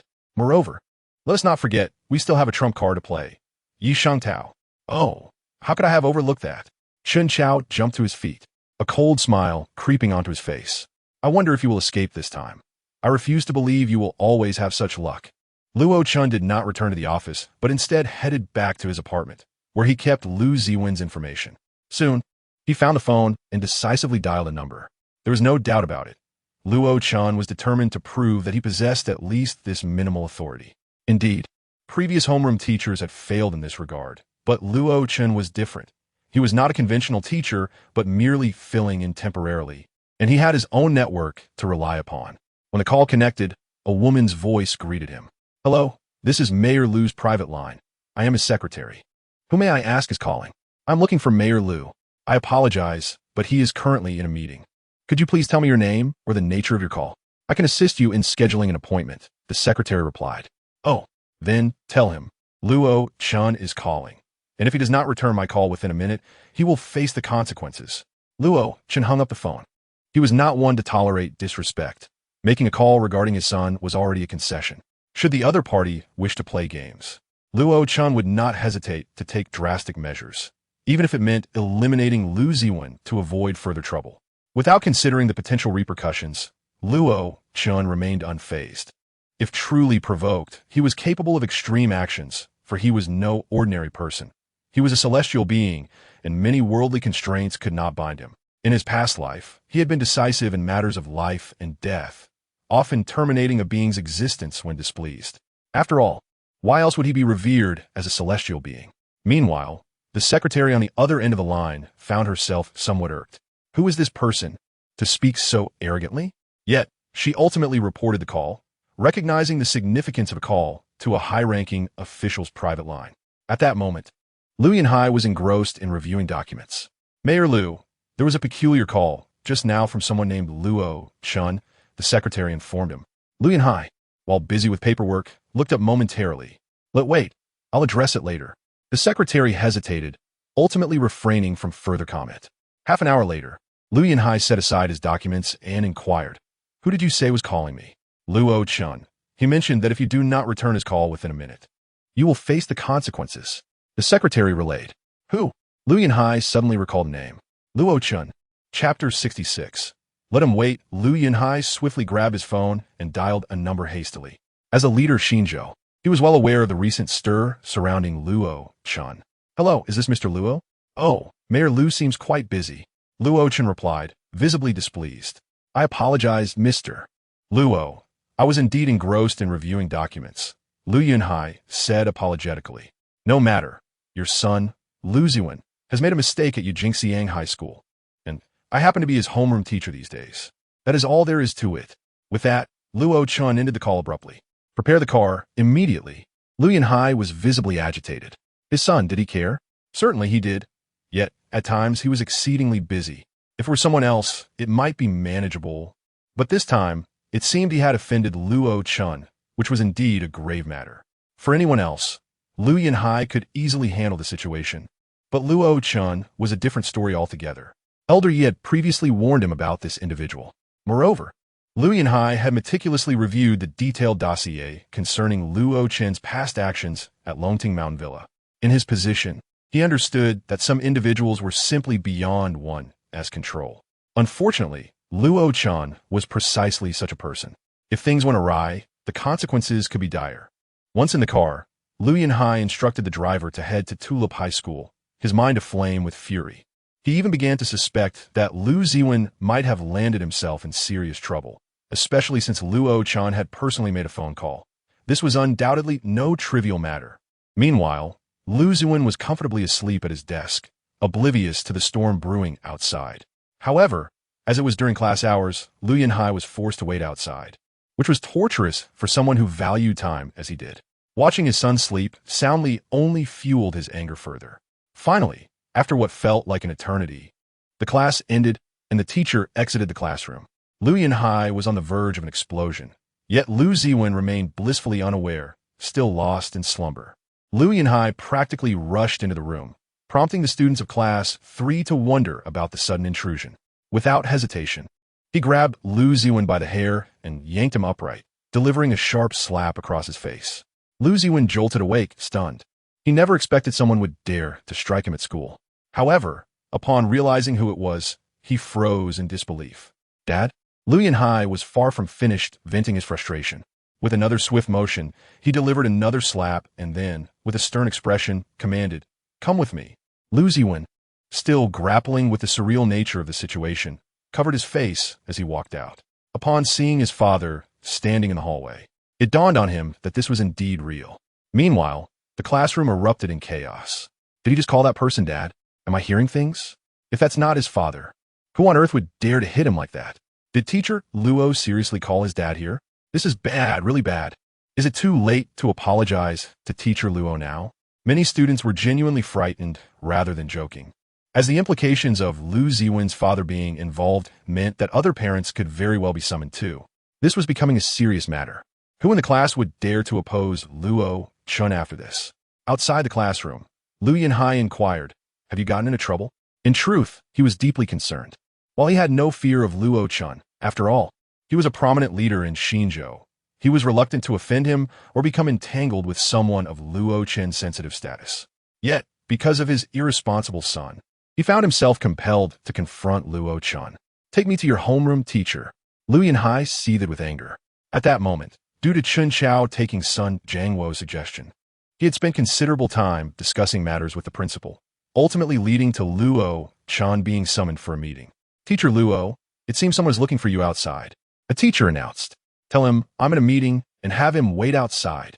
Luo Chen was seated in his office, fully aware of who it was, yet annoyed by the interruption. Let Liu Yanhai wait. He could afford to be patient. "Apologies, sir, but teacher Luo is currently in a meeting. Please wait outside," the teacher relayed, returning to Liu Yanhai, who was increasingly enraged but remained hesitant to leave, recognizing his own culpability in the situation. However, it felt unreasonable for a high-ranking official to be kept waiting outside. Meanwhile, the principal began addressing the meeting. "Teacher Luo, with graduation approaching, the school believes it is time to organize a parent meeting for the classes. All other classes have already had theirs, except for Class 3. What do you think?" The principal seemed to have been persuaded by Chun Chao's suggestion to set a trap for Luo Chen. "So, you want me to hold a parent meeting for Class 3? Luo Chen asked. "Exactly," the principal replied, seemingly swayed. "Is this trivial matter truly worth my involvement?" Luo Chen expressed his disbelief and impatience. "Trivial?" Chun Chao scoffed. "Is it not a minor issue? It's merely a parent meeting, after all." To Luo Chen, it did indeed appear to be a trivial matter. The other teachers present were somewhat offended by this remark. In a typical class, organizing a meeting is indeed a minor task, just a phone call to confirm a time, and the parents would naturally attend. However, Class 3 was not typical. It comprised children of affluent business people and significant figures in Xinzhou, including high-ranking officials. The parents of these students were, without exception, influential individuals, some of whom were astonishingly prominent. Such notable figures could not be summoned simply by a teacher's phone call. "Teacher Luo, I must admit that you may have some teaching prowess, but that statement was excessively arrogant." A teacher interjected. recalling how Luo Chen had spent days recovering from an injury sustained during a run. Is it truly a display of arrogance to suggest that we hold a parent meeting? Have you never organized such meetings before? Luo Chen countered. I must remind you, the parents of Class 3 are not ordinary. Teacher Luo is undoubtedly capable. He will surely manage to gather them. You needn't worry, Chen Chao retorted sarcastically. However, I must ask Teacher Luo, if you possess the ability to gather the parents of Class 3, why are you still merely a teacher? Chen Chao mocked. You are the son of a former vice mayor, yet you remain just a teacher? Luo Chen responded with a cold smirk, matching the sarcasm. However, this struck a nerve with Chen Chao, who stood up, pounding the table with indignation. Luo, don't think that just because you've had a few lucky breaks. You're something special. It's merely luck. I refuse to believe you can replicate that luck this time. If you could truly summon the parents of Class 3, you wouldn't still be just a mere employee, merely a teacher. Chen Chao disparaged, convinced that this assertion was particularly credible. Indeed, since Class 3's establishment, various teachers had attempted to organize parent meetings. Even the principal had personally intervened, yet not a single parent had shown up. Teacher Luo, spare us the grandstanding. In terms of experience, we have far more than you. If we couldn't achieve it, what gives you the right to think you can? In terms of connections, Chen Chao is the son of a former vice mayor. His connections far exceed yours. If he failed, what makes you think you can succeed? Chen Chao boasted. Having grown up in Xinzhou's elite circles, where his classmates and friends were all members of society's upper echelon, coupled with his father's former vice mayor status, Chen Chao's connections were not only extensive, but also prestigious. In comparison, Luo Chen was inconsequential. Is it merely because you hail from a small county? Or is it due to your ordinary university diploma? Sun Jiangwo's derision deepened, twirling a pen in his fingers. Despite Luo Chen achieving many things beyond their reach, Sun Jiangwo still looked down upon him, viewing him as powerless, lacking influence, with no substantial background, and even rumored to have been dumped by his girlfriend. Individuals like him, in Sun Jiangwo's eyes, were beneath him, for he had navigated the educational sector for over a decade and possessed his own pedigree. Moreover, given his unwavering support for Chen Chao, it could be said that he consistently targets Luo Chen. However, despite Sun Jiangwo's mockery of Luo Chen in front of everyone, Luo Chen remained remarkably composed. Let the facts speak for themselves. Luo Chen maintained his calm, refraining from engaging in further arguments with Sun Jiangwo, as such disputes were beneath his dignity. Sun Jiangwo, on the other hand, felt triumphant, believing he had cornered Luo Chen into silence, which only intensified the smug expression on his face. Even Chen Chao displayed a hint of satisfaction. Luo, let us be candid. Although you may have had some strokes of luck previously, ultimately, luck can only take you so far. Real strength is what truly matters, and in comparison to me, you are still vastly inferior, Chen Chao declared with unrestrained pride. Today, he had come to a realization about his own privileged background as a second-generation official, having enjoyed a life of comfort and constant flattery from others. Despite suffering defeats at Luo Chen's hands on multiple occasions, he believed that when it came to foundational strength, a mere laborer from a small county like Luo Chen could not possibly compete with him.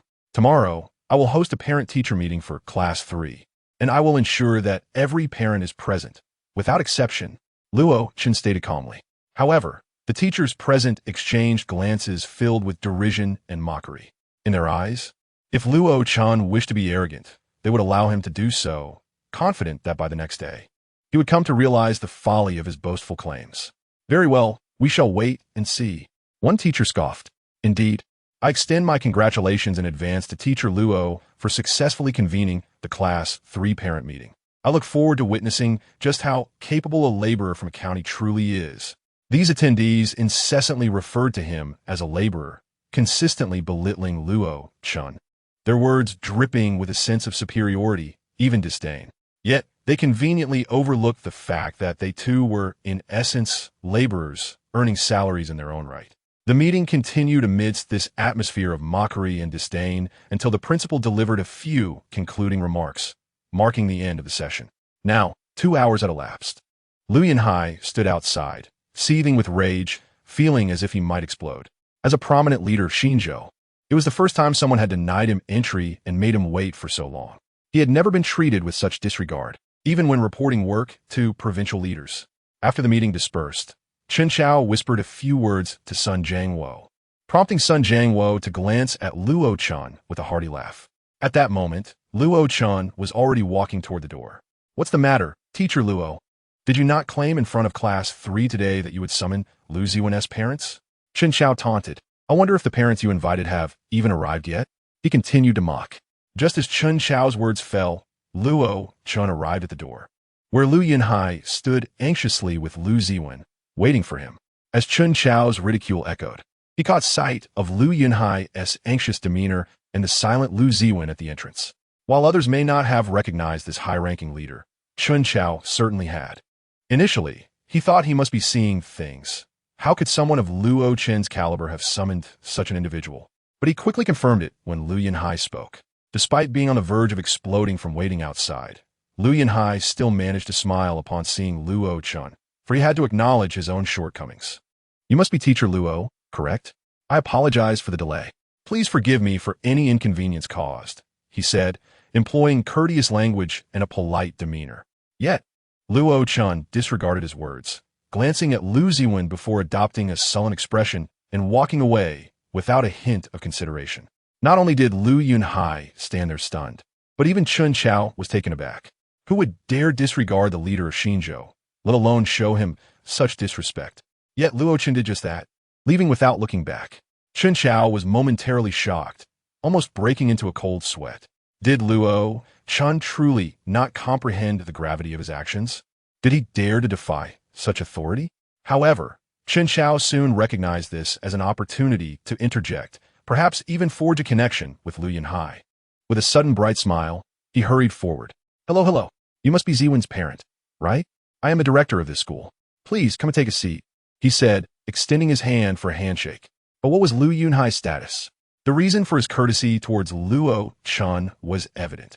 He would not even acknowledge Chen Chao, a mere director, let alone shake his hand.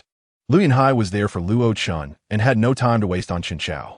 Thus, he barely glanced at Chen Chao, turning instead to follow Luo Chen out the door, leaving Chen Chao with his hand still extended in the air. In truth, at times, to be ignored is far more hurtful than to be insulted, as it signifies a profound disdain, as was the case now. Chen Chao felt as if his dignity had been thoroughly trampled. Luo Chen Chao seethed, his face contorting with rage. Chapter 68. A distinguished visitor, Lu Yunhai hastily pursued Luo Chen, calling out, Teacher Luo, I apologize. Please do not be upset. I am late." Yet, Luo Chen pretended not to hear. The more he acted this way, the more uncertain Lu Yunhai felt. After casting a fierce glare at Lu Ziwen, he continued to follow. Upon reaching Luo Chen's apartment, Luo Chen finally opened the door and said, "Come in." This prompted a slight sigh of relief from both father and son, as Lu Ziwen, being astute, feared the situation could escalate unfavorably for him. As they entered, Luo Chen glanced at Lu Ziwen and stated, "I did not invite you in. Leave." Lu Ziwen complied without protest. "Close the door," Luo Chen instructed, and Lu Ziwen obediently shut the door but left a small crack to peer inside and hear the conversation. Luo Chen gestured for Lu Yunhai to take a seat, maintaining a silence that was palpable. In truth, Lu Yunhai, as an individual of status, possessed an aura that ordinary people could not replicate. Logically, it should have been Luo Chen who succumbed to the tension first. Yet this time, it was Lu Yunhai who felt overwhelmed. He had never experienced such pressure, even in front of provincial leaders. Unable to bear the oppressive atmosphere any longer, Lu Yunhai finally spoke, "Teacher Luo," as he prepared to elaborate.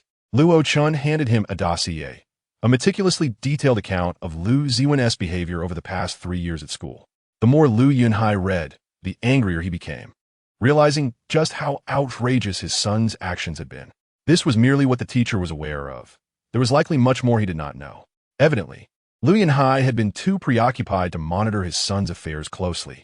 "I must apologize for my negligence in parenting due to work commitments, causing you trouble, Teacher Luo," Lu Yunhai offered with a forced smile. "What is your perspective on the future of Xinzhou?" Luo Chen suddenly diverted the conversation, adopting the tone of an official conducting an inspection. This question left Lu Yunhai momentarily speechless, as he had an instinctive urge to respond, yet felt something was amiss. In my view, the future of Xinzhou lies with these young people. They embody our hopes and aspirations. Yet, Mayor Liu, your focus on GDP and construction planning seems to prioritize the superficial over the essential. Luo Chen chastised, not allowing Lu Yunhai a moment to gather his thoughts before continuing. Setting aside those matters, in this context, I am the teacher and you are the parent. However, as a parent, how can you be so unaware of your child's circumstances at school? Lu Ziwen stood outside, momentarily stunned and almost speechless, for it seemed that apart from his superiors, no one in the entire new state would dare to reprimand his father in such a manner. Was this teacher Luo truly so formidable? The key lay in his father's attitude, who, surprisingly, kept apologizing profusely. After enduring a long lecture, Lu Yunhai emerged with a darkened expression. Dad?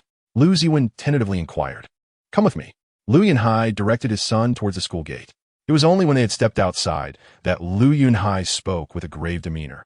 Listen, I do not care how mischievous you may have been in school. I do not wish to delve into your past misdeeds.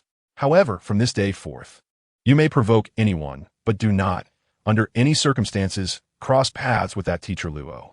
Remember, I am not jesting. Though you may be a bit unruly, you have always been a clever child.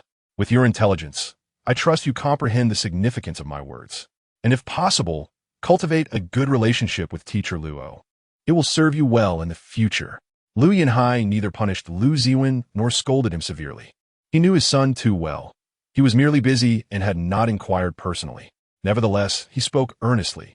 He did not disclose teacher Luo's true identity to Lu Ziwen, nor would Lu Ziwen have guessed it. However, Lu Yunhai was acutely aware that Luo Chen was not someone who could be constrained by mundane matters. Moreover, this incident could be considered an olive branch. Otherwise, if pressed, Lu Yunhai, though unafraid, would ultimately find it too cumbersome. After Lu Yunhai departed, Lu Ziwen stood in a daze, always obedient to his father's words. Since his father had advised him thus, there must be a reason. Yet, Lu Ziwen could not fathom how this seemingly unassuming teacher Luo wielded such formidable influence. Upon returning to class, Lu Ziwen felt somewhat dejected, especially with a handprint still visible on his face. Ziwen, what happened? A crowd of classmates gathered around him. I'm sorry, everyone. It seems I've lost. You all saw it. I just got slapped, and I must tell you, teacher Luo even reprimanded my dad. What? No way. How could teacher Luo be so powerful? Not only did he summon you, but he also scolded your father? Well, everyone, you'd better fend for yourselves. Lu Ziwen returned to his seat obediently. Meanwhile, the remaining students of Class 3 were filled with trepidation, with many choosing to surrender outright. Yet, a few remained defiant. Threatening us with parents? Suddenly, Lu Ziwen recalled something and quickly grabbed his phone call. After 2 attempts, the other party finally answered, sounding quite busy. Shengtang, you haven't already called our new homeroom teacher, have you? Lu Ziwen asked. I did. Just now, I called him and let him know how to deal with things. After that, he didn't dare to say a word. Moreover, Chun Chao, that foolish chap, called me earlier, asking me to cooperate with him. The voice on the phone was brimming with confidence. I told him directly, if he had any objections, he could come find me. I've already given him my address. I'm not afraid of him coming. Just make sure he ends up in the hospital for half a year. The more he spoke, the more animated he became, while Lu Ziwen broke into a cold sweat. Just make sure you don't mention that I called you. Lu Ziwen wiped his brow nervously. What are you afraid of? Are you scared of him? Came the retort from the other end. Just promise me. Lu Ziwen was increasingly worried. Fine, I promise. If anything happens, I'll take the blame alone and 1T implicate you. Ziwen, you've become timid. Beep. Lu Ziwen had already hung up. Shengtang, you'd better watch out for yourself. Half an hour earlier, just after Lu Yunhai had left, Luo Chen's phone rang. Upon seeing an unknown number, he answered. Hello, you must be teacher Luo? A haughty voice spoke from the other end. And you are? Yi Shengtang, the leader of the Tulip Gang. I have no other business. Just to inform you, mind your own and you'll be safe. But if you dare to meddle or cause trouble, I 1T hesitate to break a leg or two. Don't be disobedient. Check the archive for my records and you'll understand. The call ended abruptly, leaving Luo Chen with a sense of warning. This young man was indeed audacious. Rising from his seat, Luo Chen headed to the principal's office, for he possessed information on the entire class, except for Yi Shengtang. You wish to obtain Yi Shengtang's records? The principal appeared taken aback. Teacher Luo, it's better not to get involved in this matter. Yi Xingtang is not an ordinary individual. For your own sake, I advise you to leave this be. The principal seemed reluctant to speak of Yi Xingtang, which only piqued Luo Chen's curiosity further. You must have heard of the Yi family, right? The principal managed a resigned smile. That boy is from the Yi family. Hence the complications. He sighed. Well, take a look at the records. You'll understand. Ultimately, the principal handed over the dossier to Luo Chen. Yi Xingtang, the leader of Class 3 at Tulip High, had made quite an impression on his first day by instigating a brawl outside the school, resulting in 3 fatalities and 12 injuries, yet he managed to evade any consequences. The following day, he pushed a teacher down the stairs, causing a broken leg. But the teacher claimed it was an accident, thanks to Yi Xingtang's timely intervention. In the second month, he accidentally set fire to the restroom without the school pursuing any action, perhaps out of fear. Soon after, he led a group to fight with 3rd Experimental High in South New State, leaving numerous injured, yet police investigations exonerated him, claiming he was merely a bystander. Following an unrequited confession to a girl, he brazenly invaded the girls' dormitory and even assaulted the dorm supervisor, but the matter was settled privately, without repercussions. All these incidents occurred on the same day. By the end of the second month, he engaged in a dispute in the cafeteria, injuring 5, and that same day, he slipped laxatives into the food, resulting in over 300 students falling ill, a situation the school deliberately concealed. On the first day of the third month, he quarreled with a classmate and ended up throwing him off the rooftop. Fortunately, the victim fell onto a tree and survived, albeit disabled, leading to his expulsion. However, over 100 students testified that the victim intended to jump, while Yi Xingtang was merely attempting to save him. Remarkably, he even brandished a knife in the principal's office, injuring a teacher, yet the principal chose to overlook the incident. Luo Chen assessed the situation and realized the principal had been coerced. Ultimately, the principal capitulated. The dossier continued to detail Yi Xingtang's habitual truancy, noting he had hardly attended school over the past 3 years, effectively becoming a non-entity.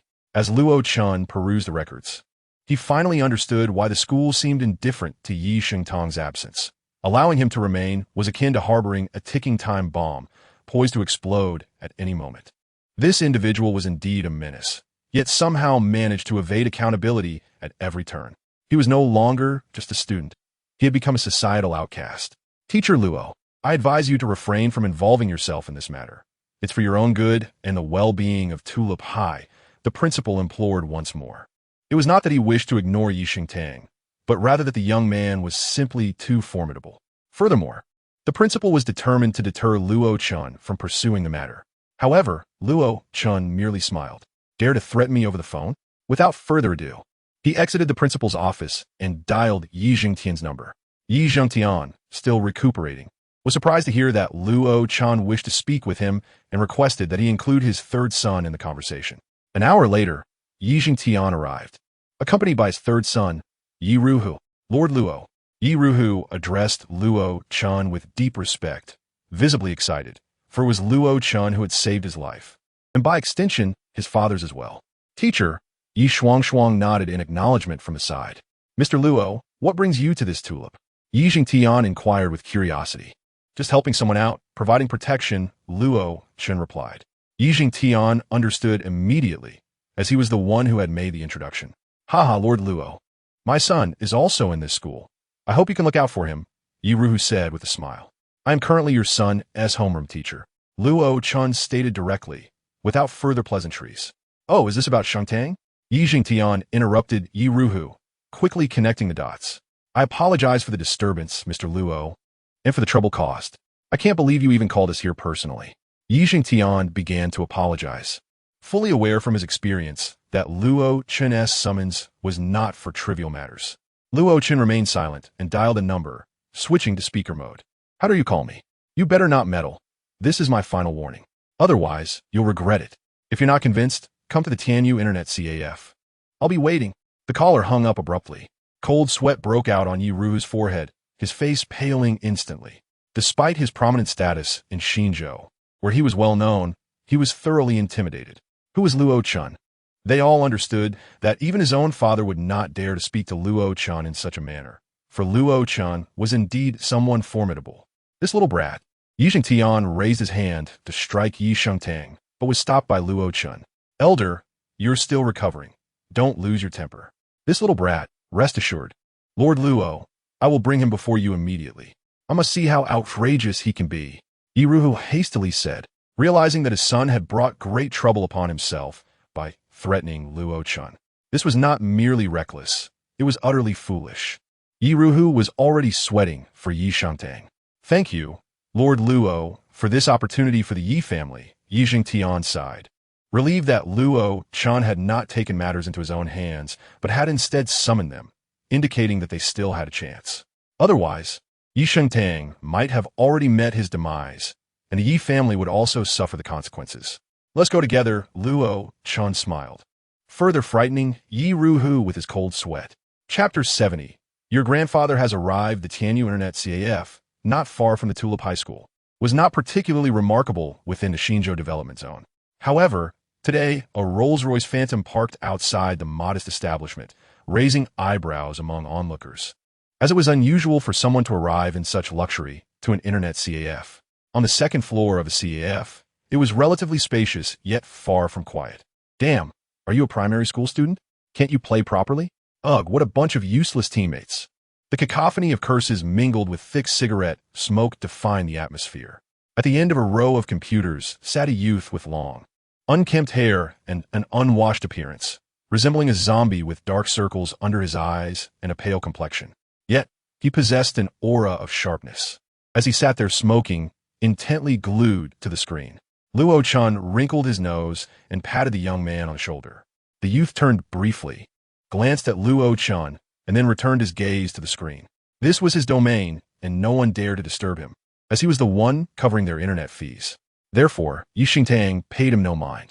Luo Chen picked up the cigarette pack on Yi Shengtang's desk, took one out, lit it, and continued to pat him. This time, Yi Shengtang appeared displeased, sneering and shooting another glance at Luo Chen. His eyes filled with a menacing threat before he returned to fixate on the screen. Luo Chen remained unperturbed. Instead, he reached out, yanked on the power cord, and the computer went dark. Slowly, Yi Shengtang turned around, surprisingly smiling at Luo Chen. Before I ask you anything, I must inform you that no matter who you are, you will be leaving here on your back. Losing power during a game was a grave offense. After saying this, Yi Shengtang nonchalantly lit a cigarette, exhaling smoke before looking back at Luo Chen. So who are you? Your homeroom teacher. Well, it has been a while since I've encountered someone so fearless. If you don't leave here on your back today, I'll change my surname. Yi Shengtang shouted, rallying over 50 individuals in the CAF's second floor to their feet. He wielded an ashtray in his hand, smirking at Luo Chen. Luo Chen, however, dismissed their intimidation, smiling as he asked, "Are you not concerned about your father coming to deal with you?" "Ha! I've never been beaten at home. My father wouldn't even scold me if I fell." "You can ask him yourself," he replied, genuinely, without boasting. With that, Luo Chen stepped aside, revealing a deep smile, behind which stood Yi Ruhu. "Dad, what are you doing here?" Yi Shengtang appeared taken aback, yet showed no fear upon seeing his father. "Hey, you've got some skills calling my dad here, but I stand by my words. Even with him here, you'll still leave on your back." Yi Shengtang scoffed, utterly dismissive of Luo Chen. He then pulled out a cigarette, preparing to offer it to Yi Ruhu, while sneering, "Even if my dad is here, you will still..." Slap. A resounding slap struck Yi Shengtang's face before he could finish. Before he could react, a kick sent him crashing against the wall. "Dad?" Yi Shengtang was momentarily stunned. This was the first time he had ever been struck by his father. "Dad, what are you doing?" "He asked just a teacher." Yi Shengtang was bewildered. Yi Ruhu remained silent, picking up the ashtray from the floor. At that moment, Luo Chen turned and walked downstairs, and just as he reached the bottom, bang, Yi Shengtang was thrown down from the second floor. Luo Chen said nothing. He merely leaned against the car, watching as blood dripped from Yi Shengtang's head. Yi Shengtang remained in a state of confusion. His father had never laid a hand on him, yet now he was being punished severely. When he looked up, he saw Yi Zhengtian and Yi Shuangshuang standing below, their expressions dark. "Grandpa, help. My dad has gone mad."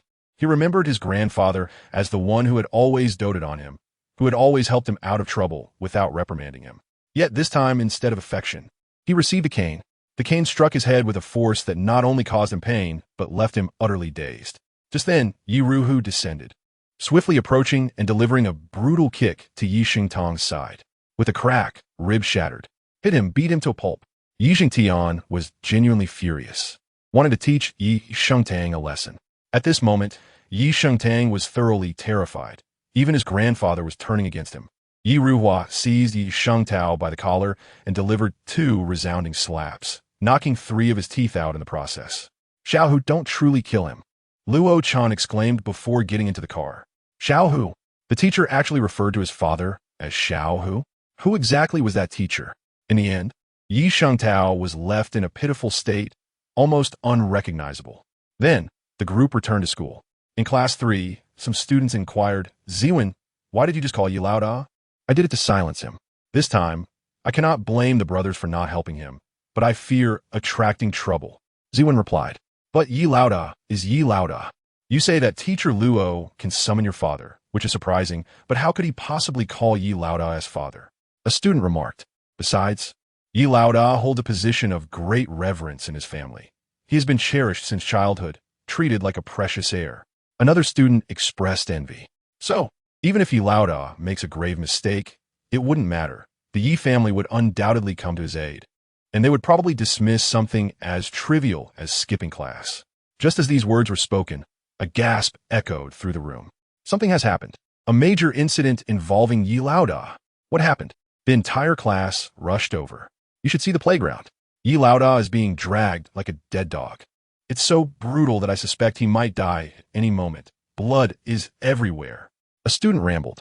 How dare anyone in Xinzhou provoke Yi Laoda? Who is reckless enough to do this? The Yi family regards him as a treasure. If anything happens to him, they won't fear annihilation. It's Yi Laoda's father and grandfather who have come personally. They're preparing to apologize to teacher Luo. The class collectively rushed out, and many students from the entire school gathered to witness the spectacle. For Yi Shengtao was indeed a prominent figure at Yujingxiang. However, now he was being dragged across the playground, a scene so alarming that it horrified many. Chapter 71. Apologies must be made. The entire school was in an uproar. The leader of Yujingxiang, the most formidable figure in history, the strongest high school student, now lay in a wretched state, unrecognizable even compared to a dog. The sight of the blood trailing behind him was particularly striking. Look, isn't that Yi Shengtao as grandfather. Old Yi? Indeed he is. A titan among titans. He was walking alongside teacher Luo, seemingly attempting to placate him.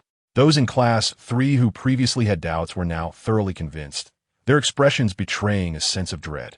What on earth is teacher Luo's background? Yi Shengtao has been reduced to this by his father. Ziwen, you've caused Yi Laoda immense suffering. Should we not apologize to teacher Luo? Upon reaching Luo Chen's apartment, Yi Ruhua unceremoniously dropped Yi Shengtao at the entrance, utterly disregarding his half-conscious state. Lao Yi, I apologize for the trouble. I will discipline him properly when we return, Yi Ruhua said with remorse. Don't act dead. Kneel before Lao Yi and apologize. Yi Ruhua kicked Yi Shengtao, who was on the verge of fainting. Despite his deep affection for Yi Shengtao and the boy's father, Yi Xingtian, he had no choice but to be harsh now. A single misstep could lead the Yi family into catastrophe. They had witnessed Luo Chen's methods firsthand. Even a person as formidable as Wang Yanjun could be obliterated with a mere gesture from him. He was a genuinely terrifying figure. Who would dare provoke such a person? Enough. The child must be disciplined. Old Yi, this time it's because I know the Yi family, but what about next time? Luo Chen cautioned. The moment those words left his lips, cold sweat broke out on Yi Xingtian's brow. Indeed, they were fortunate this time to have offended someone connected to the Yi family, and their relationship was decent. But what if it were someone beyond their reach next time? The Yi family, while powerful, still had adversaries they could not afford to offend. Thankfully, Luo Chen did not pursue the matter further. Otherwise, it could have escalated dramatically. By the way, I will be holding a parent-teacher meeting tomorrow. Remember to come. Luo Chen instructed Yi Ruhua, who nodded in acknowledgement. Lao Yi, I will host a banquet to make amends another day. Yi Ruhua departed, taking Yi Shengtao with him, who required urgent medical attention lest he truly perish. In the car, Yi Shengtao, with a face full of grievance, asked why. You audacious brat, you still have the face to speak. The Yi family nearly faced ruin because of you. Do you think I was hitting you? I was saving you and the Yi family. Do you even know who your homeroom teacher is? Your life was saved by him. Yi Ruhua shouted. Had Yi Shengtao not been so close to death, Yi Ruhua might have kicked him again. Who is he? Yi Shengtao wondered, bewildered. Who do you think he is? Fortunately, he doesn't wish to hold a grudge. Otherwise, a single finger from him could crush you 10 times over. Your grandfather wouldn't dare speak to him that way. Yet you had the audacity to be so arrogant in front of him? Yi Ruhua fumed, slapping Yi Shengtao again. Consider this a stroke of luck. You've narrowly escaped death. I was drenched in cold sweat because of you, yet you still act so brazenly. With a long sigh, Yi Ruhua felt a headache coming on. How did he end up with such a foolish son? Why provoke someone like Luo Chen? Meanwhile, Yi Shengtao was left speechless, realizing that the beating he received was not unjust. He had indeed threatened the legendary Lao Yi, and receiving a beating was a small price to pay. At that moment, Luo Chen approached Class 3. Seeing him walk toward them, the students of Class 3, known for their unruliness and arrogance, felt genuine fear. Especially after witnessing the earlier scene, their trepidation only deepened. As Luo Chen neared Class 3, the students hurriedly retreated to their classroom. Once Luo Chen entered, the room fell silent, devoid of the usual defiance. They sat obediently, like well-behaved children, no longer exhibiting their typical disregard for authority. This once unruly class now appeared more disciplined than the best in the school. It was worth noting that Luo Chen had only been at the school for less than a week. I will be holding a parent-teacher meeting tomorrow. You may clean the classroom, though it is not mandatory, Luo Chen stated before departing, offering no further explanation. Yet, the students' hearts raced with anxiety. This was more daunting than being reprimanded by Luo Chen. As for not cleaning, an absurd thought, it was utterly impossible. Oh no, why do I feel as if a storm is about to break? One student lamented. Me too. Someone like Yi Shengtao was beaten to a pulp just for crossing teacher Luo, and my parents are not nearly as indulgent. Many were filled with trepidation, fearing sleepless nights ahead. I dread the thought of teacher Luo reporting me to my father. Even if my father loves me, one word from teacher Luo could land me in trouble. A girl cried out. After all, witnessing Yi Shengtao's fate, a person whose father could cover for him even after a grave crime, had been a sobering experience. Yet, just for offending teacher Luo, he had been reduced to a mere wreck. No one was concerned about whether Luo Chen could summon their parents. The real fear lay in the possibility of being reported, especially since even Yi Shengtao and Lu Ziwen's parents had been called in. Would anyone else's parents be spared? However, there were those who happened to miss this scene and were unaware of it. For instance, teachers like Chun Chao and Sun Jiangwo. Even when Chun Chao saw that the leaders of New State University had personally arrived, he remained unfazed, increasingly convinced that Luo Chen's parent-teacher meeting would indeed be a failure. Perhaps it was merely a stroke of luck for Luo Chen, who happened to have caught the attention of the New State University leaders on a day when they were free, and it was all just a coincidence. However, a person of such stature and busyness as the leaders of New State University could hardly afford to be so unoccupied. Therefore, how could they possibly attend the meeting tomorrow? If Luo Chen's parent-teacher meeting were to fall through, then he could seize the opportunity to create trouble and use it as an excuse to drive Luo Chen away. Old son, let us gather everyone tonight to celebrate in advance. Chun Chao was in high spirits, envisioning the scene of Luo Chen dejectedly leaving the school with his luggage. Come on, Teacher Chen, how could that mere working student compare to you? If you can't achieve it, how could he? One teacher stood up, flattering Chun Chao. Chun Chao had connections, and aligning himself with him could yield future benefits once Chun Chao ascended. Chapter 72. The school bully bows down. Only teacher Zhou sat silently correcting assignments, pretending not to hear. Teacher Zhou, would you like to join us? Sun Jiangwo inquired. No, I am ashamed to associate with you. Teacher Zhou was always direct, offering a sharp retort. Old Zhou, I don't understand. You've been at Tulip for over a decade. How can you lack such insight? Is Luo Chen truly worthy of your support? Sun Jiangwo mocked. Firstly, I'm not on his side. Moreover, Director Chen, I hope you could be like Teacher Luo, earnest in your efforts for students and education, rather than scheming. At least in this regard, Director Chen, you cannot compare to Teacher Luo. We are educators, upholding integrity. I believe Teacher Luo will certainly conduct a successful parent-teacher meeting for Class 3 tomorrow. You may be celebrating too soon, Teacher Zhou stated without holding back. Teacher Zhou, mind your words. Sun Jiangwo slammed his hand on the table. You and Luo Chen are indeed two of a kind. Have you considered his status? What does he have to compare with our director Chen? You will regret this. With that, teacher Zhou picked up his assignments and left. In truth, he had simply been discontent with Chen Chao and Sun Jiangwo. As Sun Jiangwo's conduct at the school was indeed problematic, prompting his remarks. As for whether Luo Chen could indeed invite the parents of Class 3, teacher Zhou felt uncertain. The more one understood, the more impossible it seemed. Just then, he bumped into Luo Chen outside. Teacher Luo, are you prepared for tomorrow? Teacher Zhou asked anxiously. What about tomorrow? Luo Chen appeared puzzled. Teacher Luo, can you truly bring in the parents of Class 3? Teacher Zhou inquired. Yes, Luo Chen nodded. If you can indeed manage it, please ensure you do so. I am truly weary of some people's true natures, teacher Zhou expressed, still feeling anger from being bullied in the office earlier. He sincerely hoped Luo Chen would stand up for himself and deliver a hefty slap to the faces of Chen Chao and Sun Jiangwo. The following morning, Chen Chao had Sun Jiangwo check outside, but there was no activity. Consequently, Sun Jiangwo simply informed the security guard and notify him of any developments. Chen Chao lounged in the office, crossing his legs. Having learned through his father's connections that the leaders of New State had gone to the province for a work report, seemingly not returning.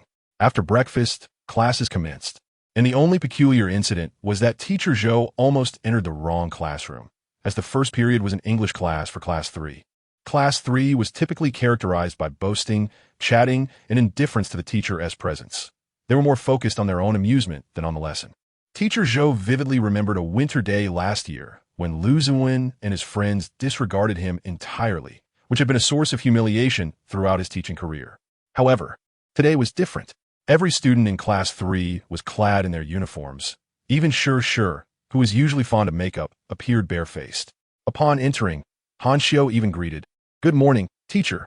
This made teacher Zhou question if he had entered the wrong classroom. After confirming he was indeed in Class 3, he stepped inside. Yet, teacher Zhou felt apprehensive, for there is an old adage: extraordinary occurrences often conceal ulterior motives. The students were behaving too unusually. All the students had their textbooks open, seemingly awaiting something, which heightened teacher Zhou's anxiety, fearing they might be plotting against him. However, after teaching for several minutes, he discovered a sense of engagement he had never experienced in Class 3.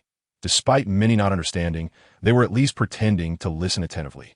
Even Lu Ziwen and Jin Long refrained from sleeping at their desks, with some even taking notes. It was not until the end of the class that teacher Zhou safely exited Class 3, exhaling a sigh of relief. Yet he remained perplexed about the unusual behavior of the students. The morning passed in relative silence, and by the final class in the afternoon, not a single parent had arrived. Teacher Luo, it seems your parent-teacher meeting is doomed. Don't tell me the parents will show up after class. Chen Chao mocked. As these meetings typically occurred in the morning, rarely in the afternoon, let alone after school. What does that have to do with you? Luo Chen replied, hands in his pockets, striding away confidently. Do you know why Xiaoman chose me and not you? Chen Chao suddenly shouted at Luo Chen, causing him a pause. Xiaoman told me it wasn't because of my wealth or background. She appreciates those who are grounded and do not boast, and I embody that, Chen Chao arrogantly taunted. He had heard from Zhang Xiaoman that Luo Chen had loved her during university, and now, having stolen his girlfriend, it was certain to sting Luo Chen's pride. This was his trump card, a way to expose Luo Chen's vulnerabilities. Go ahead, be angry. The more furious you are, the more it shows you care. And that brings me delight, giving me the exhilarating feeling of stepping on you. Chen Chao had always looked down on Luo Chen, yet this person he deemed inferior had repeatedly bested him. This time, he was determined to turn the tables. However, to Chen Chao's astonishment, Luo Chen not only remained calm, but even smiled faintly before coldly replying, "You are truly pitiful. Xiaoman deceived you, not even revealing the truth. Isn't that a form of pity? In my past life, I too was a pitiful soul, but in this life, I am no longer." With that, Luo Chen walked away, leaving Chen Chao with a sense of defeat, feeling as though his dignity had been trampled once more. "What are you so smug about, Luo? I'll be watching how you end today." Chen Chao shouted at Luo Chen's retreating figure. Just then his phone rang. Upon answering, he heard Sun Jiangwo's panicked voice. "Not good, Director Chen. Something has happened." At the school gate, luxury cars lined up one after another. While merely the presence of luxury vehicles might not be surprising, The fact that their license plates bore the emblem of Qilin or other rare numbers indicated that each car was occupied by a prominent figure from New State. Chapter 73. For the class fund, prominent figures from New State converged at the entrance of Tulip High School. Even Old Yi has arrived. Liu Yanhai stepped out of his vehicle and quickly approached. He had been somewhat displeased before arriving, having just been called in again after his visit yesterday. But upon seeing that even Yi Zhenglong had come, his grievances dissipated instantly. Old Master Yi is indeed advanced in age, and when it comes to social standing, he is certainly surpassed by others. With so many prominent figures in attendance, what could he possibly say? Moreover, Mr. Zhou, the wealthiest man in New Zhou, is present, appearing rather refined with his gold-rimmed spectacles, resembling more a civil servant than a tycoon. Ah, Old Yi, Mayor Liu, Mr. Zhou nods as he approaches to greet them. Following him are several influential magnates and affluent individuals from New Zhou, arriving one after another. At this moment, even the security personnel are left astonished. It is the first time so many distinguished individuals have gathered, only to convene for a parent-teacher meeting. Who would have thought that Mr. Luo would come here to teach? While one may disregard the sentiments of others, how could one possibly disregard his? A prominent figure from New Zhou chuckled bitterly. Indeed, seeing Old Yi here, if we were to abstain from attending, it would be utterly unacceptable. Furthermore, I've heard my rebellious child has stirred quite a commotion at school.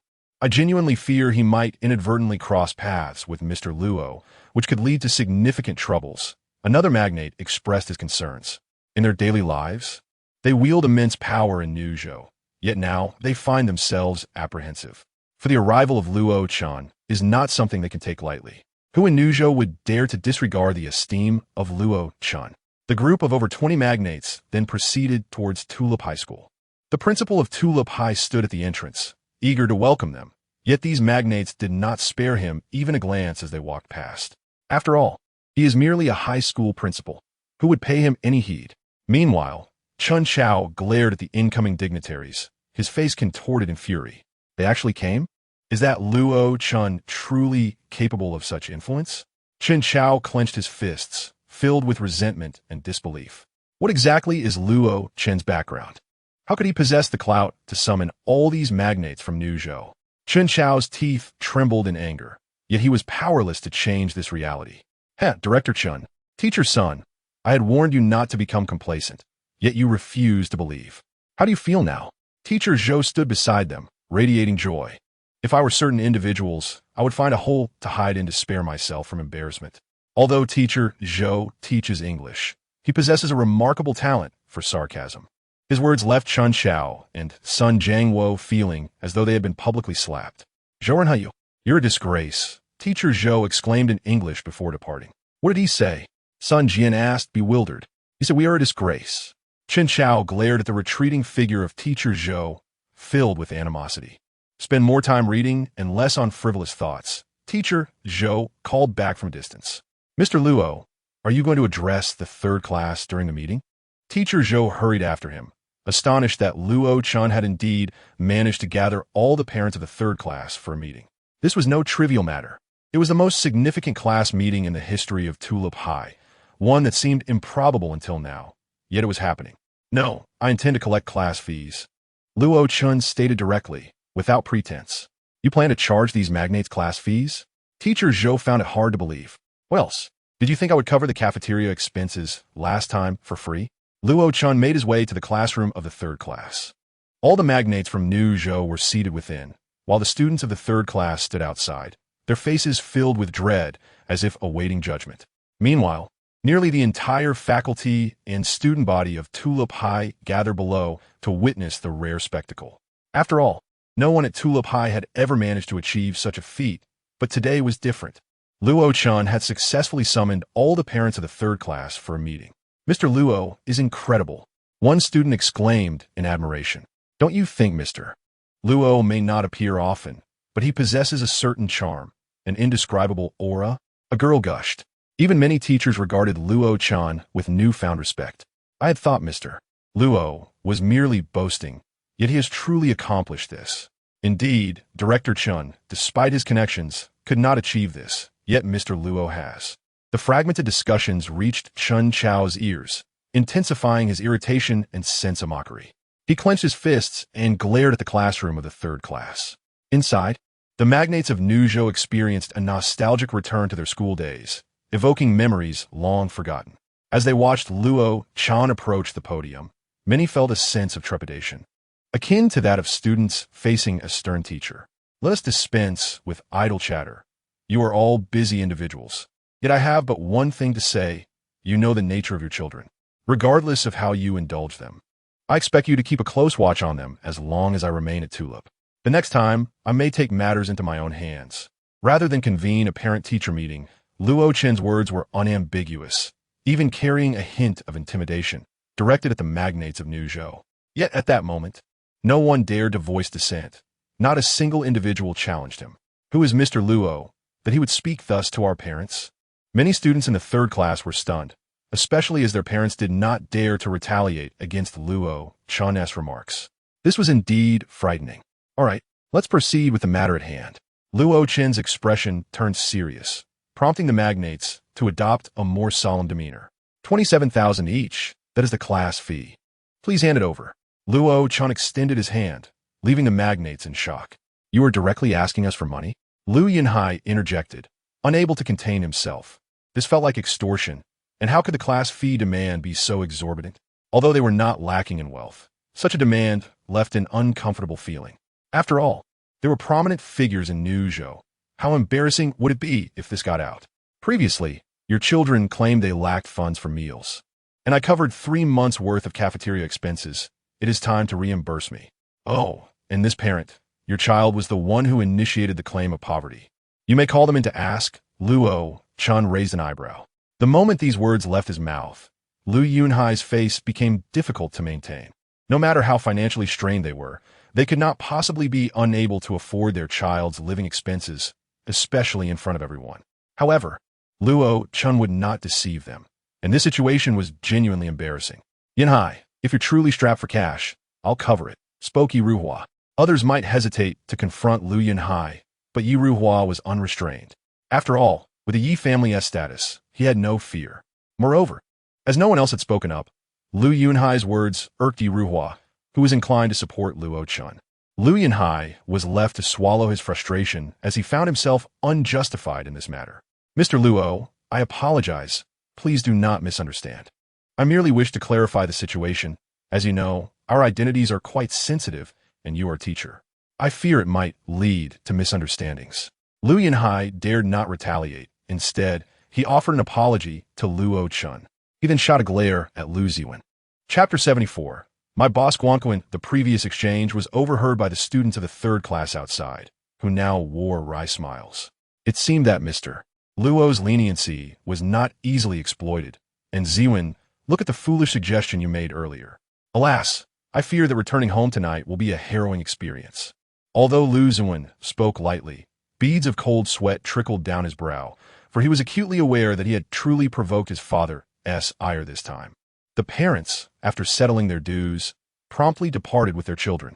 Naturally, some sought to offer a little extra, such as Mr. Wan, the tycoon, who casually tossed out 10 million, only to be met with a polite refusal from Luo Chen. I am still a teacher. This situation is inappropriate. I cannot tarnish my reputation as an educator, Luo Chen insisted.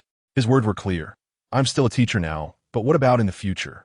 Everyone present, save for Lu Ziwen, exhaled a sigh of relief and prepared to exit the school. Only Han Xiu clung to a few female classmates, insisting on celebrating their narrow escape, inviting them to sneak out for drinks that very night. The 4 girls, led by Shi, began devising excuses to join him. Lin Yu, let's celebrate tonight. It's on me. Will you come? Han Xiu asked unabashedly. No way, Lin Yu replied, her expression decidedly sour. Lin Yu's aunt had attended the meeting in place of her father, who was indeed unavailable. It seemed her aunt had no intention of allowing Lin Yu to accompany her home, so Lin Yu would likely remain at school tonight. Furthermore, Luo Chen had previously instructed her to refrain from wandering about, leading her to firmly decline. Han Xiu sighed, his head hanging low. Meanwhile, Han Xiu's superior called him again. Hey, Han Xiu, how did you fare with the task I assigned you? Rest assured, boss, it's all set. At least 4 of my classmates, all stunning beauties. Han Xiu boasted, thumping his chest.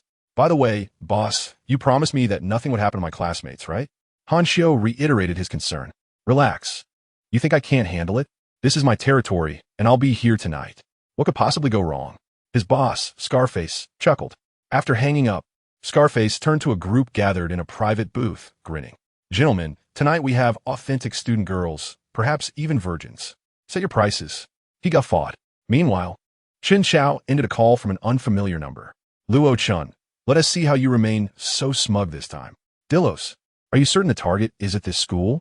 A well-dressed, blond man cruised past the entrance of the Tulip Academy in a luxury car. He exuded an unmistakable aristocratic air, but a closer examination revealed calloused hands, the result of years spent handling firearms. There was also an imperceptible aura of bloodlust surrounding him, indicating he was no ordinary man. Ah, my dear partner Alan, do you still doubt me? This time, we have reliable intel. Spoke a burly European man with a thick beard and prominent features, dressed similarly, his sunglasses shielding his eyes. All right then, let us proceed tonight, Alan said, gesturing to a photograph in his hand. The image, a profile shot of a girl, unmistakably depicted Linyu. Good, my esteemed partner, we have never failed in our endeavors. Dilos declared. Do you recall our battle in the Middle East? I still regard it as a perfect campaign worthy of poetic tribute. Alan laughed again. Indeed, after a decade as partners, that was our most triumphant operation. We eliminated the enemy leader within their military base and managed a clean getaway. Dilos licked his lips, a proud expression on his face. They were among the world's elite assassins and mercenaries. I can still vividly recall that man, pleading for his mother as I aimed my gun at him, his eyes filled with despair. Alan savored the memory. Infiltrating a military base to eliminate a leader, capturing a student from a school will be mere child's play. Even with the Chinese special forces guarding them, we will succeed tonight. Trust me, Dilos. This will be an unforgettable and splendid evening. Yes, with the two of us, the remaining few will hardly need to lift a finger. The luxury car vanished near the Tulip Academy just as Han Xiu passed by, heading towards Scarface's nightclub, waiting at the entrance for Sure and her 3 friends to arrive. As night fell, the entire new state embraced its nightlife. Around 8 o'clock, Sure and her friends alighted from a vehicle outside the club. Sure, I've been waiting for you for over an hour, Han Xiu complained. However, upon glancing at Sure, clad in tight blue shorts that barely concealed her figure and a crop top revealing her midriff, Han Xiu swallowed hard. The other 3 girls were equally clad in revealing attire. What are you staring at? I'm not your type. I prefer someone like Luo Ge. Sure snapped at Han Xiu, who quickly regained his composure. He then led Sure and the 3 girls into the pulsating venue. In the dim lights, men and women swayed beneath the shifting beams, exuding exuberance and excess hormones. Amidst the deafening music, several burly men clad in black tank tops stood guard around the venue. Just as Han Xiu settled down with Sure and her friends, Scarface arrived, surveying the girls before grinning. Han Xiu, are these your classmates? Boss, let me introduce you. This is Sure, and this is my boss, Scarface. Let me tell you, Scarface rolls with Kuan Gu, Han Xiu proudly introduced. Mentioning Kuan Gu caused Sure and her friends to involuntarily shift in demeanor. The notorious leader of the Xinbei district, Guang Kuan, was a name known to all in the area. Noticing their apprehension, Scarface chuckled. No worries, since you're Han Xiu's classmates, you're now my friends. If you need anything, just let me know. He gestured. This is my territory. Since Han Xiu brought you, we must treat you well. Kulme, their SA private room upstairs. Let us head there. Scarface led the way, signaling to a waiter. As they entered the private room, several waitstaff arrived carrying boxes of alcohol, including 3 cases of Four Loko, known for its notorious effects. They also brought 4 bottles of vodka. Tonight, we drink until we drop, Scarface declared, popping open a can of Four Loko. But I'm not good with alcohol. One girl protested, clearly anxious. No witties, besides. It's a drink for my boss. You have to show some respect. Han Xiu placed a can in front of her. Cheers. Scarface tossed back a drink, and the others, albeit hesitantly, followed suit. They soon engaged in a game of rock, paper, scissors, while Scarface personally mixed some deep water bombs. Gradually, the girls, even Han Xiu, found themselves intoxicated. At that moment, Scarface had already cozied up to Sure, his hand brazenly brushing against her thigh. Though Sure was a girl, she had a fiery temper. Scarface, your hand, she remarked, visibly annoyed. What's wrong with my hand? Scarface boldly placed his palm firmly on her thigh, inciting Shi's fury. Though she dressed provocatively, it did not imply she was easy.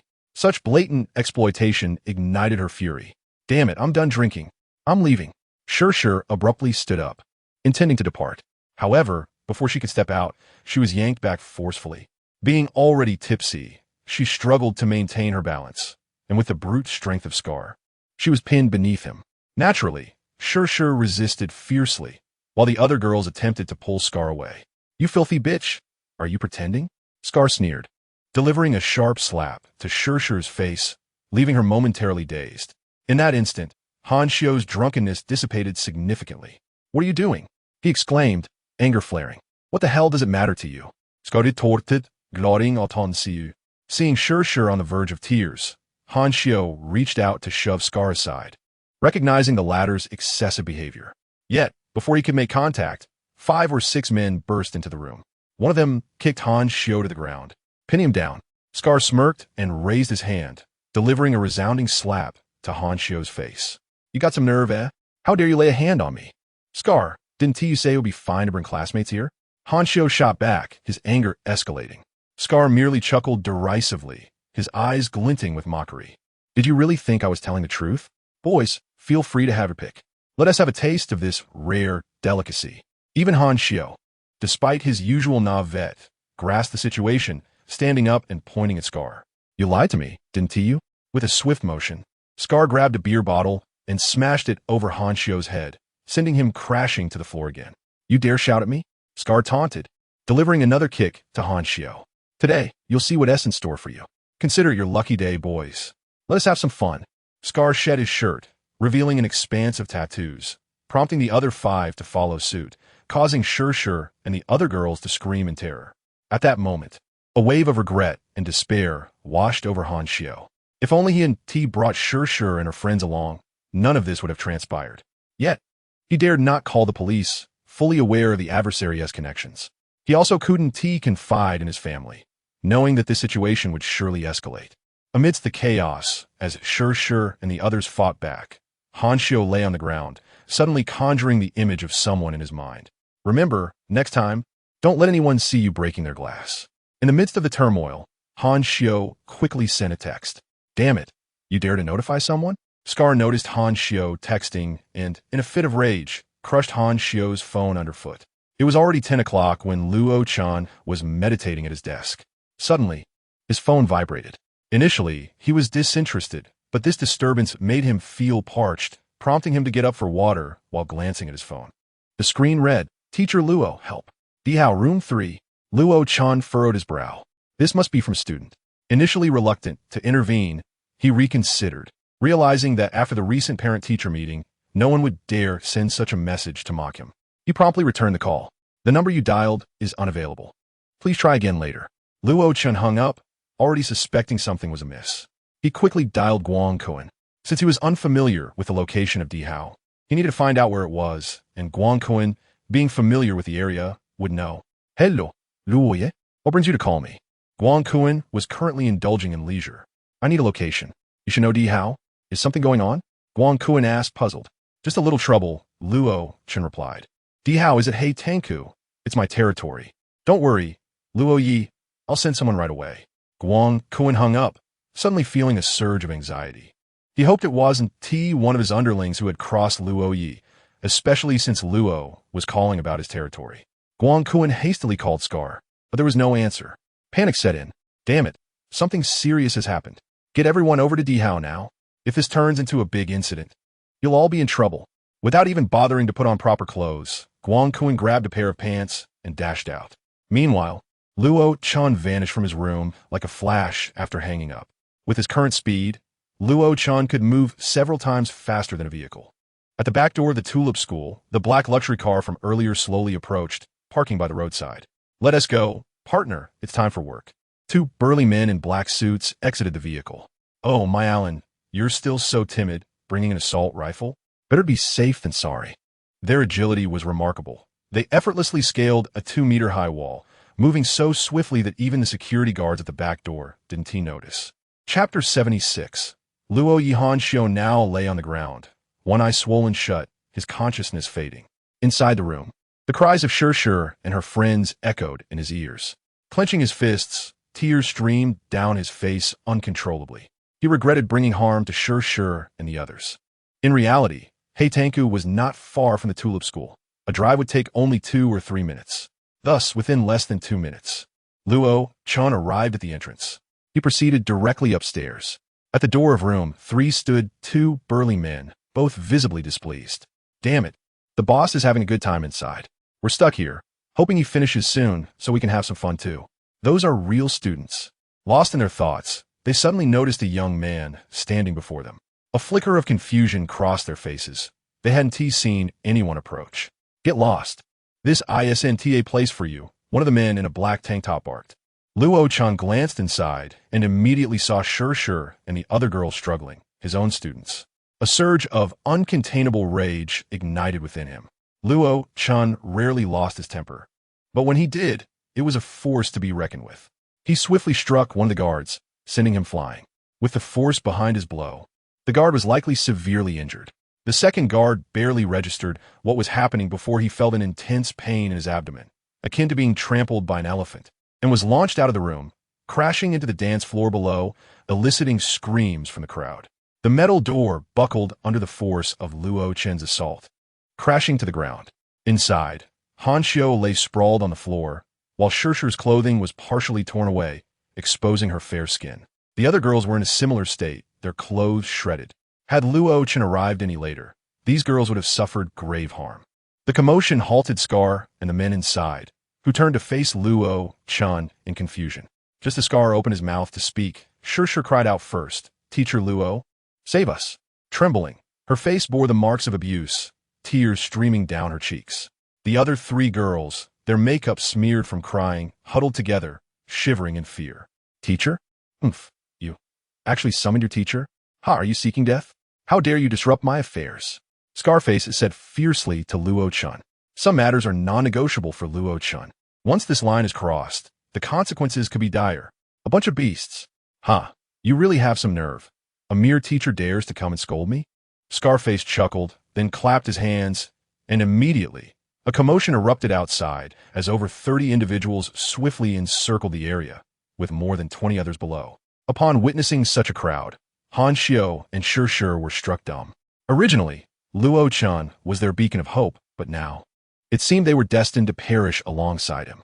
What a fine teacher indeed, but alas, today you have crossed paths with me. I shall see if it amuses you to witness your student meet their end before your very eyes. At these words, Han Xiu froze. While Shir and the other 3 girls were left in utter shock, their faces painted with despair. They had forgotten that although their teacher possessed formidable skills, he was ultimately just an ordinary person. How could he contend with so many adversaries? The rival was the local kingpin, and even the arrival of their teacher would be of little use. Perhaps it would even endanger Luo Chen. Attack! Scarface sneered. The first to strike were those inside the room. A hefty individual hurled an ashtray at Luo Chen. Luo Chen slightly tilted his head, then, with a swift motion, he seized the hefty man and swung him, knocking down another assailant. Subsequently, he hurled the hefty man towards the entrance, toppling a multitude of people outside. Then, with a powerful kick, he sent another group sprawling. "Stop!" Scarface suddenly shouted. A handgun, seemingly appearing from thin air, was pointed at Luo Chen. "I didn't expect you to be quite the fighter," Scarface laughed, glancing at Luo Chen. "Go on, let us see if you can outmatch a bullet." Scarface coldly aimed the gun at Luo Chen's chest. Initially, when they witnessed Luo Chen dispatch 2 individuals in an instant, Shir and Han Xiu felt a flicker of hope. However, upon seeing Scarface draw his weapon, despair washed over them once more. "Come on, if you dare, shoot me," Scarface bellowed, mockingly. Yet Luo Chen seemed utterly unfazed, advancing step by step toward Scarface. "You truly dare to move? Do you think I won't pull the trigger?" A fierce glint appeared in Scarface's eyes. Luo Chen took another step forward. Bang! Ah, no! The sounds of screams and chaos erupted. The screams originated from Shir and her friends, while the shout of no was instinctively uttered by Han Xiu. Scarface grinned wickedly, and then 3 gunshots rang out, bang, bang, bang, for bullets fired, yet Luo Chen remained unscathed. To the astonishment of the onlookers, Luo Chen continued to advance, causing Scarface to panic, utterly flustered. Others were equally alarmed. How could he withstand bullets? Luo Chen glanced at his chest, confirming that the bullets had indeed failed to harm him. You've ruined my clothes, Luo Chen remarked, displeased. Teacher? Han Xiu was completely taken aback, while Shi and the other girls stood agape, shocked by the unfolding scene. Luo Chen then extended his hand, seizing Scarface by the throat, lifting him off the ground. Just as Luo Chen intended to crush Scarface's neck, a commotion erupted below, followed by a sudden silence. What is happening? What's going on? Guang Kun arrived, accompanied by over 100 individuals. Heh, my brother is here, if you have the guts. Go ahead and kill me, Scarface proclaimed defiantly. My brother will ensure you pay for this. Scarface sneered. Guang Kun? Luo Chen scoffed. Guang Kun, come up here. Luo Chen's voice was unmistakable to Guang Kun, who nearly lost his composure at the command. He scrambled upstairs, only to be met with the sight of Scarface being held aloft by Luo Chen, causing him to nearly faint. Brother, save me, Guang Kun stammered. Hearing this, Scarface cursed. I'll be damned if I save you. You're the one who's trying to get me killed. Lo, I'm sorry. Guang Kun quickly bowed, nearly to 90 degrees. Master Luo? Chapter 77.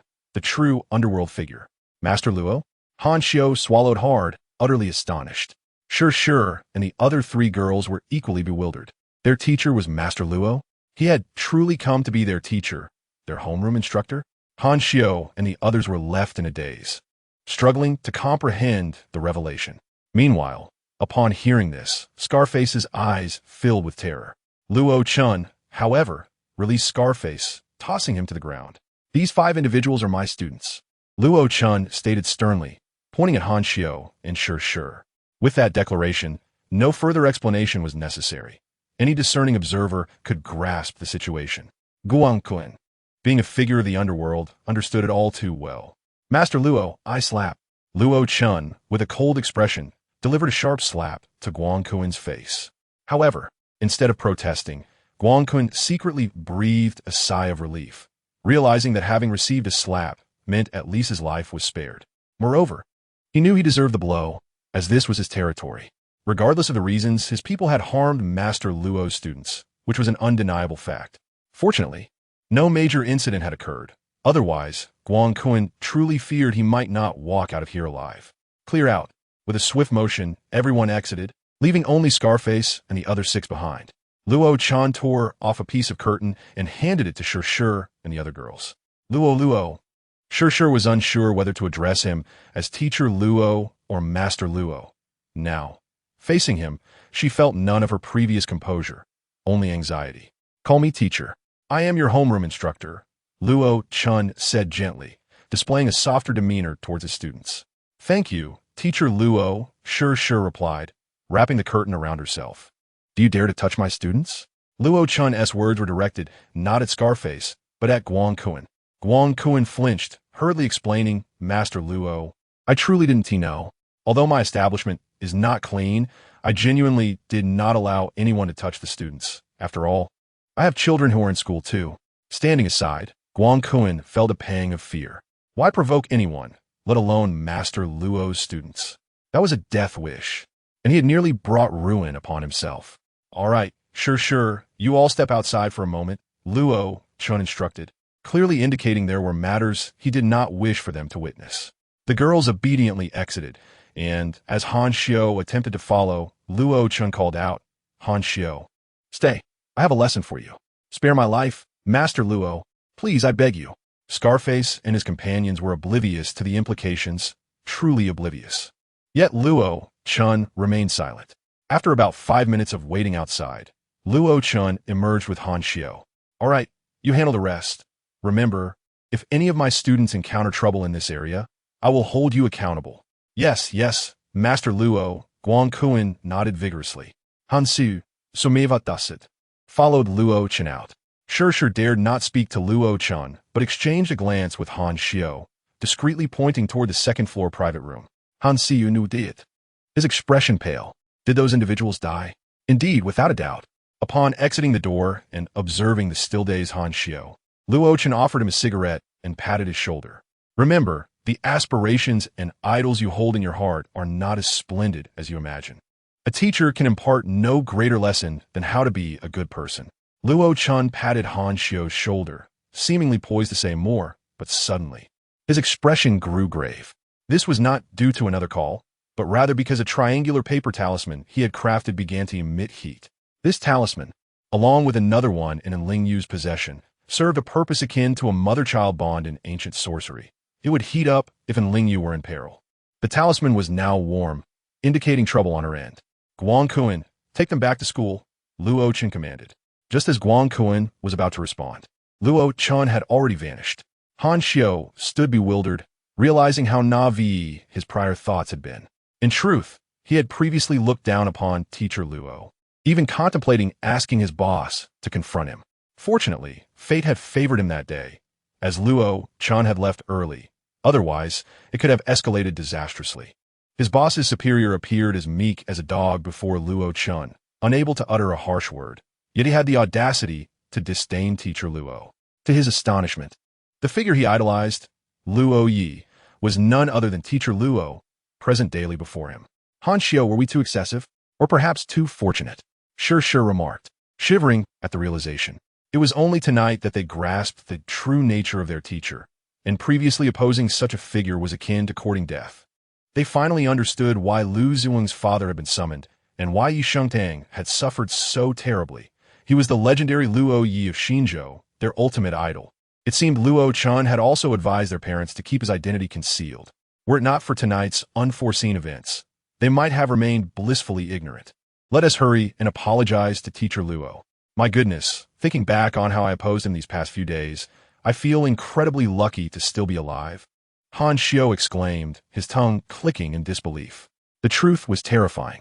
Upon discovering the identity of their homeroom teacher, their trivial pride shattered instantly. Before Luo Yi, even Yi Zhenglong did not boast so brazenly. This group had been like unseasoned cattle, unwittingly prancing before a tiger. Meanwhile, in the Tulip Girls' dormitory, most students had returned home, leaving the atmosphere quiet and desolate. Naturally, Ling Yu found herself alone in her room. Typically, she would immerse herself in a horror novel until slumber claimed her. However, this night was a stark contrast, as 5 or 6 girls clad in pajamas gathered, extinguishing the lights, lighting candles, and engaging in ants. As they approached the climax of their eerie game, the atmosphere grew increasingly unsettling. Spirit, we summon you. Suddenly, the dormitory door swung open with a bang. A chorus of screams erupted from the girls, who instinctively dove behind the sofa. However, one girl, overwhelmed by fear, inadvertently knocked over a candle, which ignited the trash bin brimming with paper. In their panic, no one rushed to extinguish the flames, for 2 towering foreign intruders had entered, casting an imposing shadow in the dim light. The girls were paralyzed with terror, their thoughts of extinguishing the fire forgotten. Flames quickly spread from the bin to the tablecloth, and dense smoke filled the room, triggering the alarm. Tulip High had previously experienced a fire, and fire safety was a priority. The electronic alarm blared, echoing through the entire building. The ensuing panic attracted the attention of neighboring residents, who rushed outside. When Luo Chen arrived, thick smoke billowed from the floor, engulfed in flames. Dillos and Alan, who had intended to stealthily enter and rescue Ling Yu, found their plans thwarted by the chaos they had unwittingly incited. A crowd had gathered below, and one person dangled precariously from the balcony, none other than Ling Yu. Luo Chen spotted her immediately, while other students clamored around Chun Chao and Sun Jiangwo. Teacher Chun, you must save her. Not only is Ling Yu up there, but our classmate Xiang is also inside. The students pleaded. Do you expect me to commit suicide? Can't you see there are armed men up there? For firefighters just went in, and all of them were killed. Chun Chao glared fiercely at the girls. But teacher, think of a way. Hurry and rescue them, or they will burn alive. The girls retorted, frustrated at his inaction. You're supposed to be a teacher, our homeroom teacher. How can you act this way? One girl chastised him. Another fire, and there are robbers inside. Who would dare go up? Chun Chao shouted back at the girls. Step aside, clear the way. Luo Chen forcefully pushed past Sun Jiangwo, creating a path through the panicked students. Teacher Luo? It's Teacher Luo, they exclaimed, realizing he intended to ascend. Can you manage it alone? There is not just a fire, but armed assailants up there. A student voiced concern. Whether it be flames or bullets, I alone am sufficient. Luo Chen declared, and in a swift motion, he charged upstairs. Once again, it's that man. Chen Chao glared at Luo Chen but felt powerless to intervene. Teacher, you've always been my respected mentor and a role model. Yet today, I am deeply disappointed. I never anticipated you to be such a coward. A female student accused Chen Chao. You often boast of your studies abroad, claiming to embody the spirit of chivalry. But I see none of that in you. You lack even the most basic qualities of a teacher. Another chimed in. Indeed, what are you? In this dire moment, Teacher Luo dares to ascend, while you cower like a turtle. I wanted to chastise you at the cafeteria too. A third girl berated Chen Chao. A multitude of students were genuinely infuriated. Observing Luo Chen's unwavering determination as he charged forward, they could not help but compare him to Chen Chao, whose inadequacies became starkly apparent. Chen Chao appeared wholly unworthy of comparison to Luo Chen. In a moment of crisis, exhibited decisive action and fearlessness. In contrast, since his arrival, Chen Chao had merely resorted to inappropriate measures and stood idly by, watching the commotion. Yet, when faced with a barrage of criticism, he displayed no shame. Instead, he smiled. His initial intention was merely to cause trouble for Luo Chen by hinting at potential mishaps among the students of Class 3, believing that any incidents would implicate Luo Chen. However, what Chen Chao failed to comprehend was the vital importance of Lingyu and the true purpose of Luo Chen's presence, namely, to protect her. Regardless, Chen Chao felt a sense of delight as the situation escalated. The peril above was palpable, for firefighters had just ascended, only to be killed by the armed assailants. The flames were spreading rapidly, and even without the presence of criminals, the risk of being engulfed in fire was imminent. To Chen Chao, any display of heroism seemed nothing short of foolishness. Luo Chen's ascent would render his chances of survival nearly non-existent. Thus, amidst the cacophony of reproach, Chen Chao remained unperturbed, finding a twisted satisfaction in the prospect of Luo Chen's demise. Luo Chen's pace was swift, and he quickly reached the 15th floor, where he encountered the lifeless bodies of 4 individuals. One corpse lay precariously against the window, the shattered glass a testament to the ferocity of the gunfire. The sight of such brutality suggested the use of submachine guns. Luo Chen raised an eyebrow, realizing the gravity of the situation. However, the urgency of rescue overshadowed his musings, and he dashed towards the burning dormitory. Inside, Luosi and Alan were in a state of acute anxiety, having not anticipated that their target would find itself precariously close to the balcony, nearly on the verge of falling. Their mission was to bring back a living individual, not a corpse. Yet, they were hesitant to startle the target into a fatal plunge. This standoff afforded Luo Chen the precious moments he needed to arrive. Both were elite mercenaries with heightened awareness, and they sensed Luo Chen's approach almost immediately. Before he could fully enter, he was detected, forcing him to conceal himself behind the wall near the doorway. You'd best not move, or I cannot guarantee what will happen next, Alan threatened in English. Luo Chen, possessing a commendable grasp of the language, understood the warning. Noticing the silence outside, Luosi cautiously advanced towards the door, crouching before making a sudden lunge, simultaneously firing a shot. A typical person might have struggled to evade such an attack, as few would expect an assailant to emerge from below. Yet, Luo Chen was prepared. Having anticipated the move, he sidestepped and retaliated with a powerful kick. Though he did not exert his full strength, it sufficed against an ordinary individual or even a mercenary. To his surprise, the adversary managed to block the blow and retaliated with a shot.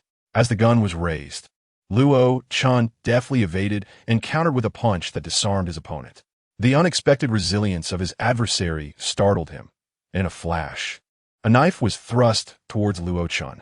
Luo Chen was taken aback, for under normal circumstances, an opponent capable of exchanging blows with him suggested either deliberate leniency on his part or genuine strength on theirs. The latter proved true, as Luo Chen discerned that this opponent was even stronger than Murong Xiong, who had previously injured Yi Jingtian. Despite lacking internal energy, this foe possessed remarkable strength and an unusual energy fluctuation within. Luo Chen's astonishment was fleeting. After all, if someone like Wanyang Jun could not contend with him, how could this individual stand chance? As the knife lunged toward him, Luo Chen opted for a bold approach, refusing to evade. He struck forward with a fist, and while the adversary's initial thrust aimed true, it met an unexpected resistance akin to striking a steel plate. The once confident smile was swiftly replaced with horror as Luo Chen's immense fist connected, obliterating the foe's head. Diluozi? Alan called out within the room, but silence ensued. Damn, yellow-skinned vermin. His adversary cursed, and Luo Chen seized the moment to charge forward. Just as he approached, Alan fired a shot. Luo Chen instinctively turned his head, aware that evasion was futile at such close range. The bullet struck his head, causing a brief sting, though it could not injure him. The impact forced him back slightly as the German MP-7 erupted in a hail of bullets. "Die, yellow pig! How dare you harm my comrade?" Alan cackled maniacally, the gunfire echoing around them. Despite the overwhelming firepower, Luo Chen remained undeterred.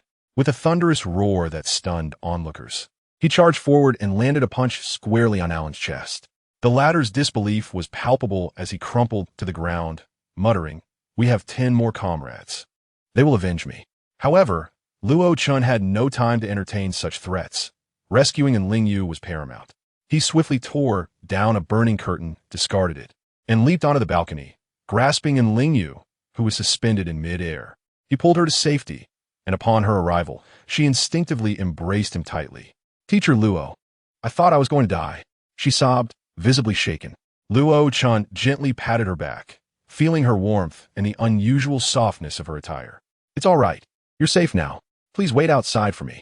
Enlingyu, suddenly aware of her attire, she was in her pajamas without undergarments, blushed deeply and hurried out. Luo Chen, moving quickly, rushed to the hallway, activated the fire hydrant, and directed the water towards the dormitory. Within 3 minutes, the flames were extinguished. Kneeling to inspect the mercenaries, Luo Chen sensed an anomaly. The blood carried an unusual scent. It became evident that they had likely injected themselves with some biochemical substances or hormones, significantly enhancing their physical capabilities, comparable to Murong Xiong's strength. With little time for further investigation, Luo Chen, seeing Enlingyu trembling in fear, decided to carry her down the stairs. As the flames were quelled and Enlingyu was rescued, other girls began to descend as well. The atmosphere below the dormitory erupted in applause. Chen Xiao glared at Luo Chen, clenching his fists in frustration. Why did you survive? Teacher Chen, how can you still show your face here?" A female student retorted. Luo Chen Xiao's face flushed with embarrassment, prompting him to turn away in disgrace. In contrast, Luo Chen, cradling Enlingyu amidst the applause, returned to the apartment. Upon arrival, he found Han Xiu and several other girls awaiting them. Luo Chen set Enlingyu down and opened the door, allowing the group to enter. "Teacher, was there an incident at school?" Han Xiu inquired. "Everything is fine now," Luo Chen assured, noticing that Enlingyu still bore a somewhat dazed expression, clearly shaken by the ordeal. Luo Chen found himself lamenting the unfortunate events of the evening. Both sides had encountered mishaps simultaneously. Fortunately, he acted swiftly, or else the situation could have escalated beyond saving. "Han Xiu, please fetch some blankets from the boys' dormitory. You all can stay here tonight." The girls' dormitory is no longer an option. Furthermore, he could not afford to let Enlingyu slip out of his sight, so it was prudent to accommodate several girls for the night. His abode was spacious enough, with 2 vacant rooms available. After Han Xiu returned with the blankets, Sure, and the girls who had experienced trouble at the night venue collectively apologized to Luo Chen. "We are truly sorry, Mr. Luo." Han Xiu also expressed his sincere regrets. "It's all right. I won't hold it against you. Just be mindful of your safety in the future. While I was able to rescue you this time, I cannot guarantee it will happen again." He then suggested, "Now, you all must be tired. Rest for the night." With that, Luo Chen headed towards his bedroom. In an office, a man with gold-rimmed glasses adjusted them, his expression impassive. "Miss Zhang, we shall take over this matter." Across from him, a formally attired woman remained silent, while beside her, Fei Long clenched his fists and remarked, "But we have already enlisted Mr. Luo to protect Professor N's daughter, and he has only just begun. Precisely for that reason, we must intervene. How could a street thug possibly safeguard Professor N's daughter?" The man with the glasses snapped his fingers, and the office door swung open, revealing a towering figure. Zhou Zihao, a man in his 40s, muscular and nearly 2 meters tall, exuding an imposing presence. His eyes gleamed with intensity, radiating an aura of authority and menace. "I am Zhou Zihao, the foremost bodyguard in East China. Rest assured, I have never failed a task entrusted to me. It was evident that Zhou was supremely confident, his demeanor decidedly arrogant. To him, Luo Chen was merely an amateur, unworthy of comparison to a professional like himself. There is no need for discussion. Once tomorrow arrives, let him be dismissed. Fei Long's fists tightened, anger evident on his face. Hey, Director Chun, good news. I heard the principal received a call just now, and that low fellow is to be dismissed tomorrow. Chapter 80. The intervention of the Security Bureau. You all should have witnessed how imposing Mr. Luo was. Han sier animated rekonted, gestyrning enthusiastically. The entire class surrounded him, captivated by his tale. At that moment, Mr. Luo sneered and called out, Guang Kuan, come here at once. I tell you, Guang Kuan practically crawled over in fear, terrified to the point of nearly soiling himself. Mr. Luo slapped him across the face, and Guang Kuan didn't dare utter a word. Han Xiu's face glowed with admiration. That Guang Kuan, the boss of the New North District. In front of his 100 subordinates, he was struck by Mr. Luo and didn't he dare make a sound. As Han Xiu continued to boast, the class bell rang. Instantly, all the students in Class 3 sat up straight, retrieving their textbooks in anticipation. No one dared to misbehave or cause trouble as they had before. Perhaps it was due to Mr.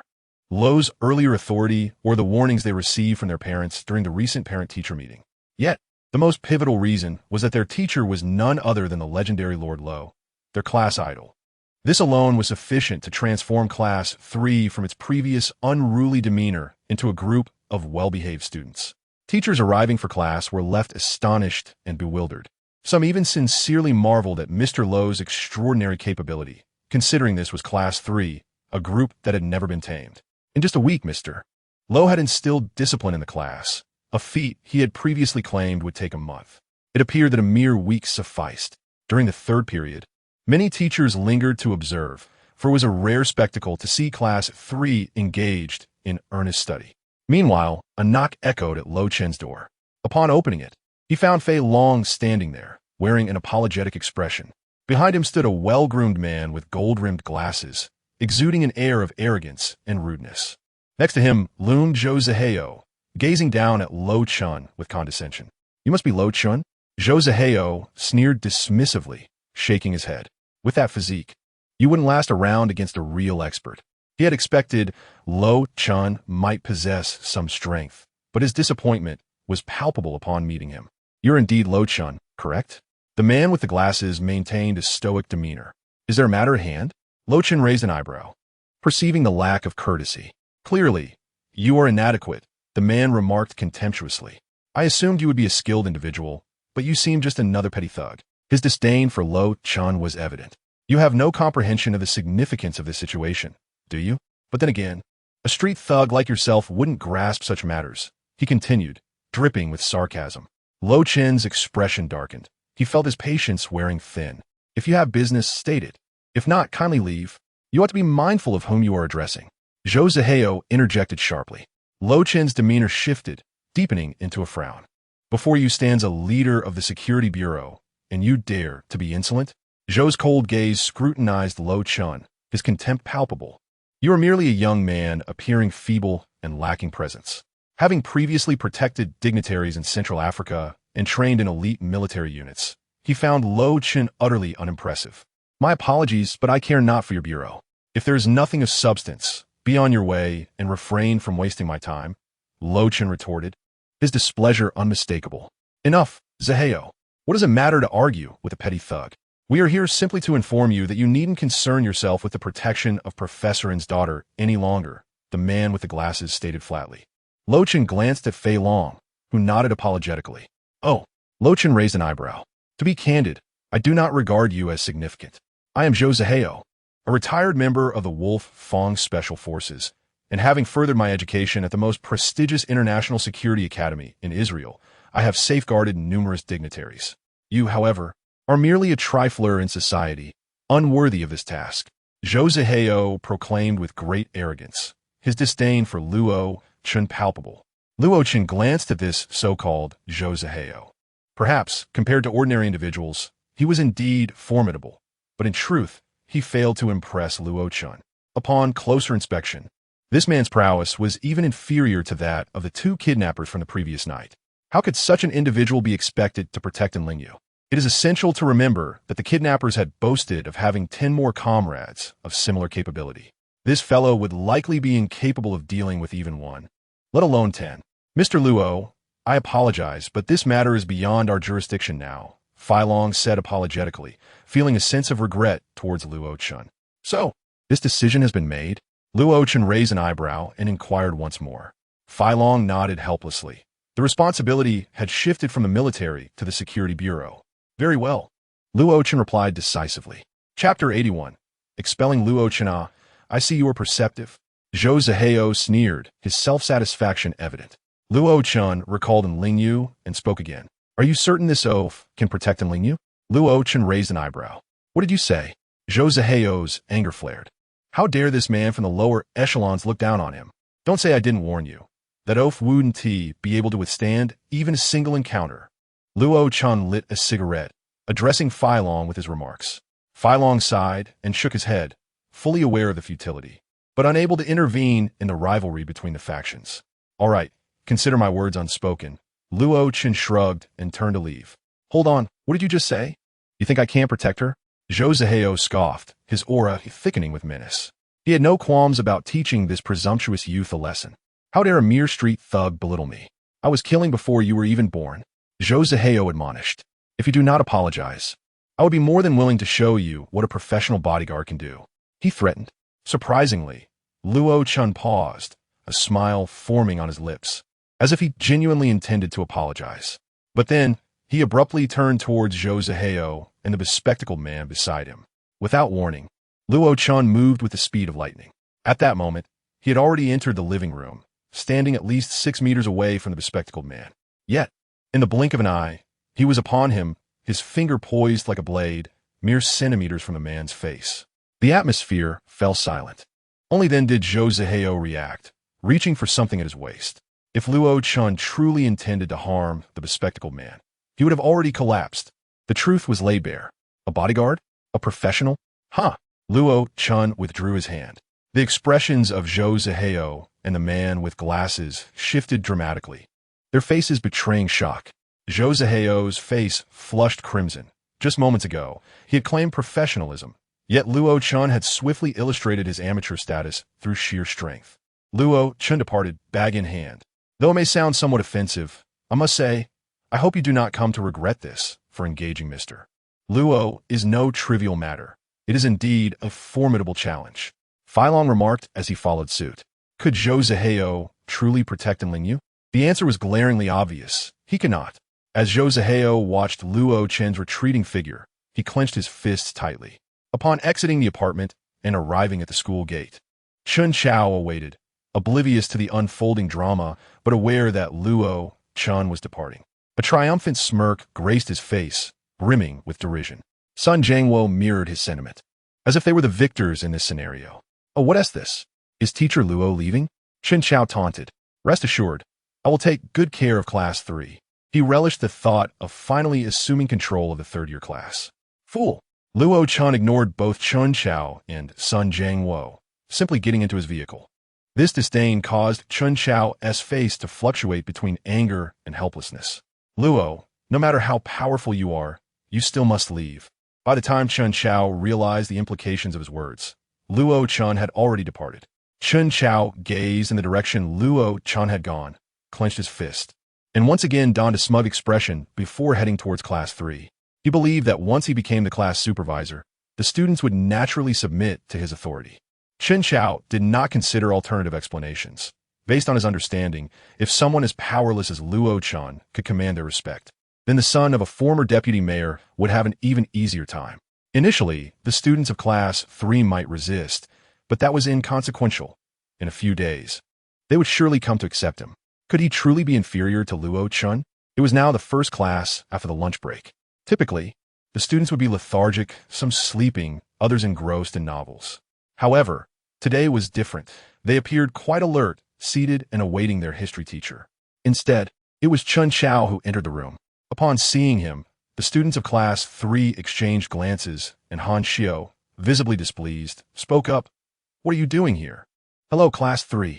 I bring good news, Chun Chao proclaimed with a smile. attempting to forge a connection with the students. What news? Han siu incurred, curiosity piqued. From this moment on, I'm your new class supervisor, and I expect to get along with all of you, provided you do not make mistakes, Chen Xiao declared, elevating his own status. Are you joking? Because that is not funny at all, Gao Ming retorted coldly from the back of the room. No. I regret to inform you that your teacher Luo has been expelled for violating school regulations, so I am now your class supervisor. I hope you all adhere to the school rules, Chen Xiao stated. Han siu abruptly stood, interrupting Tian Fu. You are being quite rude by interrupting a teacher. Shut up. I'm asking you about teacher Luo, and I want clear answers. Han Xiu slammed his desk, glaring at Chen Xiao. Please be mindful. Interrupting your teacher is quite impolite. I hope you refrain from doing so in the future, Chen Xiao responded, his frustration evident. Mind your own business. Han siu retoted angrily. You dare defy me? You dare challenge a teacher? Chen Xiao's face darkened, revealing his anger. Do not use your status as a teacher to intimidate us. Are you truly deserving of such a title? Do you consider yourself worthy of being a teacher? Lu Ziwen chuckled softly, rising to lean against the table.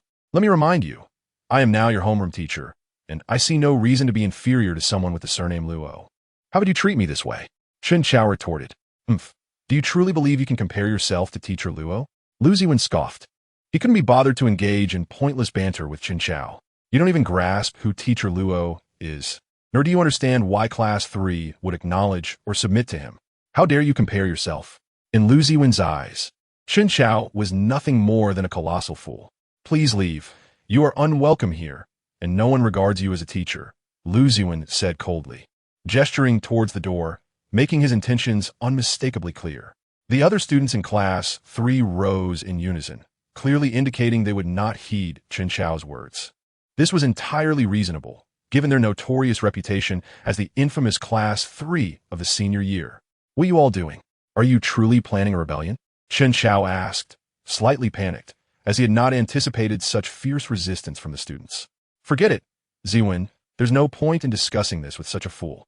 Let us leave. Everyone should attend to their own affairs, Han Xiu declared, lighting a cigarette in front of Chen Xiao, before striding out of the classroom.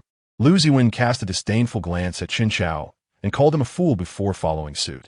With that, the students of Class 3 abandoned their lessons and exited en masse. Yet, Chen Xiao dared not stop them, aware that each student possessed a formidable background. As he surveyed the empty classroom, Chen Xiao realized that everything seemed to diverge from his expectations. The straightforward resolution he had envisioned for Class 3 had not materialized. The students' attitude towards him was entirely different from what he had anticipated. They did not take him seriously at all, even without Luo Chen. And even though he had become the homeroom teacher of Class 3, he appeared incapable of commanding their respect. What was happening? Director Chen, everything was fine this morning. What did you say to these children? The history teacher approached, clutching his textbook, and was taken aback by the desolate classroom. Just that morning, he had observed that the students seemed to genuinely be on the right path, diligently attending to their studies. How had everything reverted to chaos in merely half a day? He had even prepared thoroughly for his lesson, intending to teach Class 3 well, only to witness their return to their former antics, even escalating their misbehavior. Chen Xiao's face shifted from pale to green under the history teacher's scrutiny. Meanwhile, the students of Class 3 gathered together on the playground.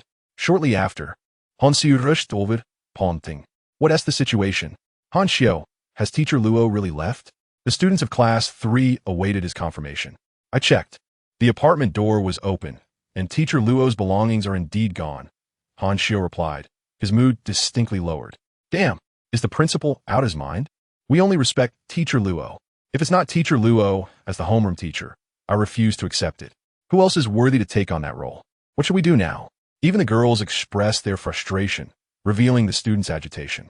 What about Ziwen? They unanimously turned to Lu Ziwen. I have an idea. Let us revert to our previous state, or even be bolder, Lu Ziwen proposed. What do you mean, Ziwen? It's simple. Teacher Luo must have left for reasons beyond our understanding. Otherwise, who could possibly have the power to drive him away? Lu Ziwen analyzed astutely, then directed his gaze towards Lingyu, prompting everyone else to do the same, clearly sensing something. All right, I admit that teacher Luo came to school for my sake, to protect me.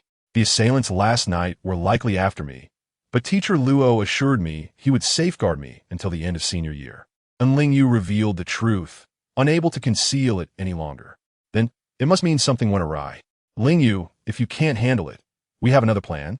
Lu Ziwen remarked with a cold smile, having already conceived a brilliant idea. What plan? Speak quickly. Sure, urged, eager for Luo Chen's return. As I just said, we cause a commotion, as large as possible, as troublesome as possible, to make those fools understand that we will only relent if teacher Luo is brought back. Lu Ziwen suggested his audacious plan. All right, I'm in. I support this. Let us do it. Let us turn the school upside down. Everyone concurred, as no one wished for anything less than Luo Chen's return. Class 3 dispersed. Lu Ziwen dialed a number. Hello, Shengtao, where are you? At the hospital. I almost got beaten to death by my dad. Yi Shengtao repeated. We have a plan. How about you return to stir things up again? Are you trying to get me killed? I nearly died without causing a ruckus, Yi Shengtao retorted. Teacher Luo is no longer here. This time we need you back to lead Class 3 in a grand uproar, ideally turning the school upside down. Lu Ziwen smirked, confident in Yi Shengtao's capabilities. I can't. I fear teacher Luo will come after me. Yi Shengtao clearly harbored a fear of Luo Chen. Don't worry, just listen to me. Meanwhile, Luo Chen and Fai Long sat in a car. Mr. Luo, I apologize for the recent events, Fai Long sincerely expressed. And Mr. Luo, here is the remuneration I promised you. Fai Long handed Luo Chen a metallic box, which took Luo Chen by surprise, as he had expected no payment until the job was completed. Haha, Mr. Luo, we're not like them. We mean what we say. A soldier's word is their bond, Fai Long explained, sensing Luo Chen's confusion. Luo Chen did not refuse, as he genuinely needed, or rather desired, the seed contained within. After parting ways with Fai Long, Luo Chen did not head straight home, but instead wandered aimlessly through the streets. Ding ding. The phone rang, and Luo Chen answered. Hello, Luo Go, where are you? It was Wang Fei calling. All right, I'll drive over to pick you up shortly. I encountered some issues at Panlong Bay that I can't resolve. There's a banquet tonight at Haishang Mingwe that you must attend. Oh, and Miss Bei is also here. Bring her a bowl of mung bean soup. After hanging up, Luo Chen glanced around the street and continued his leisurely stroll. Suddenly, a promotional flyer was thrust into his hands. Good day, sir. Would you like to know about Blue Sky Mansion? We are the finest and most upscale community in the entire state, perfectly suited for someone of your stature. We offer exquisite single apartments, ideal for someone like you. Zhang Zijuan, do you even know how to do your job? He clearly looks like a penniless youth. Buying a house? He'd be hard-pressed to afford a toilet. Why are you giving him a flyer? Chapter 83. Underestimated Luo Chen was meandering through the streets when a salesperson unexpectedly approached him, handing him a flyer. The salesperson appeared tidy, yet somewhat disheveled, his clothing wrinkled from washing but clean. He seemed rather young, around the same age as Luo Chen, with a fair and fresh face radiating youthful vitality, slightly perspiring under the hot sun. Yet, before he could finish his pitch, he was interrupted by a stout man in sunglasses and a suit. This man stormed over, pointing at Luo Chen. How many times did I tell you before leaving? Handing out flyers requires discernment. Just look at his attire, his demeanor, and his age. Does he look like someone who can afford a house? The stout man was their sales supervisor, currently reprimanding the young man named Zhang Zijuan. Zhang Zijuan did not rebut, but instead lowered his head, enduring a reprimand. It was his first day at work, and he was eager to avoid dismissal, as he had been job hunting for a month and had only a few dozen yuan left. What are you dawdling for? Hurry up and distribute the flyers. The sales supervisor scolded. Zhang Zijuan grimaced and then hurried away. However, Luo Chen picked up the flyer and glanced at it. Give that back. What are you staring at? A pauper like you can't afford a house anyway, the sales supervisor sneered, snatching the flyer from Luo Chen's hands with a look of disdain. With several years of experience in the field, he could easily tell that someone as casually dressed and youthful as Luo Chen was not wealthy. He had no intention of wasting time on such individuals. Luo Chen, however, remained unfazed. There was no point in acting out of spite by purchasing multiple properties to impress others. That would only make him look foolish. Besides, he himself was in real estate. Ignoring the sales supervisor, Luo Chen entered a small eatery. See? Didn't I tell you? He can only afford to eat at a place like this. Do you really think he could buy a house? The sales supervisor continued to lecture Zhang Zijuan from behind. To assess someone's wealth, look at their shoes. What do you see? Cloth shoes. Luo Chen was not their dine, but to get a serving of mung bean soup to take home. After packing the soup, he did not rush to leave, as Wang Fei had messaged him to wait. He decided to sit inside until Wang Fei notified him that he was on his way. Suddenly, Zhang Zijuan appeared from nowhere, offering an apology to Luo Chen. "I am sorry for my supervisor's words. I hope his inappropriate remarks did not upset you." "Oh, why?" Luo Chen inquired. "He should not have spoken to you like that, for whether wealthy or not, everyone deserves respect. We are all equal, and we should not look down on others." Zhang Zijuan replied with a sincere smile, devoid of pretense. Luo Chen chuckled and then asked, "According to your supervisor, you should not have given me the flyer. I am curious as to why you did." "Judging a person solely by their appearance can be misleading," Zhang Zijuan answered. "In fact, I noticed a few details before handing you the flyer. You exude a calm demeanor that is rare among young people, and your eyes reflect a confidence that stands out. Most importantly, although your attire is casual, it is impeccably clean, especially those cloth shoes, which are even spotless underneath. Thus, I believe that, even without wealth, you are certainly not an ordinary person." Zhang Zijuan concluded. Luo Chen laughed. He had not even realized this detail himself. Due to his unique background, he often emanated an invisible aura that kept dust at bay, but he had not expected this young man to notice such subtleties. "In fact, I came here specifically to apologize to you," Zhang Zijuan added with another smile. "Oh." Luo Chen became intrigued, realizing that Zhang Zijuan had waited for half an hour. "I believe that in both business and work, reputation is crucial. Perhaps you may not buy a house, but you might refer others to me," Zhang Zijuan remarked cheerfully, engaging in conversation. "Do you think I am foolish?" he asked, sparking a grin from Luo Chen. "You are truly naive. If you continue to associate with this pauper, I will have to fire you. The company pays you to work, not to chat." Suddenly, the sales supervisor appeared out of nowhere, berating Zhang Zijuan. "I have told you numerous times. Look at how he dresses. Can he afford a house? He might not even have a job." The sales supervisor pointed at Luo Chen while scolding Zhang Zijuan. "A unit in our blue sky luxury community costs nearly $1 million. Do you really think someone like him can afford it? Stop wasting time on those who can't buy a house." He continued. To the sales supervisor, individuals like Luo Chen, who wore humble clothing, were not worthy of respect, and he felt no hesitation in openly mocking him. In his eyes, only the wealthy deserved respect, while the poor were meant to be ridiculed. "We should seek high-quality clients, affluent clients." Suddenly, the sound of a car horn blared, and a Lamborghini pulled up to the curb. Wang Fei stepped out with a bag in hand and approached Luo Chen. Upon witnessing this, the sales supervisor's demeanor shifted instantly. He greeted Wang Fei with a broad smile. "See, this is the kind of person we want as our client," he boasted, confident in his ability to discern potential customers. "Good day, sir. Are you interested in purchasing a property?" "I'm not buying, thank you," Wang Fei replied, barely glancing at the sales supervisor as he walked directly to Luo Chen. The sales supervisor, stunned, wondered if they knew each other. "Luo Ye, the 10 million you provided for the last batch of materials has already been spent. However, we can start selling properties now, as pre-sales are underway. Please discuss this with Haishang Mingyu." Luo Chen nodded in response. "Luoga? 10 million? And a Lamborghini? What is happening?" The sales supervisor stood in shock, while Zhang Zijuan appeared equally astonished. "Not foolish. Quite the contrary," Luo Chen smiled at Zhang Zijuan, giving him a friendly pat on the shoulder as he departed. "What does it mean to be unable to afford a house? $1 million for a unit? This person is investing 10 million in a project while arriving in a Lamborghini. They are likely residents of Haishang Mingyu. Surely, a salesperson would know the significance of that. Such individuals must have a net worth in the hundreds of millions. Is a mere 100,000 too much to afford?" Luo Chen glanced back at the sales supervisor with a disdainful smile before walking away, not having spoken a word to him the entire time.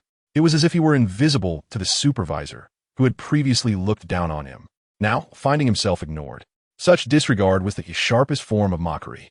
The sales supervisor suddenly felt the sting of being scorned by the wealthy, glancing between Zhang Zijuan and the departing Luo Chen before leaving in embarrassment. Back at Haishang Mingyu, Lan Buyer had been frequently visiting but had not found Luo Chen. Observing her forlorn expression, Luo Chen chuckled. She resembled a forlorn woman waiting in vain for her lover. "Luo Gu, the construction at Longpan Bay has commenced as per your instructions, and we can proceed with pre-sales. Tonight, there is a gathering for a real estate developer and a media company, and we have been invited just downstairs. However, it seems the media company is being unreasonable. Typically, a marketing campaign would cost 1 or 2 million at most, but if we involve celebrities, it could easily exceed 10 million. Wang Fei relayed the situation to Luo Chen, explaining his previous negotiations with the media company, which had not gone well. How much do they want? Luo Chen asked. Wang Fei hesitated, unsure how to respond. Go ahead, Luo Chen urged, sensing the magnitude of the request. 300 million. Wang Fei finally blurted out after a long pause. 300 million? Luo Chen was taken aback. He had anticipated a high figure, but had not expected such an exorbitant demand. It felt like outright extortion. That evening, within Haishang Mingyu, the 5th floor housed a venue for private gatherings. Those who gather here are prominent figures from New State, this time representing the real estate development and advertising media companies. Mr. Zhou, are you requesting a payment of 300 million for advertising from the Panlong Bay project? This is merely a tactic to pressure him. That project is essentially a dead end. In New State, I hold the reins. Forget 300 million. Even if it were 3 billion, he would have to comply, or else I would ensure not a single unit sells. A group of real estate magnates encircled a man in his 50s, clad in a red velvet suit, exuding an air of authority. Meanwhile, downstairs, Luo Chen and Wang Fei remained unhurried, as the gathering had commenced upon their arrival. Moreover, Lon Bayer accompanied them, having had dealings with several advertising media firms in New State, possibly lending a hand to Luo Chen. At this moment, groups of attendees engage in conversation. Lon Bayer, linking her arm with Luo Chen, instantly captivated the crowd's attention. Firstly, as a first-tier celebrity, her presence was familiar to many. Secondly, she was an enchanting beauty, donned in a form-fitting, thigh-slit qipao that accentuated her tall, graceful figure, naturally becoming the focal point of the event. Many gazes shamelessly roamed over Lon Bayer, and Luo Chen, too, found himself under scrutiny, for few men had the privilege of being seen with her. Miss Lon Bayer, Zhujuan Apotek, holding a glass of red wine, his eyes lingering on her. Hello, Mr. Zhou, Lon Bayer replied courteously.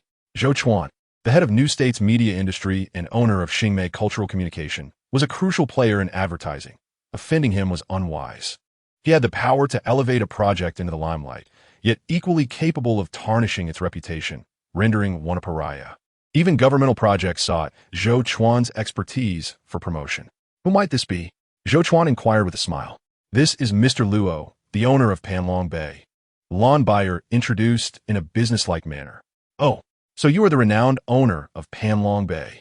Zhou Chuan remarked with a hint of mockery. Though Luo Chen had gained some notoriety in New State, it was primarily within certain less savory circles. In the realms of media and real estate, he remained largely unknown. However, the rumor had circulated that a fool had taken over the beleaguered Panlong Bay project, which they had just been discussing. Mr. Zhou, we meet again, Wang Fei interjected, revealing his acquaintance with Zhou Chuan. Indeed, Zhou Chuan acknowledged, as he had been the one to demand 300 million. Shall we discuss that matter we spoke of this morning? Wang Fei tentatively suggested. There is nothing to discuss. 300 million is already a concession. Young man, do not mistake my kindness for weakness, Zhou Chuan retorted. To put it bluntly, if you find the price excessive, seek alternatives. I assure you, no one else would dare take it on. However, since your boss is here tonight, I might consider a favor. As he spoke, his gaze shifted from Luo Chen to Lon Bayer, a lewd grin appearing on his face. What did you say? Luo Chen's eyes narrowed, a signal of his rising ire. I advise you not to test my patience. Young man, this industry is fraught with peril. Without giving something, how can you expect to receive anything in return? Zhou Chuan sneered. He was deliberately inflating the price. In reality, 5 million would suffice to promote Panlong Bay. Yet, having learned that the current owner was a young man with little backing, he felt emboldened to demand an exorbitant sum. Your project has already seen fatalities during construction. Either produce 300 million for me to smooth things over, or you may as well forget about selling a single unit. Zhou Chuan declared confidently. After all, the enterprises and developments in New State were at his mercy. Otherwise, one could easily find themselves in disrepute through various means. Suddenly, Luo Chen slapped Zhou Chuan across the face. An immediate hush fell over the gathering of 40 or 50 attendees, all eyes now fixed on the scene. You dare strike me? Do you have any idea who I am? Zhou Chuan exclaimed, astonished, as he covered his face. Luo Chen remained unfazed. as if he had merely swatted a mosquito. "Call security," someone shouted. "No need. I'm curious to see just how arrogant you truly are," Zhou Chuan interrupted, clearly unwilling to let this slide. As the industry leader, he could not stomach being slapped in front of so many. At that moment, another figure approached with an air of superiority. "Young man, you are utterly unaware of your own insignificance. Kneel and apologize to Mr. Zhou." Shen Tao from Lanyu Media stepped forward. His company, a close competitor to Xingmei, boasted significant liquidity and was a formidable presence in New State. "Do you wish to receive a slap as well?" Luo Chen retorted coldly. Though Lon Bayer was not his romantic partner, she was a friend in his eyes, and he would not allow anyone to insult her in his presence. He showed no mercy, as he had restrained himself considerably in his past life. Such insolence would have led to dire consequences. "You truly have some nerve. You're the owner of the Panlong Bay project, right? You ought to recognize who I am. If Mr. Zhou and I decide to blacklist you, you can forget about selling even a single unit," Shen Tao boasted, affronted by Luo Chen's lack of respect. "Apologize now and offer me 10 billion, and perhaps I will allow you to continue your business in New State. Otherwise, you can forget about selling even a single tile," Zhou Chuan, rubbing his face, asserted. "Young man, you have gone too far. Apologize to Mr. Zhou, or you will find it impossible to conduct any business in New State." Another real estate tycoon admonished. "Blacklist me?" Luo Chen chuckled softly. "You underestimate the repercussions of your actions. You will soon learn of our power." Another real estate mogul interjected, one who owned a significant development in the city center. "This is indeed a predicament, should the real estate developers and media companies unite against Luo Chen.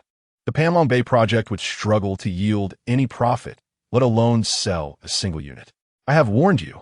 It's not too late to reconsider. Kneel and apologize," Zhou Chuan taunted, standing before Luo Chen with a smirk. "Get lost. Who do you think you are?"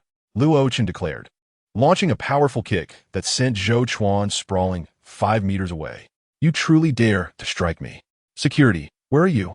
Get him out of here," Shen Tao bellowed in fury. "You're finished. You will never survive in New State. Tomorrow, I will ensure your name is plastered across every newspaper, completely blacklisting you." Zhou Chuan, having been kicked to the ground and spitting blood, nonetheless pointed a threatening finger at Luo Chen. He had not anticipated such explosive anger from the young man. "Blacklist me? I am eager to see how you intend to accomplish that," Luo Chen replied with a smile, unperturbed. "Without further ado, you are undoubtedly doomed today. How dare you act violently here?" Shen Tao sneered. "They are all individuals of status and prestige, and no one dares to act recklessly in this place. Everyone knows its significance. This young man, daring to cause a scene here, will certainly receive a profound lesson once the security arrives." Thus, Shen Tao, while coldly smiling, awaited Luo Chen's fate. Zhou Chuan shared the same sentiment. As a big shot in the industry, being publicly humiliated like this demanded retribution. "I shall relish the sight of your downfall," Zhou Chuan cursed vehemently. Soon, a team of security personnel entered, accompanied by several bodyguards. "Arrest him! How dare he strike someone?" Shen Tao commanded the security. "Let me see how audacious you can be today." Zhou Chuan clutched his abdomen. "Mr. Luo?" The security personnel were momentarily taken aback, for the head of security was well aware of Luo Chen's identity. Following the incident where a director mistakenly entered Luo Chen's room, Yi Shuang had taken the initiative to inform the staff at Haishang Mingwei, ensuring that even the head of security recognized Luo Chen. "Arrest Luo Chen? Don't be ridiculous." At that moment, Luo Chen's expression darkened. "Expel them. I do not wish to see them here." Luo Chen raised an eyebrow, his tone imbued with authority. He then strode out with Lon Bayer, leaving the security utterly bewildered. "I apologize, gentlemen." The head of security abruptly addressed Shen Tao and Zhou Chuan. "What do you mean?" Shen Tao furrowed his brow. "I mean for you to leave." The head of security retorted sharply.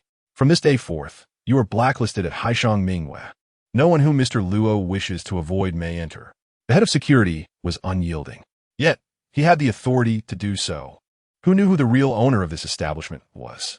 No one dared to cause a ruckus here, save for Luo Chen, who was an exception.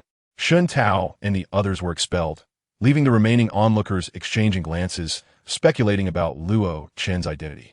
On the way back, Luo, were you not a bit too impulsive just now? Wang Fei inquired. "Was I? I believe I exercised considerable restraint," Luo Chen replied with resignation. "Indeed, Had it been his former self, he might have resorted to lethal force. However, Luo Gu, if we offend them, what will happen to our property sales? Wang Fei expressed concern. Do not worry, everything will be fine. I assure you, this property will become the most sought after in Xinzhou. Any unit here will not be priced below 10 million. Luo Chen chuckled. You truly dare to dream. Lan Bayo Lauget. According to your expectations, do you plan to sell at 100,000 per square meter? Even the city center does not boast such prices. That price might even be considered low. Once I finalize everything, I am certain they will be clamoring to purchase a unit. Luo Chen seemed to have plans already in motion. Indeed, he did. He intended to establish a grand spirit-gathering formation there, which would allow him to control the weather within the entire community. Even during the sweltering summer, he could make it snow. Most importantly, he envisioned transforming the area into a paradise, making it irresistible for the prominent figures of Xinzhou. Upon returning to his room, Lan Bayer busied herself with cooking, seemingly eager to please Luo Chen, employing every means at her disposal without reservation. Chapter 86. Please leave. Luo Chen retreated to his room. Sitting cross-legged, he opened the metallic box given to him by Fai Long, revealing a translucent seed nestled within. This was a flawless seed, which Luo Chen carefully pressed against his forehead, initiating the fusion process. After approximately half an hour, Luo Chen's head vanished. Fortunately, no one was around to witness it, lest they be terrified. Then, his body and limbs followed suit, until even the clothes he wore disappeared. He could no longer see his own arm when he raised it, relying solely on sensation. Invisibility. Luo Chen quietly entered the kitchen, discovering Lan Bayer chopping vegetables. He stood before her, waving his hand, only to find she seemed completely oblivious to his presence. Finally, a mischievous thought crossed his mind, and he playfully slapped her on the backside. Lan Bayer jolted as if struck by lightning, her rear quivering before she turned around, finding nothing. A shriek escaped her lips as she dashed toward Luo Chen's room. Luo Chen, it's haunted! It's haunted! After some time calming her down, they had dinner, and Luo Chen once again utilized his invisibility to wander through the mall and the streets. Passers-by were entirely unaware of his presence. Not a single soul could detect him.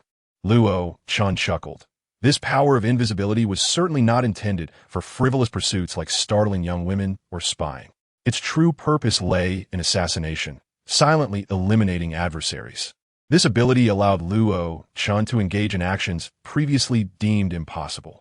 Of course, this invisibility might not work as effectively against fellow cultivators, but for now, Luo Chen could discreetly eliminate troublesome individuals. He dedicated the night to studying this power of invisibility. After breakfast, Luo Chen personally visited the construction site at Panlong Bay, where preparations were underway and unfinished tasks from before were also being addressed. Regarding the spirit-gathering formation, Luo Chen had provided Wang Fei with blueprints and ensured all necessary materials were procured. Setting up a grand formation did not require much time. The workers quickly followed Luo Chen's directives. At this moment, the community was still barren, overgrown with weeds. Luo Chen, seemingly at leisure, began scattering flower and tree seeds throughout the area. Luo Gu, are you feeling a bit idle? Who sows seeds like that? Wang Fei teased, noting that typically, community landscaping involved planting mature trees and flowers rather than sowing seeds, which would take years to mature. By the way, Luo Gu, there has been a bit of trouble at our sales department, Wang Fei mentioned, feeling overwhelmed by recent developments. What is going on? Luo Chen inquired, puzzled. It might be related to last night's incident. The sales director insists on a raise, or he'll lead the entire team out, Wang Fei explained. The sales director seemed to have caught wind of the situation, knowing Luo Chen was short-staffed, and thus chose this moment to leverage his position. Bring him to me, Luo Chen instructed, continuing to bury the seeds in the soil. Soon, a slick-haired man arrived. As the sales director for the project, he had over a decade of experience in the industry and possessed a vast network. However, ever since learning about the change in project ownership, he had been seeking opportunities to negotiate a salary increase. While this was not inherently wrong, he had received a call last night indicating that Luo Chen had made enemies among some industry bigwigs, prompting him to entertain ulterior motives. Hello, Mr. Luo. You wish to discuss a salary increase? Luo Chen asked casually while planting flower seeds. Mr. Luo, this is not solely my request, but rather that of the team beneath me, the sales director replied. You wish to raise your salary on behalf of your team? Luo Chen inquired again. The sales director realized his slip, offering an awkward smile. Yet, Luo Chen remained unfazed and continued. I can offer you an additional 50,000 per month. What do you think? In truth, the sales director's annual salary was already over 1.8 million, and this would effectively add another 600,000 to that. For a real estate sales director, it might not be a staggering amount. However, it is essential to remember that the Panlong Bay project had yet to commence pre-sales, meaning he could collect a salary without any work at all. Mr. Luo, given the current economic climate, prices are rising rapidly, the sales director remarked, fully confident in his position.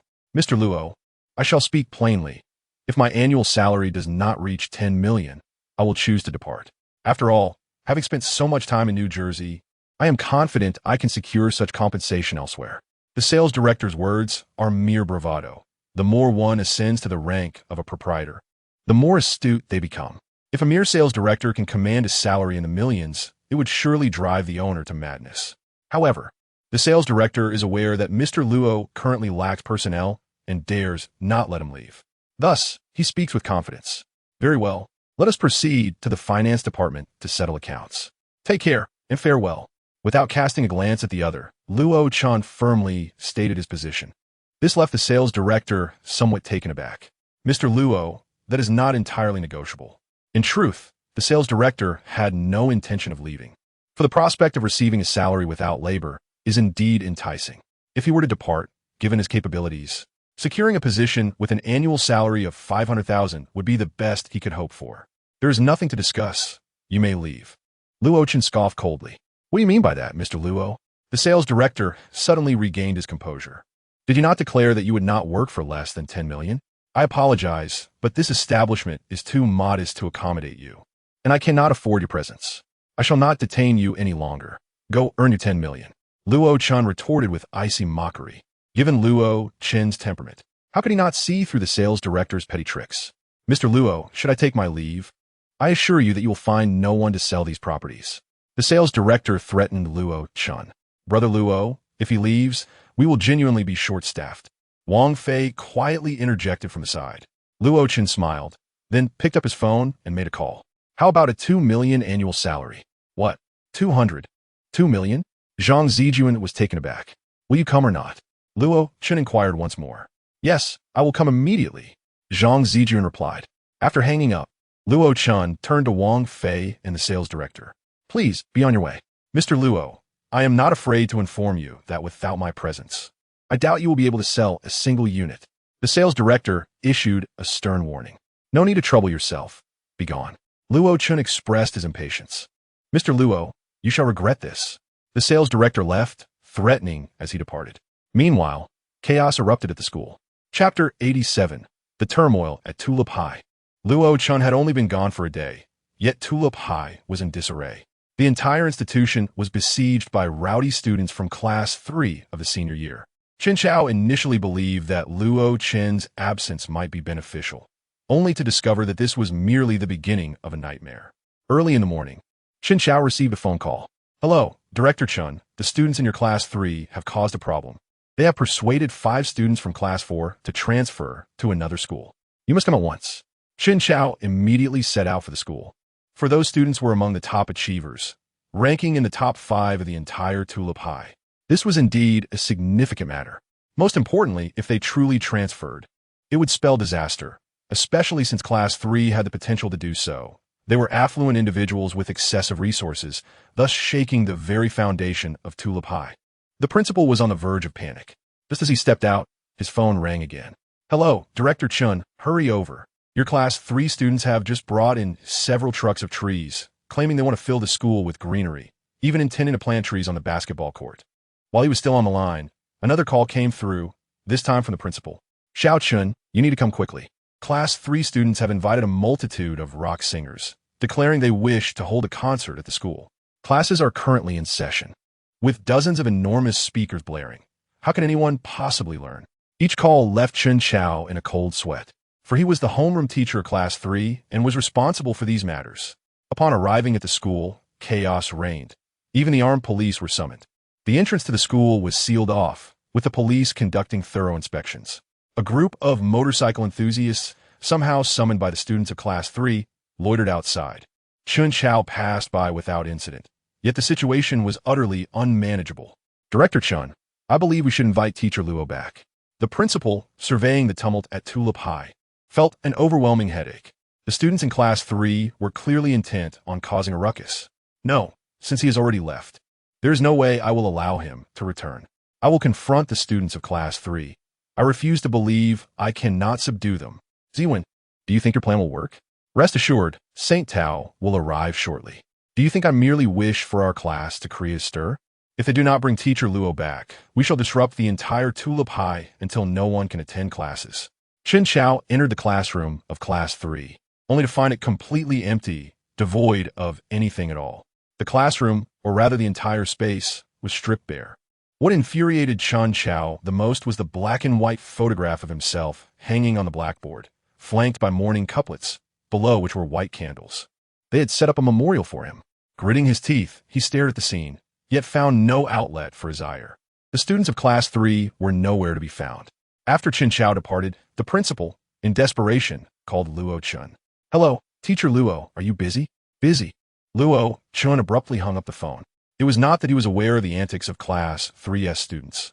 Rather, he was indeed quite occupied, and the principal had tacitly approved of these events when Luo Chen left. Hence Luo Chen bore no goodwill towards the principal. Having departed, the affairs of Tulip High were no longer his concern. Meanwhile, after sowing the flower and tree seeds, Luo Chen found himself awake until midnight. If one were to observe closely, they would notice that the planting of these seeds followed a specific pattern. Once everyone had vacated the premises, Luo Chen smiled and made his way to a villa in the Panlong Bay estate. This villa was the largest and most luxurious, and it served as the epicenter of his plans. Sitting cross-legged, with his heart directed heavenward and his hands forming intricate gestures, he seemed to commune with the unseen forces. Not long after, Luo Chen suddenly opened his eyes. Summoning the winds and rains, he commanded the elements. A gust of wind arose, yet only swept through Panlong Bay.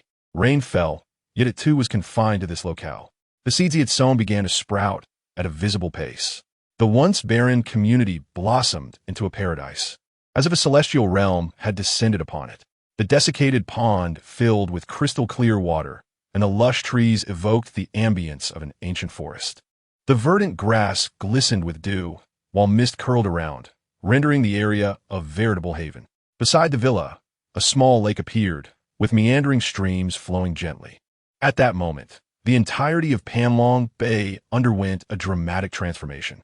Centered around Luo Chen's villa, the northern expanse was suddenly blanketed in snow. The south bloomed with spring's splendor, the east flourished under the summer sun, while the west shimmered in autumn's golden hue.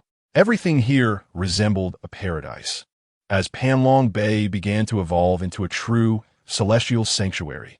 The perimeter of Panlong Bay was shrouded in thick mist, while within, the four seasons unfolded harmoniously. At the instant the formation was activated, everyone in New Jersey noticed that the stars in the night sky appeared brighter and clearer, particularly above Panlong Bay, where the Milky Way was even visible. In New State, the situation seemed rather improbable, given that it is a moderately sized city, abundant with abandoned sites and numerous factories in the development zones that have long obscured the sky. Tonight, those who remained awake experienced for the first time such a breathtaking spectacle. The sky was adorned with countless stars, and a look of excitement illuminated Luo Chen's face. He then settled into a cross-legged position, his chest rising and falling slowly as two dragon-shaped streams of energy were drawn into his body through his nostrils. At that moment, Luo Chen entered a state of ethereal tranquility. This world would inevitably undergo transformation, and Luo Chen's foundation lay in his own strength. Only by establishing the most solid groundwork before these changes occurred could he qualify for supremacy. Did the ancestral dragon truly exist within Kunlun Mountain? Who constructed the pyramids? What secrets lie hidden within the Bermuda Triangle? Where is Atlantis located in the vast western continent? Ultimately, all these mysteries will come to light, accompanied by profound cosmic shifts. Luo Chen's current task was to continuously enhance his power before these upheavals transpired. Although the spiritual energy was thin, after constructing a vast spirit-gathering formation, He finally embarked upon the path of cultivation, awakening, ancestral return, transcendence. These three realms each consist of 9 subrealms. Luo Chen currently stood at the first layer of awakening. Yet due to acquiring 2 special seeds, his strength was comparable to that of someone at the second layer of awakening, surpassing the prowess of worldly masters. Meanwhile, a crisis had arisen once again at the Tulip School. Zhou Zihao held Luo Chen in contempt, despite having witnessed his ability to annihilate opponents with ease. To Zhou, even a lowly street thug could protect Enlingyu, so how could he not? Zihao, this matter cannot afford any mistakes. The leader of the Security Bureau, Lu Quan, emphasized. Technically, the responsibility of safeguarding Enlingyu belonged to the military, but certain individuals within the Security Bureau seized the opportunity to claim credit. Consequently, the matter became an imperative for the Security Bureau. A successful outcome would reflect positively on them, while failure would result in severe repercussions, tarnishing Lu Quan's reputation. Thus, he urged, rest assured, Brother Lu, this time there will be no errors. Although Luo Chen may appear formidable, I believe he is merely a killer, not a protector. In safeguarding, I am the professional. I guarantee you will not be embarrassed. Privately, Zhou Zihao and Lu Quan seemed to share a cordial relationship, leading to a more familiar address. However, at that moment, they were not at the school. According to Zhou Zihao, a public venue like the school should deter any reckless behavior. Moreover, since a previous attempt to abduct someone from the school had failed, it was unlikely they would attempt it again. As long as Enlingyu remained within the school, the situation would be entirely secure, without a hint of risk. Zhou Zihao confidently assured that even if someone dared to act, his own skills would ensure that the assailants would return empty-handed. Are you certain there are no issues? Lu Quan still felt uneasy. Trust me, Brother Lu, I actually hope they come, for their absence complicates matters, Zhou Zihao replied with a smile. They were not at the school, but rather in a vehicle nearby. Are you suggesting we use Enlingyu as bait, and when those individuals arrive, we ensnare them all? Liu Guanyin Kidat. Indeed, that is our expertise. Rather than foolishly guarding against an open assault like Luo Chen, it is far more strategic to lure out hidden enemies and capture them all. Zhou Zihao radiated confidence at that moment. However, Luo Chen's absence would likely earn Zhou a rebuke for his arrogance, as his own strength was insufficient to confront even a single adversary, let alone a group. At midnight, Zhou Zihao's phone rang abruptly. An incident had occurred at the girls' dormitory of the Tulip School. Realizing the urgency, he chose to exit the vehicle and rush over. To his astonishment, upon arrival, he found 7 or 8 individuals already seizing Enlingyu and escorting her down the stairs at the dormitory entrance. This operation has gone remarkably smoothly, hasn't it? How could those 2 fools have failed last time? One man in a mercenary uniform chuckled. They never anticipated we would dare return so soon, and this time it appears to have gone even more effortlessly than I expected. Gentlemen, since you have arrived, do not leave, Zhou Zihao stated, approaching with an air of calm confidence. He confronted the group, and, at that moment, Lu Quan arrived as well. What is this fool saying? The group evidently did not understand Chinese and communicated in English. Ander, take care of him, the leader commanded. Ander glanced at Zhou Zihao and quickly discerned that he was no match for him. Hence he discarded his firearm, opting instead for a military knife, advancing menacingly toward Zhou. Initially wary of the armed assailants, Zhou felt reassured upon seeing only a single foreigner approaching him. Zihao, be cautious, Lu Quan warned from distance, unwilling to draw closer.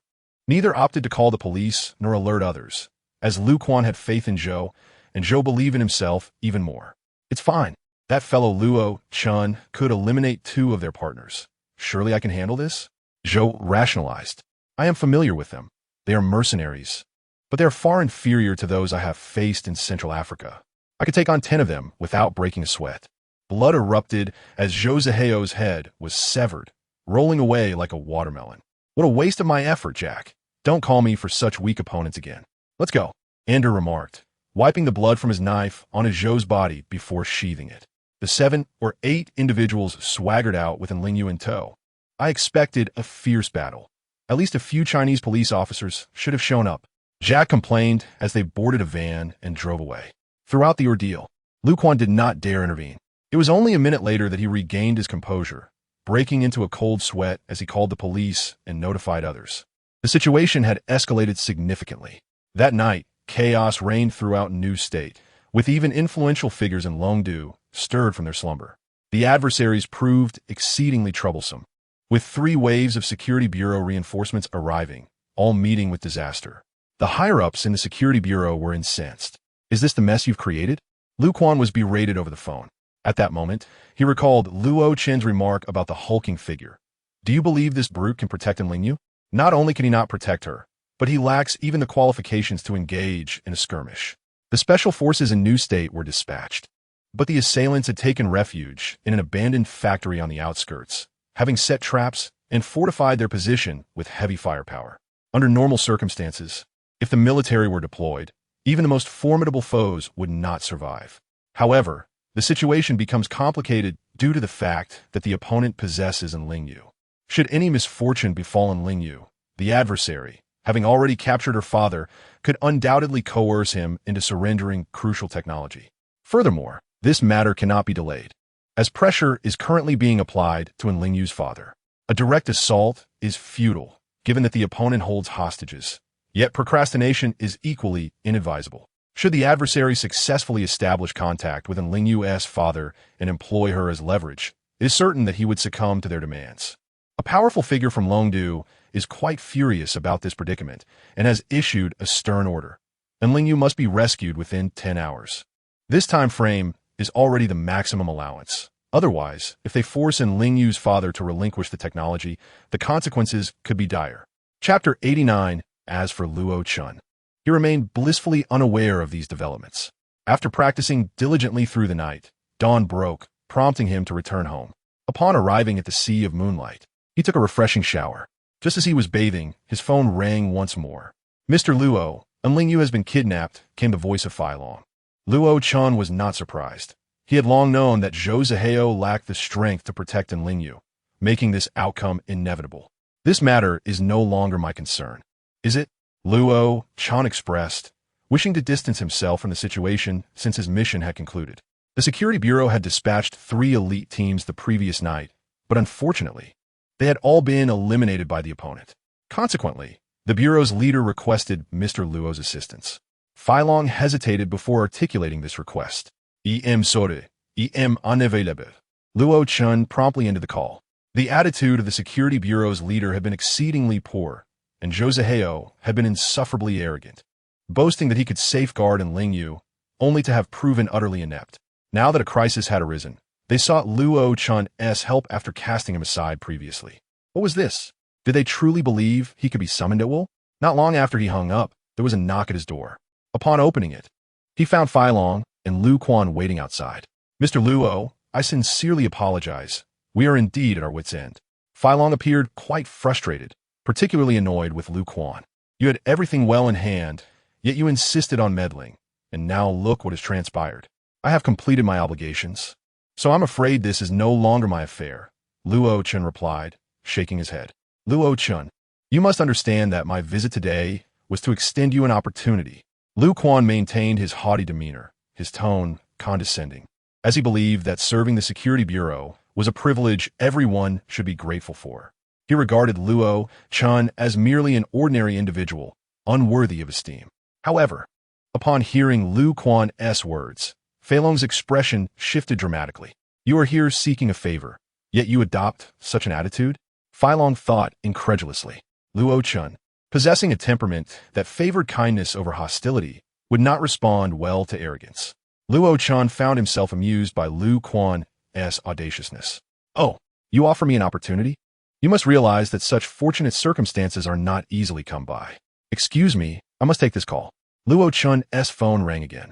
"Hello, is this Mr. Luo? Could you please return to Yujing Xiang to resume your role as the head of Class 3? It was the principal of Yujing Xiang calling.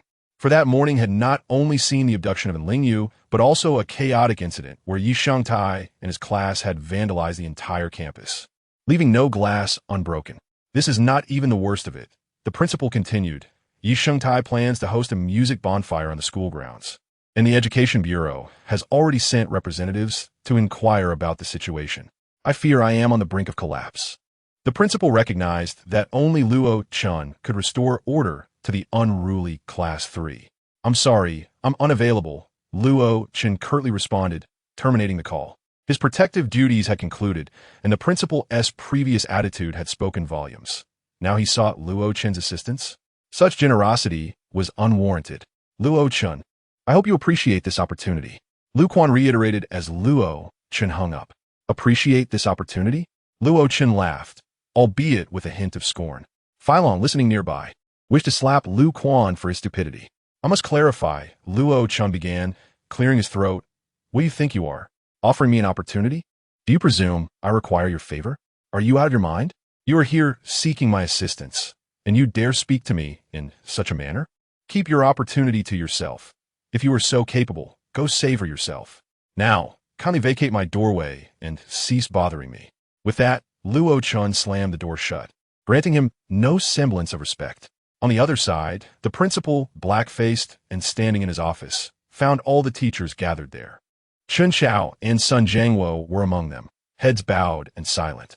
Chun director, teacher's son, and others when Mr. Luo first arrived at our school. You were all vocal in your opposition, continuously pleading for his dismissal. Now that Mr. Luo has finally departed, are you satisfied? If so, then provide me with a solution. The entire school is in pandemonium. I need you to resolve this situation. Furthermore, Chun Chao, you have always claimed you could manage Class 3 effectively. Now, step outside and bring those students back to the classroom for a proper lesson. Cat got your tongue? You were quite eloquent before, were you not? You all boast great capabilities, so why do you remain silent now? Settle this. Chun Chao's face bore bruises, a testament to the previous night when a group had assaulted him and Sun Jiangwo.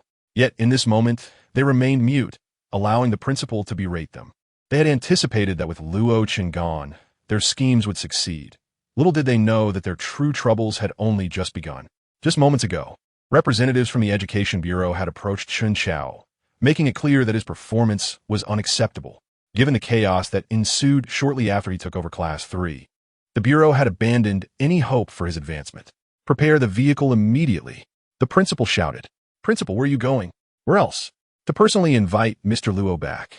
Chapter 90. Meanwhile, at Sea of Moonlight, Lu Quan stood in shock. He had not anticipated Luo Chen's resolute rejection. It was well known that Lu Quan had successfully resolved every matter he had undertaken in the past. Stunned and at a loss for words, he found himself facing a situation he had never encountered before. Filong, what do we do now? Mr. Lu, I have fulfilled my duty as per my superior's instructions. My task is complete. I take my leave. Filong turned away, unwilling to waste another moment with this fool. How foolish could one be to act in such a manner? This matter is anything but trivial. Time is of the essence, and everyone is racing against the clock. 5 hours have already elapsed, and at any moment, the adversary may pry open Professor N's lips. Lu Quan stands motionless, numb, for this situation is one he orchestrated single-handedly. With such a significant oversight, he knows he will inevitably face repercussions. At this point, it is not about achieving merit. Merely atoning for his mistakes is the wisest course of action. Otherwise, upon his return, the consequences will be far beyond a mere suspension for investigation. In essence, Lu Quan finds himself with no viable retreat. Luo Chen, however, appears unfazed, merely perceiving the morning encounter as a foolish distraction. After freshening up, he informs Wang Fei and Zhang Zijuan to head to Panlong Bay. At this moment, the bay remains shrouded in mist, and both Wang Fei and Zhang Zijuan were expressions of perplexity as they ascend the mountain. Excuse my impertinence, but is this the same development that previously encountered issues? Zhang Zijuan inquires. Why the concern? Afraid it won't sell? Luo Chen chuckles. Not at all. Since you've afforded me this opportunity, I shall endeavor to ensure its success. No matter how dire the situation, I will exert every effort. Zhang Zijuan declares, thumping his chest. That's the spirit, though perhaps it may not be as dire as you imagine. Luo Chen smiles as the vehicle traverses the thick fog. By the way, Mr. Luo, what price do you intend to set per square meter here? Zhang Zijuan asks once more. 100,000. Zhang Zijuan doubts his hearing. Such a price is unheard of even in the city center. Anxiously, he ponders, are all the units villas? If so, there might be a chance, though this price remains exceedingly steep. What? 100,000 for commodity housing? Zhang Zijuan is genuinely astounded. Such pricing is exorbitant. Yet, Luo Chen only smiles, offering no further explanation. Strange, where is this fog coming from? Wang Fei muses as he drives, perplexed by the contrast to the sunny exterior. Although morning fog is common, it should not be this dense. As they navigate through it, Wang Fei and Zhang Zijuan are left speechless. Luo Gu, are we taking a wrong turn? Wang Fei swallows hard, for the scene before them is unrecognizable compared to what they witnessed yesterday. Yesterday, there were merely a few rows of towering buildings amidst a wilderness of overgrown grass. Now, however, verdant trees and blooming flowers abound. Most importantly, entering this place feels akin to arriving in Juzhegu, far removed from the clamor and dust of urban life, instead embracing a pure, natural essence. Crystal clear streams flow nearby. Azure waters ripple gently, and the sky above is a pristine blue, unmarred by any trace of pollution. It resembles a celestial paradise. Rather than merely incorporating greenery into Panlong Bay, it feels as though a community has been established within nature itself, with ancient trees and hanging vines. Is 100,000 still considered expensive? Luo Chen chuckles. Wang Fei, however, tactfully avoids questioning the origins of the seemingly centuries-old trees, aware that Luo Chen harbors secrets that are not his to unveil. My heavens, have I arrived in Juzhegu or Shenangjia? Zhang Zijuan is left in awe. Meanwhile, within the opulent confines of the Yi family estate, a man in military attire exudes an air of distinction and authority as he converses with Yi Jingtian. Upon hearing you speak, I finally grasped the situation. No wonder they are so irate. They possess the capability to be so. This matter will require your assistance to mediate. The man states, "You're too kind. I can only do my utmost." Given your awareness of his capabilities, you must understand that such individuals cannot be easily swayed. Whether we can persuade him remains uncertain. Yi Jingtian sighs, though his tone carries a hint of courtesy, indicating the man's elevated status. Even if a prominent figure from Longdu personally sought Luo Chen, Yi Jingtian suspects it may prove ineffective. He dials Luo Chen's number, and after a brief exchange, Luo Chen responds, "All right, come on over. I'm at Panlong Bay." Although Xinzhou is relatively small due to its unique geographical position, it is remarkably prosperous, with a cost of living that is notably high. However, when compared to Longdu, it pales in comparison. Su Lingqiu, a person of considerable standing from Longdu, sits alongside Yi Zhengtian in the car, gazing at the bustling Xinzhou, unable to suppress a sigh. Indeed, Xinzhou has developed swiftly. I remember when I first came here 20 years ago, it was nothing but rice fields. The progress has indeed been rapid. The urban area continues to expand. Yi Zhengtian responds, engaging in light conversation. Looking at the endless traffic and concrete structures, I find myself nostalgic for the verdant landscapes of your Su Lingqiu muses. As someone raised in the countryside, Su Lingqiu yearns for the flora and greenery that seems scarce amidst the concrete jungle. Finding a piece of greenery nowadays is no easy feat. It's either in the countryside or in a villa, Yi Jingtian remarks with a smile. To be honest, I envy you, Yilao. Your mansion has a garden where you can cultivate flowers, while my workplace has assigned me an apartment on the 10th floor, where even a few pots of flowers are forbidden. Su Lingqiu laments. Soon they arrive at the foot of Panlong Bay. Su Lingqiu, exuding an air of military precision, gazes at the swirling mist, and even Yi Jingtian finds himself taken aback. Once they formally enter Panlong Bay, Su Lingqiu steps out of the car, his eyes widening in disbelief. Yilao, that tree appears to be several hundred years old. Su Lingqiu points to a towering tree with gnarled roots. Yi Jingtian, perplexed, recalls having visited Panlong Bay before, yet the transformation is astonishing. The surroundings now boast harmonious landscapes, fresh grass, and an air so pure it seems devoid of impurities. This place is remarkable. Just look at those vibrant flowers. Based solely on this, I eagerly anticipate meeting your young friend, Su Lingqiu expresses with evident enthusiasm. Meanwhile, Feilong listens in awe, recognizing that this esteemed leader not only holds a high status, but is also notorious for his temper and discerning nature, rarely offering such commendation to others. Once inside, Luo Chen prepares tea beneath the shade of a large tree, setting out several cups, and sits cross-legged to host Su Lingqiu. During their earlier pleasantries, Su Lingqiu had discreetly observed Luo Chen. Although Yi Jingtian had briefed Su Lingqiu on certain matters, witnessing Luo Chen in person still astonishes him. Dressed in military garb and possessing a lofty status, Su Lingqiu has encountered many exceptional individuals, yet Luo Chen's youthful aura radiates something distinctly different, akin to an ancient beast lying in wait within. This sensation reminds him of the leader of the Eight Extremes sect, Feng Songxing, whom he met last year, prompting Su Lingqiu to regard Luo Chen with newfound respect. Mr. Luo certainly knows how to enjoy life, hosting guests beneath the shade of trees, a delightful ambience. Su Lingqiu remarks, savoring a cup of tea without hesitation. Please, you flatter me. Luo Chen nods in acknowledgement. Mr. Luo, do not misunderstand.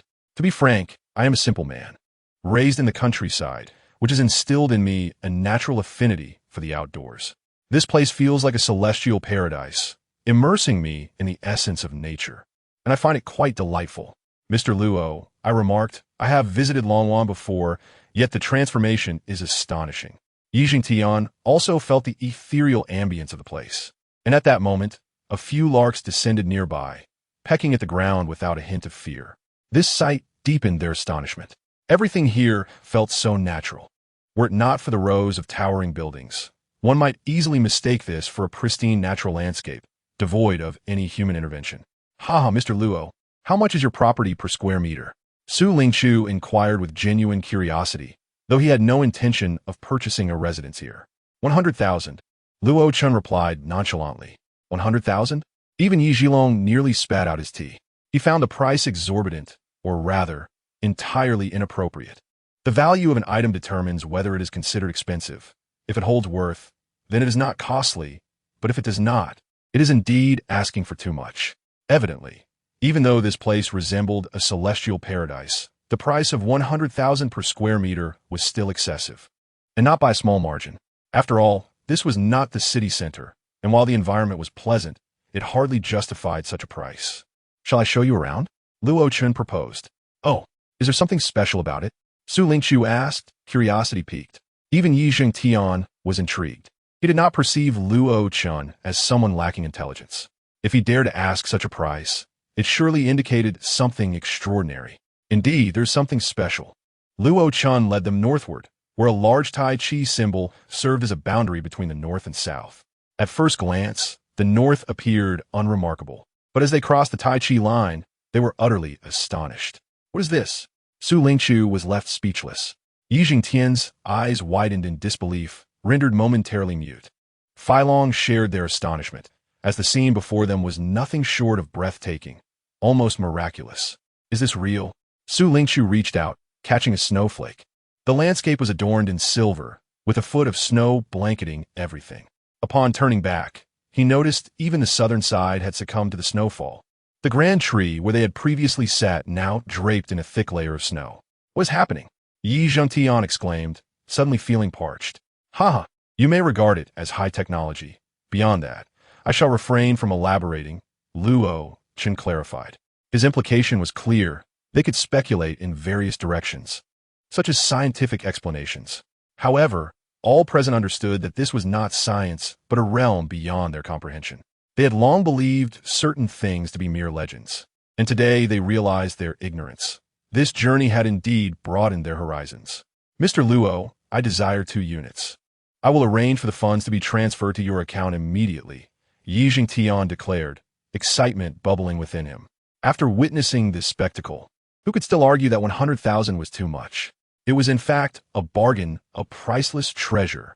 Despite the sweltering heat of summer, snow fell abundantly here, which alone justified far more than the quoted price.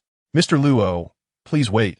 I need to make a call to secure some funds, Su Lingqiu confessed, visibly swayed. Weren't you just complaining about the cost? Luo Chen queried with a smirk. Expensive? This is hardly expensive. It is an absolute steal. They exclaimed in unison. All right, shall we discuss the matter at hand? Luo Chen chuckled. Su Lingqiu's expression turned serious as he spoke again. I wish to request Mr. Luo's assistance. It turned out that the matter was more complex than it appeared. After a lengthy discussion, Su Lingqiu sighed. Luo Chen had recounted the events leading to this moment. To be honest, Mr. Luo, even if I had not come here in person or witnessed your extraordinary work, the accounts from Elder Yi have already shaped my perception of you. It was understandable, given Mr. Luo's stature. His restraint in not pursuing the matter further showcased his commendable temperament. Su Lingqiu spoke truthfully. After all, Luo Chen's capabilities were evident. Lu Quan's actions, in contrast, seemed foolish, and Luo Chen's restraint in not retaliating against him was indeed generous. Mr. Luo, to be frank, the situation was mishandled on our end, and I, Su, extend my apologies for any offense caused, Su Lingqiu said, clasping his hands in respect, adhering to the customs of the martial world. No harm done, but didn't you mention a mere 10 hours? Now, less than 3 remain, and you seem remarkably unperturbed, Luo Chen teased. Truth be told, our unit was merely assisting. This task was initially ours, and approaching you was my suggestion. Everything was proceeding smoothly until the Security Bureau intervened, resulting in the current predicament, Su Lingqiu replied calmly. So you intend to be a bystander? Luo Chen countered. Su Lingqiu implied that this was primarily a matter for the Security Bureau, suggesting that even if the mission failed, the blame would not fall on him. Thus, he felt no urgency. That cannot be the case. I am here in person, am I not? Su Lingqiu insisted. The problem at hand is more intricate than it seems. The mercenaries involved are exceptionally formidable, as evidenced by multiple failed attempts to engage them. Additionally, the most challenging aspect is rescuing the hostages from their grasp. We could find skilled marksmen to eliminate the mercenaries, but now the goal is to save lives. Su Lingqiu's analysis was astute, revealing his military background. He understood that this was no longer about matching the mercenaries in combat.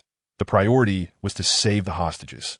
Killing might be easier, but rescuing was far more complex, especially against merciless adversaries. If provoked, they could easily harm the captives, resulting in failure.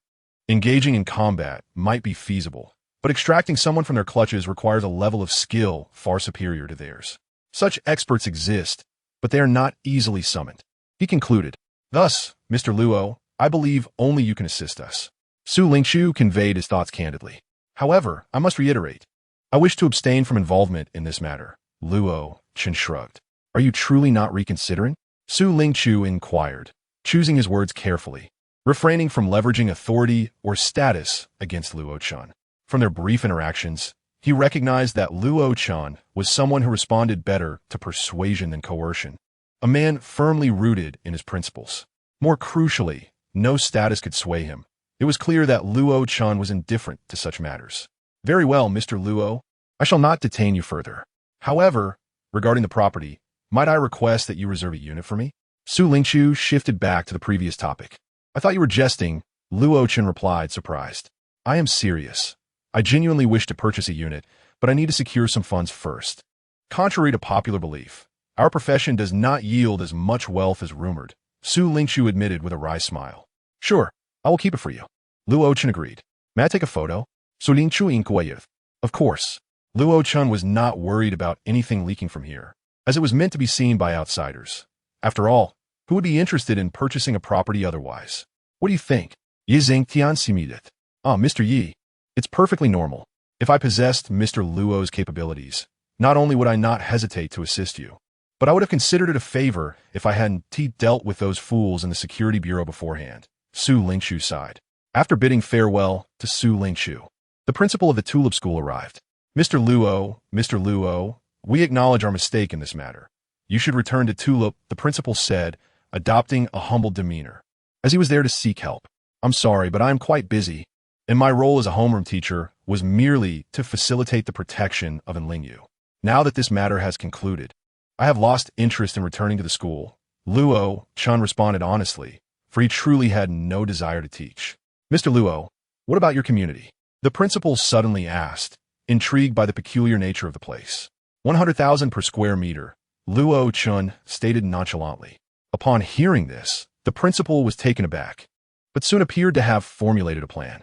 After pleading for some time, the principal reluctantly departed, realizing he would need to seek assistance elsewhere. Just as the principal left, Luo Chen received a text message. Mr. Luo, help me. Enlingyu had reached out to him. Luo Chen sighed and prepared to call Su Lingqiu and the others back. For that was the essence of his character. While he could disregard the Security Bureau, ignore Su Lingqiu, and even overlook everyone else, he could not turn a blind eye to Enlingyu. Although he had only served as a homeroom teacher for a week, there's a saying, once a teacher, always a father. Strictly speaking, Enlingyu was not his disciple, Yet there existed a bond of fate and affection. Since Enlingyu had called him teacher, he felt obliged to respond.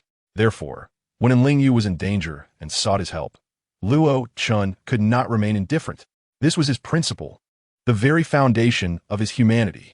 Just as he was about to dial Su Lingchu's number, a dozen luxury cars pulled up. Luo Chen furrowed his brow. It was indeed bustling here this early in the morning.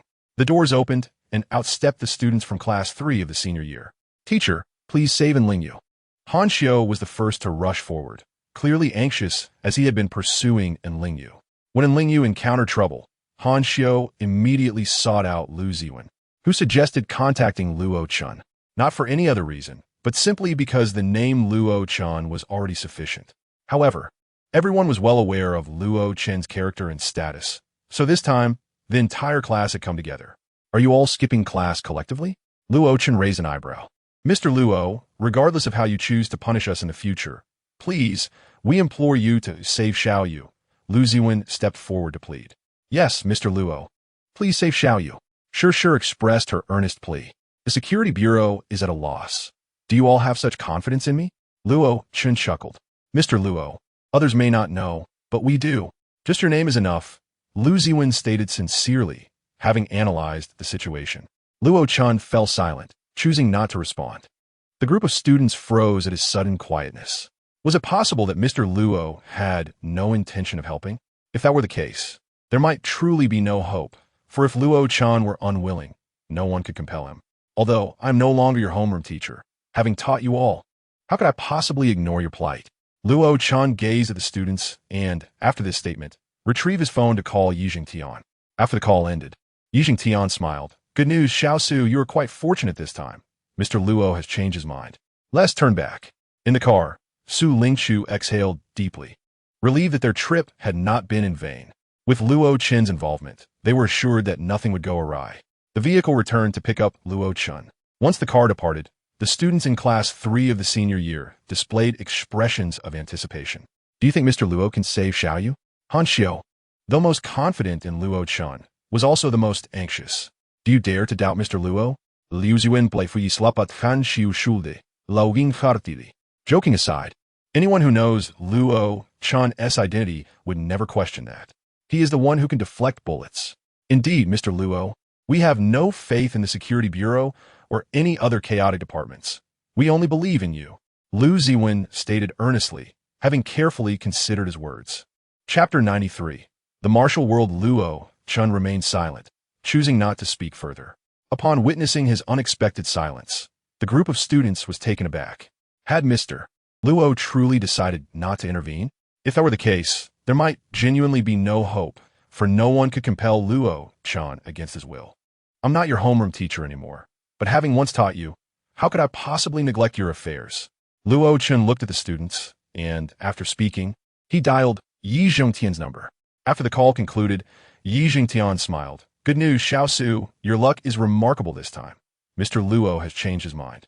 Let us turn back." In the car, Su Lingchu sighed in relief, grateful that their journey had not been in vain. With Luo Chen's assistance, they could be confident that everything would proceed smoothly. The car returned to pick up Luo Chen. Once the vehicle left, the students in Class 3 of the senior year revealed expressions of eager anticipation. "Do you think Mr. Luo can rescue Xiaoyu?" Han Xiu, though most confident in Luo Chen, was also the most anxious. "Dare you doubt Mr. Luo?" Liu Ziwen playfully slapat Han Xiu Shulde, Laoging Hartili. Joking aside, anyone who knows Luo Chen's true identity would never question that. He is the one who could deflect bullets. "Indeed, Mr. Luo, we have no faith in the Security Bureau or any chaotic departments. We only believe in you," Lu Ziwen asserted earnestly, having carefully analyzed the situation. As Luo Chen and Su Lingchu arrived in the suburbs, they exited the vehicle to find a 9-story building filled with armed special forces, all appearing vigilant and tense. However, upon closer inspection, they were a formidable elite group. Su Lingchu, undeterred by the soldiers, led Luo Chen directly to the rooftop. The rooftop was crowded with people, equipped with radars and electronic devices, all exhibiting anxious expressions. Additionally, Luo Chen spotted Lu Quan, who appeared unfazed, exuding confidence. Beside Lu Quan stood an elderly man clad in a white robe, with a grizzled beard and a radiant complexion, his robust figure emanating an aura of quiet strength, akin to a coiled tiger ready to pounce, a true master. Hong Lao, Su Lingqiu expressed surprise before stepping forward to shake hands. This elder was a well-known figure with a legendary past.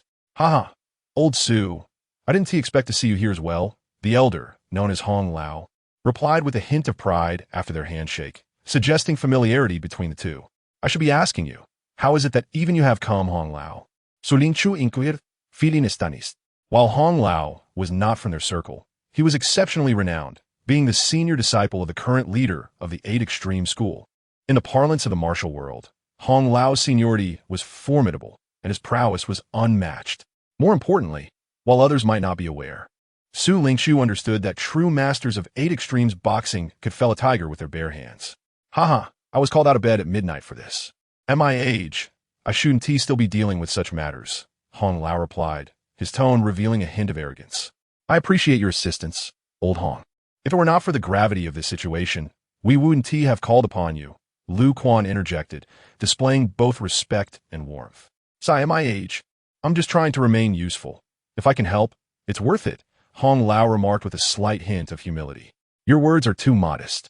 Old Hong, with your involvement, this matter will surely be resolved effortlessly. Lu Quan scoffed, then turned his gaze to Luo Chen. The provocative glint in his eyes was unabashedly evident. Though he failed to summon Luo Chen, the Security Bureau managed to invite Elder Hong, a senior disciple of the 8 Extremes sect, undoubtedly a formidable martial artist. The Security Bureau had paid a significant price for this, but at that moment, such considerations were trivial. Isn't it true that you, Luo Chen, are rather arrogant? So what if I couldn't invite you? Bringing in an elder like Hong is more than sufficient to resolve the current situation. By the way, Elder Hong, allow me to introduce you to Mr. Luo, a skilled expert we've invited to assist us, Su Lingqiu stated. However, to Su Lingqiu's surprise, Elder Hong suddenly sneered and cast a disdainful glance at Luo Chen. Not interested. Elder Hong, he is also someone I invited to help, Su Lingqiu said, feeling somewhat awkward due to Elder Hong's behavior. Youngster, you should leave. This is not a place for you. Upon hearing this, Su Lingqiu furrowed his brow. After all, Luo Chen was on his side, and this was not solely the domain of the Security Bureau. In other words, Elder Hong had no right to dismiss him. Sensing Su Lingqiu's displeasure, Elder Hong glanced at Luo Chen and coldly scoffed again. Su, my dear brother, this isn't me overstepping.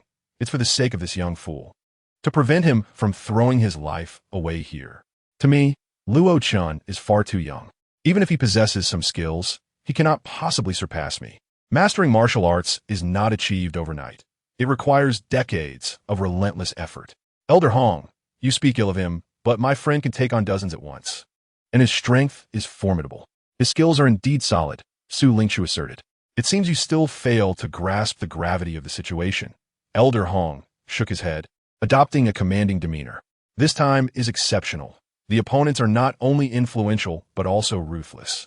Since they are mercenaries, their experience is considerable. Can he confront them? Most importantly, they possess large-caliber firearms, weapons that even we, as so-called martial artists, cannot withstand. Look at his youth. If he intervenes, he might as well be throwing away his life. Furthermore, I am here.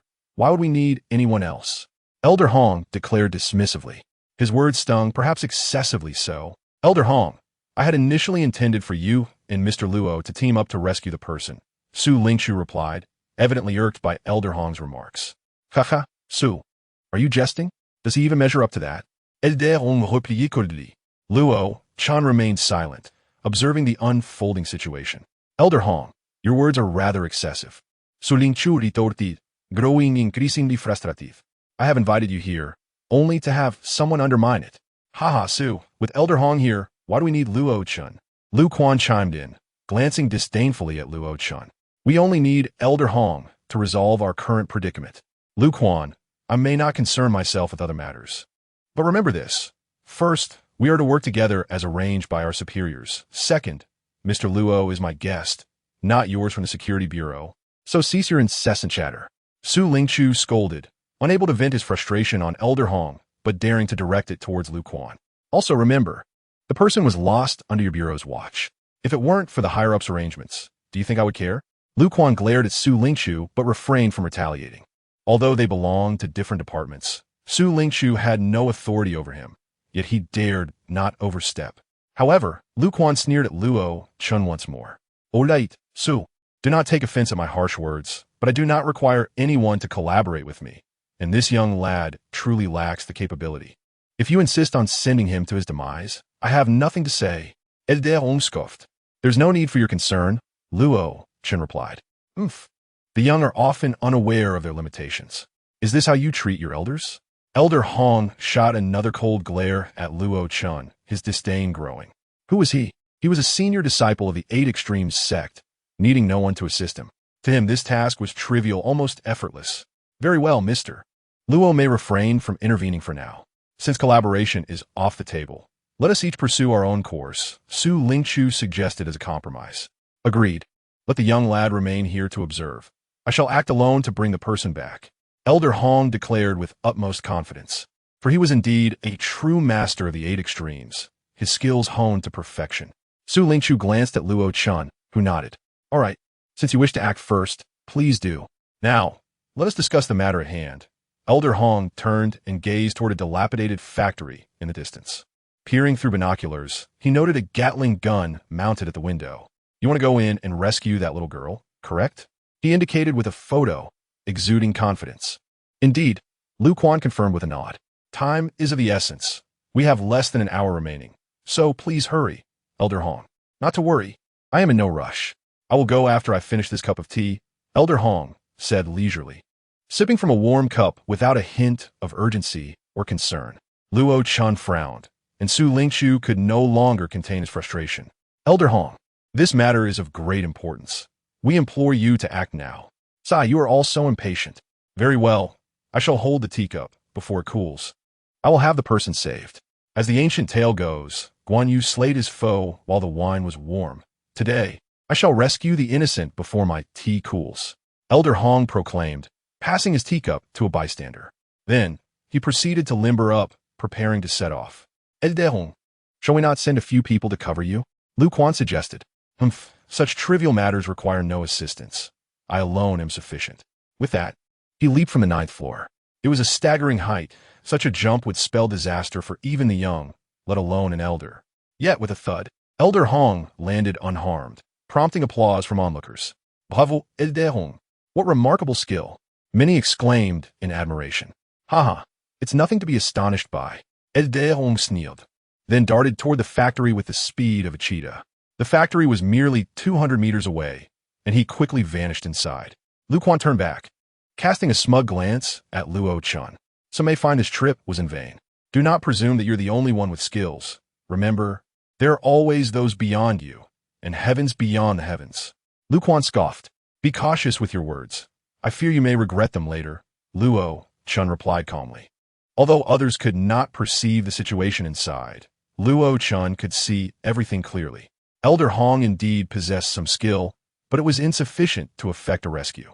Inside, a confrontation had already begun, yet Elder Hong was now suppressed by gunfire and too cautious to act. You are likely unaware. Elder Hong is a direct disciple of the Zhangzhou Eight Extremes Fist and a senior to the current leader, Liu Guanbuosta. However, Luo Chen paid no heed. He was familiar with the Eight Extremes sect and its history, dating back to the reign of Emperor Kangxi during the Qing dynasty, when two foreign fighters, claiming to be invincible, challenged the Chinese martial arts community, defeating many renowned masters. In order to preserve his dignity, Emperor Kangxi issued an imperial edict calling upon masters from the populace. At that time, the founder of Baji Quan boldly took up the challenge, defeating the two formidable opponents from abroad, thereby safeguarding the honor of the entire Chinese nation. While it is true that some genuine masters from prominent domestic sects may have refrained from intervening for various reasons, the prowess of those two challengers was undeniable. The founder of Baji Quan's ability to vanquish them indeed attests to his formidable strength. However, even the mightiest of martial artists belong to the realm of humanity and the mundane. Such power might intrigue Luo Chen, yet he would not regard it with reverence. After all, martial artists are merely martial artists. How could they possibly be compared to cultivators who can alter the very heavens with a mere gesture? Thus, The Baji Quan disciple appeared to Luo Chen as nothing more than a petty clown, unworthy of his concern. Noticing Luo Chen's silence, Lu Quan sneered once more, believing Luo Chen to be intimidated. After all, if Luo Chen were truly a person of the martial world, fear would be inevitable. Lu Quan's expression of triumph grew even more pronounced. However, at that moment, a hint of derision appeared at the corner of Luo Chen's mouth. Has it been so long? Why is there no movement? Fear not, Old Hong will surely act soon. But before Lu Quan could finish his sentence, he fell silent as a bloodied figure suddenly burst forth from the factory, looking utterly wretched, with one arm seemingly shattered. It was clear that the figure had suffered grievous injuries. Chapter 95. No one can save him. The figure was desperately fleeing, and through binoculars, it was confirmed that it was indeed Old Hong. Yet that was not the crux of the matter. The key point was that Old Hong was alone, implying that he had failed in his rescue attempt and had not managed to save Lingyu. Lu Quan was left in a state of shock. Old Hong charged forward with the ferocity of a legendary master, but now he retreated like a beaten dog. Lu Quan's face changed. It was over, completely over. If Old Hong had failed, who else could succeed? Previously, he had spoken with unwavering confidence about Old Hong, but now, when Old Hong returned to the rooftop, he was being bandaged, his expression one of utter despair. The aura of a martial arts master that he once possessed had vanished, replaced by a visage of utter defeat. One arm was broken, and other wounds marred his body. Naturally, he refrained from mentioning his earlier proclamation that he alone was sufficient. What exactly happened inside? Someone inquired. No one can save her. Anyone who goes and will fail. Old Hong finally spoke after a long silence. Mr. Luo, prepare yourself. Luo Chen. But he remained unmoved and silent. If I cannot save her, how can he? Old Hong scoffed. He held great confidence in his own abilities. If he could not succeed, how could he expect a mere child to do so? Moreover, let me tell you candidly, you have no idea of the situation inside. Even if my senior brother were to come, he would not be able to save her. Old Hong decisively concluded. Old Hong, but this. Lu Quan was now thoroughly panicked. Time was running out. If this mission failed, the Security Bureau might undergo a major upheaval, as this was a significant blunder, and it would be impossible to avoid accountability.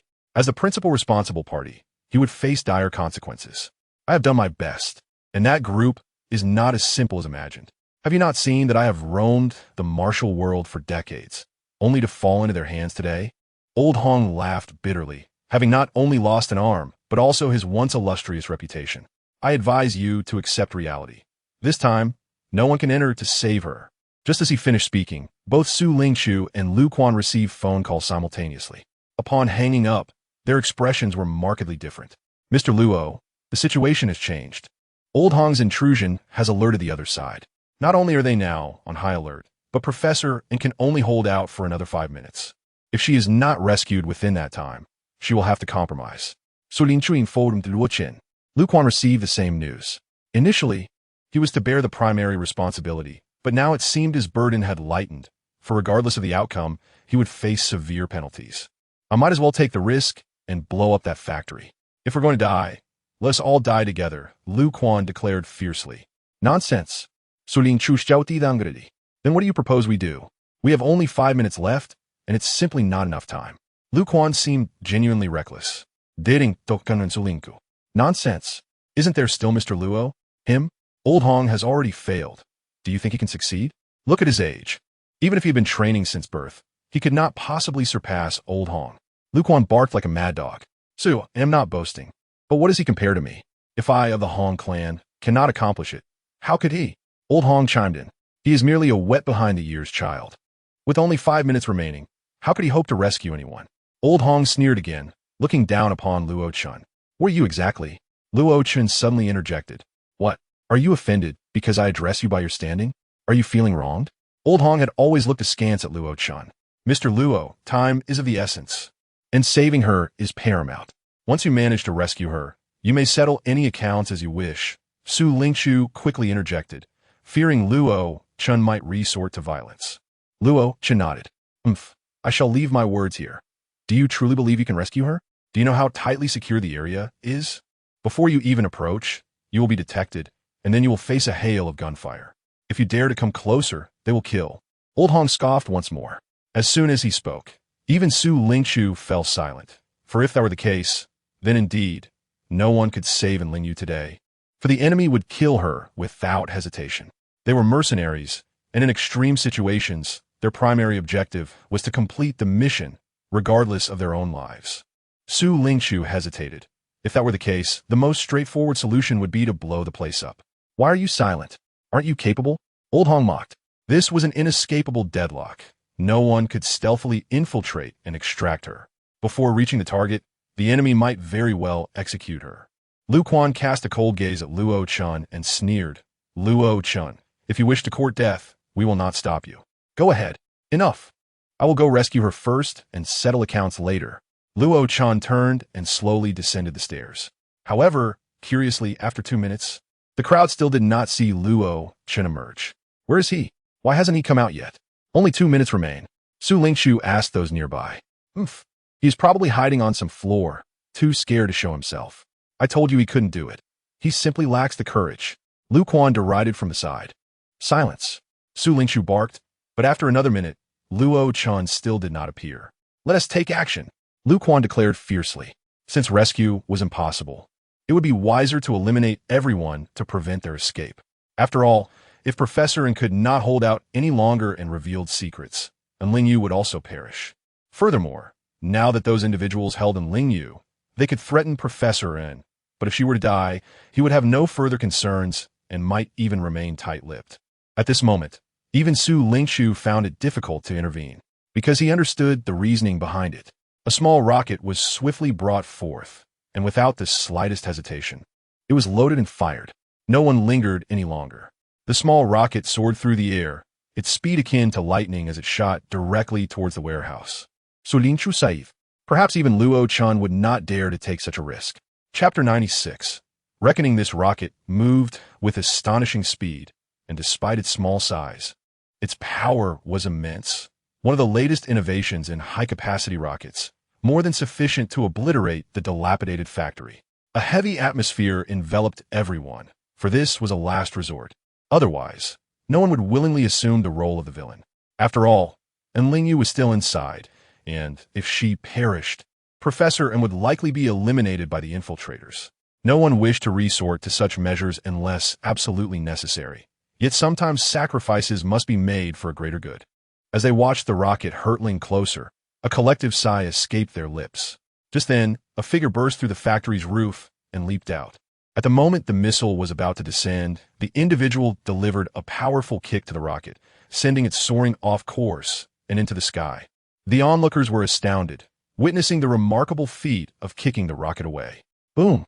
A brilliant flash illuminated the surroundings as a deafening explosion resonated, causing their eardrums to tremble.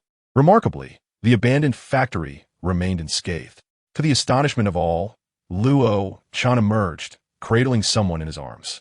The scene was overwhelmingly shocking and surreal. No one had seen how Luo Chen had entered. It was utterly unfathomable. The building had only one exit, and it was clear that Luo Chen had not used it. For countless eyes were fixed upon that very spot. What left them most astounded was the earlier spectacle.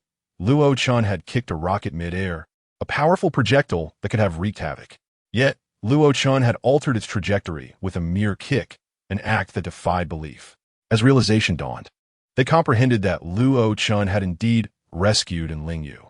What were we waiting for? Hurry and assist. Su Ling was the first to react, shouting into the intercom. It was only then that the special forces below sprang into action, rushing to support Luo Chen. A wave of relief washed over Su Ling, while some of the soldiers dashed towards the abandoned factory to prepare for an assault. However, they soon retreated.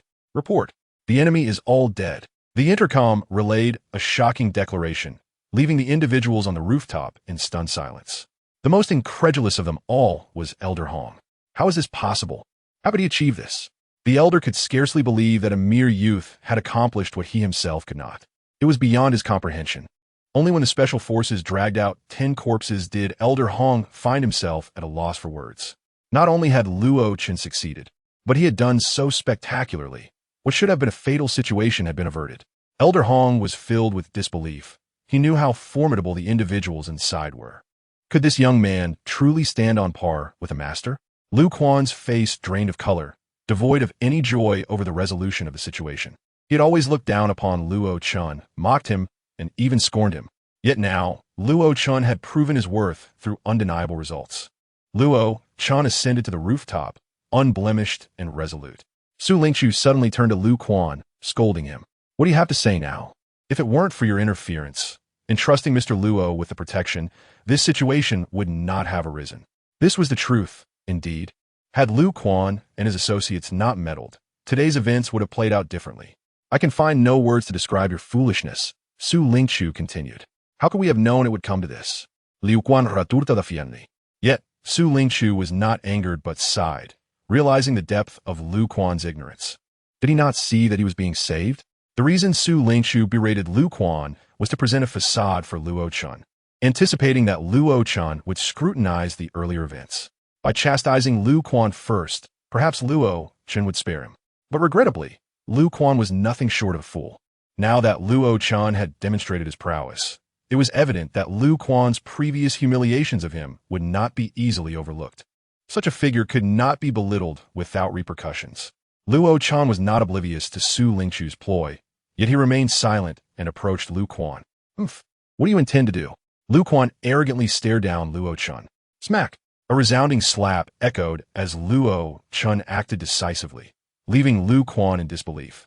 Clutching his face. How dare you strike me? Smack! Another slap followed. What are you still doing? Lu Quan barked at his companions. However, as they moved to intervene, they were halted by Su Lingqiu, who gestured for them to restrain Lu Quan's men. What are you doing, Su Lingqiu? Liu Quan exclaimed, realizing his own people were being blocked. But Su Lingqiu had no time for words and signaled for a few special forces to take Lu Quan's men away. I'll remember this, Lu Quan shouted as yet another slap landed on his face.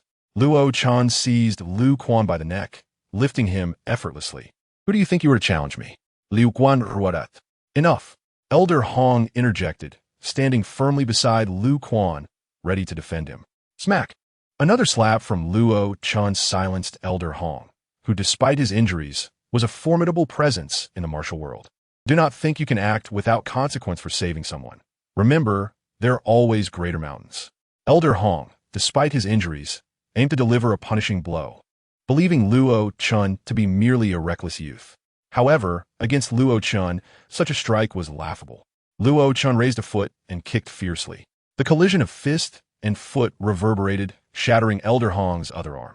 Elder Hong felt as though he had struck a speeding train. The force was overwhelming, and he was flung backward.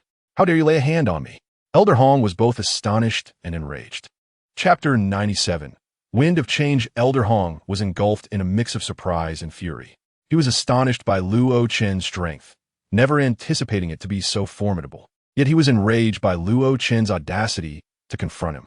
He is a member of the 8 Extremes sect, the current leader's junior disciple, and his status is exceedingly high, commanding great respect not only in the martial world but also in society at large. Wherever he goes, he garners reverence, which undoubtedly adds to his prestige. Yet, he has now been publicly struck, and by a junior no less. It is not that he believes he cannot best Luo Chen.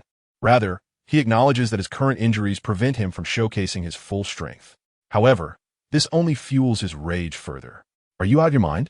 Luo Chen sneered mockingly. What is wrong with me striking you? Do you think you're so impressive? Instead of halting his actions, Luo Chen advanced towards Elder Hong. You must understand that I am the junior disciple of the current leader of the 8 Extremes sect. Are you not afraid of repercussions from our sect? Elder Hong threatened.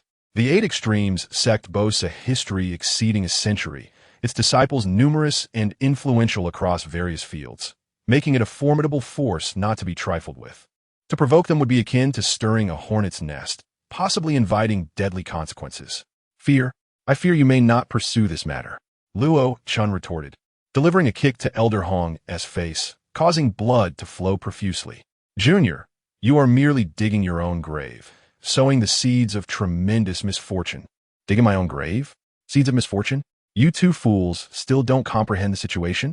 Not only you, but even the Security Bureau and the 8 Extremes sect amount to nothing before me. Luo Chen scoffed. You have humiliated me repeatedly. Do you truly believe I'm easily bullied? As Luo Chen approached Elder Hong, he raised his foot, unleashing a murderous intent that sent chills even through the seasoned Su Lingchu. Mr. Luo, please show mercy. Do not make things difficult for Su. Su Lingchu suddenly interjected, having sensed Luo Chen's intention to kill. If Luo Chen were to slay Elder Hong and Lu Quan today, it would be Su Lingchu who faced dire consequences due to his own identity and presence at the scene. Mr. Luo, the child, and Ling Yu is still here. Su Lingchu pointed towards the young girl beside him, silently praying that Luo Chen would relent. After a moment of hesitation, Luo Chen ultimately decided to spare them. However, he then abruptly stomped down on Elder Hong's thigh, resulting in a sickening crack as it shattered. Elder Hong gritted his teeth, his expression twisted in pain and fury. Su Lingchu breathed a sigh of relief, but soon grew tense again as Luo Chen turned towards Lu Quan. Insulting me is not something to be taken lightly. Yet you're simply too clueless. Luo Chen sneered at Lu Quan, delivering a similar kick that incapacitated him as well. To insult a master is to invite ruin upon oneself. With that, Luo Chen swept away, leaving Lu Quan unconscious and Elder Hong seething with hatred, dialing on his phone with a vengeful glint in his eyes. Hello, senior brother, avenge me. On the road, and Ling Yu clung tightly to Luo Chen's arm, refusing to let go, while Su Lingchu wore an apologetic smile. Their earlier actions were indeed inappropriate. Luo Chen had entered to save lives, yet they had launched an attack. Had it not been for Luo Chen's unparalleled strength, they might have inadvertently caused his demise. Though the idea hadn't originated with Su Lingchu, he had tacitly accepted it, leaving him feeling uneasy, especially after witnessing Luo Chen's ruthless decisiveness. Just then, Su Lingchu's phone rang, and his expression shifted dramatically upon answering. Mr. Luo, they are looking for you, he said, though he did not pass the phone to Luo Chen, instead signaling with his eyes. Luo Chen surmised the situation, but raised an eyebrow. Put on speaker. Listen well, you, came a voice from the other end. Those who dare harm the 8 Extremes sect will face our wrath. Prepare for 3 blades and 16 daggers. This phrase sent a shockwave through Su Lingchu. The so-called 3 blades and 16 daggers are a notorious threat in the martial world.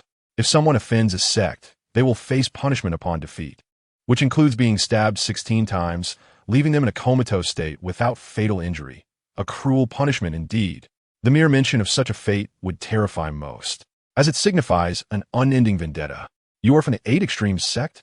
Luo Chen remained unfazed by the threats, unconcerned with the supposed consequences.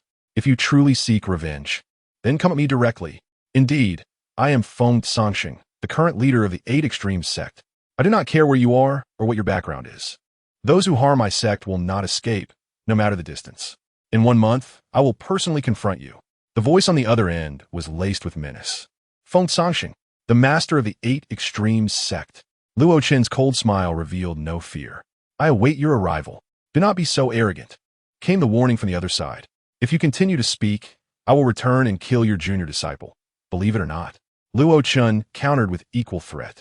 The line fell silent, clearly intimidated by Luo Chen's resolve.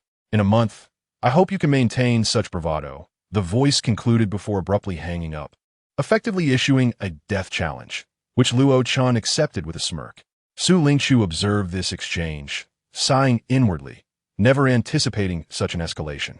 Mr. Luo, your actions were indeed a bit rash, he advised. The 8 Extremes sect wields considerable influence, masquerading under the guise of martial arts, recruiting from various sectors, and possessing a vast network. Feng Sangxing is no mere charlatan. He is a formidable master, respected even by figures like the wild beast Lin Hualong. Su Lingchu felt a headache coming on, torn between his admiration for Luo Chen and the overwhelming trouble he had now invited upon himself. Feng Sangxing is not someone to be trifled with, far beyond the likes of Elder Hong.